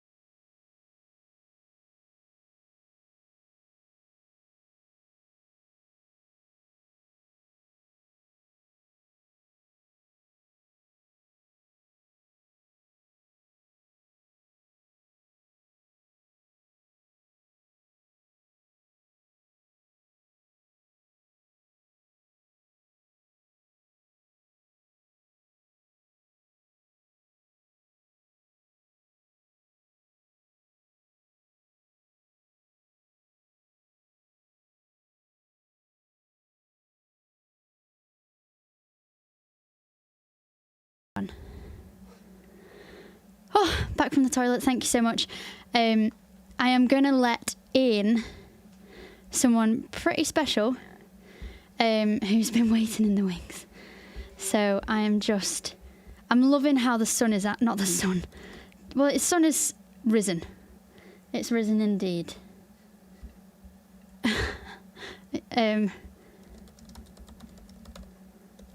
You okay there, Phil? Just giggling away. Yeah, I'm loving that the sun is out. The sun is out indeed. And I'm going to admit, Sarah Kay, hello. Hello. Oh, I can't hear you. You've got me. How are you? Yeah, I'm good, thank you. Good morning. Good morning. Thank you for bearing with. Having a great, just having everything kind of delayed a bit this with the morning ones. Before I chat to you though, I should say this episode is sponsored by the Craft Studio, and the Craft Studio is based in Solham, in Lancashire. It's a craft studio. It's amazing. Caroline specialises in doing paint workshops and paintings, and it's great. So anyone who's from the Lancashire area listening on YouTube, do check out the Craft Studio. But Sarah, we're chatting for a little bit, 45 minutes or so, about a whole range of things. You've got CF yourself. Look at you also in your CF t-shirt. Yeah. I was struck by the conversation that I had with Phil, because it felt like, and I don't know if you felt the same, but I always felt like, why would someone choose me compared to other people to be a partner when I have something that I'm broken, really? And I thought, like, why choose me? Because there'll be other people, you won't have all these extra additional things. And when someone does choose like that, parents don't choose you to they're born and you're theirs. But when someone chooses you, I don't know if you felt the same, but it feels a very deep, special bond, doesn't it? Yeah, you're already trying to make me cry at this time in the morning. My partner, my husband, Stephen, is, my rock, my everything. Before him, and when I was single before him, I kind of thought to myself, I was like almost 30. I wasn't in good health at that point, and I actually didn't want to get into a relationship. I was like, I don't want to put this on anybody else. My family, as you've said, like, I haven't chosen this. They're just part of it. And then Stephen came along and flipped that on its head. He's the most involved that anyone's ever been in my care. He's got lists of medication in his phone. If I get ill or end up in hospital, he lets everybody in the, wider family know. So yeah, you're right. It is a completely special bond, and sometimes quite hard for us to navigate. To make sure we're not feeling like a burden on them and stuff like that. So yeah, mentally it can be strange being in a relationship when you've got something like CF. Sometimes I feel like I expect him to be caught up, to know everything, and it's taken time. We've been together 7 years this month, and it's next month, and it's taken time, and he is great at it now. And I was chuckling before because we were saying, when I've got a bad cough, he's listening to it. He used to think my mum was like the cough nerd, and now he's like, oh, that sounds more productive. And if I have a bad cough and I've got sputum, he'll like then look at the glass and be like, oh yes, it's a bit yellow. Well, it's grim for everyone else, but it's humorous for us. We always laugh that we are far more intimate than any other couple because there's all kinds of liquids and things that we talk about all the time. Yeah. When it's just the norm for us, like, it just seems every day. Yeah, definitely. And something I love to do, with that load and with that, with that big load is be creative. And that's why you're quite creative as well, aren't you? Do you think? am I? Well, you need to go to the craft. If you're ever in the area, you need to go to the craft studio because. That's it. Yeah, but I love doing. You know, I'm not a big drawer. I'm not very good at art, but I love to make things. You know, like scrapbooks and things like that. You are creative then. So okay, yeah. I think everyone's creative in some way, and I feel I've done a few painting classes with Caroline, and Phil and I did one as well actually. I seem to remember, and I mean my memory's going a bit now, but with this day, but it really is very soothing, and it's great, and it's really fun. And yeah, I've just put their website on as well that people can get into. It's really great. But you're flipping it a bit now for the next 15-20 minutes, aren't you? I am. I thought, let's give you a break from asking the questions and let's ask you some questions so you can sit back and just, I'll be the host for a little bit. That sounds, you know what? That sounds amazing. And in the time we've been speaking, there's been 30, 40, 50 pounds. In fact, Stephen's on YouTube. Good morning. Well done. Nearly 20 hours. You're welcome awaiting Sarah's slot. No weekend lame for me. Anyway, over to you. I shall be the guest. Yeah, so first of all, on a scale of 1 to 10, how tired are you at this point? Which is 1. 1's low, 10's high. 3, actually. I'm running on adrenaline. I feel like every time someone new comes, it is giving me life. Burst of energy. Yeah. And because everyone else is so like energetic and passionate, it's great for me. Yeah. My hips, on the other hand, and my buttocks, I keep going on about them. Oh my gosh, they're painful. I've been on this little exercise bike for like a minute to stretch my hips out. That luckily after you, there's a yoga teacher coming to help me with that. And my voice is sore now. I am a big advocate for yoga and holistic health to do with CF as well. So stretching and, you know, all those mindful kind of activities are hugely beneficial for something like CF. I think it should be more widely introduced, and obviously we do have a few platforms now that are CF focused on that as well. But yeah, because I had Larissa who does acupuncture. She came on and chatted to me, so it is so important. Have you tried acupuncture? Yeah, I use her all the time. Yeah, it's brilliant, isn't it? So good.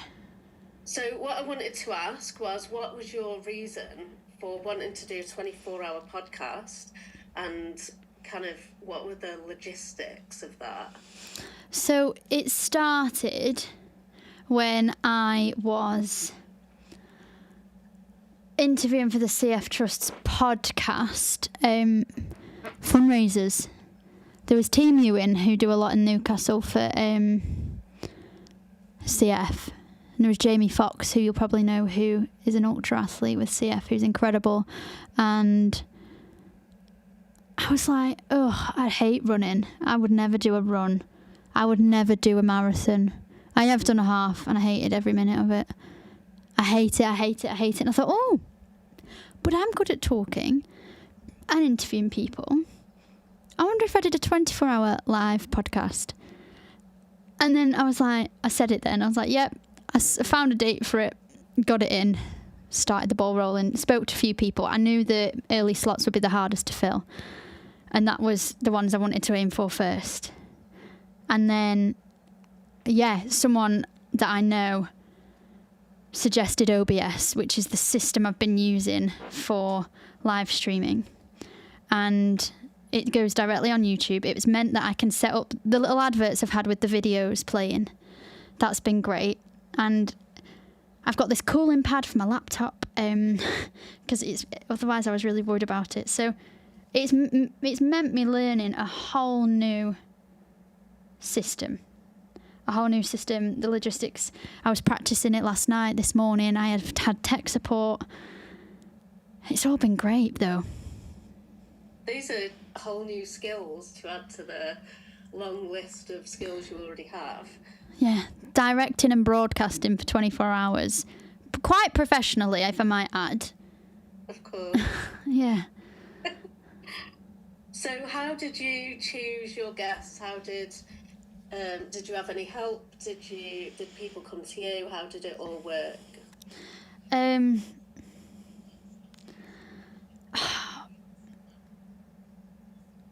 The CF Trust helped me with ambassadors and people, getting these people, because that was really important to have people who are well known. I also wanted people within the CF community that would share. So I reached out to people like yourself and people that would be great.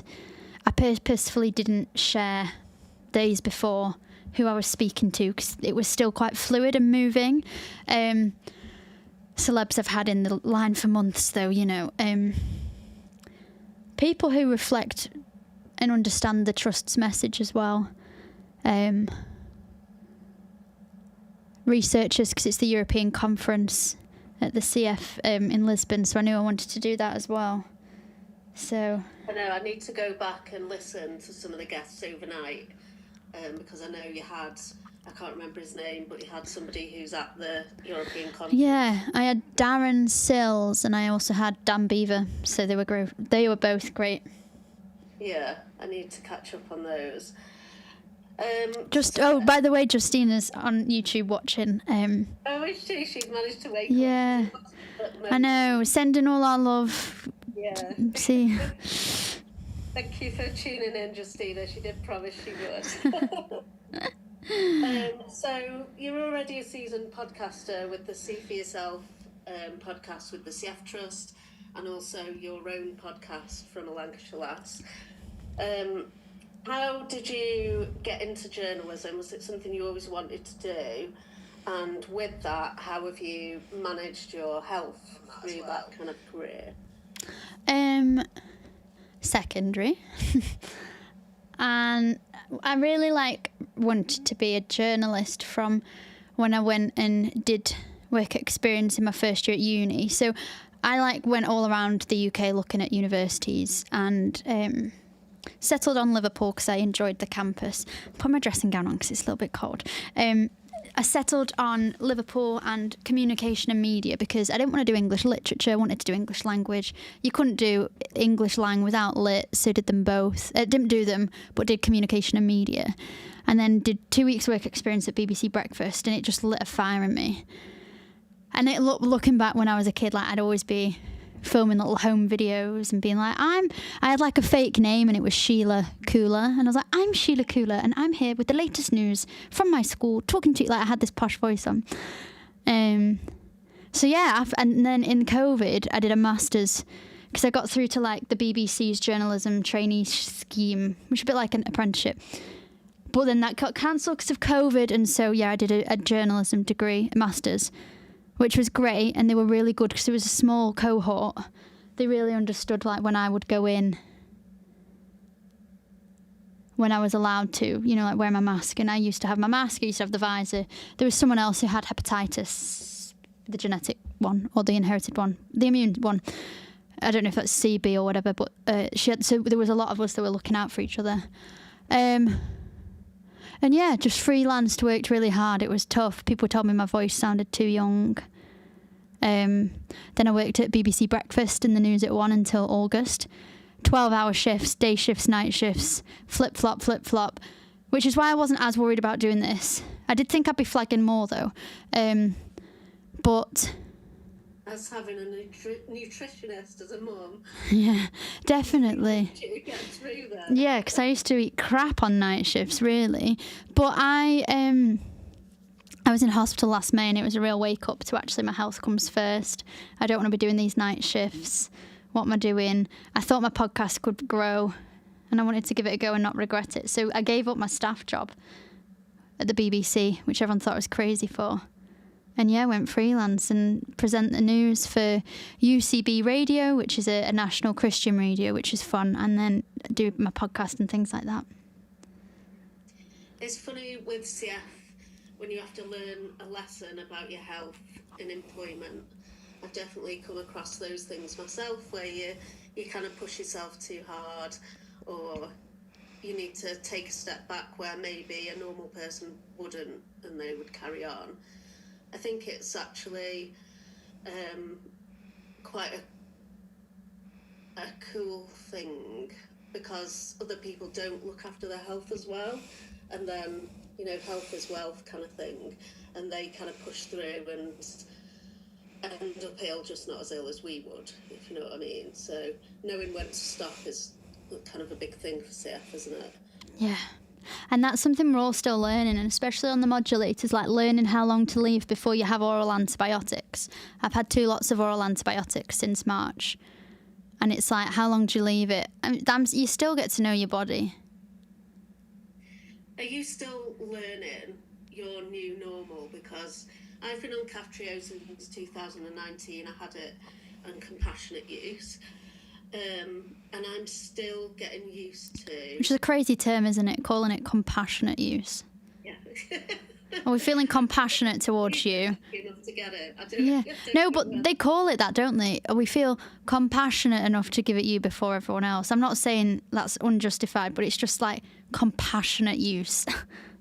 It's a bit patronising, isn't it? But yes, sorry, carry on. Getting used to kind of the new normal is still happening for me, you know, 6 years on. And I've recently started a lift track. I heard you talking about like the pronunciation of a lift track. I don't know. My nurse told me that they were told there's a lift in it, so a lift track. So I've only been on that for a week. But I am definitely still learning my own capabilities, and also, like you said, when is right to have IVs and things like that. It's a really difficult, like, kind of weighing up. And I know there's a lot of research going on in the background, some of which I'm part of with the CF Trust, into lung health post-modulator. Not just post-modulator, we've got to remember those people who don't have modulators, but kind of how to pick up on infection and how to treat them going forward, because we're going to be older. So that means, you know, more antibiotic resistance, and something that we definitely need to look at. So how is your health at the moment? What modulator are you on? How are you getting on? I'm on... I'm calling it Alpha Trek because it sounds fun, but a lift trek. I just like the al, like the emphasis on al. I'm on that, and I have been since November. I wanted to move on that early, so that, because there was a lot of people at my centre, like, if you're stable on Kaftrio, maybe don't go on to it yet until more's done. But I was like, because I have Crohn's disease as well, I really wanted to lower the inflammation of that as well. So does that make a difference on a lift track? I don't know. I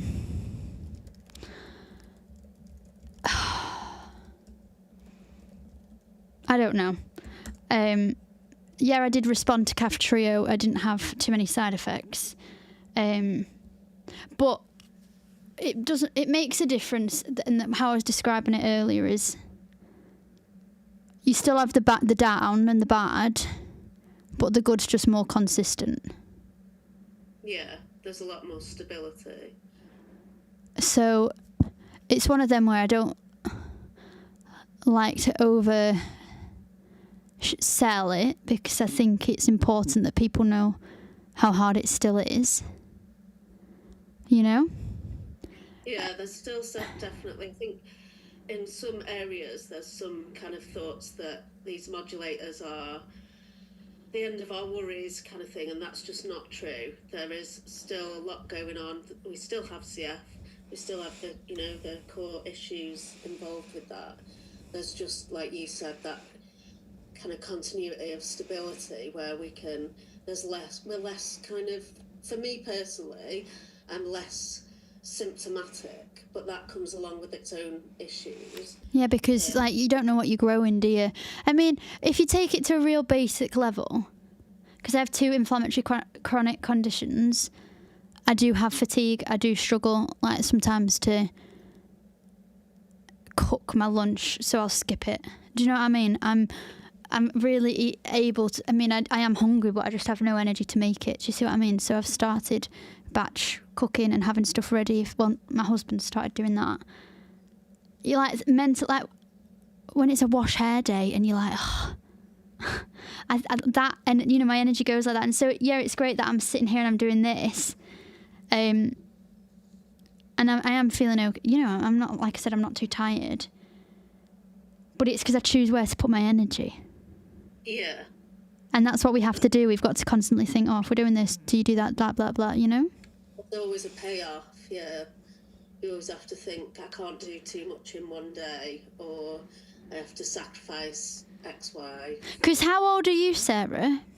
So I'm 40, I'll be 41 in October. Everyone I'm chatting to is 40, 41, 42. It's crazy. Really? Yeah, literally everyone. It's absolutely mental.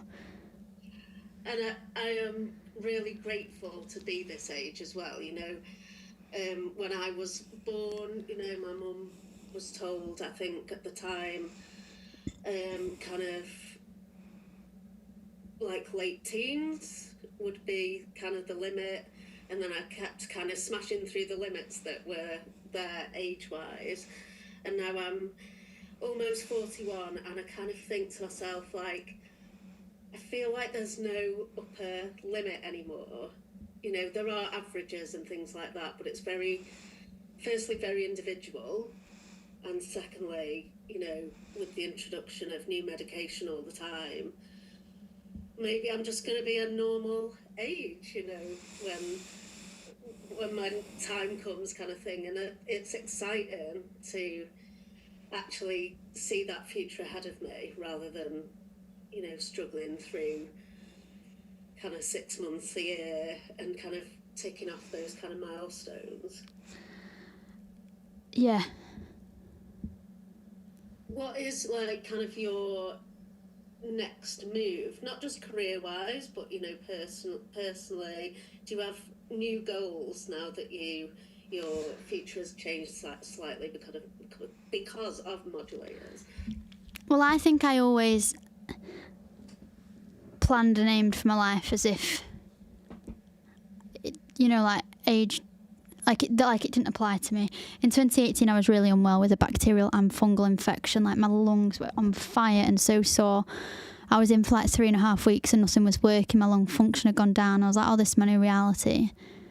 But I was like, you know, I was still planning as if it wasn't.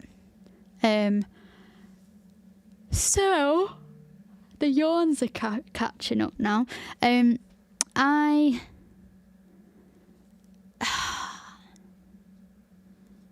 Career-wise, I'm really happy being freelance, and I absolutely love reading the news. I love interviewing people. I don't enjoy the editing as much, so if I could have someone who would edit my podcast for me, that'd be great. I have some new podcasts lined up and planned. I love doing the CF Trust's podcast and chatting to people with CF. And actually all my life I've struggled with being different, and I think now I've worked on it and I really like it. And so I want to be able to talk more about my CF and advocate for that and for Crohn's on my socials, and be a person of talking about CF as well. Because I've been given a voice and the confidence to be able to do this. So I want to be able to speak for those that can't. Yeah, and we share that kind of goal as well. When I was younger, I was a mouse. I never said boo to a goose. I kind of wanted to fade into the background, and like you said, felt very different to others while I was at school particularly. And growing up with CF, I think it does at some point kind of kick in where you always have to advocate for yourself in a healthcare setting, and it does kind of give you a voice. So I totally understand, like, putting your voice to the CF or the Crohn's in your case. And I see people that do it, and I'm really impressed with them and think, I wish I could do that. And I kind of do it a bit more behind the scenes. But you still do it. Yeah, and it's something that's really important to me. I'm really passionate about giving the point of view of, you know, the CF community to areas that need to hear it.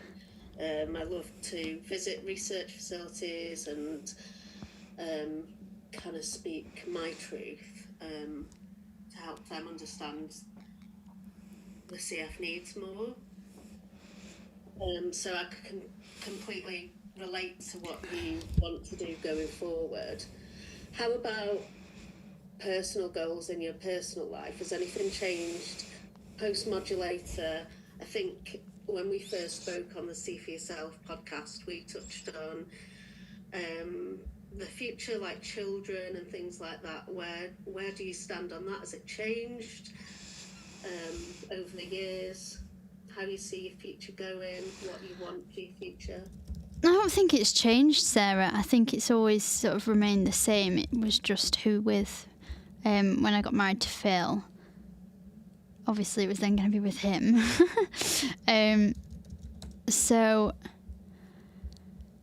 yeah, I mean, I would like one child. I think that will be enough for me to handle and still be able to like look after my health. Maybe that's naive. Maybe in the long term more, but I'm an only child and I love it. So yeah, that will be the goal, but not for a few years. There's quite a lot of investigations and tests that I need to do for my Crohn's and get that sorted. I've just moved to a new team, so they want to kind of relook at things. So there's a lot going on back there. But personally, yeah, travel more, work more. I'd love a passive income. You know, you don't have to do anything, you get paid.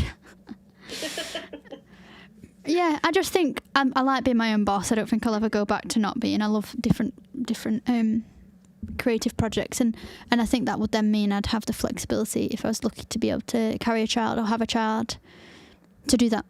But yeah, it's definitely. I mean, when I was a kid, I was like, oh my gosh, I want 3 kids. Oh, could you imagine? No, to everyone who's got 3 kids, amazing. But like, I'm fully aware, and my husband is fully aware that like, we'll still have to do my physio. He'll still have to help, you know. And the child will be a priority, but my health will also be a priority. And so we don't want to have too many children in the sense that then my health's really suffering. Plus, like, if you carry a baby, like what it does to your body, it's mad. But it's a conversation I have with my team now, saying, you know, in the next few years, that's when I want to start having to think about it.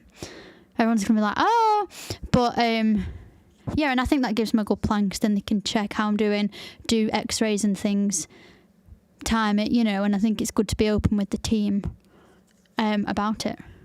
Yeah, it's definitely good to be open with the team, and I had a conversation very early on in mine and Stephen's relationship. I went to my team and kind of said, we do want children in the future, like how does it look for me, what's your professional opinion?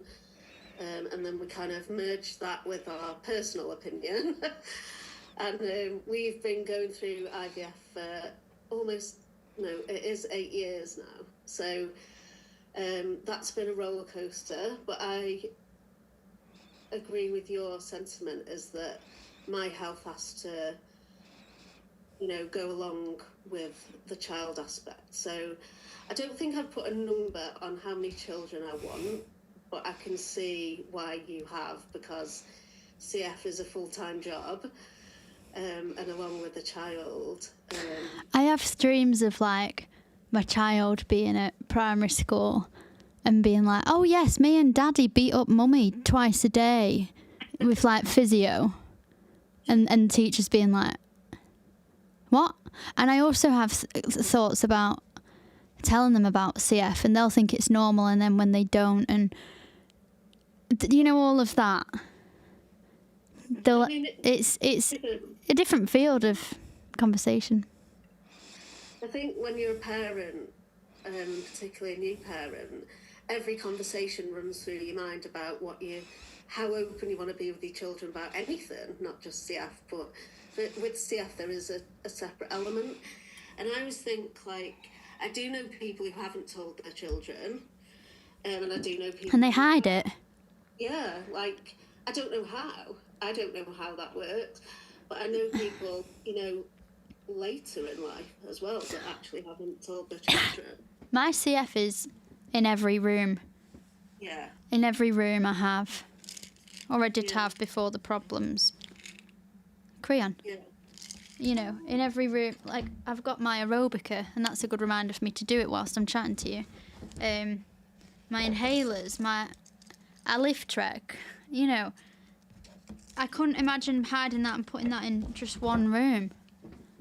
Or And also, it's a big part of you, although, like you said in previous chats, it doesn't define you, but it is a huge part. And you're right, there's paraphernalia all over the house. I don't know how you hide it. I don't know people's reasons, and I'm sure they're valid for whatever they've chosen. But yeah, I think personally, with a child, I'd like to be completely open and kind of give them the opportunity to kind of raise awareness of CF from a child's point of view, you know, going into school and kind of saying, my mum has got CF, or, you know, they'd be like a little advocate themselves. that'd be nice. I'd like that. Yeah. But also for them to see us in no other way. Yeah.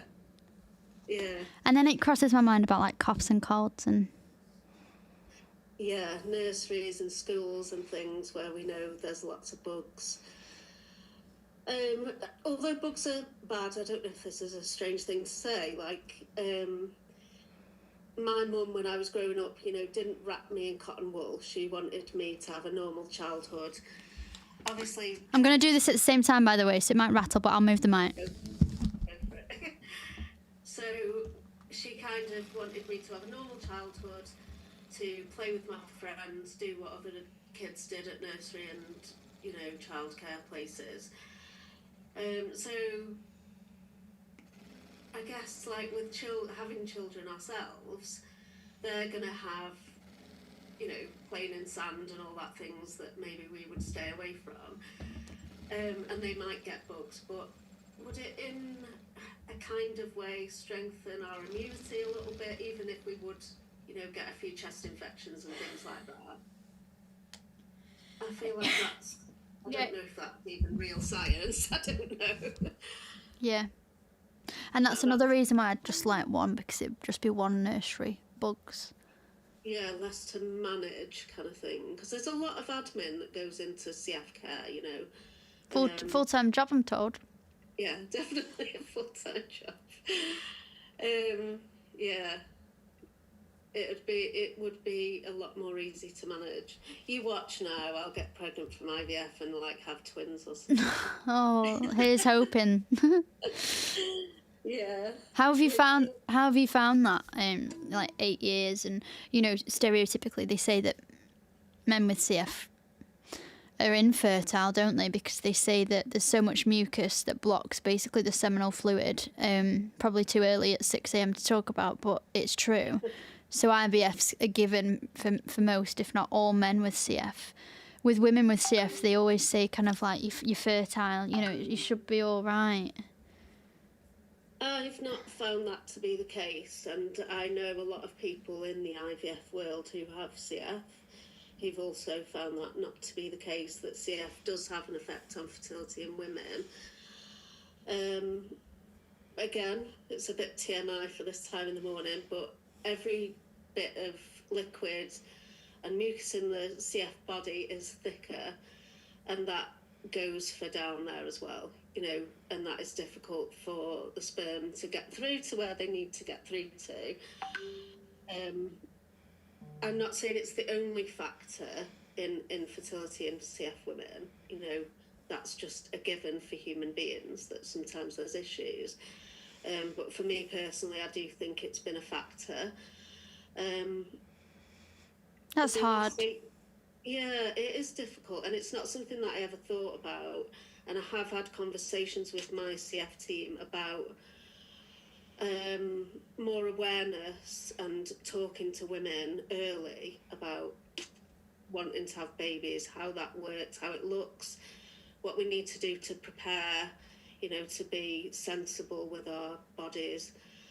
and whether it would mean that we need fertility treatment.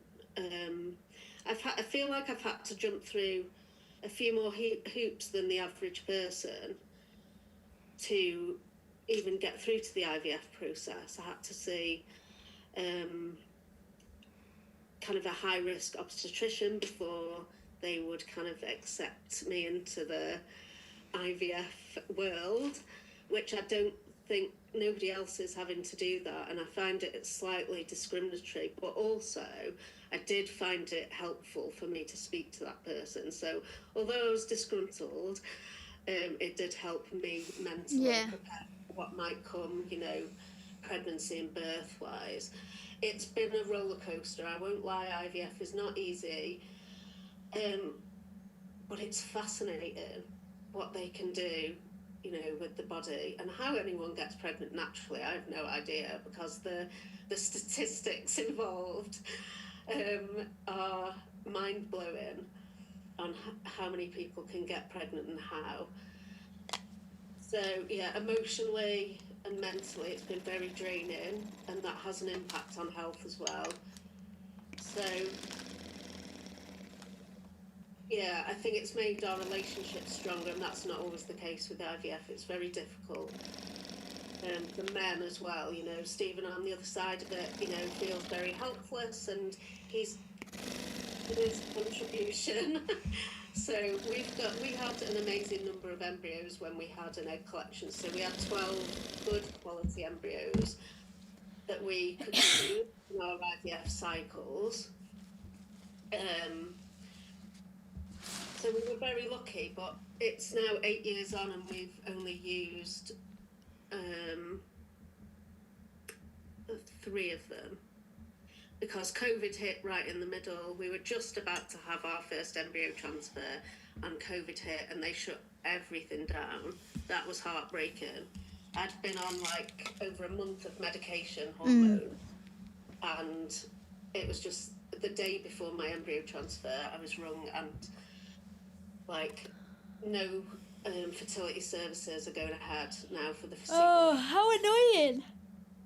And then obviously you have the hormone drop as well, which I've got CF diabetes as well, which hormones affect me massively with my diabetes. So yeah, hormone crash, diabetes issues, and obviously the mental side of, you know, not getting to go through with what we were planning. Yeah. That was really difficult. So we are about to start another round of that next month. So, oh, well, yeah, everything crossed for you. Yeah, we were very lucky last year to get pregnant with IVF. Unfortunately, that didn't end the way that we wanted it to, but it's given us renewed hope, you know, that it can happen. Because going through 8 years and never getting pregnant is heartbreaking. But to actually get to the point where we did, you know, have a baby, now the next round feels far more hopeful, even though it is way more emotional. Yeah, it's an exciting time, and the stability of my health, you know, with modulators and things like that is a huge plus for that, because I started it pre-calf trio, so yeah, it's an interesting time. Yeah, it really is. And I feel really conscious of like interrupting your physio. No, it's okay. Keep going. You know, I've hit a wall. Not. I know. I can see. You need to. All of a sudden, I'm like. And what time? It's 6 o'clock. 4 hours. You're doing amazing. I think it's like a 6th left. Yeah. No. No. A quarter. Yeah. It's less than a day at work. Yeah. It's amazing what you've done. I can't believe you've kind of kept your energy up even to this point. I think I would be flagging way before you are. Are you going to make me start yawning now? I'm covering it up with my aerobica. I got up at 4:30 this morning to get ready and sorted for the day. And I've got the dog next to me. He had no idea what was going on at this time in the morning. He was like, what are we doing up? So he is flat out asleep. Oh. And once we've finished with our little chat, I'll be curling up with him for an hour or so. Stephen's took me to breakfast this morning because I'll be tired. I'm tired now. I've probably gone up to a 5. 3 to a 5. Uh-huh. What's the plan after? So when you finish, are you going to go straight to bed? Like, Oh, I'm probably going to lie on the sofa. just veg out for the rest of the day? Yeah. Yeah, definitely. I have a question for you if you've finished your questions for me, or do you have any more? No, go for it. Fire away.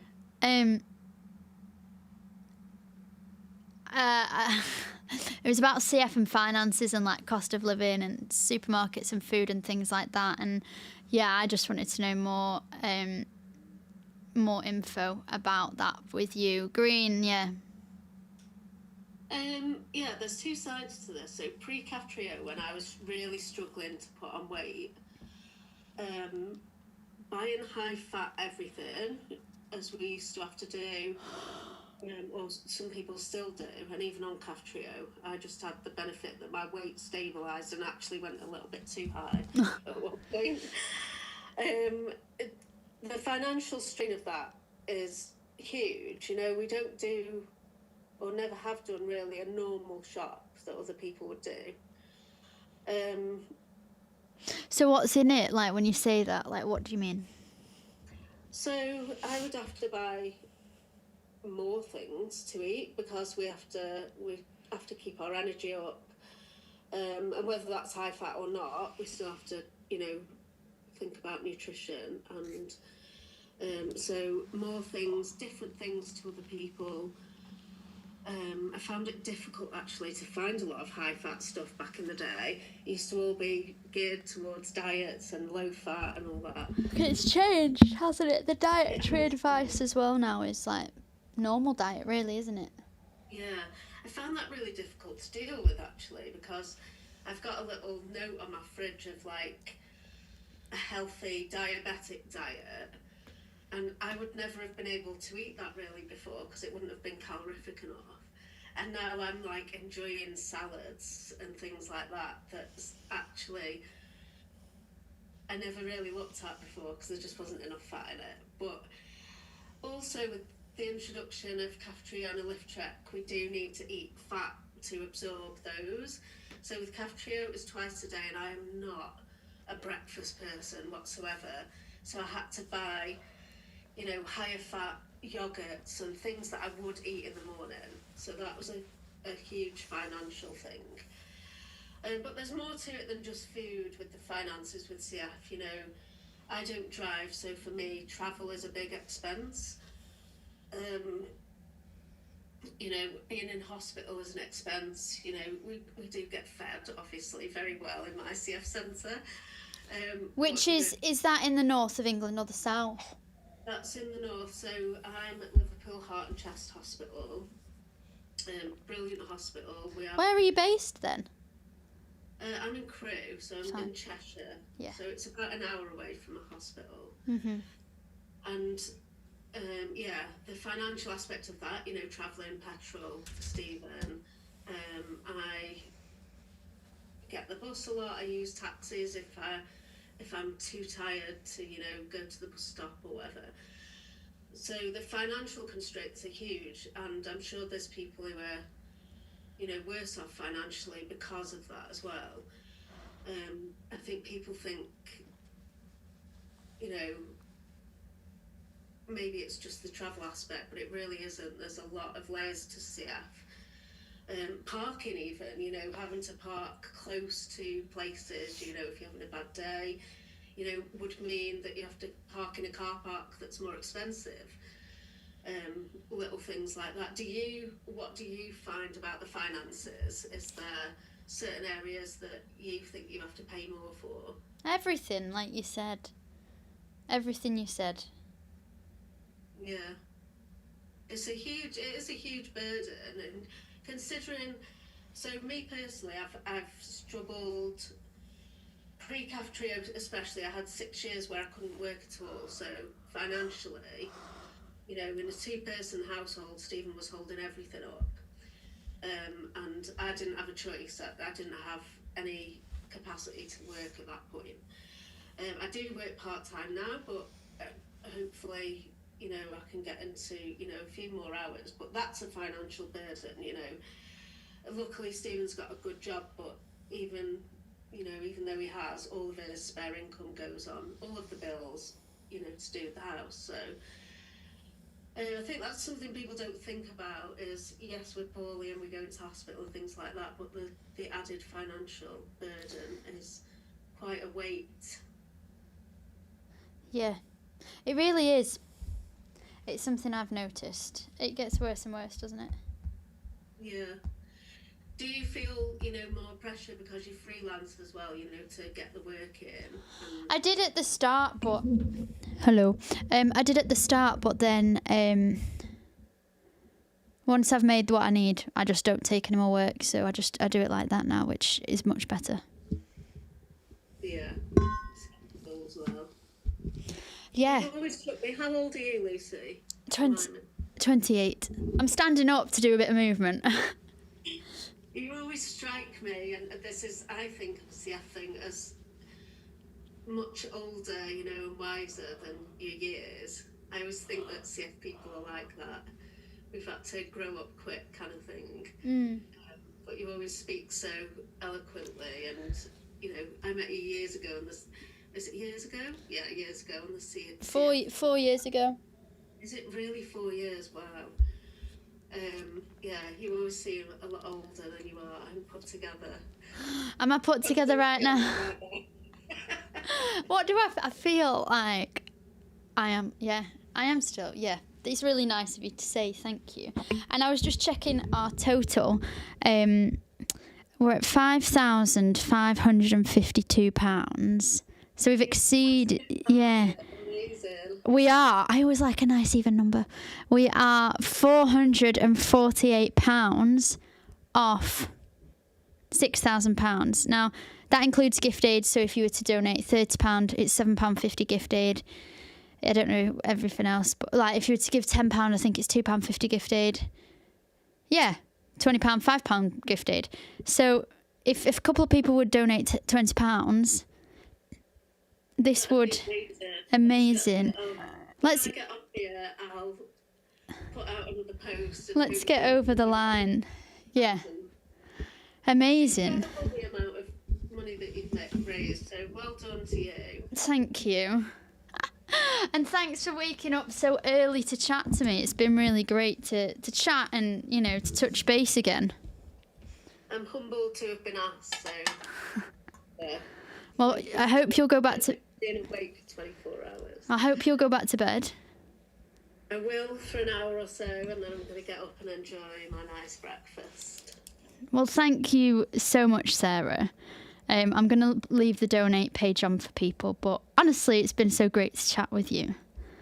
Absolutely. I look forward to speaking to you in the future, but hope everything else goes well, and yeah, get a good rest after this. Well, stay tuned for the end because it's going to be something special. So yeah, thank you so much. Yeah, thank you very much.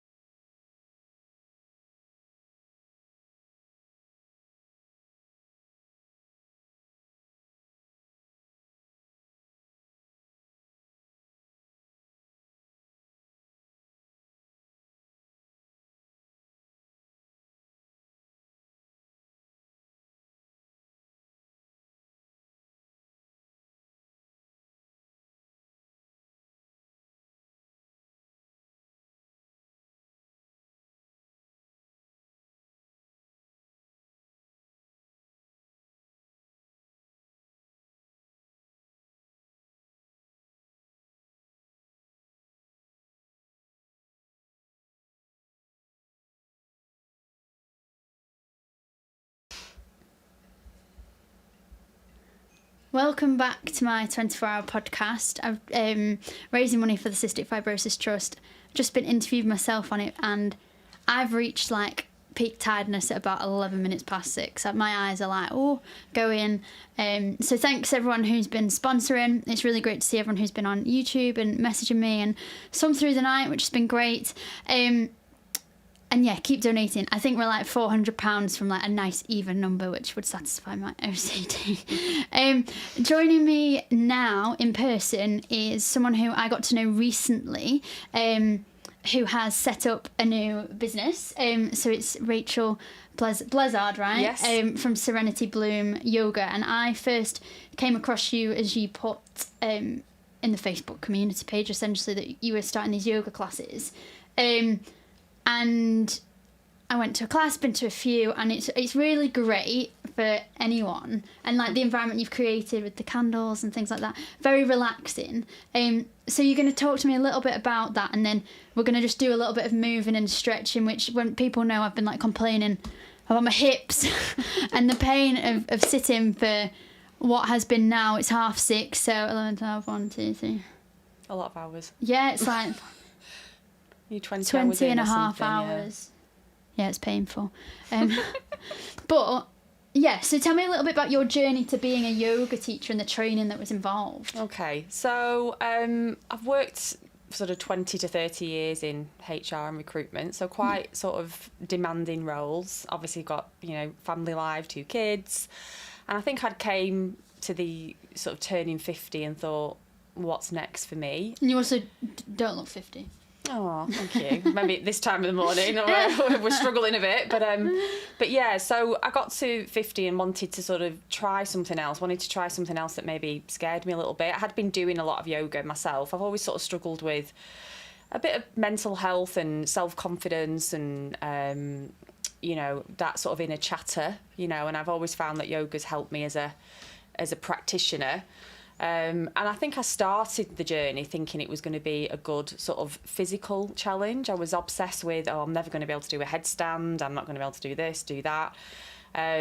So I think I just thought, well, let's push myself out of my comfort zone and sign up to do yoga. I'd done quite a lot of wellbeing stuff at work, being a sort of HR director, especially over COVID. We'd done a lot of inviting wellbeing speakers into work and done quite a lot of stuff like that. So I'd had an interest in that, and I wanted to really focus on the sort of nicer side and the nourishing side of people, really. So yeah, I signed up for it, and it wasn't exactly what I thought, and It's quite intense, isn't it? Quite really intense, yeah. And again, I think the physical side is quite intense, but it's you go on a bit of a journey to sort of look at yourself, and I think that's quite tough as well. It gives you that space and time to sort of look inwards, and that's quite scary at first, obviously, especially when you're surrounded by people you've never met before and you're having to sort of open up. And because my yoga is obviously a very small part is the physical practice, which I've obviously come to know a lot more. So yeah, it was intense, and I was still working full time, so it was quite a challenge.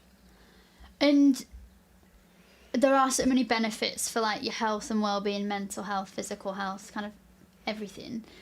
But why would you say is yoga so good for you?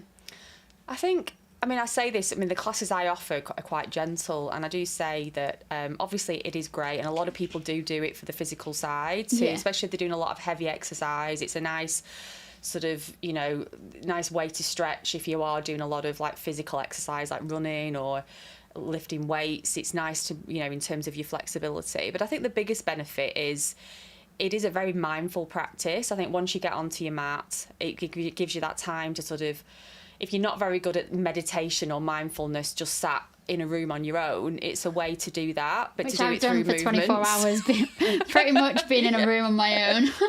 Exactly. Yeah, it's been mindful. There's been moments too. Yeah, exactly. I bet there has. But yeah, so it gives you that opportunity to sort of connect movement and breath, and to sort of it gives you something to do while you sort of being mindful, if that makes sense. And that's what the biggest benefit I've got out of it, because I struggle to sit there and, okay, let's have 15 minutes meditation with nothing to do. I do struggle with that. But if I'm on the yoga mat and I'm gently moving and or doing some more intense practice, and then coming down at the end to what we call shavasana, which which is how we let the So practice relaxing. absorb. And that, to me, if I've had a really bad day or that mental chat has been horrendous, that self-doubt, that inner critic, and doing sort of half an hour yoga and just being on the mat, then it just makes me feel better mentally, for sure. And like you said, you getting to 50, wanting to do something different. Like you said, the contrast with the high pressure of HR and things like that. Had you done yoga previously and had an interest, or what? What was the initial? So I'd done a lot of yoga, but just initially just at the local gym I was a member of. So we're not in a sort of yoga studio setting. I'd never done like a yoga retreat or anything that was really quite intensive. So it was at the gym. It is more about the physical practice and stretching and things like that. So I'd done a lot of that, and I had enjoyed that. And then when I decided to take up this challenge and do the training, I did start training more with my yoga teacher, Yoga Love Collective, Laura Barrett, and she, she's a fantastic teacher in terms of, for practitioners. So I was able to understand more about, a real proper yoga class, which is, it's so much more than, what I'd done before. So I think, again, my interpretation of yoga prior to entering the training was quite different to what it actually was, And what is the difference between, I'm going a bit rogue, but yoga and Pilates? Because there's a lot of like, I do this, you do, what so I'm is not it? a Pilates expert, and I've done a little bit of Pilates, but not a lot. But I think the yoga is a lot more about, it's not just about the physical practice. The physical practice is one small element of yoga. And I mean, I've just literally scratched the surface of what yoga is on that 200-hour yoga teach training. So it's about, the breath work, the pranayama. So again, focusing on breathing. It's about living your life in a different way if you can, and it's not easy, but it's sort of like a guide for living your life in a better way. It actually means union, so it means unifying yourself, with the reality of you, and sort of ignoring what's going on around you and really focusing on you. Whereas Pilates is a fantastic way to exercise, but it is more about the actual physical practice. The other main difference is the breathing. So Pilates instructs you to really hold your core in, and and you're breathing in and holding yourself in, whereas yoga, the part of the breathing is to really fill up your whole body and your whole abdomen and chest as you breathe in. So you actually breathe. When you do Pilates, I struggle because they instruct you to breathe in a total opposite way of yoga, so it's quite tricky. Some people think like you've got to be really flexible to do yoga, and like downward dog and all these. I remember someone told me like the funky pigeon, definitely not a move, and the hump and hollow, but it's actually cat cow. Oh, I need to use that but term. Hump, and like hollow. Yeah. I don't know if someone just told me that as a joke. It's quite a good way to describe it, actually. Yeah. Is all that true that like you need to be uber flexible and have your heels down and all that? No, absolutely not. I mean, I really want to encourage anyone to try yoga, and that's, for me, I want to bring people into a yoga class that have never done it before, that have never felt they can do it, because again, the physical side is a very small element, and we do the physical stuff in my classes, but yoga is for everybody, and obviously there's limitations on if certain people can't do things, or or I've got a bad knee, or I'm struggling with this, and it's just listening to your body. It can be very gentle, but it is a way to move. It is a way to find some balance. Again, it's as we're aging, if we're losing our balance, it's falling is a big massive thing. So and there's lots of ways you can do yoga. There's chair yoga, there's very gentle restorative yoga, there's yin yoga where you're holding the postures for longer. So it's not all about what you see, downward dog, flowing, really sort of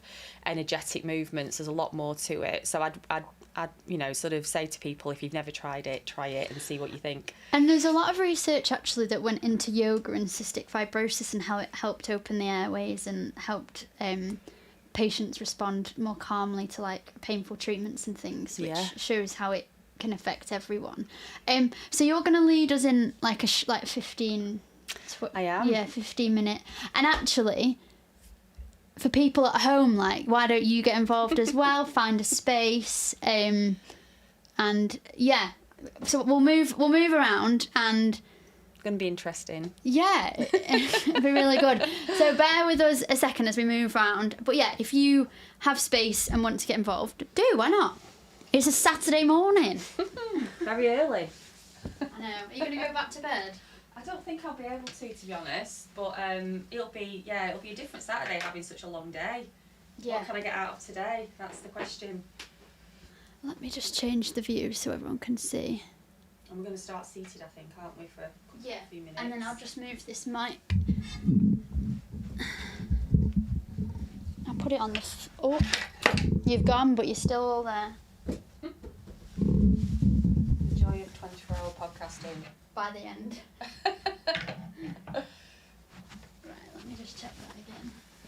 I'll sit down and you're going to come next to me here, I think. Yeah, I am. What is that?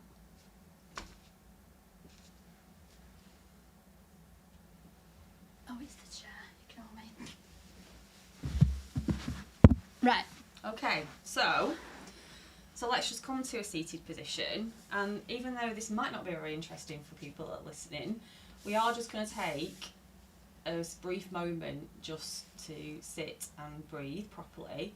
So I want you to put one hand on your chest, on your heart, I want a hand on your abdomen, your belly, and I want you just to start taking some really deep breaths. So you can soften the eyes just for a minute or so. I'm looking forward to doing that. And I want you to take a big inhale through the nose and send it all the way down to your belly, and let your belly rise. Let your chest expand. And let that out through the nose if you can. And as you're doing this, just keep doing this a few times, and I want you to just bring your attention back to why you're doing this. You know, you're obviously tired, 20 and a half hours in. You know, just a moment of stillness just to focus on the why of this fantastic thing that you're doing, and just to sort of celebrate that and celebrate what you've achieved so far, and just to really feel that in your heart, and just to take a few more really deep breaths, because we don't breathe very deep as a society. You know, we tend to breathe into our chests, and yoga encourages us to really breathe properly. And it is such a fantastic thing to breathe properly, to really fill up every part of you with breath. And I think sometimes just to focus on that, anchoring back to the breath, does really work. So just take one more deep breath in, and then come to a normal sort of steady breathing pattern, and take your arms down by your sides. And we'll start by just doing some gentle work to sort of mobilise the neck. So I want you to do some semicircles with your neck. So you're going to look down one way, do like a semicircle, and then look over the right shoulder, and then come back to the left. Just really feeling every sort of little joint in the neck. Let's do that a couple more times. Hear all the creaks, and you've been sat for such a long time. And then come back to neutral, and then let's just roll the shoulders. So roll the shoulders up and back. So really big. You'll be able to hear some creaks and cracks here probably. Couple more times. And then maybe let's go the other way. So let's bring the shoulders up and down and round. So 3 or 4 times that way. And then just come back to neutral. So this time we're going to do some deep breaths in, and then we're going to do some twists. So let's take the arms up and touch at the top. And we'll do a few breaths first. So exhale, let the arms float back down. Let's go again. Inhale. And let the arms float back down. Filling the body with breath, energising you. One last time, and this time as we come back down, you're going to take a twist over to your right, taking your left hand on your right knee, and just taking a twist over that right shoulder. I could hear that creak then. That's good, it's a good sound. Take another breath here, and then come back to neutral. Let's then take a breath in and then go the other way. So bring the arms up first. And as we come down, we're going to go the other way. So right hand on left knee, and then like take a twist to look over that left shoulder. And as you inhale here and exhale, can you revolve slightly more on the exhale? Don't force anything. And come back to centre. And let's do some of those cat-cows, or what do you call them? I was told they were hump hollows. Hump hollows, but we're going to do them seated first. So let's inhale and we'll do the hollow. We'll do the chest forward. And then we're going to push the hands away and round the back. Let's do that 2 more times. So inhale, really opening up the chest, filling up, and then pushing it away. Feels so nice. 1 more time. Inhale, chest forward, really fill up those lungs, and exhale, forward. Bring your arms down. So bring your hands just to support you and bring your legs out in front. Let's make sure there's a bit of a gap between, quite a big gap between your, say maybe even slightly bigger than that. And we're going to just do some hip openers. So we're just going to mobilise the hips by taking the knees down, because you were saying that your hips were quite stiff. That's so satisfying. Something I'd not even thought about, like my seat and everything. I know. I just chose it because it was you think yellow. more like neck and shoulders, don't you? But yeah. So we're going to do this another couple of times, and then once we go over to the left again, we're going to just stay there. And if you can, bring your body up. So just support yourself. Take your time. Get your feet in a position that you feel supported. And we're going to just gently bring ourselves over this left leg. We're just going to hold this for a couple of breaths, just to stretch out that left hip. So with every exhale, sort of give that hip permission just to soften. When we get into our rest and digest, our body feels safe and safer to sort of stretch and relax a bit more, and you can get a bit more out of the practice. So focusing on the breathing really helps. And then let's just walk our hands up and come to sitting up again. And let's take it the other way. So we'll swap the legs around. So you're almost in a 90-90 position, in a way. You're okay there? Uh-huh. And then just soften over that. Fabulous. I could just sleep like this. I'll prod you in a minute to wake you up. If you hear a snort. Yeah, don't leave me to the next 3 hours. I'm not a podcaster. Okay. And then walk back up. And we're going to come to standing up. Uh-huh.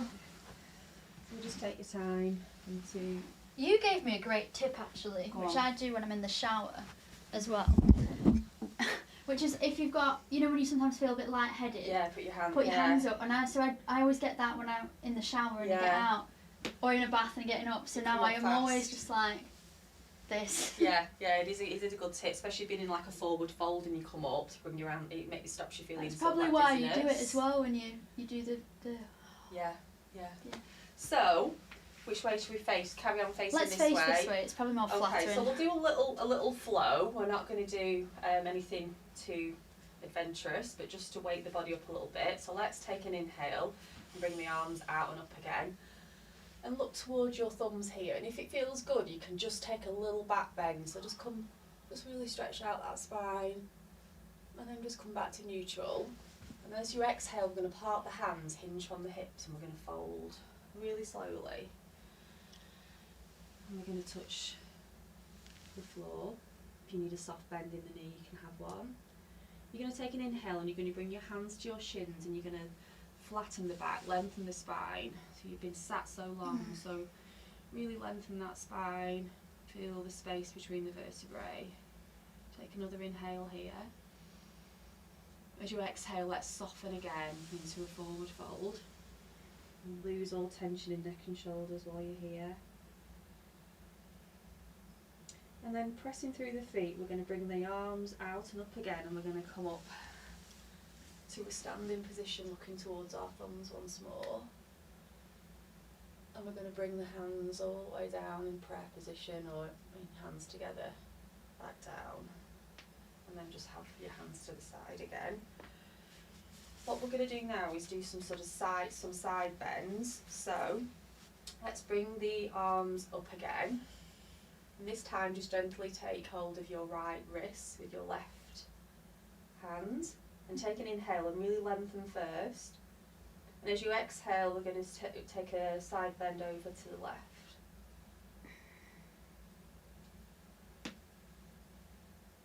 And then come back up to centre. And then swap the other way. So just gently take hold of the left wrist, take an inhale to lengthen, exhale, side bend over to the right. And come back up to centre. And then cross your right leg over your left, if you can. And then we're going to just come down to it really slowly, bringing the arms down. We're going to fold over with cross-legged and just feel that release down the back of the legs. I'm so, like, not flexible. Look at that. Doesn't matter. As a dancer, I was, like, never able to do the splits. It's not about how far you can get. It's actually about practicing. You know, apparently practicing yoga doesn't necessarily make you better at yoga, but it can make you better at life. Nice. It's a little tip. I like that. And then come back up and we're going to cross the legs the other way.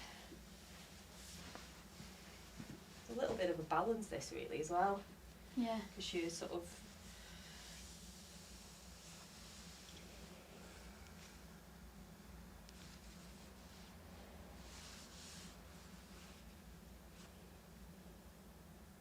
come back up, roll back up, and cross your legs. How are you feeling? I'm good. Good. Oh yeah, I'm yeah. good. I'm good, yeah. We don't want any accidents. Okay. Well, how are we doing for time? Yeah, we've got like 4 or 5 minutes. Yeah, fine. Okay, so let's do some. We're gonna step back. So if you want to come a little bit to the front, so let's step back. You can keep your heel off the mat initially.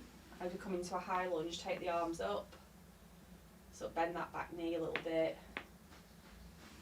And another tip, sorry, you gave me was to like open my stance more. If I Yeah. can't So balance. yeah, exactly. I'm So like, if you've got I'm a open. wider, if you've got like a wider stance, you've got a better sort of base to balance. You don't need to have one foot behind the other. And then bring that heel down into Warrior One. So this is part of the warrior sequence. So your hips are facing forward and your arms go up. It's not always easy to have your hips forward, but that's what we're aiming for. And you should feel that stretch down the back leg. Mm. And while we're here, rather than just stay static, because you have been static for so long, we're going to flow. So as we bring the arms down, we're going to bring the toes of the front foot up, and we're going to start to straighten that leg, and we're going to sweep the arms down. And then we're going to come back up. Let's do that 2 more times. We're sweeping the arms down. And then come back up. One last time. Sweeping the arms down. And come back up. Now you're going to be facing away from me, but I think you've done this before, but we're going to open up into Warrior Two. So keeping your feet exactly where they are.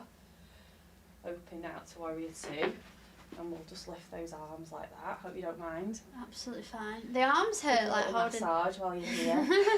Okay. And then you can gaze towards these fingertips. If you turn this hand round and gaze towards that and bend that knee. That's it. Perfect. Perfect. Okay, from here, you're going to straighten that front knee and you're going to bring the arms up again. And then you're going to sink back down. Let's do that 2 more times. Inhale. It helps with the breathing this as well, I think, to move in connection with the breath. And then settle back here in Warrior Two. And then as you were going to do that, you're going to bring your right hand down to your leg and we're going to reverse the warrior. Stretch over. And then come back to Warrior Two. And let's step back. We're going to do the other side. Yeah. Just going to be. It feels great. Feels you're getting a bit of movement, life back in the old, not the old body. The old body, yeah. I've aged severely.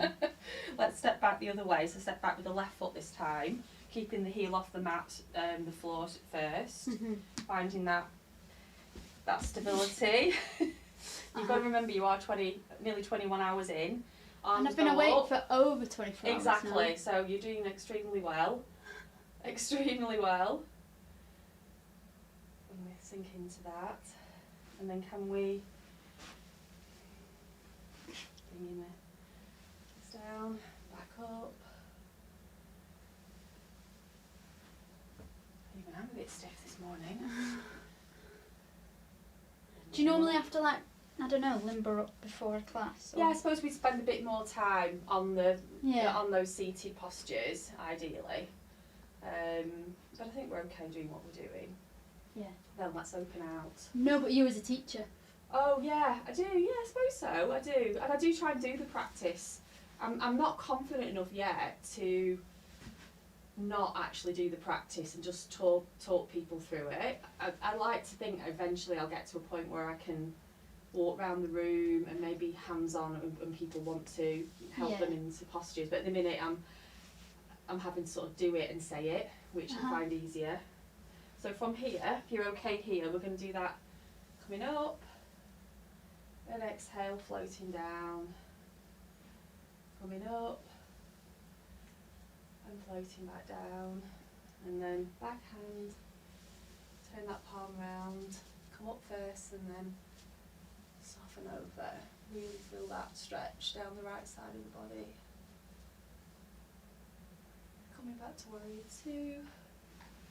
And we're going to step forward. And how are we for time? Yeah, we're kind of there. Fine, okay. Yeah. So let's just take a few seconds to close the practice again. Just notice how you're feeling now. And just take, again, another breath just to reconnect with your intentions around doing this fantastic challenge. Softening the shoulders, softening the eyes. And take one last breath in as we reach the arms up. And bringing the hands to the heart. Thank you so much for having me as part of your wonderful... Thank you. Namaste. Namaste. Namaste. Oh my gosh, I am. Well, you're so good for doing that at this stage of the game. 100%. Oh, I hope everyone at home was trying that as well. It was so much fun. I'm going to just put the donate card on whilst I take a break.